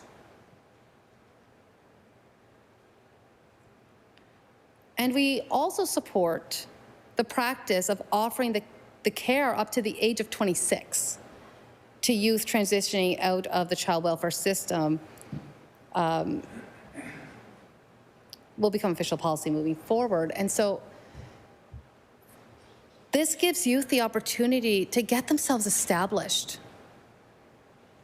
They have the time and the support to get an education and find their place in this world. As I said before, I don't know the history of many of you, but what I can say is I'm sure there's a good chunk of any of us in this room who may have had, got ahead in, as I said, the race. If you indulge me, Madam Speaker, for a visual, you're at the starting line and you got your really good, you got your good running shoes on, you got your good, you got your really good shorts on and your top on, and you're ready to go. But the person next to you has got shoes that may not be in that great of condition, and they've got weights on them, things that are holding them back. Now, you who've got your good running shoes on, you can clear the post. You can get off the starting line, and you can be running a 100-meter dash. And that person is still trying to get started because of ankle weights on them, not great shoes, maybe they don't have great support. Meanwhile, ahead of you, you're off and running, and behind you is this person who can barely get started. What this does is allow some of that weight to be taken off that child, to allow them to have, I wouldn't say more equitable, because it's probably not going to get equal. It might get a little fairer, somewhat. It might get, but at least they have a better chance of getting started in the race, Madam Speaker.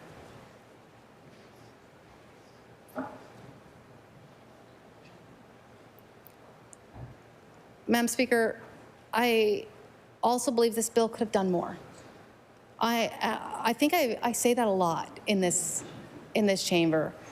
I see some bills that are good, and I'm like, but it could be better, because I believe my role here, all of our roles here, in the official opposition, in the full opposition, our biggest job, besides holding government accountable, is to ensure good legislation is being passed and to provide suggestions on how to make it better. That's our role. And if anyone doesn't understand that, they need to take a few steps back, because you can't be right all the time. A broken clock's only right twice, Madam Speaker. So you can't be right all the time. Nobody has all the answers. But what makes the smartest person in the room is knowing that they are not the smartest person in the room, knowing that they don't have all the answers. And so our job is to say to the government side, when it's a good bill but could be better, or these are good sections of a bill, these are good clauses of a bill, but they could be stronger. That is our role, and we take it very seriously on this side of the House. So the Nova Scotia, with all that being said, Madam Speaker, the Nova Scotia College, where was I? I'm just going to come back to where I was, Madam Speaker. I'm sorry, I lost my place here. Yeah, so the Nova Scotia College of Social Workers, as an organization, was intimately familiar with how the, and I'm going to say this act, but What it should be is the Family Service Act. With how the Family Service Act is translating on the ground and in people's lives, has consistently called on the government to ground the act in a more preventative approach. For social workers to implement a preventative approach, they need a comprehensive range of supports to offer to folks, backed by a dedicated budget. This act and the budget that is passing through this legislature right now they don't deliver on what is needed for said preventative approach, Madam Speaker. And depending on how far I get tonight, I might go into those preventative approaches. We'll see how I'm doing for time. Next up is justice. And that is the emergency protection order that I've just discussed. So emergency protection orders can now last for a year, up from 30 days. That is important. That is good. Because it's hard enough to get an order of protection. It's even harder when you have to keep going back 30 days if you have to continue it. So to have one that's 1 year, that's a great step. And this is a win, Madam Speaker, for the sector. The organizations such as I've spoken to, such as Transition House and Transition House of Association of Nova Scotia, have been asking for this to be changed. Oh, I don't even know how long. It's been a minute. It's kind of been like a day in the legislature. It feels like years, decades. But it will offer survivors of gender-based violence that greater degree of protection that they need. What is disappointing about this change, from what I understand of the bill, so this is my understanding, is that this change from 30 days to a year is actually not being paired, is actually right now being paired with the cuts to the domestic violence courts. So I don't understand how we can cut funding into the domestic violence courts and yet put emergency protections up over a year. Now, talking to an organization that deals with, for lack of a better word, male perpetrators of intimate partner violence. And that is their role. These men have to plead guilty in order to enter the program. It is something that these organizations, it's not their will that they plead guilty, it is the courts who've said that they have to plead guilty. And my understanding is it's different in some jurisdictions. In Cape Breton, they have to plead guilty, according to the domestic violence court.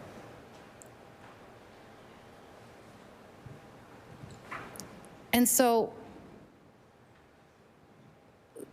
many of these organizations get funded through that court to help men who have committed intimate partner violence, help them in the hopes that they do not continue to perpetrate domestic violence.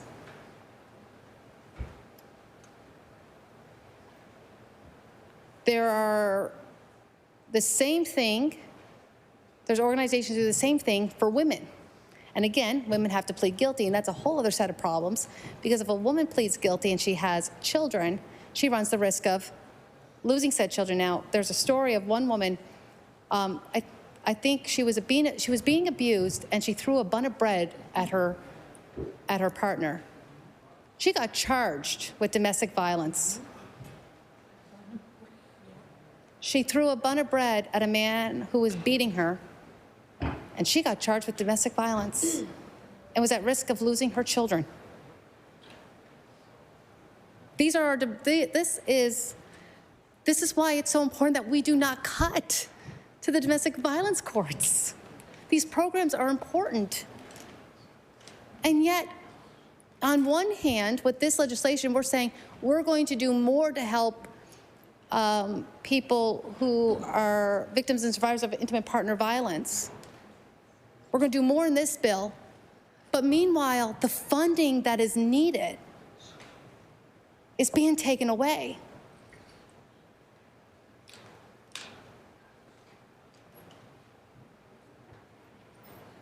It is further disappointing that it doesn't seem like the initiative is going to be paired with increased efforts to make it easier for survivors and gender-based violence to get emergency protection orders. We heard from a person from Pictou County who had applied for an emergency protection order to keep her and her kids safe. And she was denied. And when she finally got it into place, there was no consequences when her abuser violated the conditions.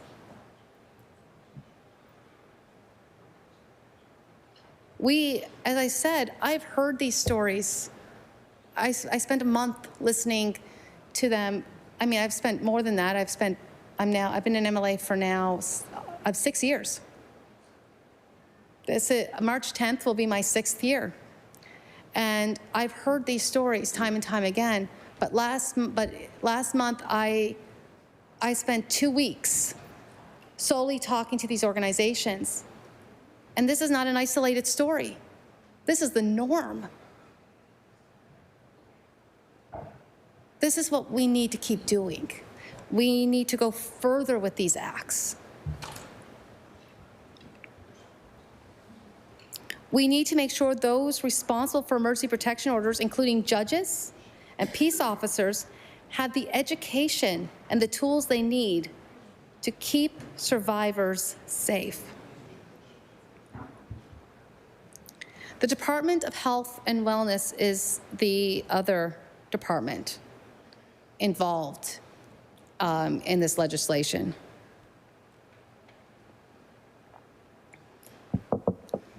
And this is where this bill gets even more gets trickier.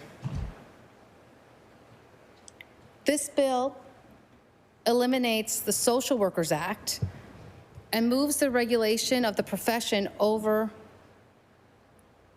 to the PC government's 2023 Regulated Health Professionals Act, or Professions Act, I'm sorry, I read Professions Act. But it's important to get all these acts right, Madam Speaker.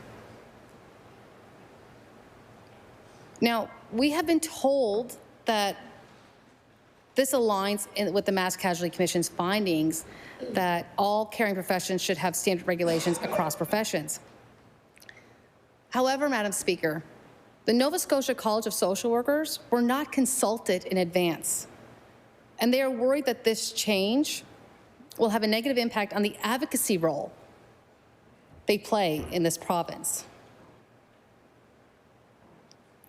In a release, Robert Wright, for the president of Nova Scotia College of Social Workers, basically said that the decision was troubling. It was marks a troubling shift, and it erodes the independence of social work as a self-regulated profession by placing it under the government's watch, rather than allowing it to maintain an independent voice that works in the public's best interest. Madam Speaker, I have that concern because there are many people within the Department of OSD that have major concerns over child protection. have major concerns over what is occurring there. And if we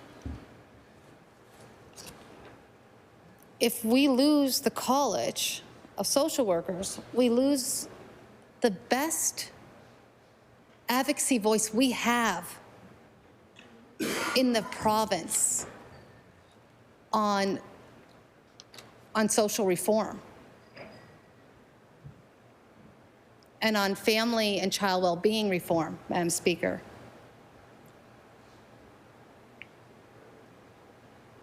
Now, I have it on good authority that it was around 8 a.m. in the morning when it was a, by the way, this is happening situation. That's not consultation. I really don't understand why this government is allergic to consultation. I don't. Besides, we can make a bill better. I think, why didn't you consult? Why wasn't there consultation happening? Is the next question I ask a lot in this House. Why wouldn't you, Madam Speaker, want to bring people into the conversation, especially the college that is very well informed of the realities on the ground? Why wouldn't the government want to have consultation meetings with them? Because speaking to social workers, what I heard, and my colleague from Fairview Clayton Park said it best. We were trying to discuss, like, what have you heard? What have you heard? And the only thing we could say in this House that would be appropriate was, well, we heard a lot of unparliamentary language. You can insert all those words here.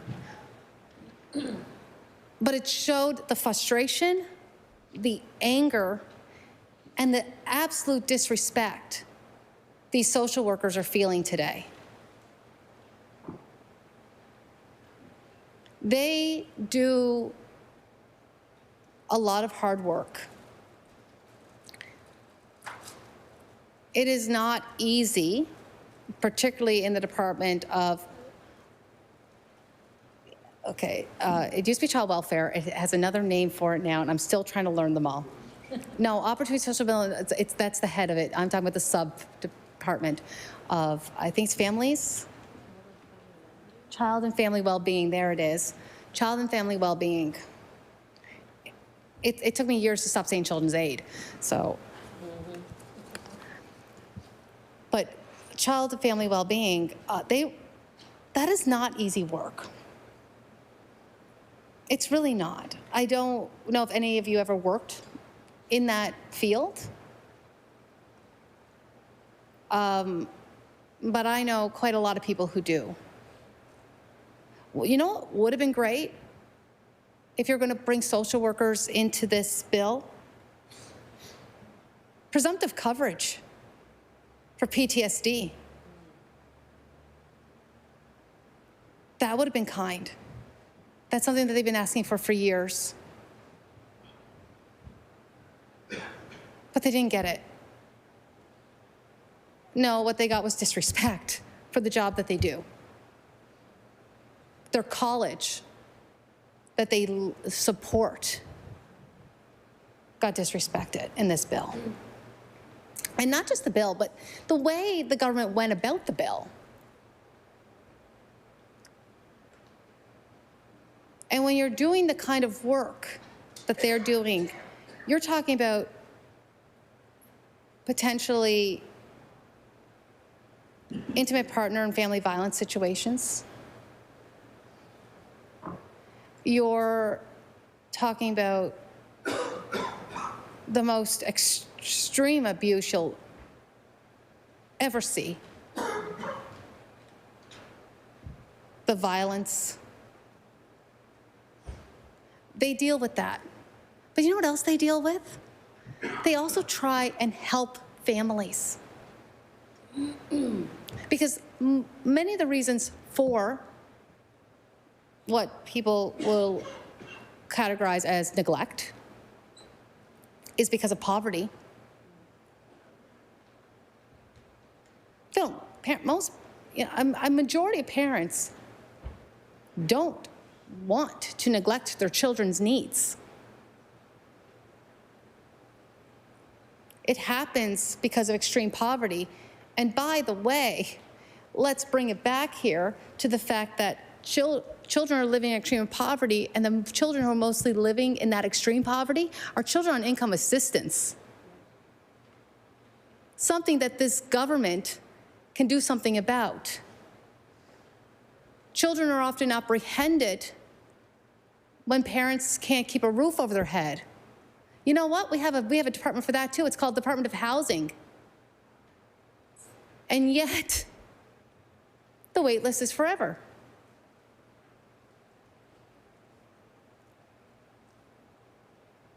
And yes, there's abuse. There's children who get abused in family violence. And Madam Speaker, if we provided more programs for people, for parents, I mean, I remember driving home with my daughter, and I'm in the back seat with her, my partner's driving, and for the first time ever, I'm like, can you just drive to a crawl, honey? And I said, well, how did they, why? And then during this, as we're leaving the hospital parking lot, I'm like, how could they, they're letting us leave with her. Like, she doesn't come with a manual. You know, how am I gonna know what to do? And every new parent understands that feeling. Some of us are lucky to have great family supports who guide you in your parenting journey. But when you don't have those supports, when asking for those supports can mean, you know, the knock on the door from the Department of Opportunities and Social Development, that's a scary thing. But do you know what programs used to be available and what programs are available in many other areas? Is a program where there's an individual, whether it's a social worker or a public health nurse, who would, regardless of your income, regardless of your status, would come to your house. Some have a full week after every day after you came home, and others was twice or 3 times a week, and other program. And then, as time went on, it became less and less that you saw them, but they still continued to show up and provide you support. Do you know, in those areas where those supports occur, there is actually less children apprehended. Because parents who may not have the resources or the ability, they're putting those wraparound, you know, this term we use, wraparound supports, they're actually putting those in place. They're not just terms being used, they're tools being utilized, and they're putting them in place, Speaker, which means less children have to go into care and be apprehended. That is a good thing. That is what the Family and Service Act should strive for. What I would have liked to have seen in this bill, if we're going to talk about justice and social services and strengthening, we should be talking about strengthening the safety net. Having someone coming to your home and helping you, Madam Speaker, means if parents are struggling financially, there's help for that. If families are struggling to cope with parenting, it is not easy. There's help. And it's destigmatized in many areas because it's universal support.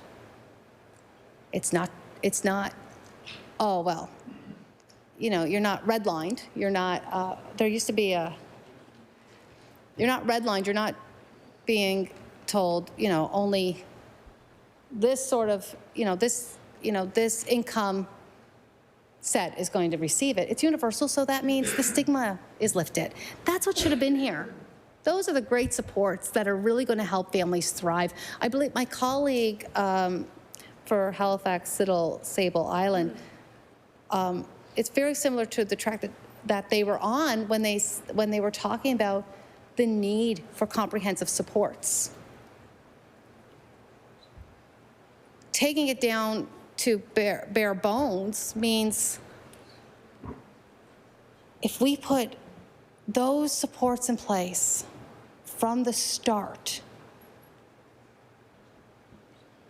if people who were perpetrating domestic violence were able to say, I don't want to be doing this anymore. I don't like who I am. This is not who I want to be. We're able just to walk into places like Cornerstone in Cape Breton and say, can you help me?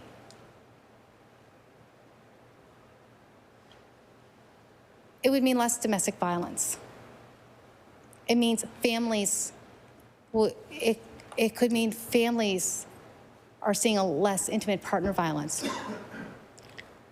But that's not the case. They have to plead guilty first. They have to perpetrate the crime first.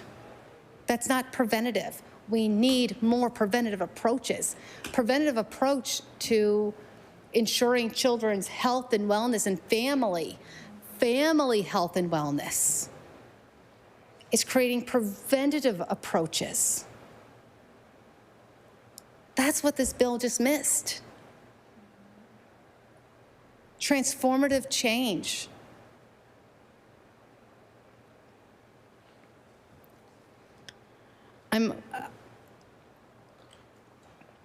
I've been a very passionate advocate for change in the in OSD, but particularly in the Department of Children and Family Wellbeing. Madam Speaker, for many, many years, I get it honestly.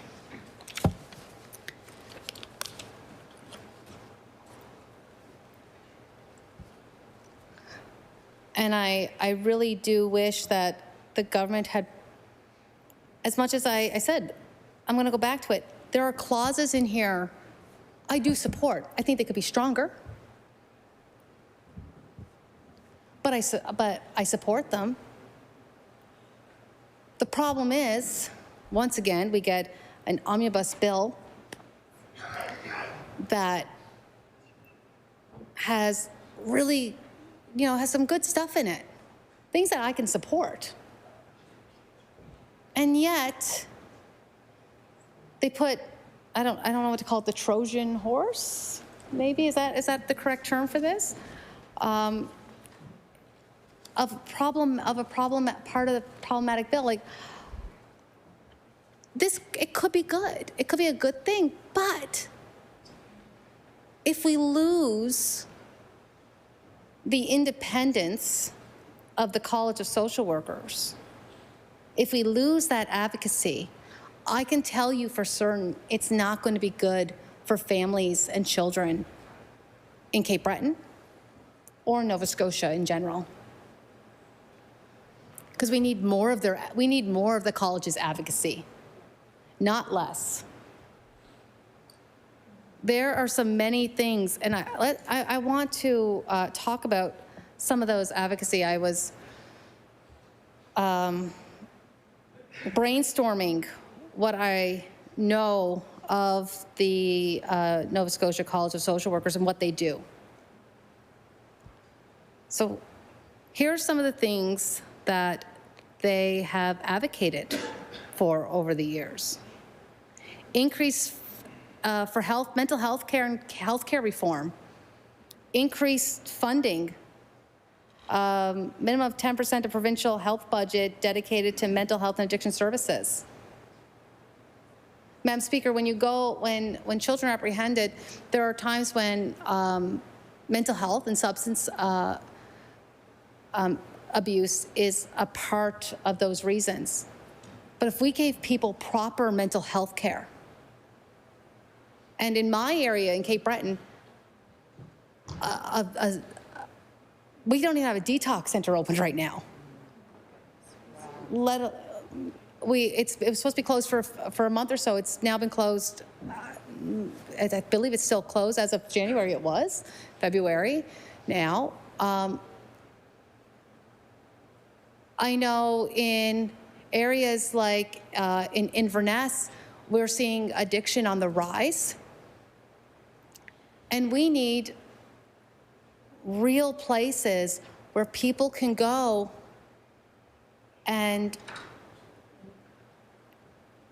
get better when they are ready.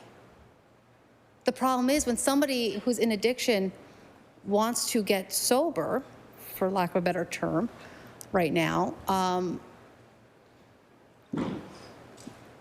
there is no place when they're in active addiction and when they're ready to get, when they're ready to, like I said, get sober. There's no place for them to really go. There's no detox now opened, and there's no place for long term where they can go and get healthy and get help. So if we put more into the system there, we could potentially eliminate a lot of intimate partner violence and family violence. They've also, in that same vein, have talked about moving away from the strictly medical model toward the community-based trauma-informed system that integrates what is it? Psychology, sociology, I think it is, the spiritual, the structural determinants of health. These are the things that they've called upon, and they are good systems. They've asked for better policy integration, better integration of the social determinants of health into government policies.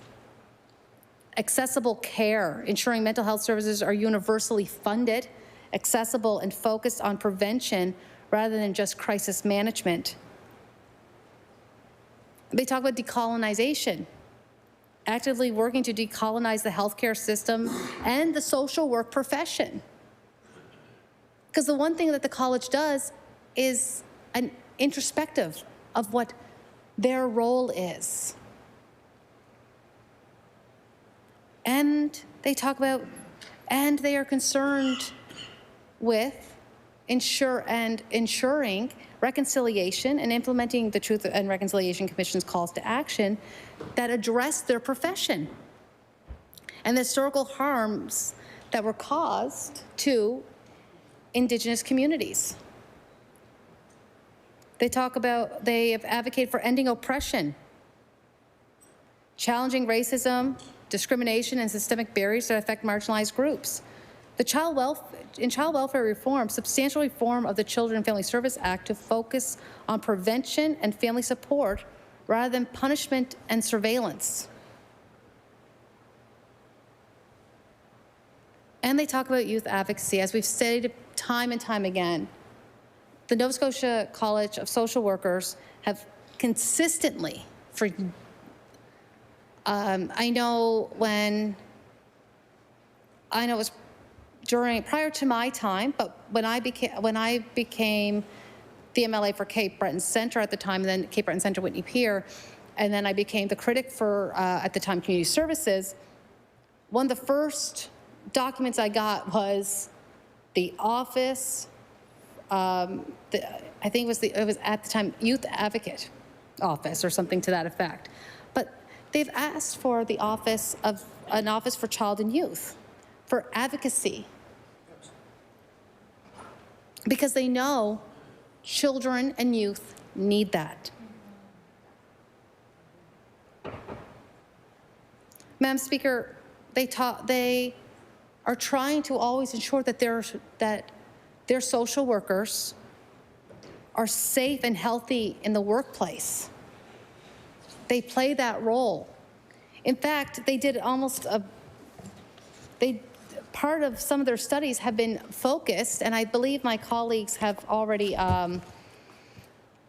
quoted from the critical analysis of the Children and Family Services Act, a call for reform and to better serve children and youth, talked about how many, that staggering 124 social workers exited their roles in 2022, 2023 alone. Madam Speaker, I can tell you, the Department of OSD and Child Family Wellbeing have probably one of the highest rates of people who are out on potentially short-term and long-term illness due to stress.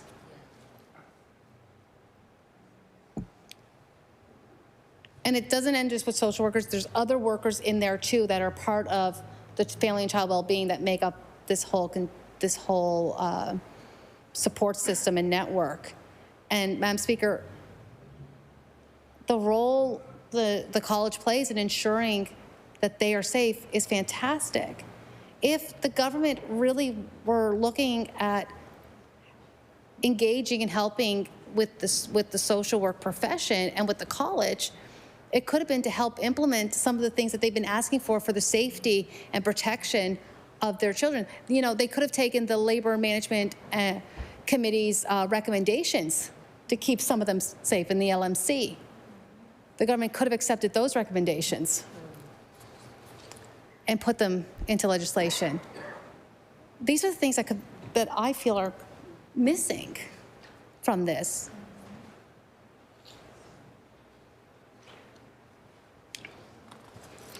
Madam Speaker, the college also talks about, because the college sees their role as an advocacy role, as a way to do preventative work so that families can stay together. And one of those parts of the advocacy is advocating for economic security.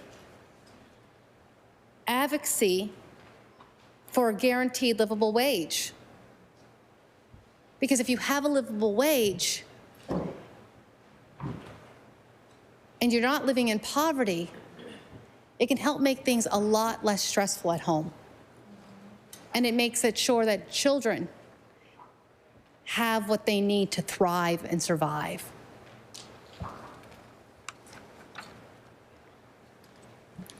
The other thing that the college does, Madam Speaker,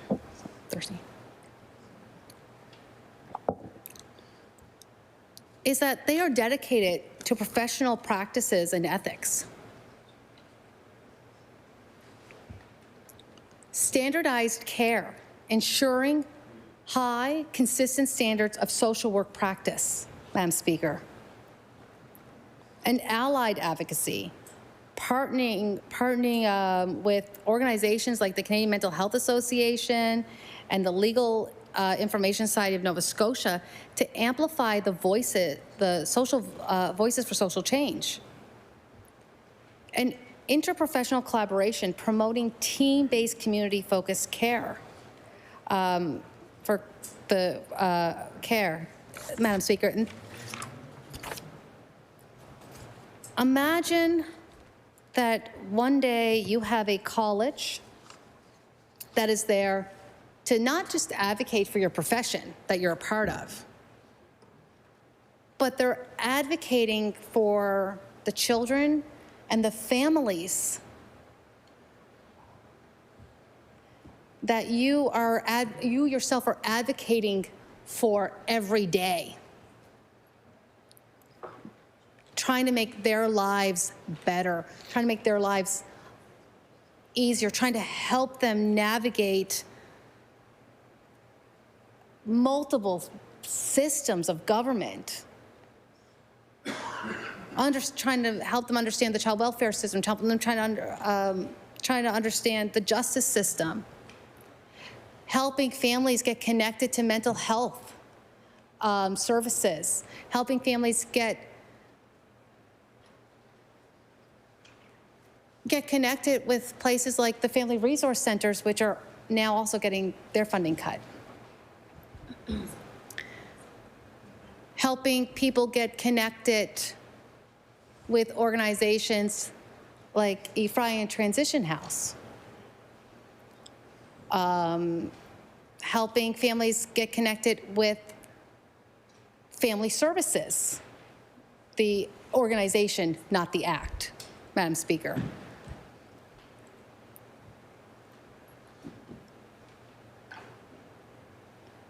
They play a huge role in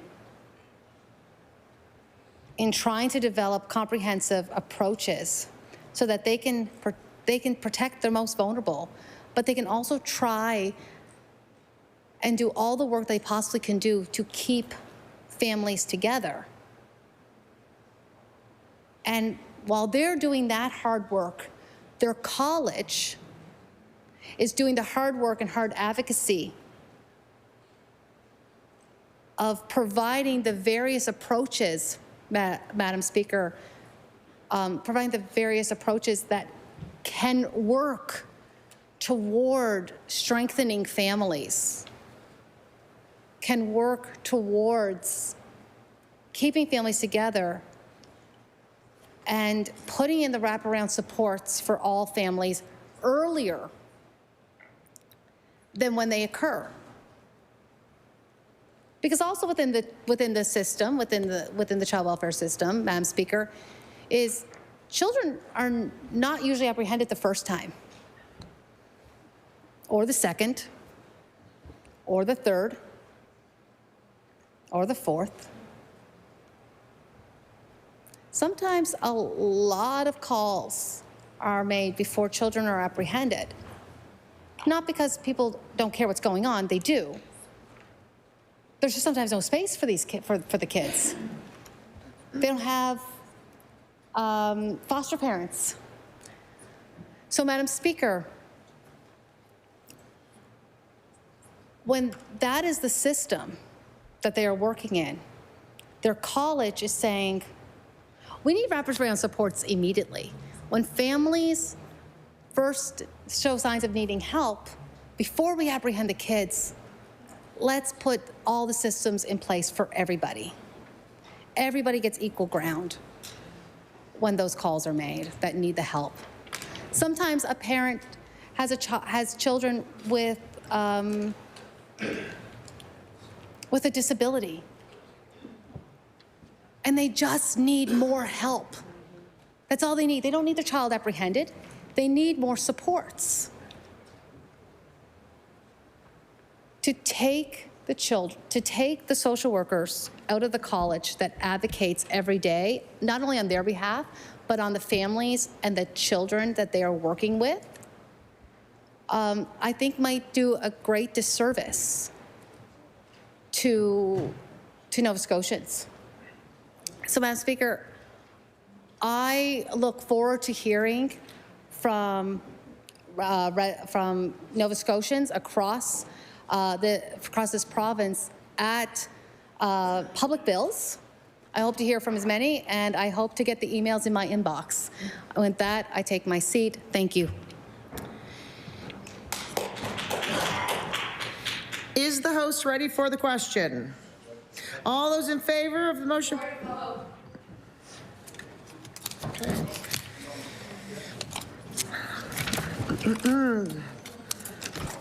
There has been a request for recorded votes. The bells will ring until the whips are satisfied.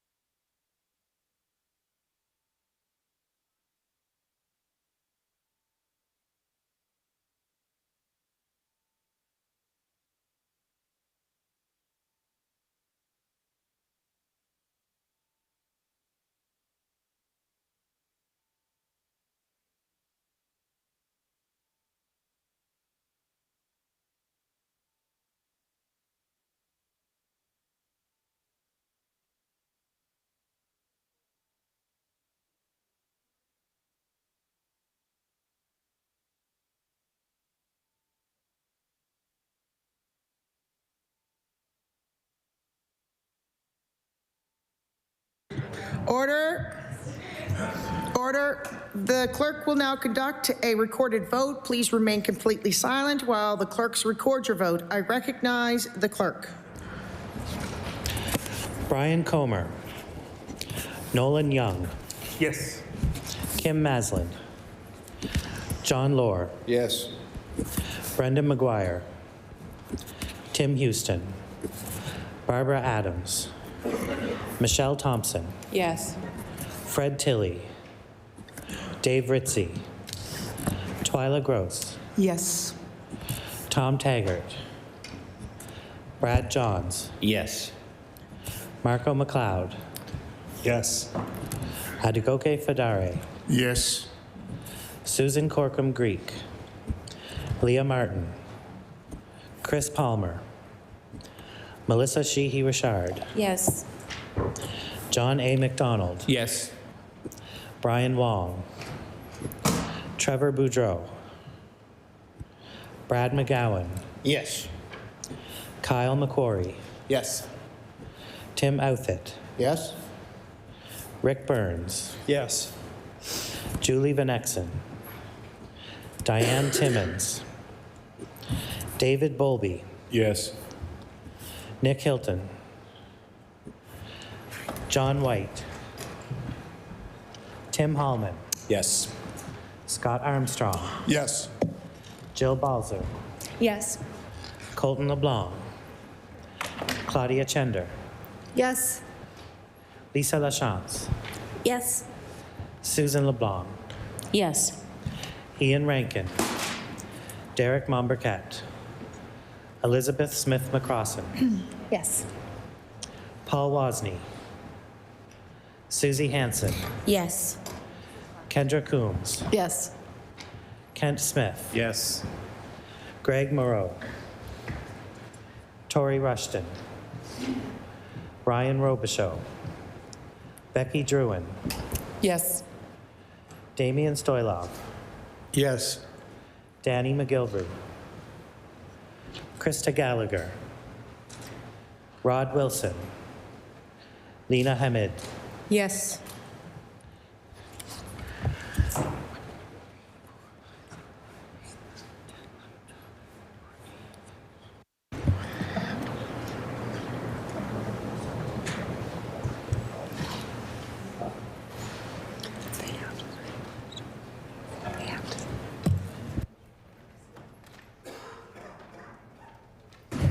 I recognize the clerk. The results of the recorded vote are as follows. Yeas 27, nays 0. The motion is carried. I recognize the Honorable Deputy Government House Leader. Speaker, would you please call order of business, private and local bills? Order of business, private and local bills.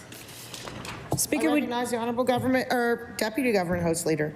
Speaker, would you please call private and local bills for second reading? Private and local bills for second reading. I recognize the Honorable Deputy House Leader. Speaker, please call bill number 204. Bill number 204. I recognize the Honorable Member for Kings North.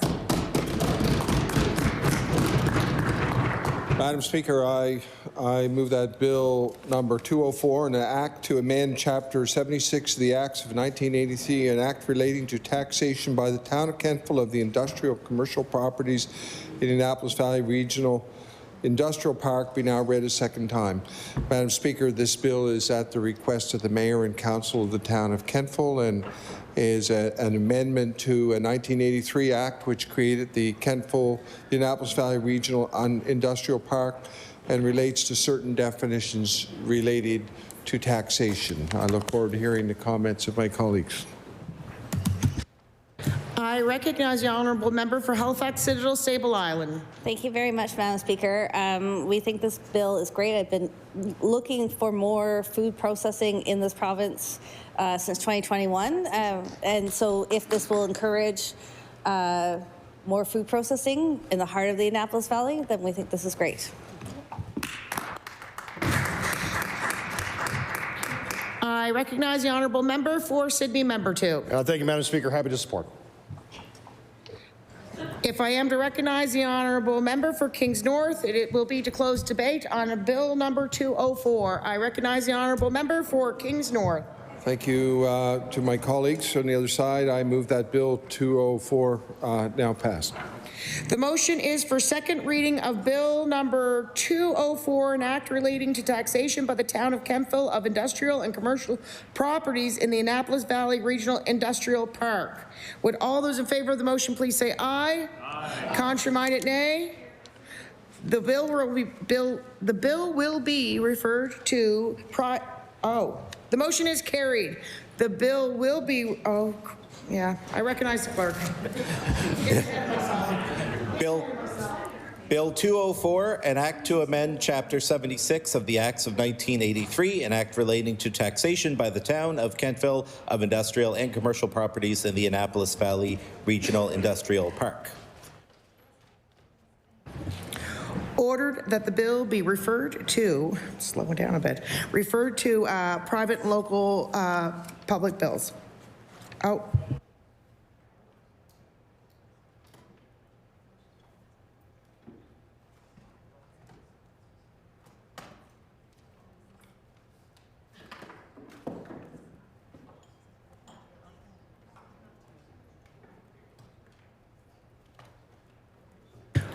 I thought someone stopped.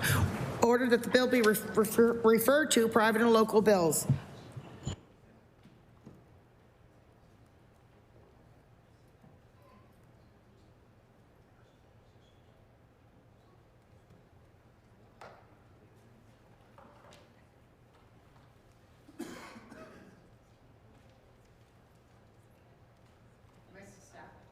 Ordered that Bill 201 be referred to the Standing Committee on Public Bills. I recognize the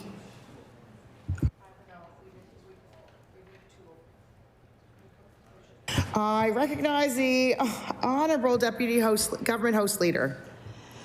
Speaker, would you please call the order of business public bills and orders? Order of business, public bills and orders. Speaker, would you please call public bills for second reading? Public bills for second reading. Speaker, would you please call bill number 205? 205, Elections Act and House of Assembly Act and Act to amend. I recognize the Honourable Attorney General and Minister of Justice. I rise in my place today, Speaker, to move the Bill 205, Amendments to the Elections Act and House of Assembly Act, now be read a second time. Bill 205 removes outdated election requirements and helps make the electoral process more streamlined and less costly. It is important for legislation to keep pace with the times, and these amendments do just that. Bill 205 will remove the requirement for candidates to pay a $200 nomination deposit. It allows candidates to pay for publicity costs directly with their personal credit card. It removes the requirement for returning officers to reside in the electoral district in which they were appointed. It clarifies the rules regarding the transfer of services, money, or property with respect to situations when a candidate later runs as an independent or for a different registered party. It increases the threshold for when a candidate expenses need to be audited to $1,000 from a current cost of $500. Now, these amendments mainly come from the recommendations by the Chief Electoral Officer after the 2021 and 2024 general elections. Many of these were supported by the Election Commission. These amendments respond directly to expert advice and ensure the legislative framework keeps pace with modern electoral practices. But just as importantly, they will make the electoral process easier to navigate for everyone involved. With that, I'll take my place and hear what my colleagues have to say, Madam Speaker. I recognize the Honourable Member for Halifax Citadel Sable Island. Thank you, Madam Speaker, and I'm happy to rise and just offer a few comments on this. We have a voter engagement problem in Nova Scotia. We just had the last election where we had the lowest voter turnout ever. Less than 50% of Nova Scotians voted. And, we're not alone in this trend of voter disengagement, voter skepticism, And so we need to be doing everything we can to encourage voting, to make voting easier. I've worked with young people across Canada looking at issues of youth civic engagement and lowering the voting age, actually, because there's actually a ton of research around the earlier you start voting, it'll become a habit, you keep on voting. You know, it was really interesting. Some of the most common perceptions from young people were like, well, there's a perception of competence. So this like, I don't know enough yet to vote, but we don't actually vote. We don't require people to pass a test to vote, and really we should be reaching out to all Nova Scotians to encourage people to vote, to see why it's important. I think probably for all of us in this room, we were probably young voters. We've probably always voted, and it's hard to sort of understand where that reluctance comes from. So, you know, I think these are some, you know, reasonable, good updates, and you know, and just a couple of things I'd like to hear more about as the bill moves through. So there's one provision for merging polls when the traditional polls are getting smaller and smaller, but then just to think about like accessibility, but like sort of deep accessibility. So one example that I've been thinking about recently actually is Fort Massey United Church. As you know, the church building will be closed by this summer. It has been a traditional voting spot for the folks from McKean Manor, which is the senior social housing building across the road. And I think for a lot of those folks, they have mobility issues and obviously are low income. So, you know, moving your place of voting farther away from where they are is going to make things more challenging. So what can we do to make that easier? So that's what I sort of saw at merging poll, like let's think about that. And you know, I know Elections Nova Scotia has the IDEA Committee, which is looking at different diversity initiatives. And you know, one of the things that we've been talking about is in the last election, they did have what they were calling sort of special community polls. I think that's what they called them. So voting where it was more about like creating a safe space and a welcoming space and a traditional community space where people felt that they could go. It wasn't necessarily aligned to your poll number within your district and that sort of thing. You know, we for the 2S LGBTQI plus community, there wasn't a special poll, yet the issue of dead naming on the electoral roll is a huge deterrent. So, you know, making sure that that good work continues, that these changes facilitate that. But, you know, I think really thinking about civic engagement, civic education, how can we get people to engage in the democratic process? And that's all of our work. So thank you. I recognize the honourable member for Sydney, member 2. Thank you, Madam Speaker. Madam Speaker, I'm pleased to rise today and speak at second reading of this bill, which proposes a series of targeted amendments to the Nova Scotia elections framework based on the final report from the last election. Broadly speaking, the changes before us are technical in nature and positive. They aim to streamline processes, remove outdated requirements, and provide clearer guidance to candidates, administrators, and voters alike. Many of these measures originate directly from Elections Nova Scotia. As such, they reflect practical operational experience. I think that anyone who went through the 2024 election can agree. Process changes are necessary, but I wish the government had gone further in implementing changes. I'm glad to see the changes like eliminating the $200 nomination deposit for candidates. This is a modest but meaningful change. Removing financial barriers, however small, can contribute to a more accessible democratic process and may encourage broader participation from individuals considering putting their names forward. We also see an increase in the threshold for candidate expense audits moving from $500 to $1,000. This adjustment reflects inflation and the rising costs of campaigning and may reduce administrative burden on both candidates and Elections Nova Scotia while still maintaining appropriate financial oversight.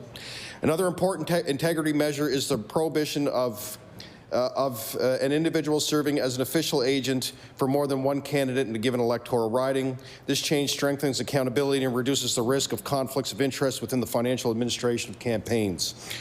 With respect to voting methods, the bill clarifies that internet voting remains limited to members of the Canadian Armed Forces and a narrow set of existing exceptions. We would have been glad to see more work done to expand access to voting. The last election saw just 45% voter turnout. This is a democratic crisis that needs to be addressed, and I don't see the government doing any work to address it. So I'll leave my notes for there, and appreciate the opportunity to say a few words.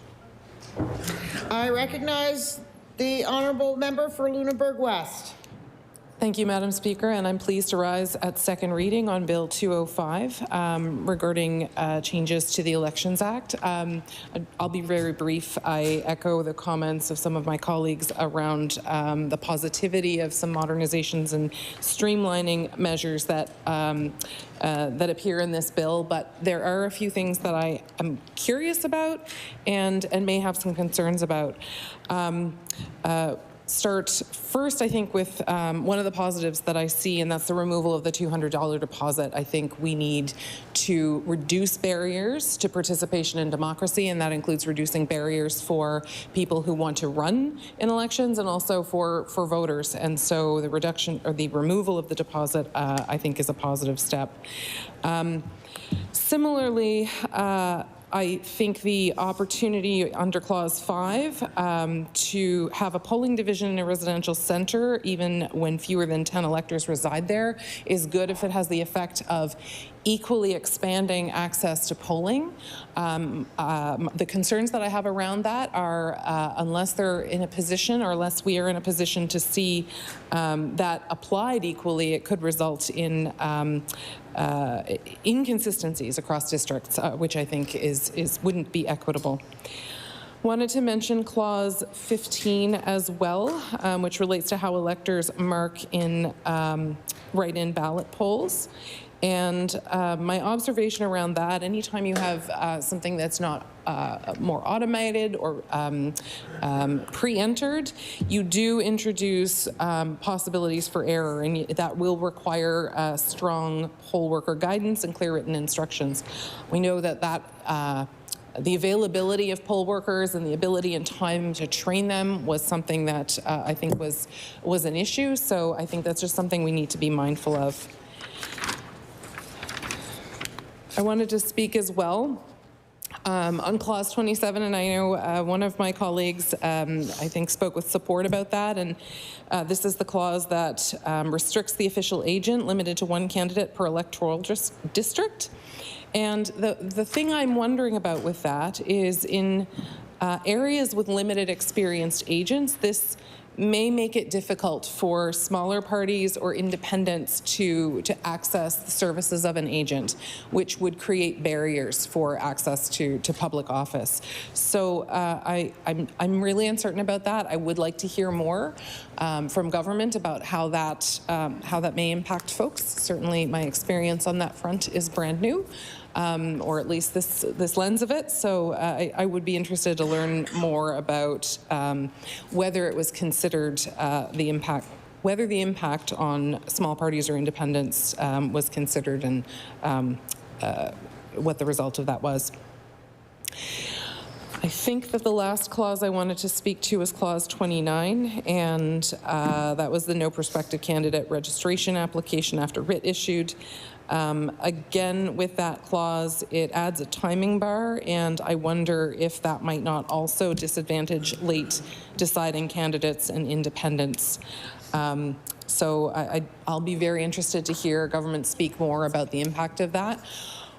We need to increase voter participation. We need to increase democratic engagement. And so the measures in this bill that work towards that, I'm fully in support of. But I do think we really need to look through the lens of that as we continue to debate this, and I look forward to hearing government's comments. I recognize the honourable member for Cumberland North. Thank you, Madam Chair, and I rise to speak on second reading on Bill 205, an act to amend Chapter 5, the Acts of 2011, the Elections Act, and Chapter 1, 1992 Supplement of the Revised Statutes, 1989, the House of Assembly Act. Madam Speaker, for the most part, I support most of the changes in here to the Elections Act, but there's a few glaring things that I think are missing that I want to point out. If the government were taking an opportunity to make amendments to the Election Act, it would have been a great time to make changes to create an even playing field for all Nova Scotians, so if they choose to put their name on the ballot. So, for example, Madam Speaker, I want to point out on Clause 29, where it refers to restricting the time for a prospective candidate to apply for registration as a registered candidate to the period before the writ. I want to talk about something that happens if you're an independent that should be fixed and amended in the Elections Act, and that is, once the writ is dropped, if you are not with a registered party, if you're an independent, you don't get your name on the ballot until after the first 14 days. So if someone is going to vote for you, if you're the only independent, then as long as they know how to spell your name, you're okay. But if there's more than one independent, that could pose a challenge, because it's challenging for people when they get to the voter box to know how to fill out the ballot sometimes. So I had a lot of people in my area really upset that my name wasn't on the ballot. And someone had suggested, well, create a party with your name in it so that then your name will be on the ballot, because it's only party names that are on the ballot for the first 14 days. But that is something that could have been amended here in the Elections Act, Madam Speaker. I agree with my colleague from Lunenburg West that the Elections Nova Scotia and this Elections Act should make every attempt to reduce all barriers. And there are many barriers for creating a level playing field, Madam Speaker. There is reference in this bill around signage, and for the most part, whoever purchases the signs is the one that owns the signs. It's not clear as an independent, if you decide not to be an independent anymore, do you have to provide your signs to the Receiver General, because they are an asset of your campaign. Right now, the current rules, which a lot of people wouldn't know unless they ran as an independent, and with Elections Nova Scotia, is that if there is any money in your bank account at the end of your campaign, it has to be given to the Receiver General. So if your supporters make donations over the amount of what you spend, you have to give all your donors money to the government. And you're not allowed to have an EDA, which has been challenged. And this would have been a great opportunity in Bill 205 to make those changes that are similar across the country. We've done research from all provinces and territories across the country, and most of them do allow independent candidates to have some sort of an association. But here in Nova Scotia, you're not allowed to have an electoral district association. And Elections Nova Scotia will also not allow you to issue tax receipts outside of the writ period. So what that means is if you have a lot of great supporters and they want to donate to your campaign, you can't give them a tax receipt. And so what that does, by the government keeping those rules, because the government's very aware of these rules, and they know that they put up barriers for more people running independently. The government could make changes here in Bill 205 that would allow all people in Nova Scotia to run a fairly and evenly without barriers. In my opinion, Madam Speaker, anyone running for office should be able to fundraise in the same manner, 12 months of the year. You should be able to open a bank account with your association name on it and provide tax receipts to your supporters. And by not allowing that, the government and political parties are putting up barriers to try and prevent independents from being successful. Thankfully, I had a strong base of supporters, so for me, it didn't affect it. In fact, my first campaign, I had so much support from around the province that the fourth week of my campaign, knowing that I would have to give extra money, any leftover money to the government, I asked my supporters to keep their money because we did everything we could to spend it. But we just had so much. And I didn't think it was fair to them to be giving me money and then me writing a check to the Receiver General with their hard-earned money. So that is, I'm bringing this up because this is an amendments to the Elections Act. There's quite a few in here.